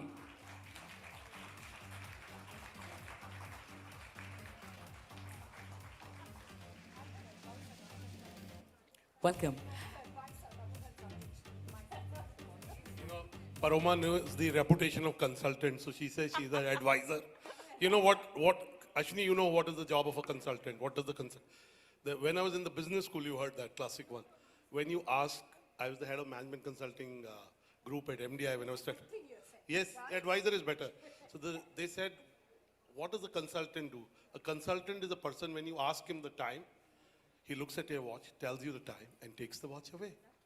So that's why Paroma said she's an advisor and not a consultant. Because she neither cons nor insults people. There are some other people who do that, but not Paroma. Right? Paroma, consultants are people who con and insult people. And I said, Paroma is not one of them, definitely. She advises people, right? First and foremost, I must offer my sincerest apologies. A human being works all their life to get to that point where they are recognized by their designation. So ladies and gentlemen, please put your hands together for Independent Advisor Paroma Roy Chaudhary. With this, let's continue with the saga of Watchlist 2026, and the next agency is... And the next agency is Teamwork Communications. Audience, congratulations to Team Teamwork Communications.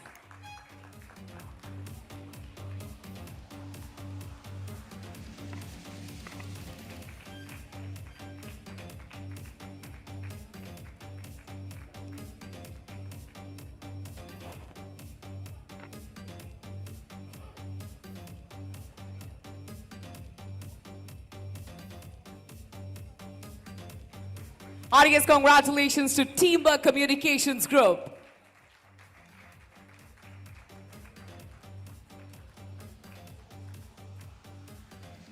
Thank you, thank you.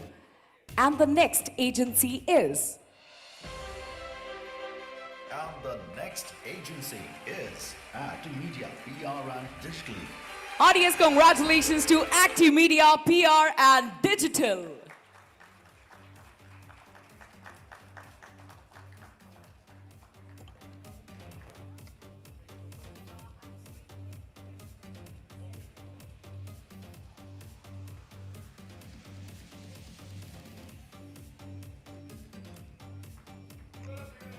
जीत मिले ना मिले ये अलग बात है, जीत मिले ना मिले ये अलग बात है, पर मैं कोशिश भी ना करूं ये तो गलत बात है. Ladies and gentlemen, tonight is dedicated to the efforts, hard work and contribution of working individuals and organizations. Might I suggest a little bit more energy? And the next agency is... And the next agency is Madison PR. Audience, congratulations to Team Madison PR.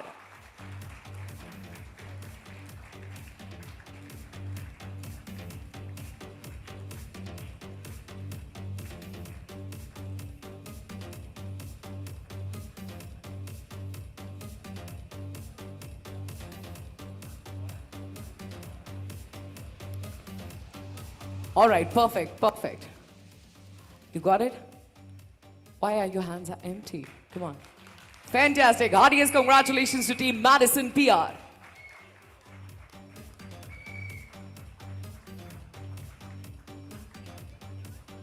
And the next agency is... And the next agency is On Purpose. Audience, congratulations to Team On Purpose.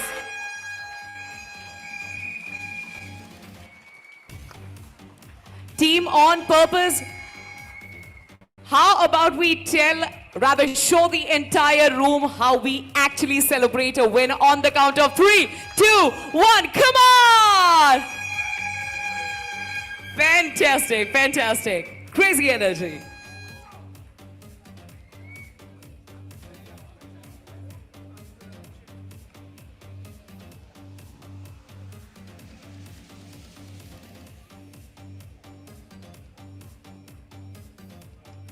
From the shampoo bottle awards that we give ourselves in the showers to the actual awards that we get on the stage. Ladies and gentlemen, the comparison and the difference is crazy. Heartiest congratulations to Team On Purpose. And the next agency is... Our first agency is Candor Communications. Heartiest congratulations to Team Candor Communications. थोड़ी सी जोरदार तालियां, थोड़ी सी सीटियां और amazing.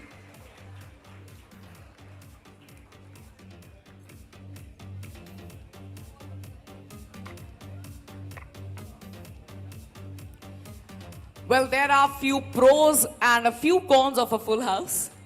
We can expect a lot of energy. Is the team here? I think they are not here or maybe busy at the moment. Quickly on to the next agency, please. And the next agency is Zeno Group. Audience, congratulations to team Zeno Group.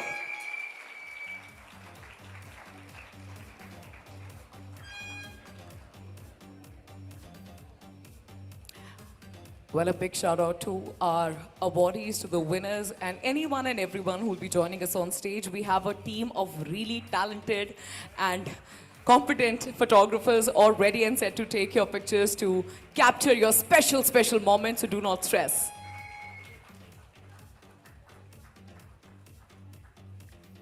Fantastic. Thank you. Thank you. Big congratulations. And the next agency is... And the next agency is Comms Credible. Audience, congratulations to Team Comms Credible.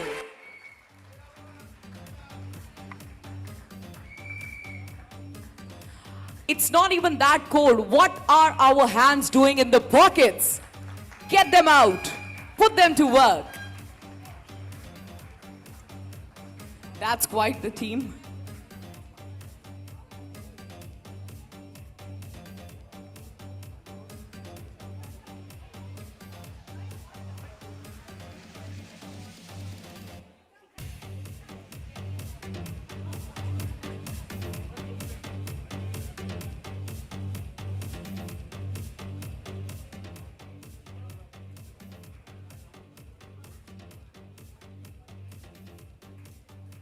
The procedure to clap is super simple. What we need to do is bring both of our palms together, right? Just like that, in case you've forgotten.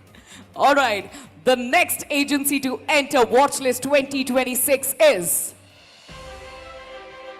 And the next agency is Compass Communications. Audience, congratulations to Team Compass Communications. Do I see a representative from Team Compass Communications walking towards the stage? Or are they rather occupied? I think occupied at the moment. We'll quickly move on to the next agency. And the next agency is Concept PR. Big mega congratulations to Team Concept PR.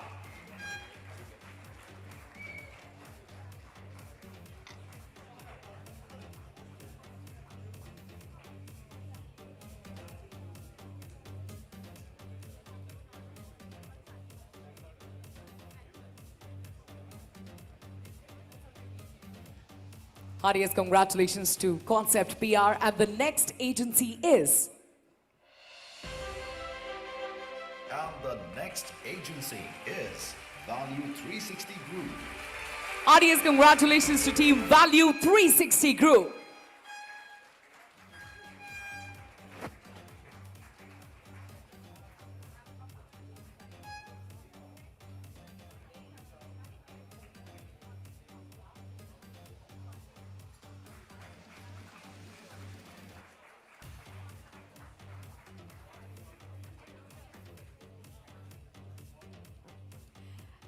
And the final name to enter the Watchlist 2026 agencies is... And the next agency is Commune Brand Communications. Audience, congratulations to Commune Brand Communications. We have the very lovely Ruby Sinhaji walking on the stage. Welcome.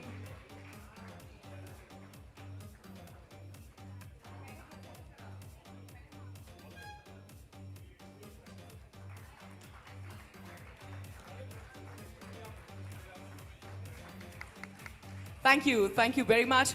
Could I please request Team Commune Brand Communications to stay back with us on the stage? At Exchange for Media, we love to commemorate special moments with one big happy family picture. That is the group photo. Requesting all the winners from Watchlist 2026 agencies to kindly join us on stage along with their certificates for one big happy family picture. Super quickly, as we are to move towards the next lot of awards. Come on. with a round of applause. Ladies and gentlemen, the Walk of Fame and Glory. Let's welcome the winners. Watchlist 2026 agencies. Also requesting our presenter,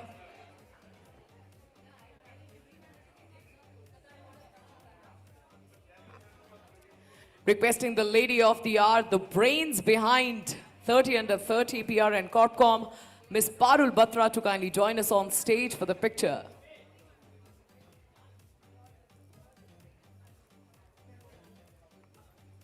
Consider this a classroom photograph. Do not shy away from taking the knee, right?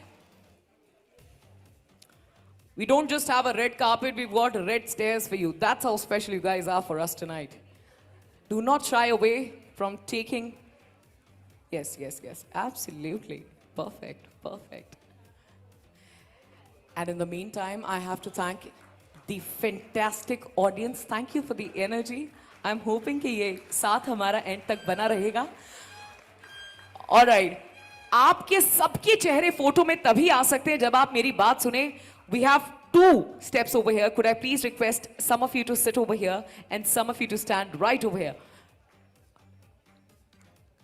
Outfit नहीं आएगा, लेकिन smile जरूर आएगी.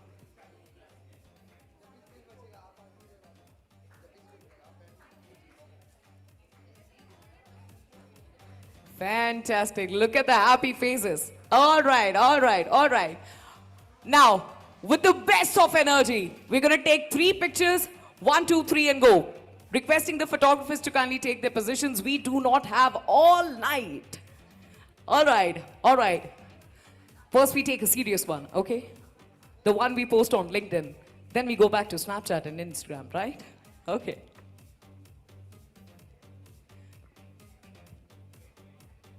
Ladies and gentlemen, how about a big round of applause for Watchlist 2026 agencies? I'm very sorry you are in the frame. Thank you. Thank you.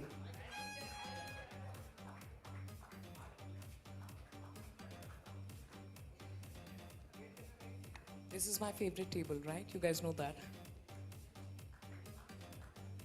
All right, now time for the final crazy picture. We shout, all right, 3, 2, 1, hip hip! Fantastic! Heartiest congratulations to you all. Thank you very much. You all may kindly be seated.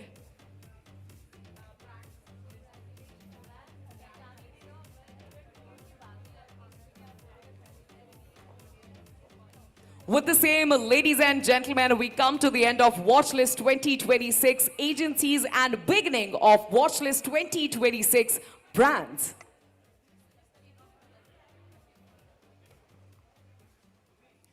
How about 30 seconds so that everybody can settle down?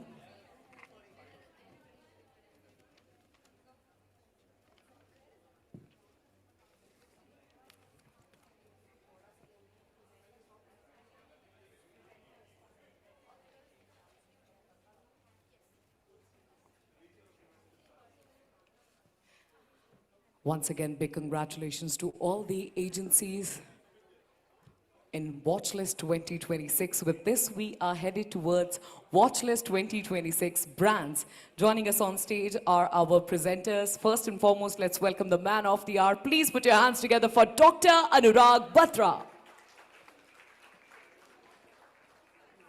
Accompanied by CEO Center for Departmental Education. Please put your hands together for Professor Edwin Moses. With a big round of applause, of course. Professor Moses did take out time from his busy schedule to be here to present these awards to you all, did he not? All right, we are ready and set. And the first brand to enter the list, Watchlist 2026, is... And the next brand is Jindal Steel. Audience, congratulations to Jindal Steel Limited.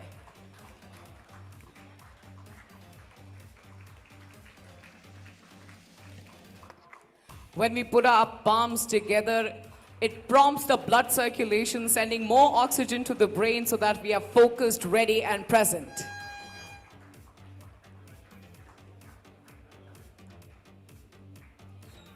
Heartiest congratulations to Team Jindal Steel Limited.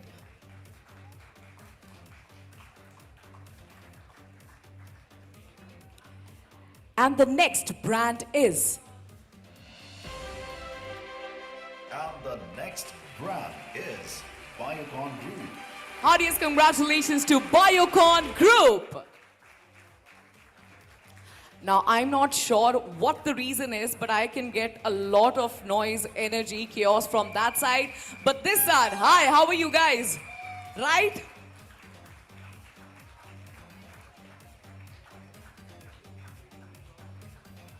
Heartiest congratulations to Biocon Group.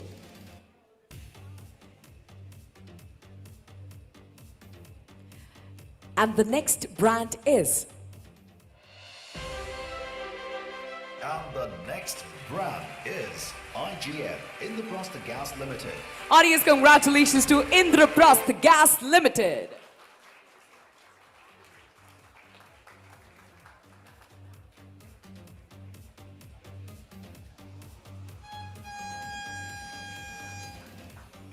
Thank you to that one fantastic person. Thanks a lot. सांस तो आप वैसे भी ले ही रहे हैं. क्या चला जाएगा आपका अगर एक आधी सांस हूटर या विसल में मार देंगे तो? Thank you, thank you. Now I feel bad that मैंने आपको Amazon voucher नहीं दिया, तहसीन जी. Heartiest congratulations to IGL, and the next brand to enter Watchlist 2026 is... And the next brand is PhonePe. Heartiest congratulations to PhonePe.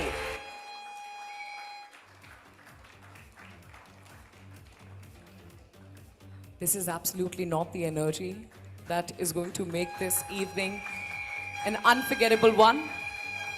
Thank you so much. At the risk of sounding repetitive, I have to encourage and request you all to be in the best of your energies and spirits for the night. Heartiest congratulations, PhonePe. And the next brand is... And the next brand is Tech Mahindra. Heartiest congratulations to Tech Mahindra.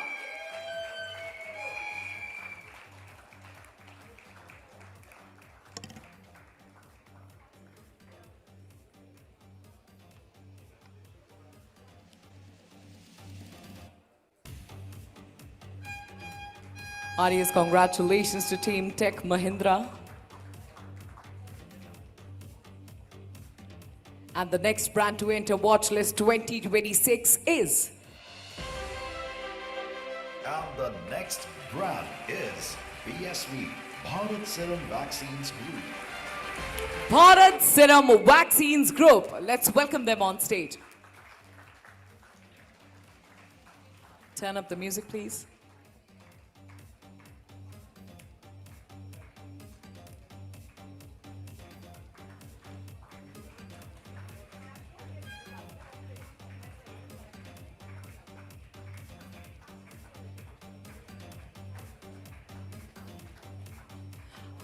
How about a bigger, better, bolder round of applause for Team BSV?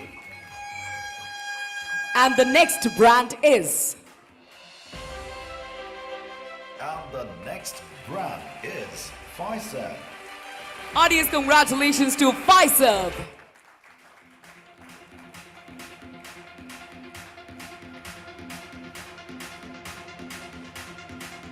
And after a lot of eye contact, the DJ Wale Babu has accepted my request of playing some crazy music back to back so that at least you can vibe on the music and congratulate the winners. I think that is going to work, is it not?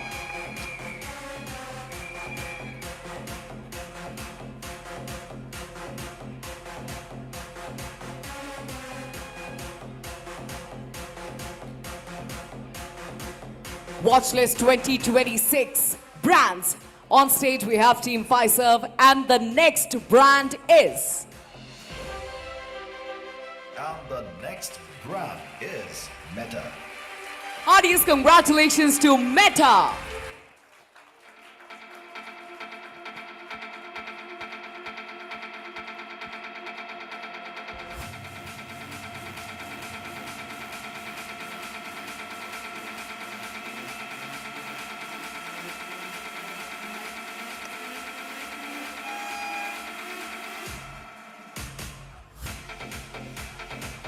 Congratulations. Congratulations with the same. Thank you, Professor Moses, for joining us on stage.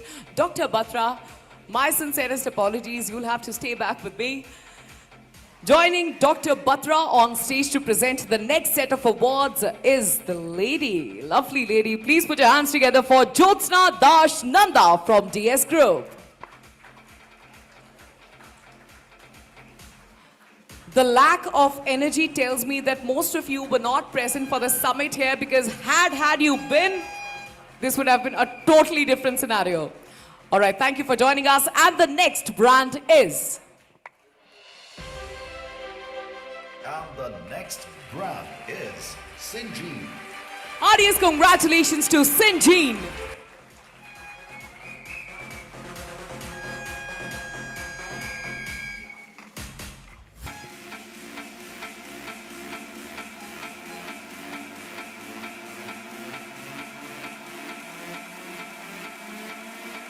Can I get a what and a wood food for team Syngene? Come on.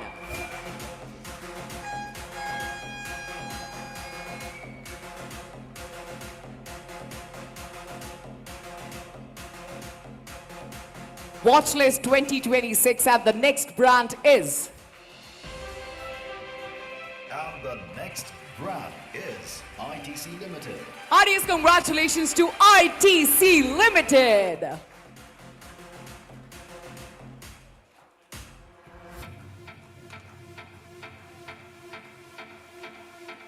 I wish I had your mother's contact information so that I could complain to her कि आपके बच्चे बात नहीं सुनते हैं.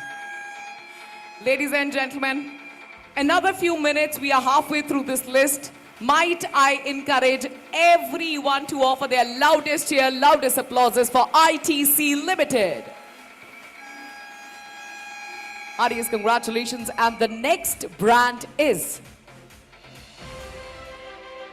And the next brand is Swiggy. Our late night partner, please give it up for Swiggy. Well, I'm certain the representative from Swiggy was here with us during the summit, but maybe rather occupied at the moment. And the next brand is... And the next brand is Syngenta.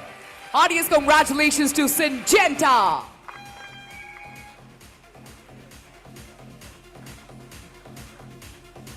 Representatives from Team Syngenta, are you around? Quickly on to the next one, I believe. And the next brand is... And the next brand is Boat. Heartiest congratulations to Boat.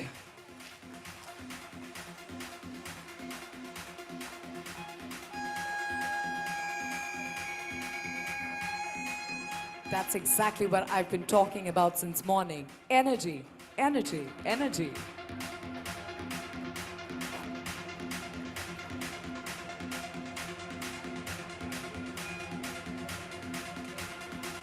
I do not fancy myself a mind reader, but I'm certain what everybody is thinking about. हमारी बारी कब आएगी? आपकी बारी तब आएगी जब आप यहाँ हॉल में हमारे साथ मौजूद रहेंगे. Requesting all the awardees to kindly stay back with us in the hall so that we can get done with this super quickly and in an energetic manner. And the next brand is... And the next brand is Oppo. Big congratulations to Oppo. I also explored the possibility that maybe audience is biased, but that's not the case. We have winners walking from that side. All right, इस तरफ से थोड़ा सा शोर आ सकता है इन सब के लिए. Come on. Lovely.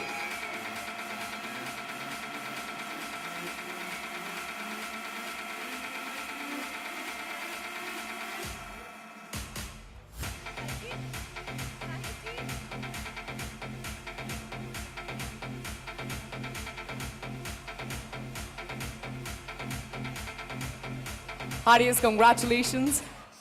And the next brand is... And the next brand is Sanofi. Big congratulations to Sanofi.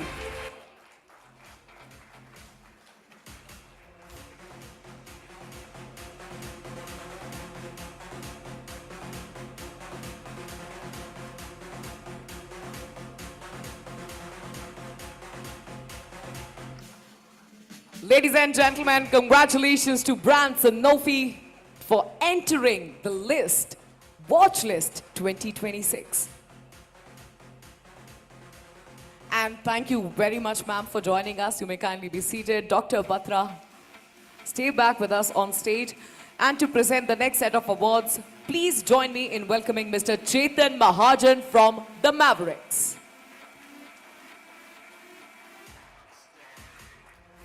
With this much energy, the man might just refuse to present the awards, right? We need to welcome him, right? Ladies and gentlemen, please give it up for Mr. Chetan Mahajan from the Mavericks. Ladies and gentlemen, join me in welcoming the founding managing partner at Astrum. Please put your hands together for Mr. Ashwani Singla.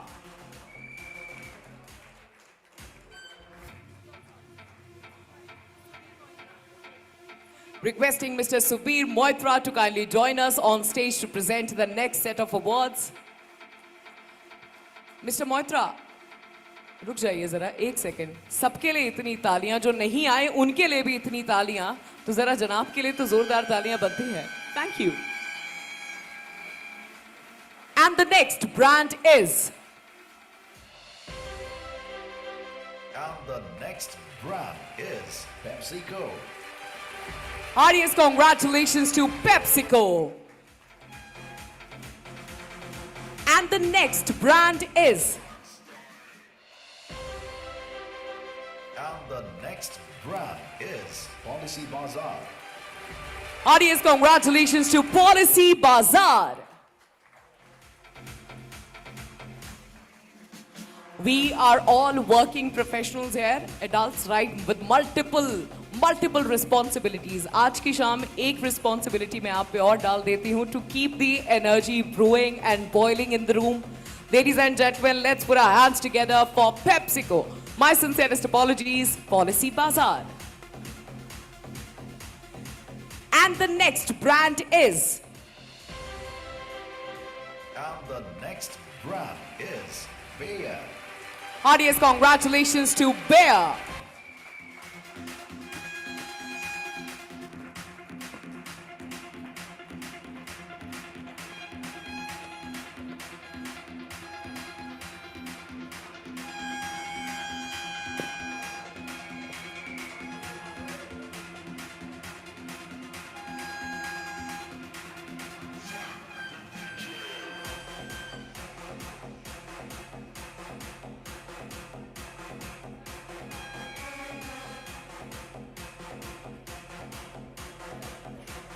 And the next brand is. And the next brand is Business Wire. Heartiest congratulations to Business Wire.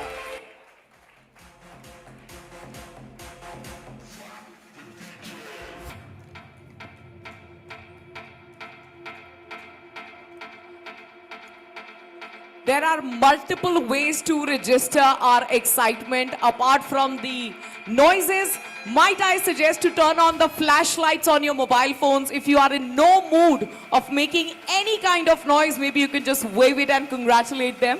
They can see it. With the same, the final brand to enter the Watchlist 2026 is. And the next brand is Nestle. Big congratulations to Nestle.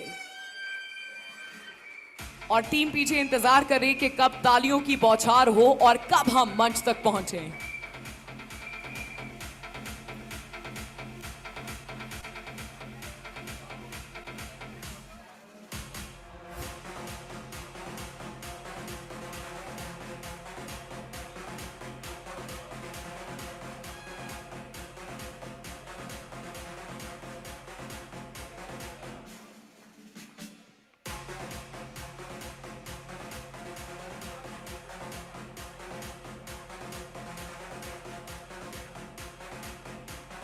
And as evident from the last slot of awards, I request you both to kindly stay back with us, and all the other winners, awardees from Watchlist 2026 brands to kindly join us on stage with their certificates, with their winning placards in their hands to kindly join us on stage super quickly for a group picture.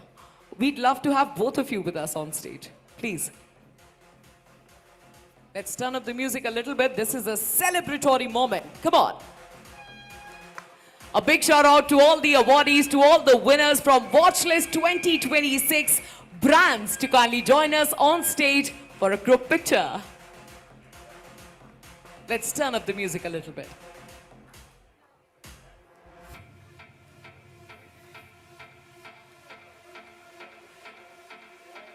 Now, since we have a full house and we are surrounded by only champions, could I please request you all to quickly go back to your school days and consider this a classroom photograph. Ladies and gentlemen, right now we are all just winners and nothing else. Could I please request at least the gentlemen to be gentle and chivalrous enough to kindly take the knee and settle down right over here. Perfect, perfect.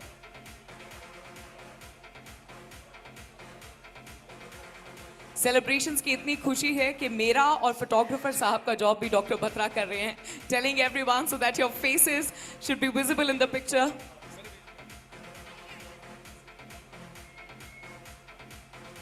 All right, my lovely, lovely audience, how about a big round of applause for Brands Watchlist 2026? Let's congratulate them.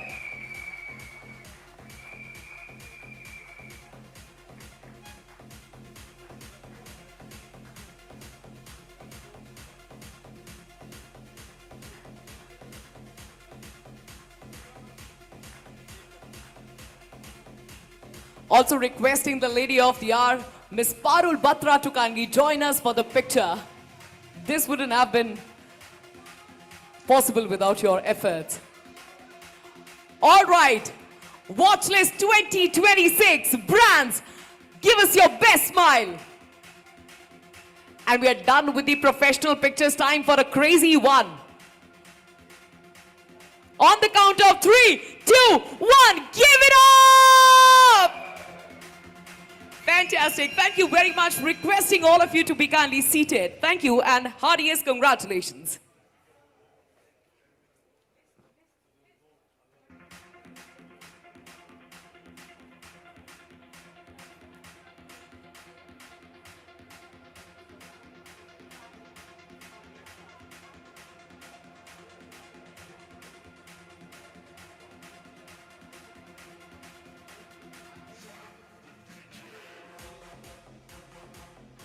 A quick 30 seconds to each and every one of you so that you can settle down and we can begin with the final slot of awards. Ladies and gentlemen, in the next 60 seconds, we are to begin with the highly anticipated segment of PR and Corpcom 30 Under 30 Awards.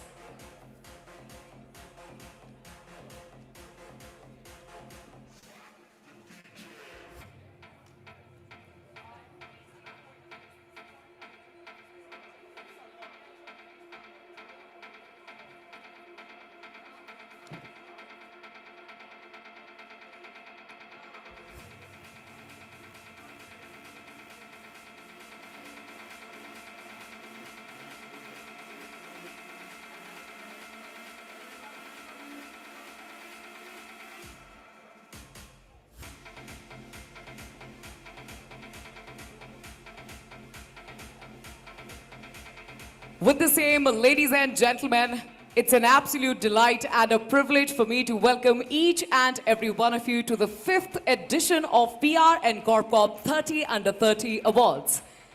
This year, we received over 150 nominations, out of which we selected the 30 winners. The judging process was very stringent, and after screening over 70 shortlisted entries, the best deserving candidates were selected. I believe you'd like a quick visual treat regarding what is about to happen. Thank you very much. Your smile threw me off. What an infectious energy. Amazing. Ladies and gentlemen, requesting everybody's undivided attention towards the big screen on the stage. Let's quickly take a look at the event intro AV. The 5th edition of the e4m PR PR and Corpcom 30 Under 30 Awards 2025 stands as one of the most respected platforms, celebrating the next generation of communication leaders. Through this initiative, Exchange for Media honors the industry's brightest young professionals, entrepreneurs, game changers and achievers, all under the age of 30. This year, we received 150 plus nominations, from which 30 winners were selected. The judging process was stringent, and after evaluating 70 shortlisted entries, the jury identified the most deserving young leaders. Here's a quick look at the incredible industry stalwarts who formed this year's jury panel. Jury Chair, Nitin Mantri. Group CEO, Adrian Wee. Co-Jury Chair, Atul Sharma, CEO, Rudafin India and Head, Middle East. Jury Panel, Abhay Dange, Communications and Public Policy Professional. Amandeep Singh, Senior Vice President, IGL. Aman Dhar, Founder, Comms Credible. Anya Geraldine D'Souza, Global Fractional Marketing Strategist. Bhaskar Majumdar, Senior Communication Consultant. Chavi Likha, Independent Consultant. Gaurav Bhagwati, Public Policy and Corporate Reputation Advisor. Kunjan Bagga, Communications Consultant. Karishma Solanki, Director, Corporate Communication and PR, Publicis Group. Manjira Sharma, Independent Consultant. Namita Narula, Head, Corporate Communications, Cloud9 Hospitals. Nida Palova, Lead, Corporate Communication and CSR, Sanofi Consumer Healthcare. Nikki Gupta, Co-Founder and CEO, Teamwork Communications. Pooja Basu, Head, Corporate Communications, Exide. Pradeep Wadhwa, Founder, Critical Edge. Professor Bhartika Nanda, Media Educator, Commentator, Indian Prison Reformer and Media Commentator. Pooja Sethi, Managing Editor, Times Network. Rajat Verma, Founder, The Publicist. Rashmi Nakaskar, Head, Marketing Communications, WPP Media. Richa Gopal Shotriya, Partner, First Partners. Renu Jha, Senior Vice President, Commune Brand Communications. Ronald Jabaraj, Bureau Chief, ANI. Sayantan Das Adhikari, Director, Candid Communications. Shashank Verma, Deputy Manager, Kia.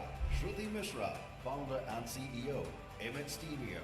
Tehseen Zaidi, Communications Specialist, Syngenta Group, IT Digital Syngenta. Udit Pathak, Founder and CEO, Media Mantra. Yatin Padia, Group Head, Corporate Communication, Arvind Limited. Yuvraj Mehta, Founder and CEO, Straterize.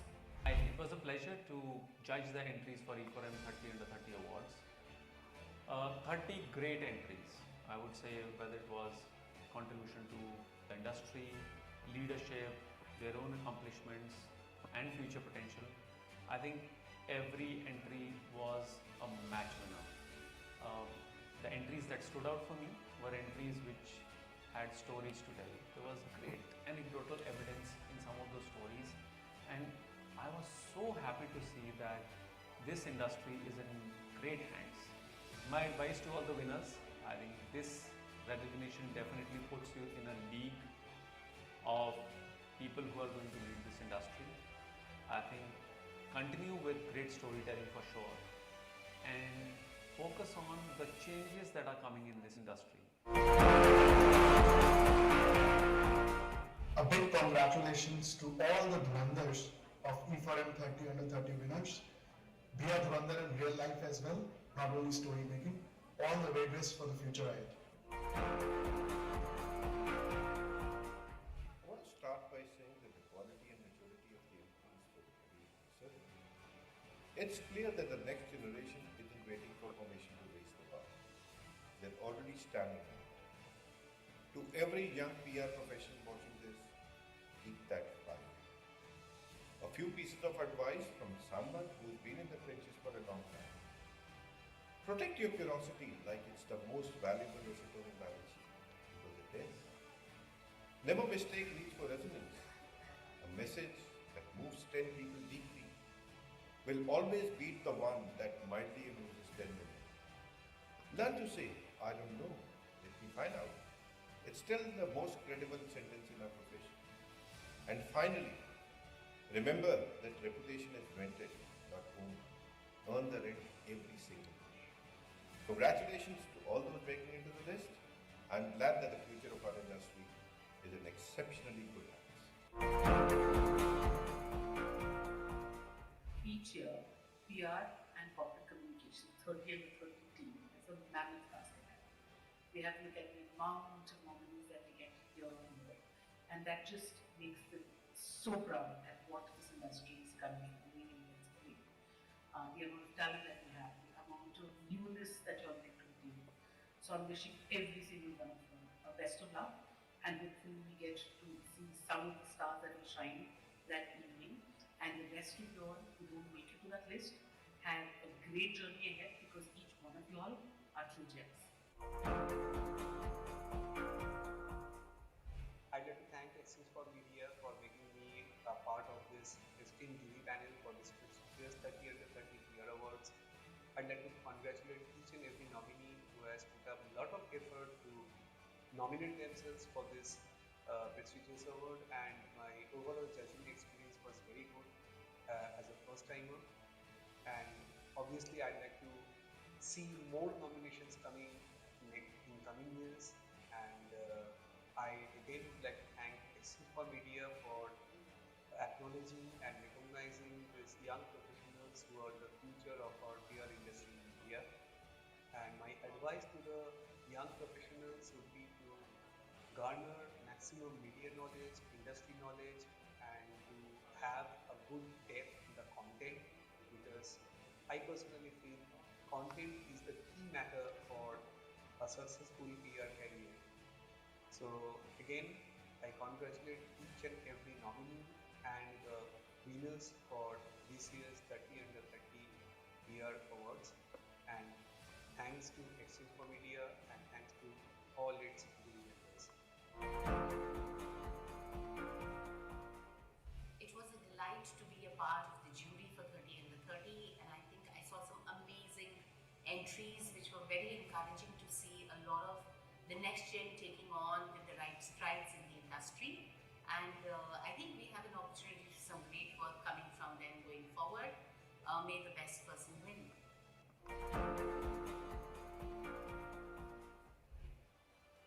e4m Media thanks the esteemed jury panel and congratulates all the winners.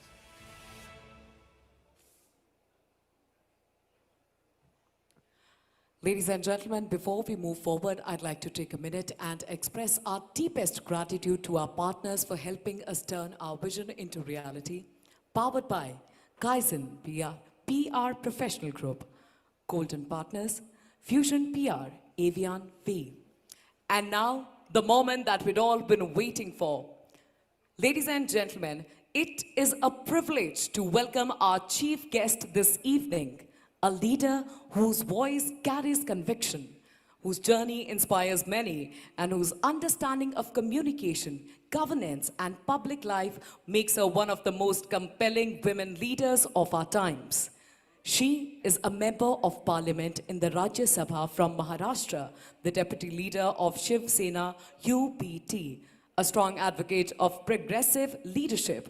She is widely regarded as a youth icon who understands the power of narrative, dialogue, and meaningful engagement. Whether it's parliamentary debates and policy discussions, she has consistently championed issues related to governance, social justice, and inclusive development. As a trustee, she actively works towards children's education, women's empowerment, and healthcare. Join me as I welcome the chief guest today. Ladies and gentlemen, please put your hands together in welcoming Srimati Priyanka Chaturvedi ji, Member of Parliament, Rajya Sabha, Maharashtra.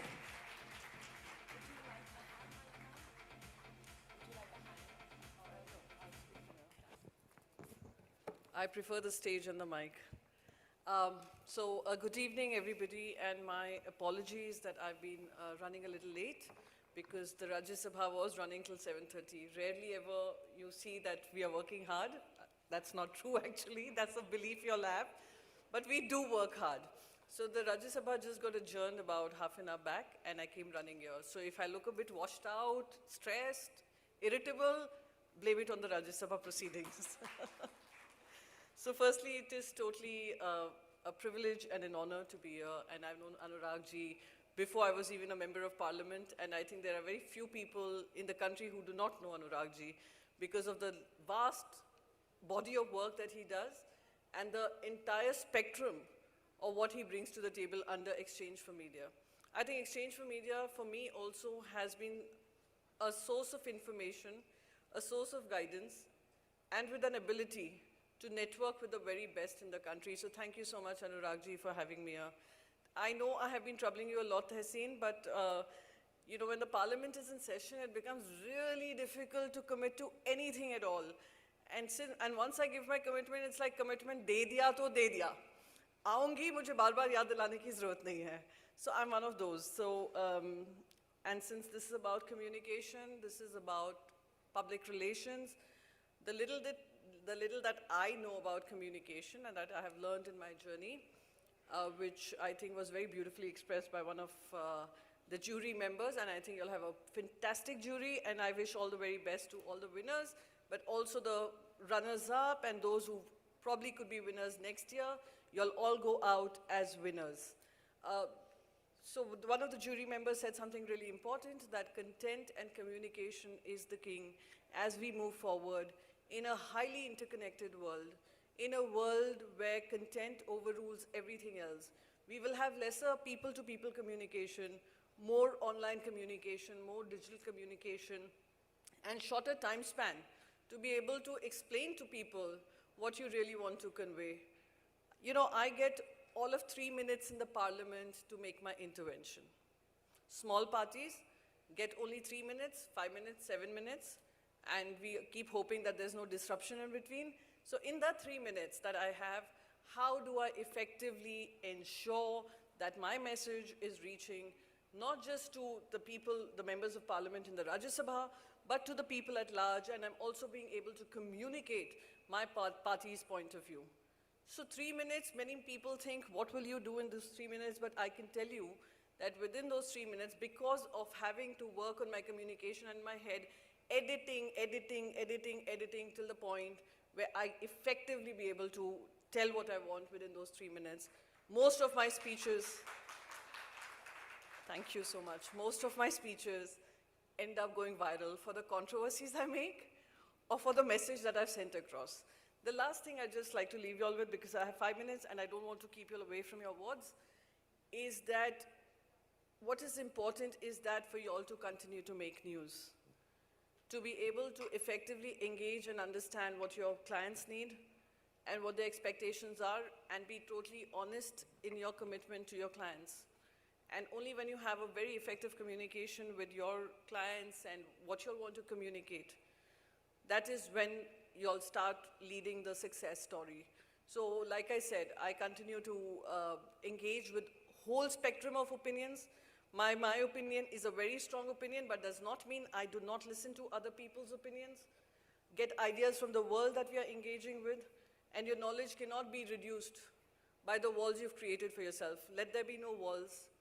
Let there be knowledge which continues to be flowing from everywhere, from every angle, from every perspective, so that you have a communication and a content which is effective enough to convince not just people who believe in you, but also convince those who are opposed to you. I leave you with that thought, and thank you so much for having me here once again, and wish you all the very best, and may you all continue to shine. Thank you. Thank you, ma'am. Thank you. I'd like to request you to stay back with us on stage to present the first lot of awards. Thank you very much in the center. And joining the Lady of the Hour on stage, please welcome Dr. Anurag Batra, Chairman and Editor-in-Chief, PW Business World and Exchange for Media Group. All right, so ladies and gentlemen, without any further ado, let's quickly begin with the elite 30 under 30 PR and Corpcom Awards 2025. Loving the energy. तो चलिए शुरुआत करते हैं. And the winner is. And the award goes to Sumedha Kamar, Avian Week. Heartiest congratulations to Sumedha Kamar, Avian V. Ladies and gentlemen, after brands and agencies, we are now moving forward to 30 under 30 after celebrating the collective effort of organization. We now come to the individual effort, and the next name is. And the award goes to Akanksha Matto, Fusion PR Private Limited. Heartiest congratulations to Akanksha Matto, Fusion PR Private Limited.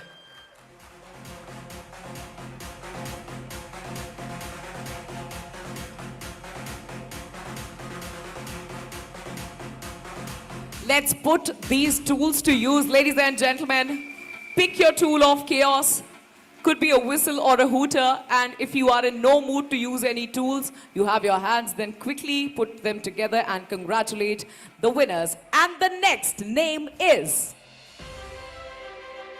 And the award goes to Sridhar Agarwal, Ruder Fin India. Heartiest congratulations to Sridhar Agarwal, Ruder Fin India. Quickly on to the next name. And the award goes to Ambika Kaul, PR Pandit, Harvest Rare.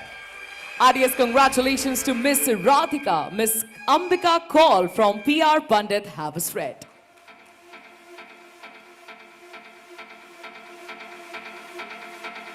This is the absolute final slot of awards, ladies and gentlemen. The energy portion will be available post this. Fantastic. And the next name is. And the award goes to Radhika Singhal, Avian V. Heartiest congratulations to Radhika Singhal, Avian V.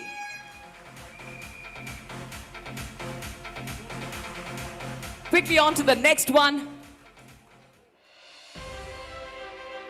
And the award goes to Vistar Gupta, Fusion PR Private Limited. Big congratulations to Vistar Gupta, Fusion PR Private Limited.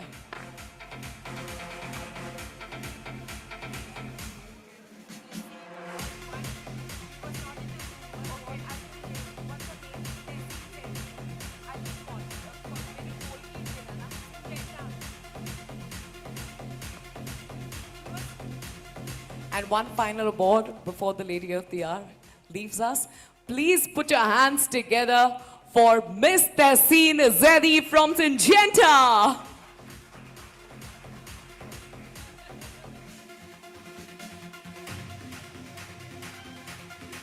As sparkly and as ready she looks for this night, ladies and gentlemen, she deserves a bigger, better, bolder round of applause. Come on.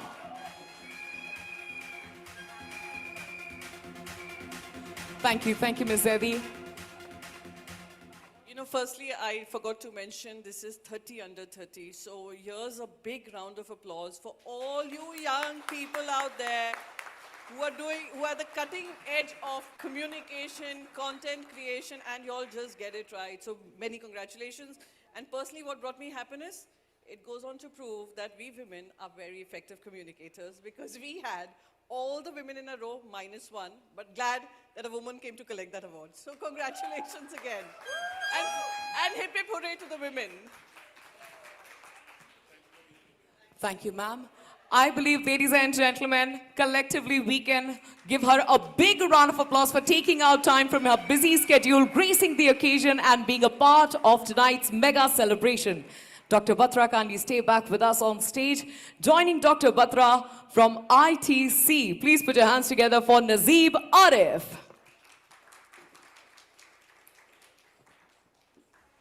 Absolutely no pros in being backbenchers today. Could I please request people at the back to kindly come forward, settle down, bring in the energy. And the next name is. And the award goes to Nishita Chopra, Ad Factors PR. Joining us on stage from Ad Factors PR, please give it up for Nishita Chopra.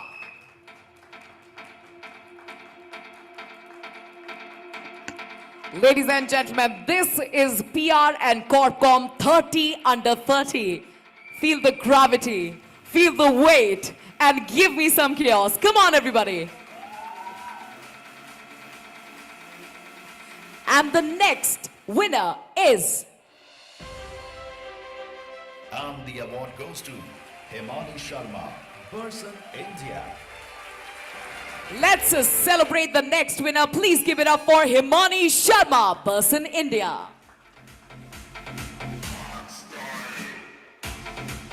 I can just as easily come down there, sit with you people and not clap my hands. But I'm choosing to be up here, congratulating the winners.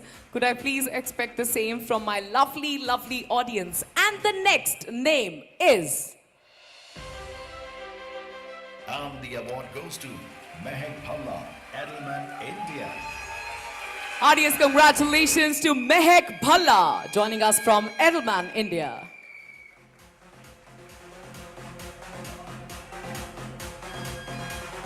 इतनी शांति से काम नहीं चलेगा. As I said before, the summit is over. Come on! Fantastic. Many, many congratulations, Ms. Bhalla. And the next winner is... And the award goes to Nikhil Punchi, Ad Factors PR. Time to welcome the gentleman on stage. Please put your hands together for Nikhil Punchi from Ad Factors PR. लड़कियों के लिए इतनी crazy बेबाक तालियां.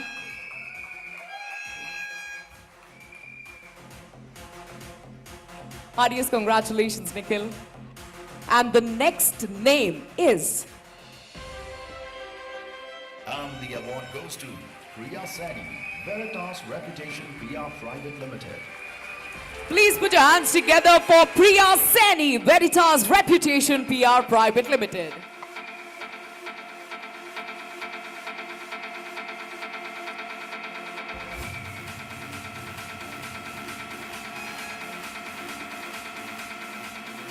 And thank you very much, Mr. Nazeeb Arif, for joining us on stage to present these awards. Thanks a lot.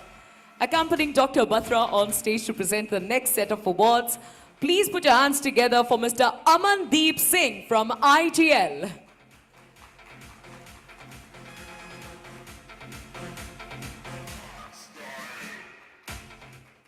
He was also a jury member. You heard his, jury comments, and he talked about curiosity. I think curiosity leads you to fun places. I can only say apart from helping you do work. So please give our jury member, Mr. Singh, a big round of applause. Curiosity leads to fun places. Dr. Batra, you and I have led different lives. All right. Quickly, on to the next name. Ladies and gentlemen, PR and Corpcom 30 under 30. And the next award goes to... And the award goes to Ayushi Chaturvedi, Archetype. Audience, congratulations to Ayushi Chaturvedi, Archetype. It seems like Ayushi is accompanied by only one of our friend who's taking the picture, so she absolutely cannot make any noise with her hands, but you people can. Thank you. And the next winner is... And the award goes to Sumedha Chakrabarti Roy, Person, India. Ladies and gentlemen, girls and boys, please put your hands together for Sumedha Chakrabarti Roy, Person, India.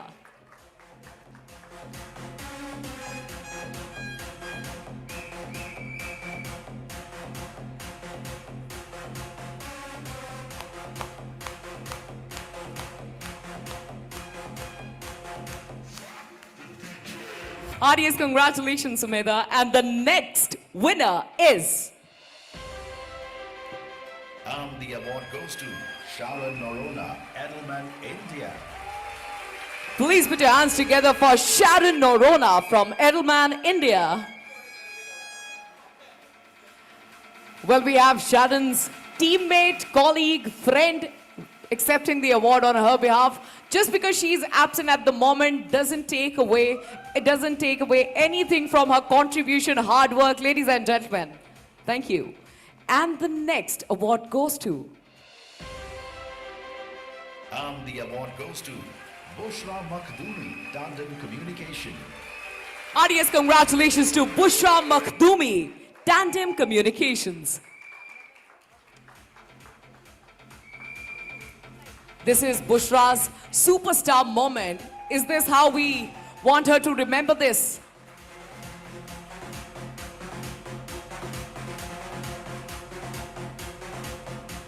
Congratulations. Thank you, Mr. Singh, for joining us. You may kindly be seated. Dr. Batra, it's a long night for us. All right, ladies and gentlemen, this is 30 under 30. PR and Corpcom, I'm going to have to request you all to turn up the energy a little bit. Come on, show me how. Lovely. Join me in welcoming our presenter on stage. Please put your hands together for Seema Ahuja, Biocon Group.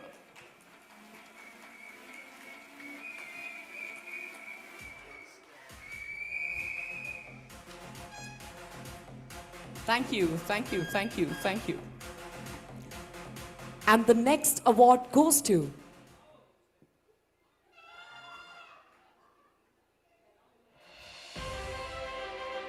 And the award goes to Arkita Seth, Weber Shandwick Collective. Joining us on stage, our next awardee. Please give it up for Arkita Seth from Weber Shandwick Collective.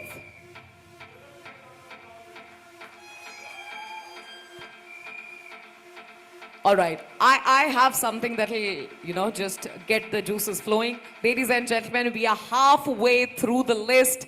We are to celebrate only the half.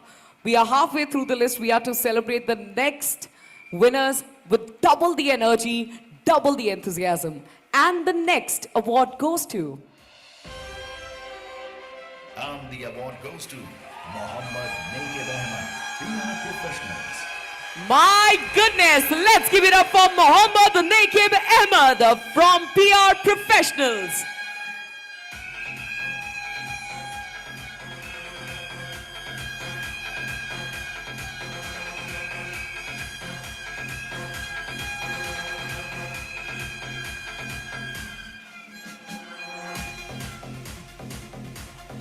I think as a protocol, you should be allowed to bring as many friends as you can when you're getting an award, right? Absolutely. And the next award goes to...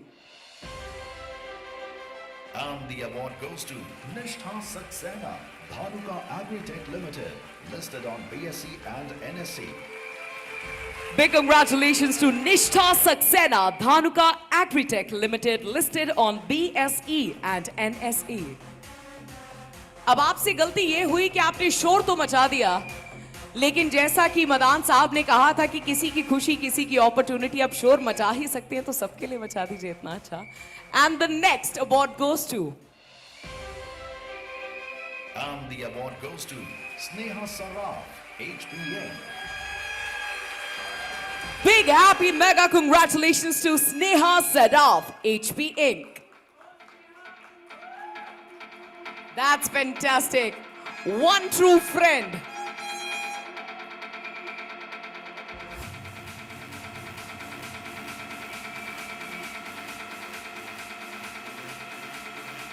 And the next name to enter the elite list of 30 under 30 is... And the award goes to Sadhan Singh, WRI India. Please put your hands together for Satbhan Singh, WRI India.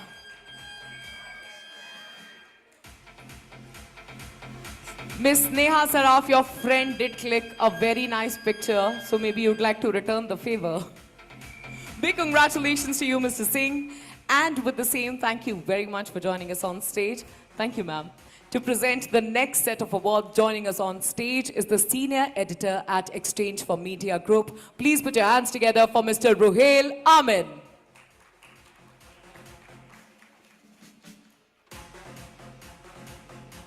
A little bit more effort never really hurt anyone, right? Perfect. Thank you. Thank you for joining us, Mr. Amin. And the next name to enter the 30 under 30 list is... And the award goes to Sandeep Baba, Noida International Airport. Please put your hands together for Sandeep Bubble, Noida International Airport.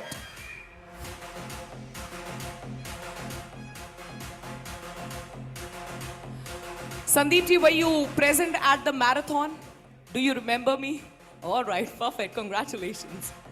Ladies and gentlemen, the next name to enter the elite list of 30 under 30 is... And the award goes to Sakshi Jain, Airtel. Looking like an absolute vision. Please put your hands together for Sakshi Jain, Airtel. Look at the smile on her face. Come on, everyone. Come on.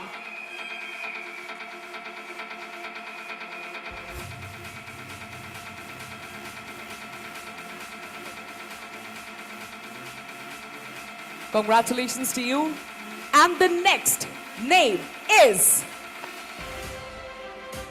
And the award goes to Nikita Natarajan, United Colors of Benetton.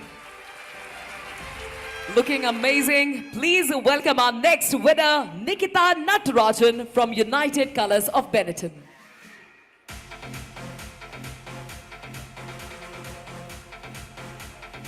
एक आदि असली सीटी सुनने को मिल सकती है आज की शाम. असली सीटी अच्छी थी. Thank you. Fantastic. A big round of applause for Miss Nikita Natarajan. चलिए फटाफट से हाथ खाली करके जरा खड़े हो जाइए. जी हाँ, right. I'm sorry, Dr. Batra. I'm going to take about 10 seconds here. Ladies and gentlemen, empty out your hands and stand up. Yes, right. Come on, stand up. Perfect. हाथ खाली है तो फटाफट से जोरदार तरीके से बाजू वाले से हाथ मिलाइए और पूछिए कैसे हैं आप. Come on. अब दूसरी तरफ हाथ मिलाइए और इनसे पूछिए कैसे हैं आप. और अब जरा जोरदार तालियों से बता दीजिए that we are ready and set and present for the 30 under 30. Amazing! क्या बात है. बैठ जाइए and the next award goes to... And the award goes to Mohammad Badsha Ansari, Teamology Softtech and Media Services Private Limited. Big congratulations to Mohammad Badsha Ansari from Teamology Softtech and Media Services Private Limited. आप सब लोग हर समय ताली बजा रहे हैं लेकिन उस मोमेंट पे जो एक इंडिविजुअल की जिंदगी का सबसे स्पेशल मोमेंट है तब पता नहीं क्यों.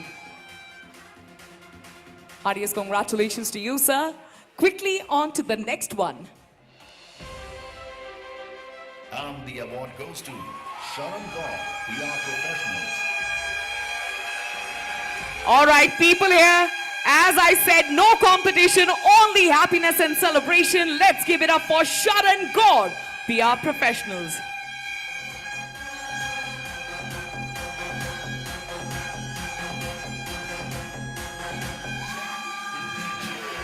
My goodness! Now, Sharon, I just have to quickly ask you this. Did you tip them or did you just tell them to do this? Or is it all through love and affection? It's PRP. It's PRP. Fantastic. Heartiest congratulations to you. And the next award goes to... And the award goes to Namita Pillai, Kaizen. Expecting the same chaos, same energy. Let's give it up for our next awardee, Namita Pillai, Kaizen. Quickly moving on to the next one. And the award goes to Rupali Soni, On Purpose Consulting Private Limited. It's time for Team On Purpose to prove their mettle. Let's give it up for Rupali Soni.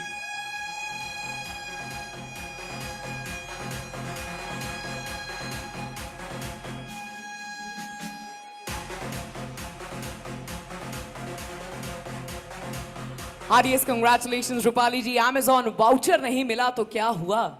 Well deserving award तो आप ही का है. Heartiest congratulations. Quickly on to the next one, please. And the award goes to Qasir Raza Khan, Shardul Amarchand, Mangaldas and Company. Ladies and gentlemen, please put your hands together for Qasir Raza Khan, Shardul Amarchand, Mangaldas and Company.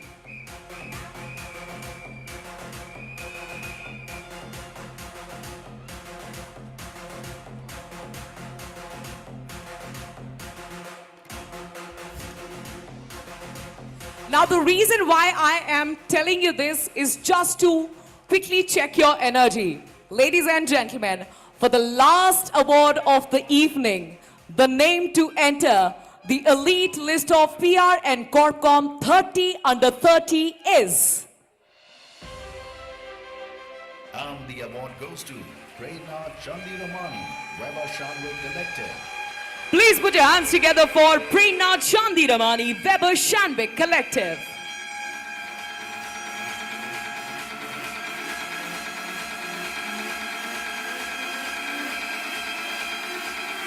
A little bit more noise from this side, a little bit more. Fantastic. And Prerna, I'm sure you know that we are hardcore on traditions here, with the same requesting all the awardees to kindly join us on stage with their trophies for one final picture. But how do we walk?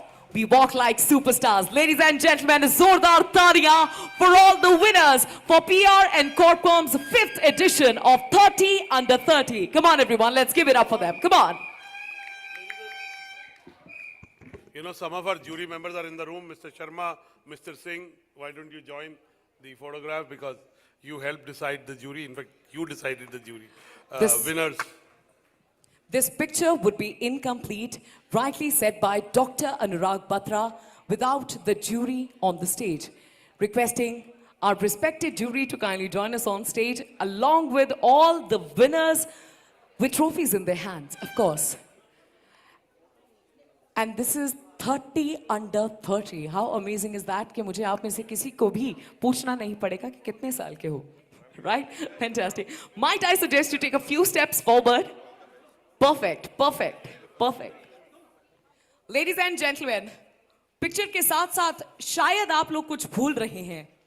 Watchlist 2026 agencies, Watchlist 2026 brands, and of course PR and Corpcom 30 under 30. But we still have one more Amazon voucher to be distributed. Let's quickly bring out the fishbowl. Itni shanti se photo. This is PR and Corpcom 30 under 30. Ladies and gentlemen, let's give a big round of applause to them. Come on.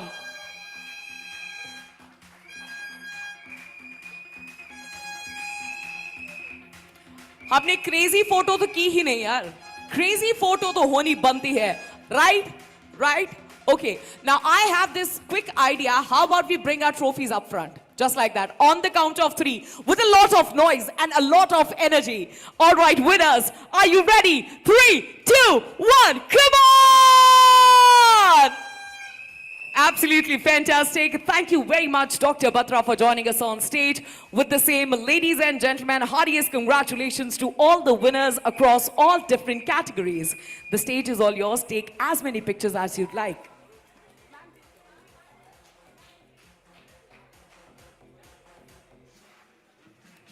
With the same, requesting everyone to kindly join us for a celebratory meal.